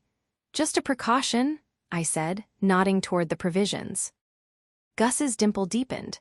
His hand skimmed up the side of my arm and down across my collarbone. "An optimistic one. I'm an optimist now." His fingers drifted to my chin, and he tilted it up to kiss my throat again. His other hand came up and he caught both sides of my jaw as he kissed me deeply, slowly, drank me in. When he pulled back, his fingers threaded through my hair, his thumb roving over my bottom lip, he asked, "Are you happy, January?" "Extremely," I said. "Are you?" He gathered me against him and kissed my temple. His voice crackled against my ear. "I'm so happy." In the morning, we pulled on our damp clothes, packed up, and walked back to the car. The skies were clear and bright, and Gus turned on the radio, then held my hand against the gearshift, the light dappling us through the trees and windshield. I felt like I had the Gus of Pete's house right then, and I felt a little more like the January of before too, the one who could fall fearlessly. I searched my stomach for that tight feeling, the sensation of waiting for the other shoe to drop. I could find it if I tried hard enough, but for once, I didn't want to. This moment felt worth whatever pain it might bring later, and I tried to repeat that to myself until I was sure I'd be able to remember it if I needed to. Gus lifted my hand from the gearshift and pressed it to his mouth without looking over at me. Last night I'd known all this could slip away, dissolve around me. I'd half expected it to by the time the first cold streaks of morning light hit the tent and Gus realized what he'd done, and more importantly, everything he'd said. But instead, when his eyes opened, he'd given me a closed-mouthed smile and pulled me against him, nuzzling his face into the side of my head, kissing my hair. Instead, here we were in the car, Gus Everett holding on to my hand and not letting go. What happened 2 days ago in his study had seemed like an inevitability, a crash course we'd been set on since the beginning of the summer. However, this was something I hadn't even let myself daydream about. I wouldn't have known how to. He didn't look like anyone from the story. On the drive back, we stopped for breakfast at a greasy spoon diner along the highway, at which point I slipped away to call Shaddy from the bathroom. The haunted hat, Ricky's. We were going to have to start calling him by his name soon. If this kept up, little sisters were sharing their room with Shaddy at their mother's insistence, and she'd sneaked away to talk to me at the bottom of their cul-de-sac, but was still whispering like the whole family was sleeping in a pile on top of her. "Oh my God," she hissed. "I know," I said. "My goo-wad," she repeated. "Shad, I know." "Wow." "Wow," I agreed. "I can't wait to visit and watch him be completely smitten with you," she said. The thought made my stomach feel like it was fizzing. "We'll see." "No," she said with finality. "How could he not be? Not even sexy, evil Gus could be that deranged habibi." A lady was knocking on the bathroom door then, so we said our quick, "I love you" and goodbye, and I went back to the sticky vinyl booth and the pile of pancakes and Gus. Sexy, disheveled, lazily smiling Gus, who gripped my knee beneath the table again and sent sparks down my belly and up my thighs. I wanted to go back to the bathroom, him in tow. Our breakfast stop turned into a trip to the bookstore in town, where they had none of my books in stock except the first, and no special display for their 2 copies of the Revelatories, and that turned into a stop at a bar with an outdoor patio. "What's your favorite bad review?" I asked him. He smiled to himself as he thought, stirring the whiskey and ginger ale in front of him. "Like in a magazine or from a reader?" "Reader first." "I've got it," he said. "It was on Amazon, 1 star, did not order book." I threw my head back, laughing. I love the ones where they accidentally ordered the wrong book, then review based on how different it was from the book they meant to order. Gus's laugh rattled. He touched my knee beneath the table. I like the ones that explain what I was trying to do, like, the author was trying to write Franzen, but he's no Franzen. I pantomimed gagging myself, and Gus covered his eyes until I stopped. "But were you trying to write Franzen?" He laughed. "No, January, I'm just trying to write good books. That sound like Salinger." I erupted into laughter, and he grinned back. We fell into easy silence again as we sipped on our drinks. "Can I ask you something?" I said, after a minute. "No," Gus answered deadpan. "Great," I said. "Why did you try to keep me away from New Eden? I mean, I know you said you didn't want me to have to see it, and I get that. Except that the whole point of this bet was for you to convince me the world was how you said it was, right? And that was the perfect opportunity." He was quiet for a long moment. He ran his hand through his messy hair. "Do you really think that was what this was about?" "I mean, I hope it was at least partially an elaborate ruse to sleep with me," I teased, but the expression on his face was serious, even a little anxious. He shook his head and glanced toward the window. "I never wanted you to see the world like I see it," he said. "But the bet," I said, trying to work it out. "The bet was your idea," he reminded me. "I just thought maybe if you tried to write what I write, I don't know, I guess I hoped you'd realize it wasn't right for you." He hurried to add, "Not because you're not capable, but because it's not you. The way you think about things, it's not like that. I always thought the way you saw the world was incredible." A faint flush crept into his olive cheeks, and he shook his head. "I never wanted to see you lose that." A jumble of emotion caught in my throat, even if what I'm seeing isn't real. Gus's brow and mouth softened. "When you love someone," he said haltingly, "you want to make this world look different for them. To give all the ugly stuff meaning and amplify the good. That's what you do. For your readers. For me. You make beautiful things because you love the world, and maybe the world doesn't always look how it does in your books, but I think putting them out there, that changes the world a little bit. And the world can't afford to lose that. He scratched a hand through his hair. I've always admired that. The way you're writing always makes the world seem brighter, and the people in it a little braver. My chest felt warm and liquidy, like the block of ice that had been lodged there since Dad died was breaking up. Just a little, its hunks melting down.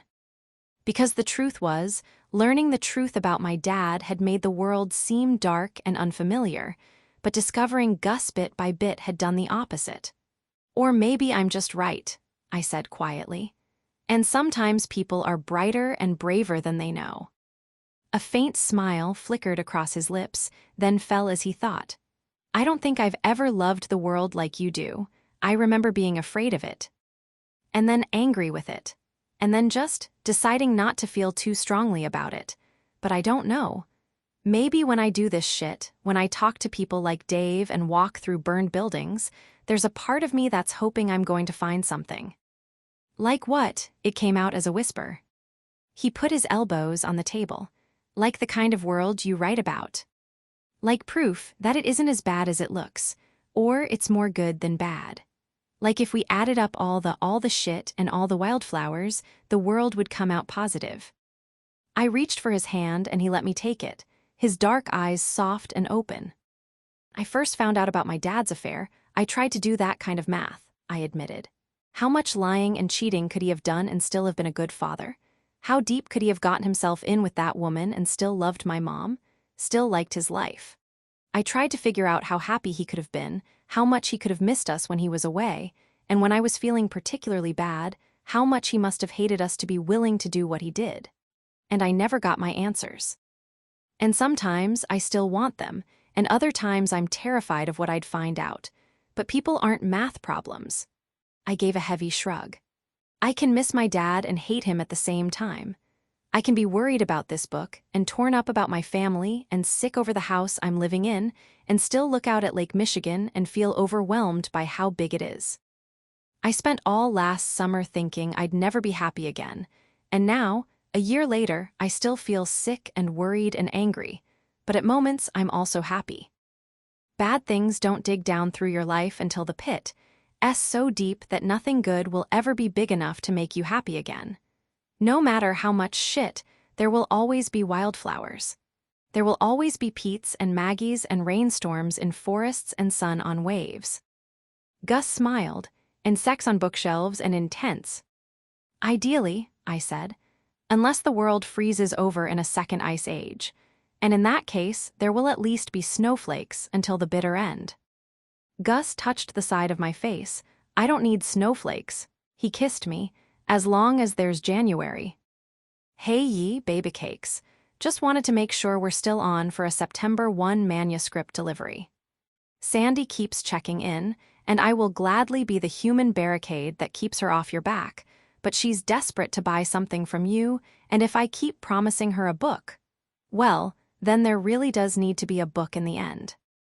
Gus had spent the night, and when I shifted away from him to reach for the phone, he rolled over, still asleep, to follow me, nestling his face into the side of my boob, his hand sprawled out across my bare stomach. My heart began to race both from the still new thrill of his body and from Anya's text. I couldn't send her the incomplete book. It was miraculous she hadn't dumped me yet, and I couldn't put her in a less than ideal situation with Sandy Lowe without something to soften the blow.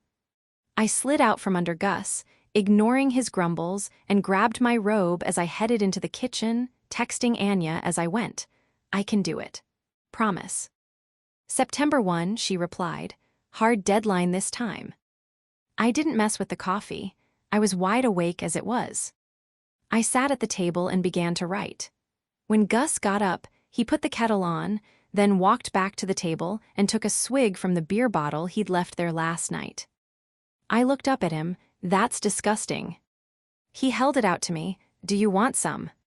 I took a swig, even worse than I imagined. He smiled down at me. His hand grazed my clavicle and skimmed down me, parting my robe as he went.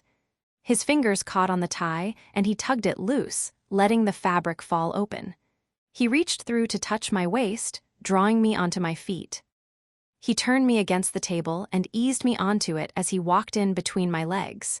He caught the collar of my open robe and slid it down my arms, leaving me bare on the table. "I'm working," I whispered. He lifted one of my thighs against his hip as he pushed in closer. "Are you?" His other hand rolled across my breast, catching my nipple. "I know you have a bet to win. This can wait." I dragged him closer. "No, it can't." Focus was a problem. Or rather, focusing on anything but Gus was a problem. We decided to go back to writing in our separate houses during the day, which might have been a more successful solution if either of us had enough self-control to not write notes back and forth all day. "I want you," he once wrote. "When did writing get so hard?" I wrote back. "Hard," he wrote. He wasn't always the instigator. On Wednesday, after resisting as long as I possibly could, I wrote, "Wish you were here," and drew an arrow down toward myself. "You're not the only one," he wrote back. "Then, write 2,000 words and then we can talk." This proved to be the key to getting anything done. We changed the goalposts. 2,000 words and we could be in the same room. 4,000 words and we could touch. Our whole arrangement was seeming less like a sprint and more like a three-legged race, full of teamwork and encouragement. Ultimately, I was still determined to win, though I was no longer sure what I was trying to prove or to whom. At night, we went out sometimes. To the Thai restaurant we'd ordered from so many times, a cute little place where everything was gilded and you sat on cushions on the floor and ordered from a menu whose cover was mock papyrus. To the pizza place we'd ordered from so many times, a less cute little place with plasticky red booths and interrogation room lighting. We went to the Tipsy Fish, a bar in town, and when someone Gus knew from town walked in, he nodded hello without jerking his hand away from me. Even as we played darts and later pool, we stayed connected, visibly together, Gus's hand curled casually around my hips or resting gently under my shirt at the small of my back. My fingers laced through his or snagged on his belt loop. The next night, when we were leaving Pizza My Heart, we walked past Pete's bookshop and saw her and Maggie inside, having a glass of wine in the armchairs in the cafe. "We should say hi," Gus said, and so we ducked inside. "It's our anniversary," Maggie explained airily. "With North Bear," Pete added. "The day we moved here, not our anniversary's January 13th. "No kidding," I said. "That's my birthday." "Really?" Maggie seemed delighted. "Well, of course it is. The best day of the year. It only makes sense God would pull that." "A perfectly good day," Pete agreed. Maggie nodded, "And so is today." "I'd move here all over again," Pete said. "Best thing we ever did, apart from falling in love." "And adopting the Labradors," Maggie added thoughtfully. "And extending a certain invitation to book club, which seems to have worked out all right," Pete added with a wink.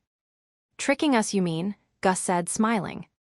He looked at me, and I wondered if we were thinking the same thing. It might not have been the best thing I ever did, moving here, showing up at Pete's house that night for book club, but it was a good one. The best in a few years at least. "Just stay for one quick glass, Gussie," Maggie insisted, already pouring into the clear plastic cups they used for iced coffee. One glass grew to two, two grew to three, and Gus pulled me onto his lap in the armchair across from them. Their hands were draped loosely between their chairs, knotted together, and Gus's were rubbing idle circles on my back as we talked and laughed into the night. We left at midnight, when Pete finally pronounced that they should be getting home to the Labradors, and Maggie started whisking around to clean up. But we were too tipsy to drive, so we walked through the heat and mosquitoes. And as we did, I thought over and over again, I almost love him. I'm starting to love him. I love him. And when we reached our houses, we ignored them and followed the path down to the lake instead. It was a Friday, after all, and we were still bound to our deal. We stripped off our clothes and ran, shrieking, into the cold bite of the water, hand in hand. Out until it hit our thighs, our waists, our chests. Our teeth were chattering, our skin was alive with chills as the icy water batted us back and forth. "This is terrible," Gus gasped. "It was warmer in my imagination." I shrieked back, and Gus pulled me in against him, wrapping his arms around my back and rubbing it to bring warmth into my skin. And then he kissed me deeply and whispered, "I love you." And then again, with his hands in my hair and his mouth on my temples and cheeks and jaw, as a ratty plastic bag drifted past on the surface of the water. "I love you, I love you." "I know." I sank my fingers into his back as if my grip could stop time and keep us there. Us and the too cold lake and the litter swimming through it. "I love you too." "And to think," he said, "you promised you wouldn't fall in love with me." Chapter 24. The book, "I Don't Want to Do This," I said. Gus and I were standing at the top of the stairs outside the master bedroom. "You don't have to," he reminded me. "If you can learn how to dance in the rain." "Still haven't done that," he interrupted. "Then I can stare the ugly things down," I finished. I opened the door. It took me a few breaths before I could calm myself enough to move. A California king sat against the far wall, flanked by matching turquoise end tables and lamps with blue and green beaded shades. A framed Klimt print hung over the high gray headboard. Opposite the bed, a mid-century-style dresser stretched along the wall, and a small round table sat in the corner, draped in a yellow tablecloth and decorated with a clock and a stack of books. My books. The room was otherwise ordinary and impersonal. Gus opened one of the drawers. Empty.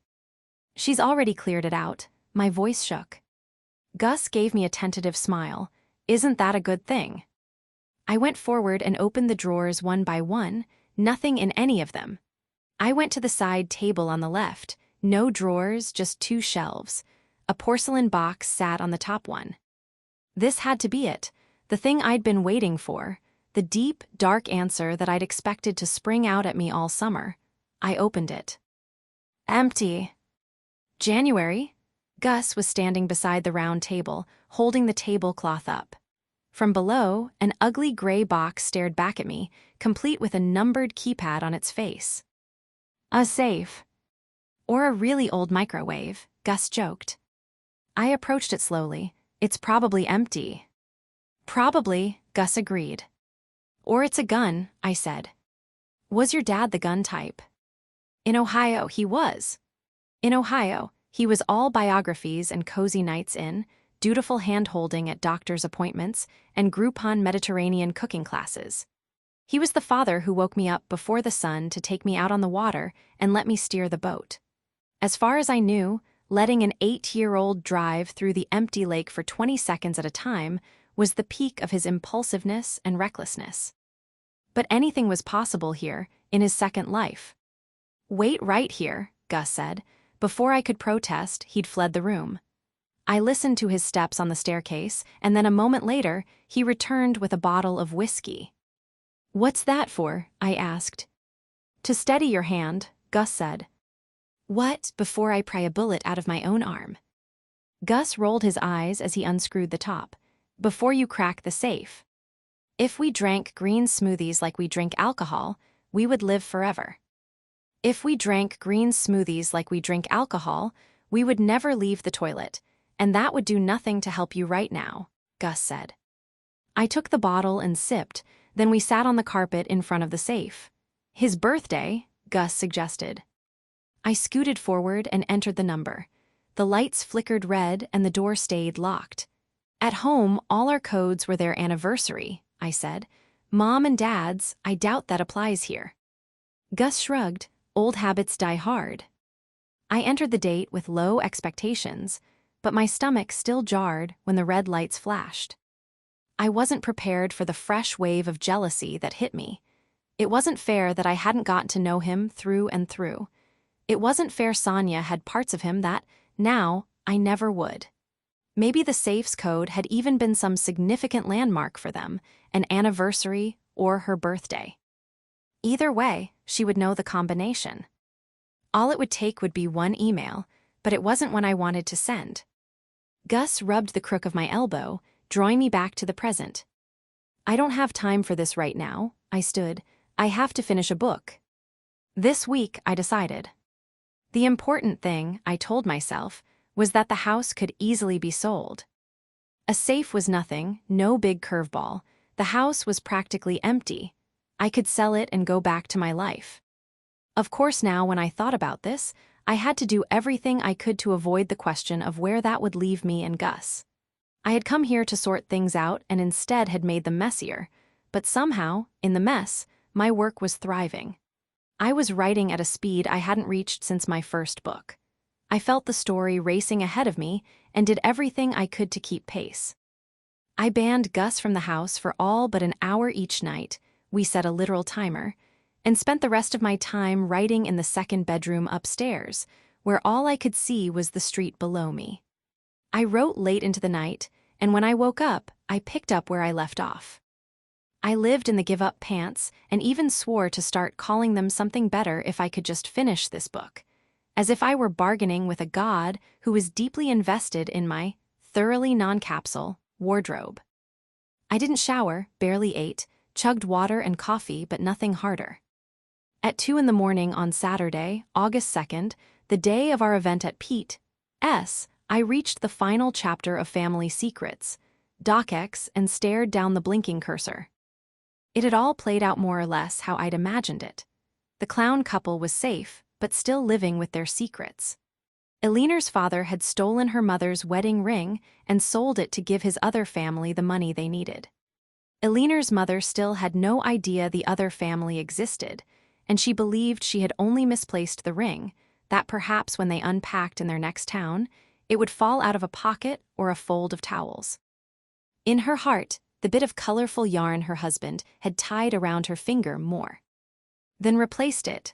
Love, after all, was often made not of shiny things but practical ones that grew old and rusted only to be repaired and polished, things that got lost and had to be replaced on a regular basis. And Eleanor's heart had been thoroughly broken. The circus was moving on. Tulsa was shrinking behind them, their week there fogging over like a dream upon waking. She was looking back, with an ache she thought would never stop spearing through her. There was where I was supposed to leave it. I knew that. It had a nice, cyclical quality to it. A temporary neatness that the reader could see unraveling somewhere far ahead off the page, or perhaps not. There it was, exactly as it was meant to be, and my chest felt heavy, and my body felt chilled, and my eyes were damp, although possibly more from exhaustion and the fan overhead than anything else. But I couldn't leave it there, because no matter how beautiful the moment was, in its own sad way, I didn't believe it. This wasn't the world I knew. You lost beautiful things, years of your mother's good health, your shot at the dream career, your father way too soon, but you found them too. A coffee shop with the world's worst espresso, a bar with a line-dancing night, a messy, beautiful neighbor like Gus Everett. I set my hands on the keyboard and started typing. White flurries began to drift down around her, snagging in her hair and clothes. Eleanor looked up from the dusty road, marveling at the sudden snowfall. Of course it wasn't snow. It was pollen. White wildflowers had sprung up on either side of the road, the wind shaking their buds out into itself. Eleanor wondered where she was going next, and what the flowers would look like there. I saved the draft and emailed it to Anya. Subject, something different. Please don't hate me. Love, Jay. I got up early and drove 20 minutes to print the draft at the nearest FedEx, just so I could hold it in my hand. When I got back, Gus was waiting on my porch for me, sprawled on the couch with his forearm thrown over his eyes. He lifted it to peer at me, then smiled and sat up, making room for me to sit. He pulled my legs over his lap and scooted me closer to him. And, he said. I dropped the stack of paper in his lap. Now, I just have to wait and see if Anya fires me, and how mad Sandy is, and whether we can sell the book and I have something to lord over you. Anya won't fire you, Gus said. And Sandy will probably be mad, Gus said, but you wrote another book, and you'll write more, probably even one she wants. You'll sell the book, though not necessarily before I sell mine, and either way, I'm sure you'll find something to lord over me. I shrugged. I'll try my best anyway. What about you? Are you close to done? Actually, yeah, with a draft anyway. Another week or two should do it. That should be about how long it takes me to do the dishes I've left around the house this week. Perfect timing, Gus said. Look at fate taking charge. Fate is want to do that. We parted ways before the event to get ready, and when my hair was dry after a much-needed shower, I lay on my bed, exhausted, and watched the fan twirl. The room felt different. My body felt different. I could have convinced myself I'd snatched someone else's limbs and life and fallen in love with them. I drifted off to sleep and woke with an hour to spare. Gus knocked on my door 30 minutes later, and we headed to the shop on foot. Normally, I would hate to get sweaty before an event, but here, it seemed to matter less. Everyone was a little sweaty in North Bear Shores, and the stiff black event dress hadn't appealed to me after a summer in shorts and t-shirts. So I'd put the white thrift store sundress on again, with the embroidered boots. At the bookstore, Pete and Maggie took us into the office to have a glass of champagne. Scare away any jitters, Maggie said sunnily. Gus and I exchanged a knowing look.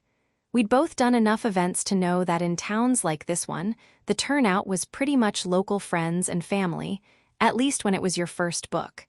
After that, most of them couldn't be bothered, and people who worked at the bookstore. Maggie and Pete had moved the display table up to the counter and set up about 10 folding chairs, so clearly, they had some understanding of this too.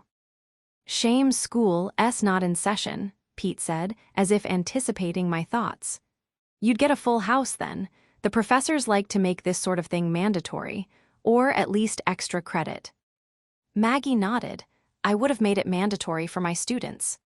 From now on, I'm putting Labradorite in every book, I promised, just to give you a good excuse to do that. She clutched her heart, as if that was the sweetest thing she'd heard in months. Go time, kids, Pete announced and led the way out. There were 4 more chairs lined up behind the counter, and she ushered Gus and me in between her and Maggie, who would be interviewing us. Lauren and her husband were in the audience, along with a couple of other women I recognized from the cookout and 5 strangers. Generally, I preferred not to know so much of my audience. Actually, I preferred not to know anyone, but this felt nice, relaxed.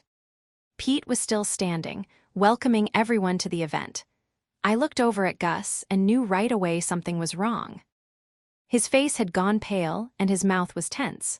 All the warmth in him was gone, shut off as if by a valve. I whispered his name, but he kept staring right into the crowd. I followed his gaze to a tiny woman with nearly black curls and blue eyes that tilted up at the corners, complementing her high cheekbones and heart-shaped face. It took me a few seconds to puzzle it out, a few blissfully ignorant seconds before my stomach felt like it had dropped through my feet and into the floor. My heart had started racing, like my body understood before my brain could admit it. I looked toward Maggie. Her lips were pursed and her hands were folded in her lap. She was stiff and still, completely unlike herself, and while Pete was carrying on confidently, I could see the change in her body language too, something of a mother bear's posture. A vicious protectiveness, a readiness to spring. She sat and scooted her chair around while she readied herself. It was a casual enough gesture, but I thought she might be shaken. My heart was still thudding against my chest, so hard I figured the whole audience could hear it, and my hands started to sweat. Naomi was beautiful. I should have known she would be. I probably had. But I hadn't expected to see her, especially not alone here, looking at Gus like that. Apologetic, I thought, then hungry. My stomach lurched. She had come here with intent. She had something to say to Gus. God, what if I threw up here? Pete had kicked off the questioning. Something along the lines of, why don't you start by telling us about your books? Gus turned in his chair to face her. He was answering. I didn't hear what he said, but the tone was calm, mechanical, and then he was looking at me, waiting for me to answer, and his face was entirely inscrutable. It was like the master bedroom of Dad's house. Impersonal, scrubbed clean. There was nothing for me in it. I really felt like I might vomit. I swallowed it and started describing my last book. I'd done it enough. It was practically scripted. I didn't even have to listen to myself. I just had to let the words trickle out. I really felt sick. And then Pete was asking another question from a handwritten list she had in front of her. Tell us about your books. What's your writing process like? What do you start with? Who are you influenced by? Etc. And in between them, Maggie contributed her own lofty follow-ups. If your book were a beverage, what would it be? Do you ever imagine where your books should be read? What is the emotional process of writing a book like? Has there ever been a moment from your real life you found yourself unable to capture through words alone? This moment would probably be pretty damn hard, I thought. How many different ways could you write? Alina wanted badly to puke up everything she'd eaten that day. Possibly a lot. Time was inching past, and I couldn't decide whether I wanted it to move more quickly or if whatever came afterward would only make things worse. The very question of that seemed to break the curse. The hour was over. The handful of people who'd come were milling forward to talk to us and get books signed, and I was gritting my teeth and trying to socially tap dance while inside, tumbleweeds were blowing through my desolate heart. Naomi hung back from the others, leaning against a bookcase. I wondered if she'd picked up the leaning from Gus or the other way around. I was afraid to look at her too long and recognize more of him on her, when I'd spent the last hour trying desperately to find some trace of me on him, proof that he had whispered my name fiercely into my skin even that afternoon. Pete had cornered Naomi and was trying to lead her from the store, but she was arguing, and then Lauren was joining them, trying to keep a scene from breaking out. I couldn't hear what was being said, but I could see her curls bobbing as she nodded. The group around the table was dissolving. Maggie was ringing them up, her own clear gaze cutting between the register and the conversation by the door. Gus looked at me finally. He seemed poised to offer an explanation, but the expression on my face must have changed his mind. He cleared his throat. I should see why she's here. I said nothing, did nothing. He stared back at me for no more than 2 seconds, then stood and crossed the store. My face was hot, but the rest of my body was cold, shivering. Gus sent Pete away, and when she looked at me, I couldn't meet her gaze. I stood and hurried through the door to the office, then through the office to the back door into a back alley that was nothing more than a couple of dumpsters.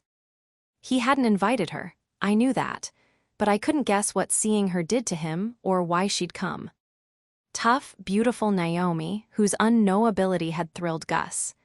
Naomi, who didn't need him or try to save him, who he had never been afraid to break, who he had wanted to spend his life with, who he would have stayed with despite everything, if given the chance.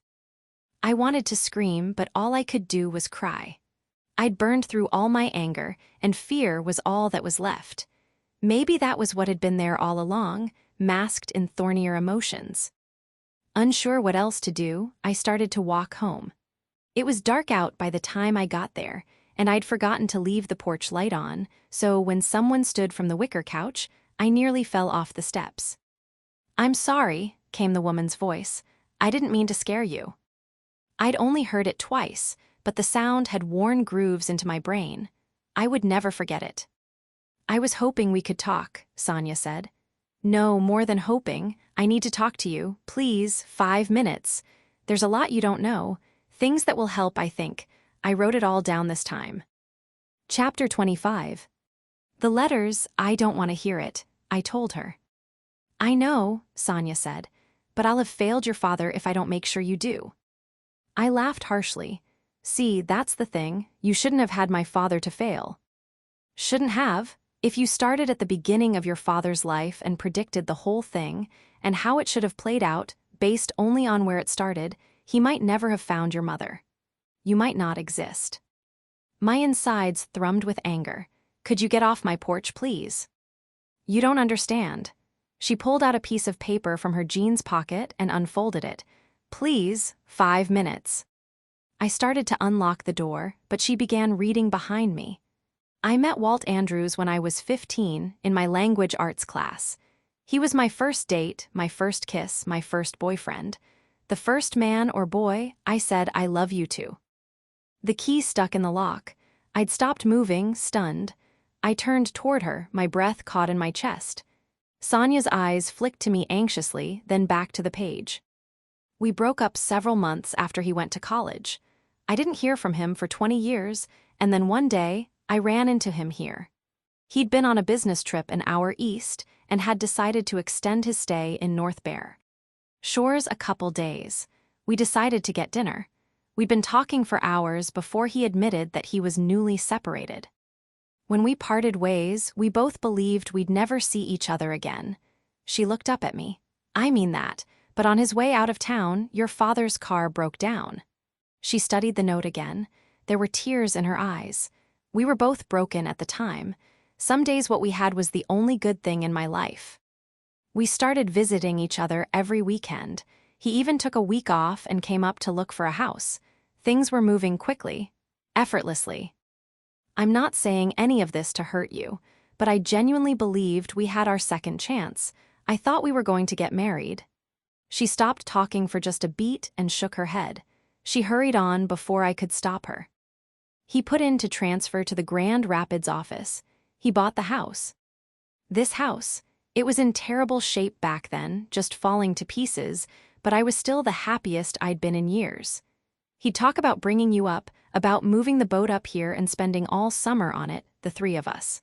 I thought, I'm going to live there until I die, with a man who loves me. He was married, I whispered. My throat felt like it was going to collapse. He was still married. Gus is married, I thought. The emotion was ballooning through me. I wanted to hate her. I did hate her, and I also felt her pain mixing with mine. I felt all of the excitement of a new love, a healing one, a second chance with someone you'd almost forgotten about. And the pain when their real life came to call, the agony of knowing there was history with someone else, a relationship yours couldn't touch. Sonia's eyes scrunched tight. That didn't feel real to me until your mother's diagnosis. The D word still sent a shock wave through me. I tried to hide it. Went back to messing with the key, though now my eyes were so thick with tears I couldn't see. Sonia kept reading, faster now. We stayed in touch for a few months. He wasn't sure what was going to happen. He just knew he needed to be there for her, and there was nothing I could do about that. But the calls came less and less, and then not at all. And then one day, he sent an email. Just to let me know that she was doing much better, that they were doing better. I'd stopped with the door again, without meaning to. I was facing her, mosquitoes and moths whizzing around me. But that was years ago. She nodded, and when the cancer came back, he called me. He was devastated. January. It wasn't about me, and I knew that. It was about her. He was so scared, and the next time he was passing through for work, I agreed to see him again. He was looking for comfort, and I'd started something with a friend of Maggie's, a good man, a widower. It wasn't serious yet, but I knew it could be. And perhaps that frightened me a bit, or perhaps a part of me would always love your father, or maybe we were just selfish and weak. I don't know, and I won't pretend to. But I will say this. That second time around, I had no illusions about where things were going. If your father had lost your mother, he wouldn't have been able to stand the sight of me, and I wouldn't have been able to believe he truly loved me anyway. I was a distraction, and I might even have believed I owed him that much. And when he started fixing up the house, I knew, without him ever telling me, it wasn't for us. And it happened again as your mom got her health back. The visits came further and further apart. The calls slowed and stopped. And that time, I didn't even get an email. I can stand here and tell you that we had good enough intentions. There are no easy answers here. I know I shouldn't be allowed to be heartbroken right now, but I am. I'm heartbroken and angry with myself for getting into this situation, and humiliated to be standing here with you. Then why are you? I demanded. I shook my head, another furious wave crashing over me. If it was over, like you say it was, then how did you have that letter? I don't know, she cried out, tears welling instantly in her eyes, falling in quick, steady droplets down her face. Maybe he wanted you to have this place but didn't think your mom would have the strength to tell you about it, or didn't think it was right to ask her to. Maybe he thought if he'd sent the key and letter straight to you, there'd be no one to stand here and convince you to forgive him. I don't know, January. Mom wouldn't have ever told me, I realized immediately. Even once Sonia had, Mom hadn't been able to talk about it, to confirm or explain. She wanted to remember all the good things. She wanted to cling to those. So tight they couldn't fade, not loosen her grip enough to make room for the parts of him that still hurt to think about. Sonia huffed a few teary breaths and swiped at her damp eyes. All I know is when he died, his attorney sent me the letter and the key and a note from Walt asking me to pass along both to you. And I didn't want to, I've moved on. I'm finally with someone I love, I'm finally happy, but he was gone and I couldn't say no. Not to him. He wanted you to know the truth, the whole thing, and he wanted you to still love him once you knew. I think he sent me here so I could make sure you forgave him. Her voice quavered dangerously. And maybe I came because I needed someone to know that I'm sorry too, that I will always miss him too. Maybe I wanted someone to understand I'm a complete person, and not just someone else's mistake. I don't care that you're a complete person, I bit out, and right then I understood that was true. I didn't hate Sonia, I didn't even know her. It wasn't about her at all. The tears were falling faster, making me gasp for breath. It's about him. It's all the things I can never know about him or even ask him. What he put my mom through, I'll never know how to build a family or what, if anything, I can trust of what I learned from them. I have to look back on every memory I have and wonder what was a lie. I can't know him any better now. I don't have him anymore. The tears were really pouring now. My face was soaked. The dotted line of pain I'd been living with for a year felt like it had finally split open down my center. Oh, honey, Sonia said quietly, we can never fully know the people we love. When we lose them, there will always be more we could have seen, but that's what I'm trying to tell you. This house, this town, this view, it was all a part of him he wanted to share with you. And you're here, all right? You're here and you've got the house on a beach he loved in a town he loved, and you've got all the letters and... Letters, I said. I have one letter. She looked startled. You didn't find the others. What others? She seemed genuinely confused. You haven't read it, the first letter. You never read it. Of course I hadn't read it, because that was the last new bit of him I could ever have, and I wasn't ready for that. Over a year since he had died, and I still wasn't ready to say goodbye. I was ready to say a lot, but not goodbye. The letter was at the bottom of the box where it had sat all summer. Sonia swallowed and folded her list of talking points, stuffing it in the pocket of her oversized sweater. You have pieces of him. You're the last person on earth with pieces of him, and if you don't want to look at them, that's your call. But don't pretend he left you nothing. She turned to go. That was all she had to say, and I'd let her get it out. I felt stupid, like I'd lost some game whose rules no one had explained. But at the same time, even if I was still reeling from the pain after she'd driven away, I was standing. I'd had the conversation I'd been dreading all summer. I'd gone into the rooms I'd kept closed. I'd fallen in love and felt my heart break, and I'd heard more than I wanted to hear, and I was on my feet. The beautiful lies were all gone, destroyed, and I was still upright. I turned to the door with new purpose and went inside, walked straight through the dark house to the kitchen and got the box down. A layer of dust had coated the envelope. I blew it away and flipped the loose tab up to pull out the letter. I read it there, standing over the sink with one yellow light turned on over me. My hands were trembling so badly, it was hard to make out the words. This night had almost been as bad as the night we'd lost him or the night of his funeral. In any other situation, all I would have wanted would have been my parents. Damn it, I did want my parents.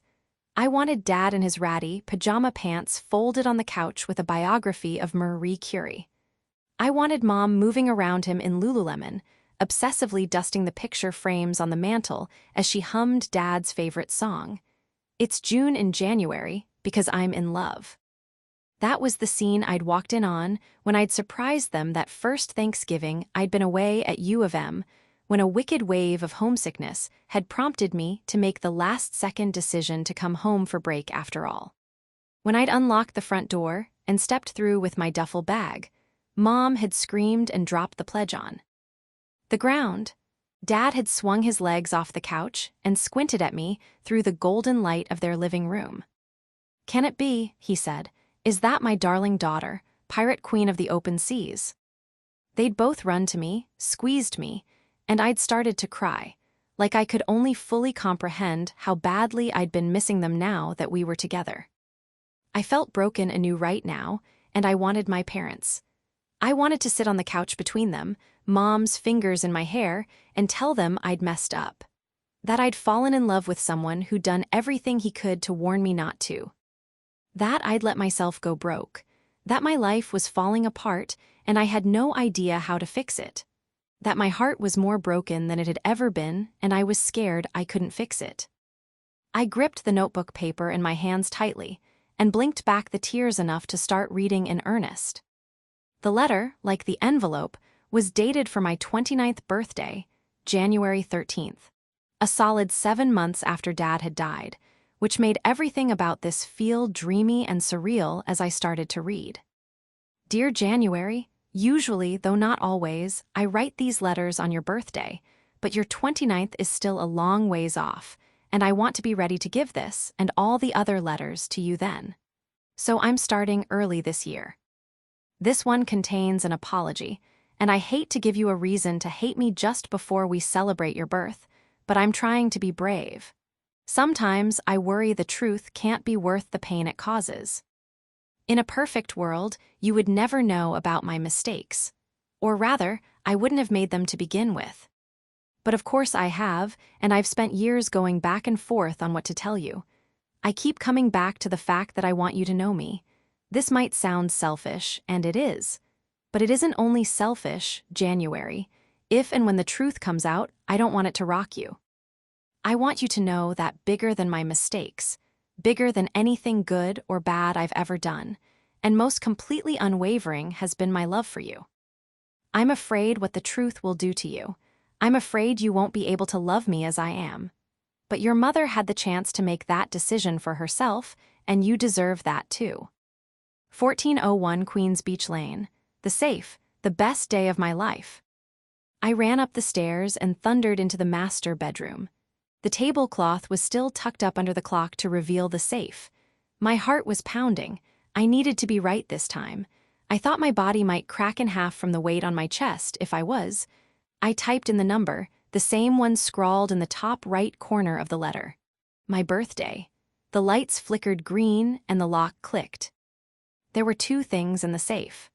A thick stack of envelopes, wrapped in an oversized green rubber band, and a key on a blue PVC keychain. In white letters, the words Sweet Harbor Marina, North Bear Shores, MI were printed across the surface. I pulled the stack of letters out first and stared at them. My name was written on each, in a variety of pens, the handwriting getting sharper and more resolute the further back I flipped. I clutched the envelopes to my chest as a sob broke out of me. He had touched these. I'd forgotten that about the house, somewhere along the way, but this was different. This was my name, a piece of him he'd carved out and left behind for me. And I knew I could survive reading them because of everything else I'd survived. I could stare it all in the face. I staggered to my feet and grabbed my keys on the way out the door. My phone's GPS found the marina with no trouble. It was 4 minutes away. 2 turns and then I was in the dark parking lot. There were 2 other cars, probably employees, but as I walked down the dock, no one rushed out to shoo me away. I was alone, with the quiet sloshing of the water against the dock supports, the gentle thunk and SHPP of boats rocking into the wood. I didn't know what I was looking for, but I knew that I was looking. I held the letters tightly in my hand as I moved down the length of the dock, up and down the off-shooting pathways. And then there it was, pure white and lettered in blue, its sails rolled up. January. I climbed unsteadily onto it, sat on the bench and stared out at the water. "Dad," I whispered. I wasn't sure what, if anything, I believed about the afterlife, but I thought about time and imagined flattening it out so that every moment in this space became one. I could almost hear his voice. I could almost feel him touching my shoulder. I felt so lost again. Every time I started to find my way, I seemed to slip further down. How could I trust what Gus and I had? How could I trust my own feelings? People were complicated. They weren't math problems, they were collections of feelings and decisions and dumb luck. The world was complicated too, not a beautifully hazy French film, but a disastrous, horrible mess, speckled with brilliance and love and meaning. A breeze ruffled the letters in my lap. I brushed the hair from my teary eyes and opened the first envelope. Dear January, today you were born. I knew to expect that for months. It was not a surprise. Your mother and I wanted you very much, even before you began to exist. What I didn't know to expect is that today, I would feel like I'd been born too. You have made me a new person, January's father, and I know this is who I will be for the rest of my life. I'm looking at you now, January, as I'm writing this, and I can barely get the words onto the page. I am in shock, January. I didn't know I could be this person. I didn't know I could feel all this. I can't believe someday you will wear a backpack, know how to hold a pencil, have opinions on how you like to wear your hair. I'm looking at you, and I can't believe you are going to become more amazing than you already are. 10 fingers, 10 toes. And even if you had none of them, you'd still be the grandest thing I've ever seen. I can't explain it. Do you feel it? Now that you're old enough to read this and to know who you are, do you have a word for the thing that evades me? The thing that makes you different from anything else? I guess I should tell you something about myself, about who I am at this very moment as I watch you sleep on your mother's chest. Well, nice to meet you, January. I'm your father, the man you made from nothing but your tiny fingers and toes. One for every year, always written on the day. January, today you are one. Who am I today, January? I'm the hand that guides you while you take your clumsy steps. Today, your mother and I made spaghetti, so I guess you could say I'm a chef too. Your personal one. I never used to like to cook much, but it has to be done. Happy 2nd birthday, January. Your hair has gotten so much darker. You wouldn't remember being a blonde, would you? I like it more this way. It suits you very much. Your mother says you look like her grandmother, but I think you take after my mother. She would have loved you. I'll try to tell you a bit about her too. She was from a place called North Bear Shores. That's where I'm from too. I lived there when I was your age. I was a nasty 2-year-old, she used to tell me. I guess I screamed until I passed out. But that was probably at least in part due to Randy, my oldest brother. A bit of a jackass, but a lovable one. He lives in Hong Kong now because he is fancy. January, I can't believe you're 4. You're person-shaped now. I suppose you always were, but you're more so now than ever. When I was 4, I wrecked my tricycle. I was riding down a pier toward the lighthouse at the end. My mother had gotten distracted by a friend, and I thought it would be neat to ride right off the pier, see if I was going fast enough to stay atop the water. Like Road Runner. She saw me at the last minute and screamed my name. When I turned to look at her, I yanked the handlebars and smashed into the lighthouse itself. That's how I got that big pink scar on my elbow. I suppose it isn't so big now, or else my elbow is quite a bit bigger. Last week you cracked your head on the fireplace. It wasn't too bad, didn't even need stitches, but your mother and I cried all night after you'd gone to sleep. We felt so bad. Sometimes, January, being a parent feels like being a kid who someone has mistakenly handed another kid. Good luck, this unwise stranger cries before turning his back on you forever. We will always make mistakes, I'm afraid. I hope they will get smaller and smaller as we get bigger and bigger. Older, really, we're rather done growing. 8 years old and smart as a whip. You never stop reading, January. I hated reading when I was 8, but then again, I was terrible at it, and both Randy and Douglas used to tease me mercilessly, though these days Douglas is as gentle as a butterfly. I imagine if I'd been better at reading, I would have liked it more, or maybe vice versa. My dad was a busy man, but he was the one who taught me how to read, January. And since he'd started, I wouldn't let my poor mother have anything to do with it. Well, when the time comes, I'm teaching you to drive, she used to tell me. Your favorite book right now is The Giving Tree, but God, January, that book breaks my heart. Your mother is a bit like that tree, and I worry you will be too. Don't get me wrong, that's a good way to be.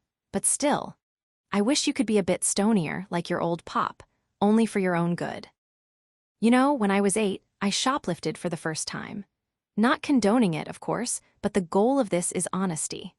I stole gum from the old-fashioned candy store on the main drag in North Bear Shores. I loved that shop. They had these great big fans to keep the chocolate from melting in the summer, and on days when my mother was occupied, my brothers and I would stroll down there to get out of the heat. I never found it much fun to go to the beach on my own. Perhaps now I'd feel different. I haven't been in a while. Your mother and I have been talking about taking you soon. January, you are 13 and braver than any 13-year-old should have to be. Today, I don't know who I am. I am your father still, of course, and the husband of your mother. But January, sometimes life is very hard. Sometimes it demands so much of you that you start losing pieces of yourself as you stretch out to give what the world wants to take. I am lost, January. Remember that lighthouse I told you about? I think I told you about it. Sometimes I think about you as that lighthouse. Keep your eyes on January, I tell myself. She won't lead you astray. If you focus on January, you won't go too far off course. But maybe I was so focused I ran smack dab into you. Your mother, too. I know this year has been frightening for you, but please know that some way or another, your mother and I are going to find our way back to ourselves and back to each other. Please don't be afraid, my sweet baby, my daring pirate queen of the open seas. Somehow everything will be okay. I got my first kiss when I was 16, January. Her name was Sonia, and she was stringy and serene. Your birthday isn't for a few more months, but I have to write this now. Today, you are leaving for college, January, and I'm afraid it might kill me. Of course I can't tell you that. You would feel so guilty, and you shouldn't. You are, by all accounts, doing the right thing. You have always been so smart. This is where you belong, and it's not forever. But when you wake up this morning and we start driving north, I won't be looking at you in the rearview mirror. And when you read this, when will that be? Think back to that day. Will you even notice that I can't look at you? Probably not. You're so nervous yourself. But if you do remember, now you'll know why. I worry I might turn around and drive the three of us back home if you show any ounce of hesitation. I want to keep you forever. Who am I without you? You should be in graduate school, and we all know it. Fuck Cancer, January. You're an adult now, so that means by the time you read this, you should be well acquainted with the word fuck, and we both know you're already too closely acquainted with the word Cancer. Well, fuck it. I have to be honest, January. I feel like our lives are imploding, and a part of me wants to shove you far, far away until the implosion stops. I told you I'd be honest with you, so here it is. If I write it here, I know I will not be able to take it back. Someday you will read this.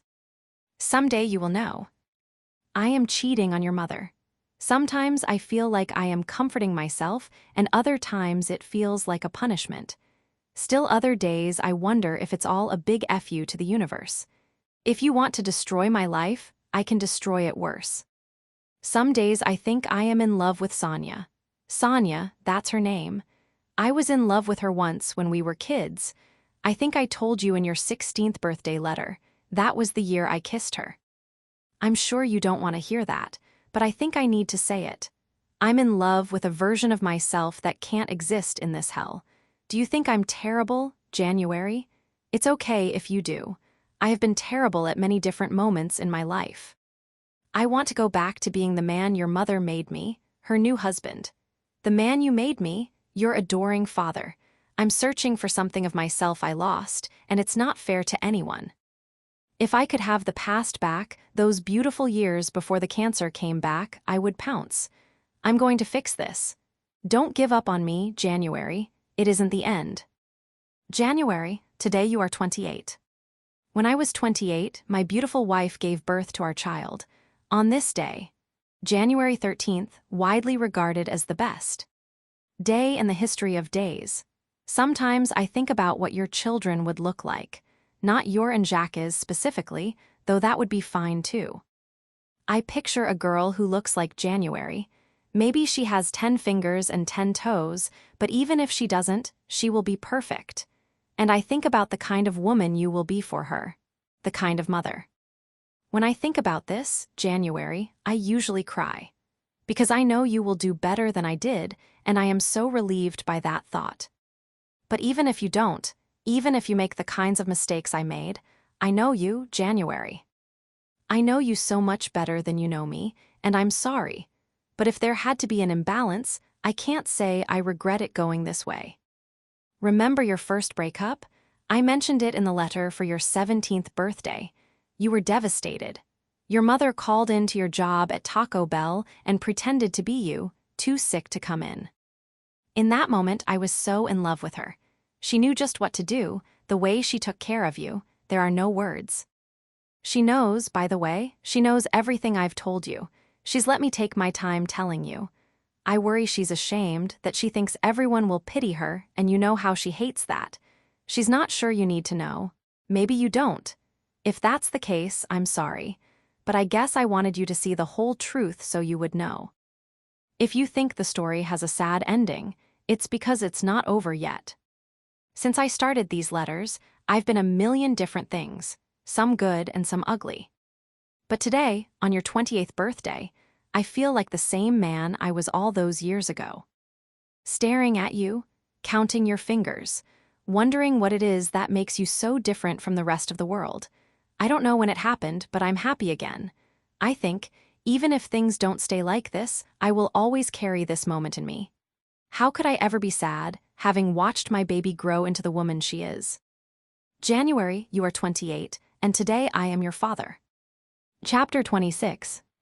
The best friend I lay back on the floor and stared up at the stars. Fluffy, dark clouds were drifting across the sky, blotting them out bit by bit, and I was watching them like a countdown, though to what I didn't know. The letters lay in a heap around me, all unfolded, all read. 2 hours hadn't given me closure, but it was time I'd never expected to have with him. Words he hadn't said to me finally spoken. I felt like I had time traveled. I was a wound, half healed over and scraped raw again. Everybody hurts was running through my mind. I could see the consolation of it, the idea that your pain wasn't unique. Something about that made it seem both bigger and smaller. Smaller because all the world was aching. Bigger because I could finally admit that every other feeling I'd been focusing on had been a distraction from the deepest hurt. My father was gone, and I would always miss him. And that had to be okay. I reached for my phone and opened the YouTube app. I typed "Everybody Hurts" and I played it there from my phone speakers. When it ended, I started it over. The pain settled into a deep rhythm.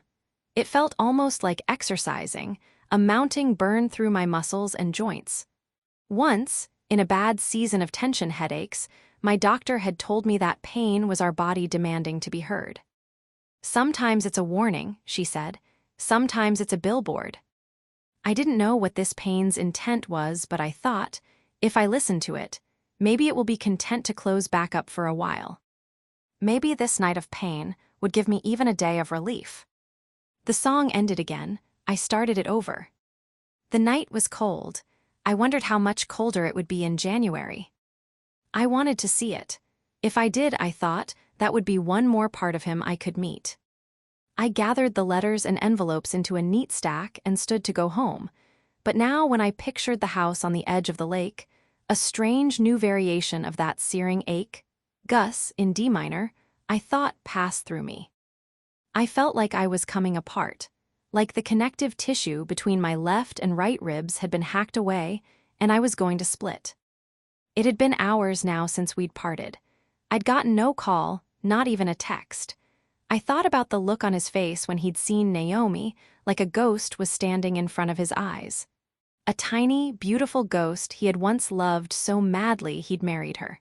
So madly he wanted to work through it when she tore his heart to pieces.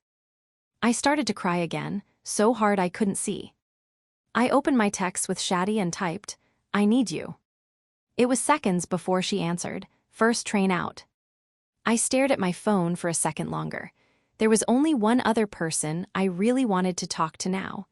I tapped the contact info and held the phone to my ear. It was the middle of the night. I didn't expect an answer, but on the second ring, the line clicked on. "Janie," Mom whispered in a rush. "Are you okay?" "No," I squeaked. "Tell me, honey," she urged. I could hear her sitting up, the rustle of sheets drawing back and the faint click of her bedside lamp turning on. "I'm here now, honey. Just tell me everything." My voice wrenched upward as I started at the beginning. "Did I tell you Jacques broke up with me in a hot tub?" Mom gasped, "That little shitweasel." And then I told her the rest. I told her everything. Shaddy arrived at 10 a.m. with a duffel bag an NBA player could have slept comfortably in and a box of fresh produce. When I opened the door to find her on the sunlit porch, I leaned first to see into the cardboard box and asked, "No booze." "Did you know you have an amazing farmer's market 2 blocks from here?" she said, whisking inside. "And that the only Uber driver seems to be legally blind." I tried to laugh, but just the sight of her here had tears welling up behind my eyes. "Oh, honey," Shaddy said, and set the box down on the couch before enveloping me in a hug that was all rose water and coconut oil. "I'm so sorry," she said, her hand toying in my hair in a gentle, motherly way. She pulled back and gripped my arms, examining me. "The good news is," she said softly, "your skin looks like a newborn baby's. What have you been eating out here?" I tipped my head toward the box of squash and greenery. "None of that." "Drafting diet?" she hazarded, and when I nodded, she patted my arm and turned toward the kitchen, gathering the box in her arms as she went. "I figured as much. Before the booze and the crying, you need a vegetable. And probably, like, eggs or something." She stopped short as she reached the kitchen, gasping either at size, scope, and style, or at the disgusting mess I'd managed to make of it. "Aki," she said, regrouping as she began to unload the veggies on the lone spare bit of countertop. "How about you change out of those pants, and I'll start on brunch?" "What's wrong with these pants?" I gestured to my sweats. "These are my official uniform now, on account of I've officially given up." Shaddy rolled her eyes and drummed her blue nails on the counter.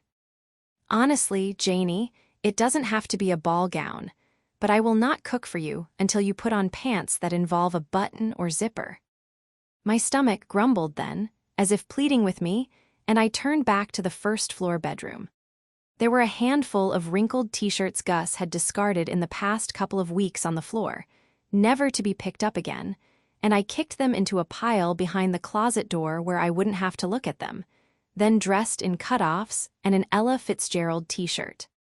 Making brunch was an hour-and-a-half-long affair, and then there was the fact that Shaddy insisted we finish all the dishes before we took a bite. "Look at this stack," I reasoned with her, gesturing at the leaning pile of cereal-crusted bowls. "It could be Christmas by the time we've gotten through all of these." "Then I'm glad I packed a coat," Shaddy replied with a casual shrug.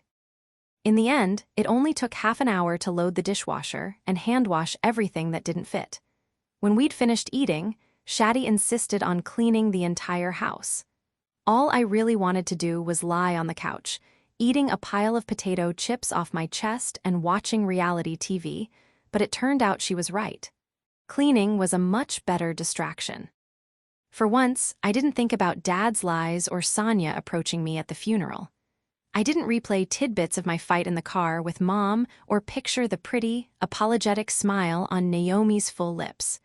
I didn't worry about the book, or what Anya would think, or what Sandy would do. I didn't really think at all. Deep cleaning put me into a trance. I wished I could stay in an emotional cryogenic chamber that would allow me to sleep through the worst of whatever heartbreak I was avoiding.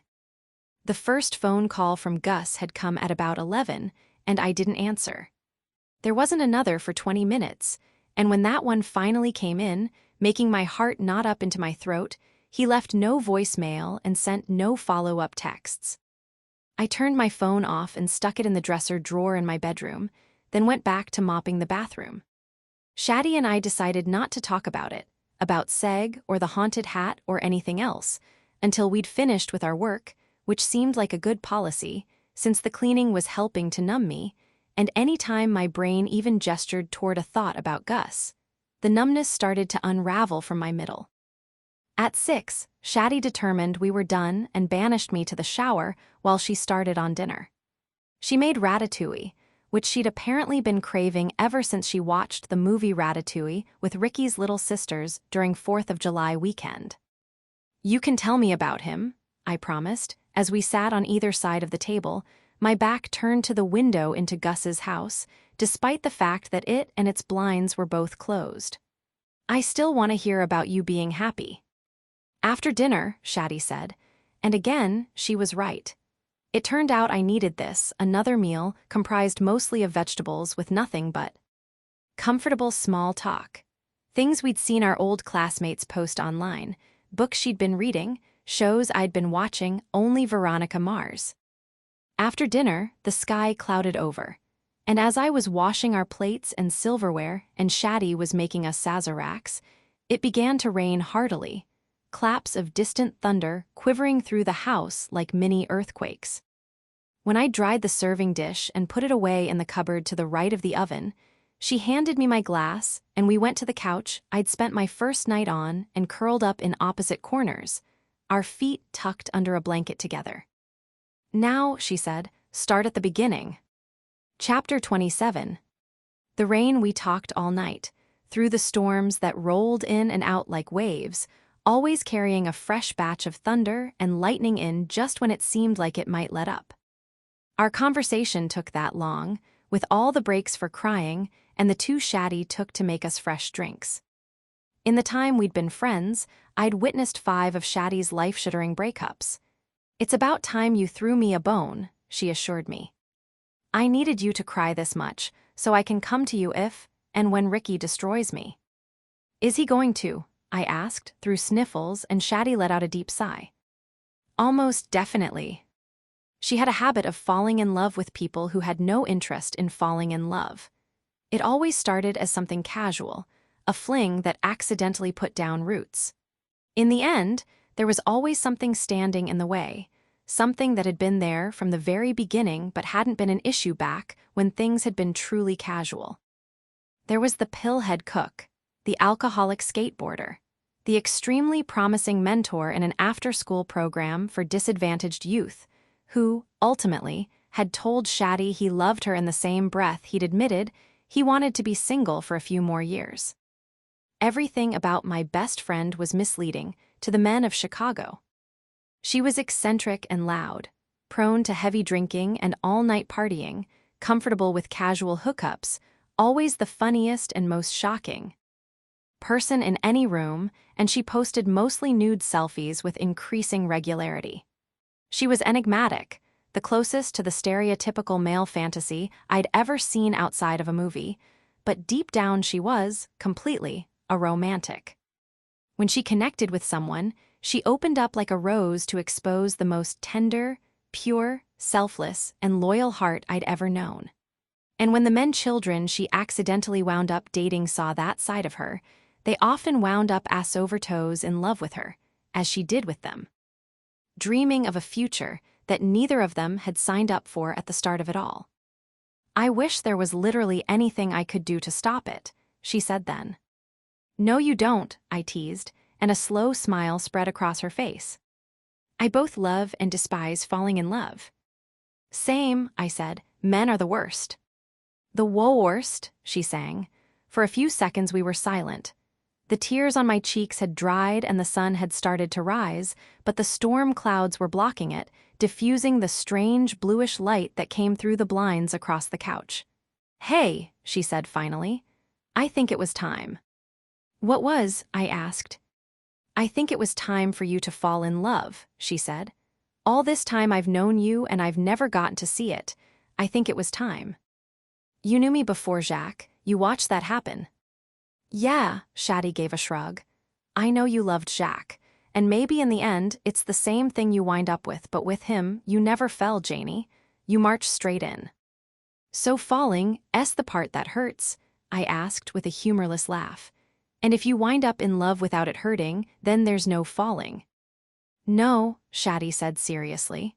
"Falling, the part that takes your breath away. It's the part when you can't believe the person standing in front of you both exists and happen to wander into your path. It's supposed to make you feel lucky to be alive, exactly when and where you are. Tears clouded my vision. I did feel that with Gus, but I'd felt it once before. "You're wrong that you never saw that with me," I said, and Shaddy cocked her head thoughtfully. "That's how I felt when I found you." A smile broke across her face, and she tossed one of the couch cushions at me. "I love you, Janie," she told me. "I love you more." After a moment, her smile faded and she gave one frank shake of her head. "I'm sure he loves you too," she said. "I can feel it." "You haven't even seen us together," I pointed out. "You haven't even really met him." "I can feel it." She waved a hand toward the wall just as another thunderous rumble shook the house, lightning slashing across the windows. Wafting off his house, also I'm psychic. "So there's that," I said. "Right," Shaddy said, "so there's that." It might have been seconds between the moment I finally drifted to sleep on the couch and the one when the pounding on the door began, or it might have been hours. The living room was still masked in stormy shadows, and thunder was still shivering through the floorboards. Shaddy shot upright at the far end of the couch and clutched the blanket to her chest, her green eyes going wide at the second round of pounding. She hissed through the dark, "Are we being axe-murdered?" Then I heard his voice coming through the door. "January." Shaddy scooted back against the arm of the couch. "That's him, isn't it?" He pounded again, and I stood, unsure what I was doing. What I should do, what I wanted to do. I looked at Shaddy, silently asking her these questions. She shrugged as another knock sounded. "Please," Gus said. "Please, January, I won't keep asking if you don't want me to, but please, talk to me." He fell silent, and the whine of the wind stretched out like an ellipsis begging to add more. My throat felt like it had collapsed, like I needed to swallow down the rubble a few times before I could get the words out. "What would you do?" I asked Shaddy. She let out a long breath. "You know what I would do, Janie." She said it last night. I wish there was literally anything I could do to stop it. The joke being that, of course, there was something she could do to stop it, and yet somehow she could never bring herself to let the text messages and phone calls go unanswered. No way she could convince herself not to visit a new lover's family for a national holiday. No chance she could give up on the possibility of love. I couldn't know what Gus was going to tell me about last night, about Naomi, or where we stood. I couldn't know, but I could survive it. I thought back to that moment in the car when I'd tried to carve the memory into my mind, so that if and when I looked back on everything, I could tell myself it had been worth it. That for a few weeks I had been happier than I had all year. Yes, I thought it was true. I lost my breath then, like I'd run naked into the cold waves of Lake Michigan once more. I was grateful to be alive, even with trash floating past. I was grateful to have Shaddy here. I was grateful to have read the letters from Dad, and I was grateful to have moved in next door to Augustus Everett. Whatever came next, I could survive it all like Shaddy had so many times. By the time I realized all this, a full minute must have passed without another knock on the door or any more shouts, and my heart raced as I hurried toward the door, Shaddy clapping from the couch as if she were watching an Olympic race from the stands. I threw the door open to the dark, stormy porch, but it was empty. I ran out barefoot to the steps and scoured the yard, the street below, the steps next door. Gus was nowhere in sight. I jogged down the steps recklessly, and halfway down, cut through the grass instead, toes squelching in the mud. I had reached Gus's front yard when it hit me. His car wasn't here. He was gone. I'd missed him. I wasn't sure whether I'd started to cry again or if all my tears had been used up. My ribs ached, everything within them hurt. My shoulders were shaking and my face was wet, but that might have been from the downpour blanketing our little beach street. The whole thing was flooded now, a current carrying leaves and bits of trash away in a rush. I wanted to scream. I'd been so patient with Gus all summer. I'd told him I would be, and I had been, and now I had closed back up in what was likely our last chance moment. I buried the back of my hand against my mouth as a ragged sob worked its way out of my chest. I wanted to collapse into the marshy grass, be absorbed into it. If I were the ground, I thought, I'd feel even less than I did when I was cleaning. Or maybe I'd feel every step, every footprint walking over me, but that still might be better than the desolation I felt now. Because I knew again, for certain, that Shaddy had been right. I'd finally fallen. It had been impossibly fortuitous, fated, for me to find myself crossing paths with someone I could love like Gus Everett, and I still felt lucky even as I felt miserable. A light flicked on in the corner of my vision, and I turned toward it, expecting to find Shaddy on the front porch. But the light wasn't coming from my front porch. It was coming from Gus's. And then the music started, as loud as it had been that first night. Like Pitchfork or Bonnaroo was unfolding right here on our cul-de-sac. Sinead O'Connor's voice rang out, the mournful opening lines of "Nothing compares to you." The door opened, and he stepped out under the light, as soaked as I was, though somehow, against all odds, his peppered, wavy hair still managed to defy gravity, sticking up at odd, sleepy angles. With the song still ringing out into the street, interrupted only by the occasional distant rattle of the retreating storm, Gus came toward me in the rain. He looked as unsure whether he should laugh or cry as I now felt, and when he reached me, he tried to say something, only to realize the song was too loud for him to speak in a normal voice. I was shaking and my teeth were chattering, but I didn't feel cold exactly. I felt more like I was standing just a ways outside my body. I didn't plan this well at all. Gus finally shouted over the music, jerking his chin toward his house meaningfully. A smile flickered over my face, even as a pang went through my abdomen. I thought he ran his hand up through his hair and glanced around. I don't know, I thought maybe we'd dance. A laugh leapt out of me, surprising us both, and Gus's face brightened at the sound. As soon as its last trace had faded, tears sprang back into my eyes, a burning starting at the back of my nose. "You were going to dance with me in the rain?" I asked thickly. "I promised you," he said seriously, taking my waist in his hands. "I said I would learn." I shook my head and fought to steady my voice. "You're not beholden to any promises, Gus." Slowly, he pulled me against him and wrapped his arms around me, the heat of him only slightly dimmed by the chill of the rain. "It's not the promise that matters," he murmured just above my right ear as he started to sway, rocking me side to side in a tender approximation of a dance, the inverse of that night we'd spent at the frat party. "It's that I told you." Soft January who could never hide what she was thinking. January who he'd always been afraid to break. My throat knotted. It almost hurt, being held by him like this, not knowing what he was about to tell me, or whether this would be the last time he held me at all. I tried to say something, to again insist he wasn't obligated to me, that I understood the complicated state of things. I couldn't make a sound. His hand was in my damp hair, and I closed my eyes against another stream of tears, burying my face in his wet shoulder. "I thought you were gone. Your car," I trailed off, "is stuck on the side of the road right now," he said. "It's raining like the world is ending."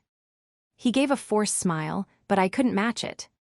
The song had ended, but we were still rocking, holding on to each other, and I was terrified of the moment he'd let go, all while trying to appreciate this instant, the one when he still hadn't. "I've been calling you," he said, and I nodded because I couldn't get out "I know." I sucked a breath into my lungs and asked, "Was that Naomi?" I didn't clarify that I meant the beautiful woman at the event, but I didn't need to. "Yeah," Gus answered in a hush. For a few more seconds, neither of us spoke. "She wanted to talk," he finally offered. "We went for a drink next door." I am still standing, I thought. Well, not quite. I was leaning, letting him take the bulk of my weight, but I was alive. And Shaddy was inside, waiting for me. I would be okay. "She wants to get back together," I choked out. I'd meant it as a question, but it came out more proclamation. Gus eased back enough to look into my eyes, but I didn't reciprocate. I kept my cheek pressed into his chest. "I guess she and Parker split up a while ago," Gus said, resting his chin on my head again. His arms tightened across my back. She said she'd been thinking about it for a long time, but she wanted to wait, to make sure I wasn't her rebound. How could you be her rebound? I asked. You're her husband. His gruff laugh rumbled through me. I said something like that. My stomach squirmed. She's not a bad person, Gus said, like he was pleading with me. My gut twisted, glad to hear it. Really? Gus asked, head tilting. Why? You shouldn't be married to an asshole, I guess. Probably no one should, except maybe other assholes. Well, that's the thing, he said quietly. She asked me if I could ever forgive her, and I think I could, eventually. I said nothing. And then she asked if I could see myself being with her again, and I can imagine it. I think it's possible. I thought maybe I should say something. Oh, good, well then. The pain didn't seem content to have been heard, it roared up in me. Gus, I whispered, and closed my eyes as more hot tears streamed out of them. I shook my head. She asked if we could make our marriage work, he murmured, and my arms went limp. I stepped back from him, wiping at my face as I put distance between us. I stared at the flooded grass and my muddy toes. I never expected to hear her say that, Gus said breathlessly. And I don't know, I needed time to figure it all out. So I went home and I just started to think it all through, and I wanted to call you, but it seemed so selfish to call you like that and make you help me figure it out. So I just spent all day yesterday thinking about it, he said. And at first I thought, he stopped again and shook his head sort of manically. I could definitely be with Naomi again, but even if we could be together, I didn't think I could ever be married again. It was all too messy and painful. And then I thought about that more and realized I didn't mean it. I tightened my eyes as more tears pushed out. Please, I wanted to beg him. Stop, but I felt stuck in my own body, held prisoner there. January, he said softly, look at me. I shook my head. I listened to his steps moving through the grass. He slipped my lifeless hands into his. What I meant is, I did mean it, about her and me. I didn't mean it about you. I opened my eyes and looked up into his face, blurred behind my tears. His throat shifted, jaw flexed. I've never met someone who is so perfectly my favorite person. When I think about being with you every day, no part of me feels claustrophobic. And when I think about having to have the kinds of fights with you that Naomi and I used to have, there's nothing scary about it. Because I trust you more than I've ever trusted anyone, even Pete. When I think about you, January, and I think about doing laundry with you and trying terrible green juice cleanses and going to antiques malls with you, I only feel happy. The world looks different than I ever thought it could be, and I don't want to look for what's broken or what could go wrong. I don't want to brace myself for the worst and miss out on being with you. I want to be the one who gives you what you deserve, and I want to sleep next to you every night and to be the one you complain about book stuff to, and I don't think I ever could deserve any of that, and I know this thing between us isn't a sure thing, but that's what I want to aim for with you. Because I know no matter how long I get to love you, it will be worth whatever comes after. It was so close to the same thought I'd had earlier tonight, and before that, as we drove back from New Eden, our hands clutching each other against the gearshift. But now it sounded different, felt a little sour in my stomach. It will be worth it, he said again, more quietly, more urgently. You can't know that, I whispered. I stepped back from him slowly, swiping the tears from my eyes. Fine, Gus murmured. I can't know it, but I believe it, I see it. Let me prove I'm right. Let me prove I can love you forever. My voice came out thin and weak. We're both wrecks, it's not just you. I wanted to think it was, but it's not. I'm a disaster. I feel like I need to relearn everything, especially how to be in love. Where would we even start? Gus pulled my hands away from my tear-streaked face.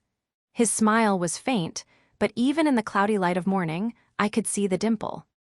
Creasing his cheek, his hands skated onto my hips, and he pulled me softly against him, tucking his chin on my head. Here, he whispered into my hair. My heart skipped a beat. Was that possible? I wanted it so badly, wanted him in every part of my life, just like he'd said. "When I watch you sleep," he said shakily, "I feel overwhelmed that you exist." The tears rushed full force into my eyes again. "What if we don't get a happy ending, Gus?" I whispered. He thought it over, his hands still sliding and tightening and pushing against me like they couldn't sit still. His dark eyes homed in on mine. As I looked up at him, his gaze was doing the sexy, evil thing, but now it seemed less sexy evil and more just Gus. "Then maybe we should enjoy our happy for now," Gus said. "Happy for now?" I tasted the words, rolled them over the back of my tongue like wine.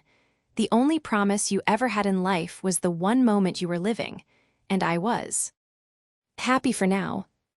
I could live with that, I could learn to live with that. Slowly, he began to sway me back and forth again. I wrapped my arms around his neck and let his circle my waist, and we stood there, learning to dance in the rain. Chapter 28. 9 months later, ready, Gus said. I clutched the advance copy of The Great Family Marconi against my chest. I suspected I would never be ready. Not for this book and not for him. Handing it over to the world was going to feel like falling headfirst out of an airplane, and I could only hope that something below decided to rise up and catch me. I asked Gus, "Are you?" His head tilted as he considered. He had just finished the line edits phase of editing his book, so his manuscript was held together by binder clips, rather than the cheapo paperback binding used for the advance copies, which would arrive any day now. In the end, my book had sold 3 weeks before his, but his had sold for a little more money, and both of us had decided to ditch the pen names. We'd written books we were proud of, and even if they were different from what we usually did, they were still ours. It was strange not to see the little sun over waves, Sandy Lowe's logo, on the spine where it had been for all my other books. But I knew my next book, Curmudgeon, was going to have it, and that felt good. Curmudgeon, my readers would love. I loved it too, no more or less than I loved Family Marconi. But perhaps I felt more protective of the Marchioness than I did my other protagonists, because I didn't know how they'd be judged. Anya had insisted that anyone who didn't want to swaddle the Marchioness in the softest silk and hand-feed them grapes is just swine with no need for pearls. Don't you worry. Of course, she'd said that when forwarding the first trade review this morning, which had been largely positive apart from describing the cast as unwieldy, and Alina herself as rather shrill. "I think I am," Gus answered and handed his stack of pages to me. He had no reason to worry, and I told myself I didn't either. In the past year, I'd read both of his books, and he'd already read all 3 of mine, and so far, each other's writing hadn't left either of us repulsed by the other. In fact, reading the revelatories had felt a bit like swimming through Gus's mind. It was heartbreaking and beautiful, but very, very funny in some moments, and extremely odd in many. I passed him my book and he grinned down at the illustrated cover, the stripes of the tent swooping down into curls at the bottom, tying knots around the silhouetted figures of the characters, binding them together. "It's a good day," Gus said. Sometimes he said that, usually when we were in the middle of something mundane, like loading the dishwasher or dusting the front room of his house in our nasty cleaning clothes. Since selling Dad's house in February, I'd spent a lot of time in the beach house next door, but Gus came to my apartment in town too. It was over the music store, and during the day, while we were working in my breakfast nook, we could hear stray college students stopping by to test out drum sets they could never have fit in their dorms.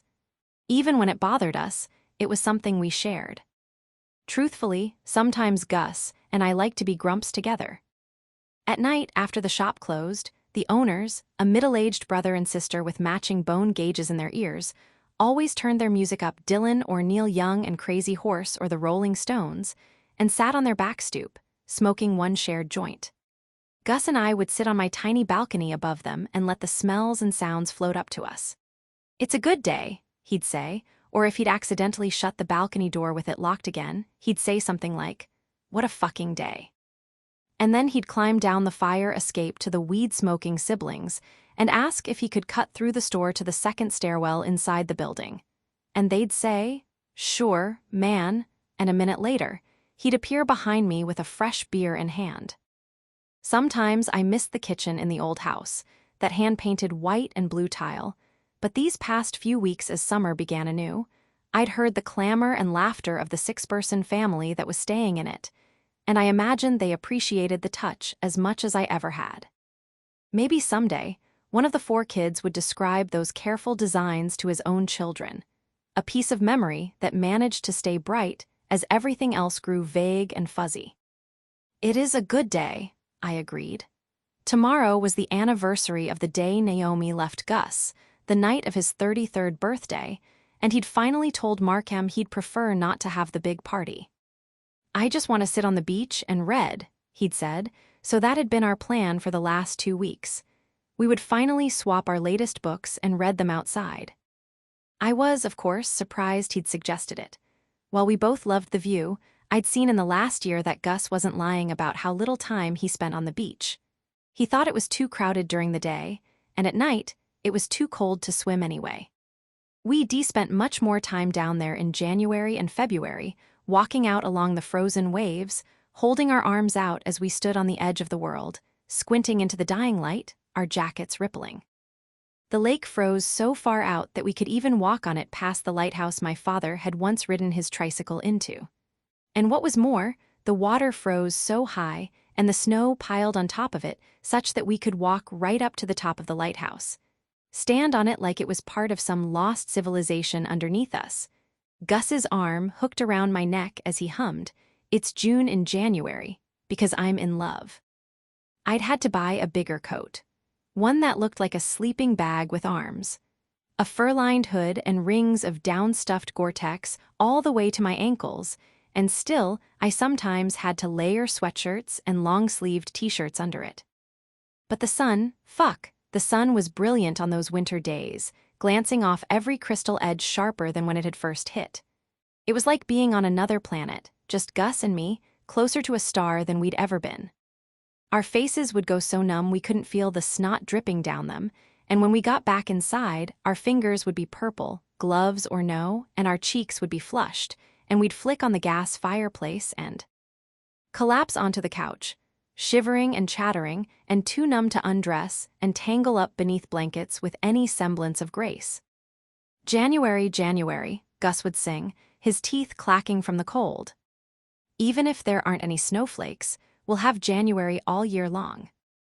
I had never liked winter before, but now I understood. Sitting on a blanket on the sand tonight was nice, but we were sharing the sparkling waves with 3 dozen other people. It was a different kind of beauty, hearing shrieks and squeals rise between the crashing of water on shore, more like those nights I'd sat out in my parents' backyard listening to the neighbor kids chasing fireflies. I was glad Gus was giving it all a try. We read for a couple of hours, then staggered home in the dark. I slept at his house that night, and when I woke, he was already out of bed, the burble of the coffee pot coming from the kitchen. We went back to the beach that afternoon and sat side by side, reading each other's books again. I wondered what he would think of the ending to mine, whether it would feel too contrived to him, or if he'd be disappointed I hadn't truly committed to an unhappy ending. But his book was shorter and I finished first, with a burst of laughter that made him look up, startled from the page. "What?" he asked. I shook my head. "I'll tell you when you're done." I lay on the sand and stared up into the lavender sky. The sun had started setting, and we'd long since eaten our snacks. My stomach growled. I stifled another laugh. Gus's new book, tentatively titled "The Cup is Already Broken," was nothing close to a rom-com, although it did have a strong romantic thread woven into the plot and had come extremely close to a happy ending. The protagonist, Travis, had left the cult with all the evidence he needed.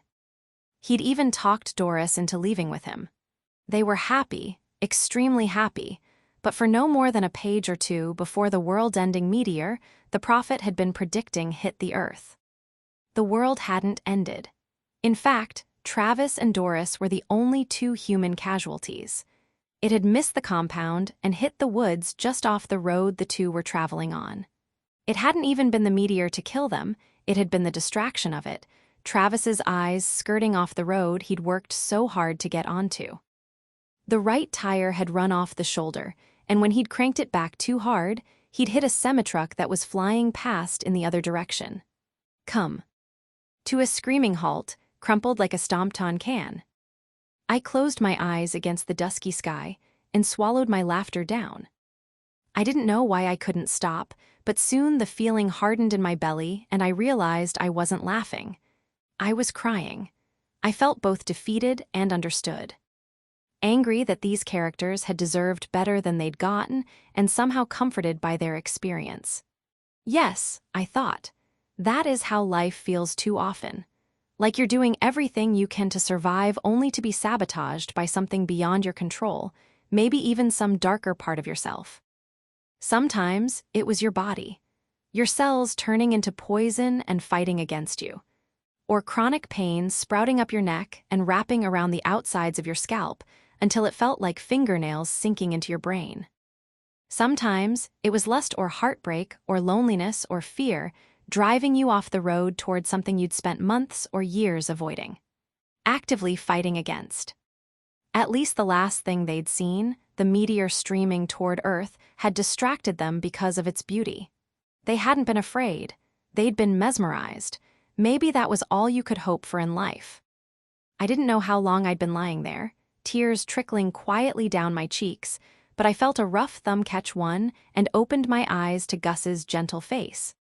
The sky had darkened to a brutal blue. Seeing that color on someone's skin would make your stomach turn. It was gorgeous in this context. Strange how things could be repellent in some situations and incredible in others. "Hey," he said tenderly, "what's wrong?" I sat up and wiped my face dry. "So much for your happy ending," I said. Gus's brow furrowed. It was a happy ending. "For who?" "For them," he said. "They were happy, they had no regrets. They D1, and they didn't even have to see it coming. For all we know, they live in that moment forever, happy like that, together and free." Chills crawled down my arms. I knew what he meant. I'd always felt grateful Dad had gone in his sleep. I hoped the night before, he and Mom had watched something on TV that made him laugh so hard he had to take off his glasses and get the tears out of his eyes. Maybe something with a boat in it. I hoped he'd had a few too many of Mom's infamous martinis to feel any worry when he crawled into bed. Apart from that, he might not feel so hot in the morning. I had told Mom this when I'd gone home to visit at Christmas. She had cried and held me close. It was something like that, she promised. So much of our lives were something like that. Talking about him came in fits and starts. I learned not to press it. She learned to let it out bit by bit, and that sometimes it was okay to let a little ugliness into your story, that it would never rob you of all the beauty.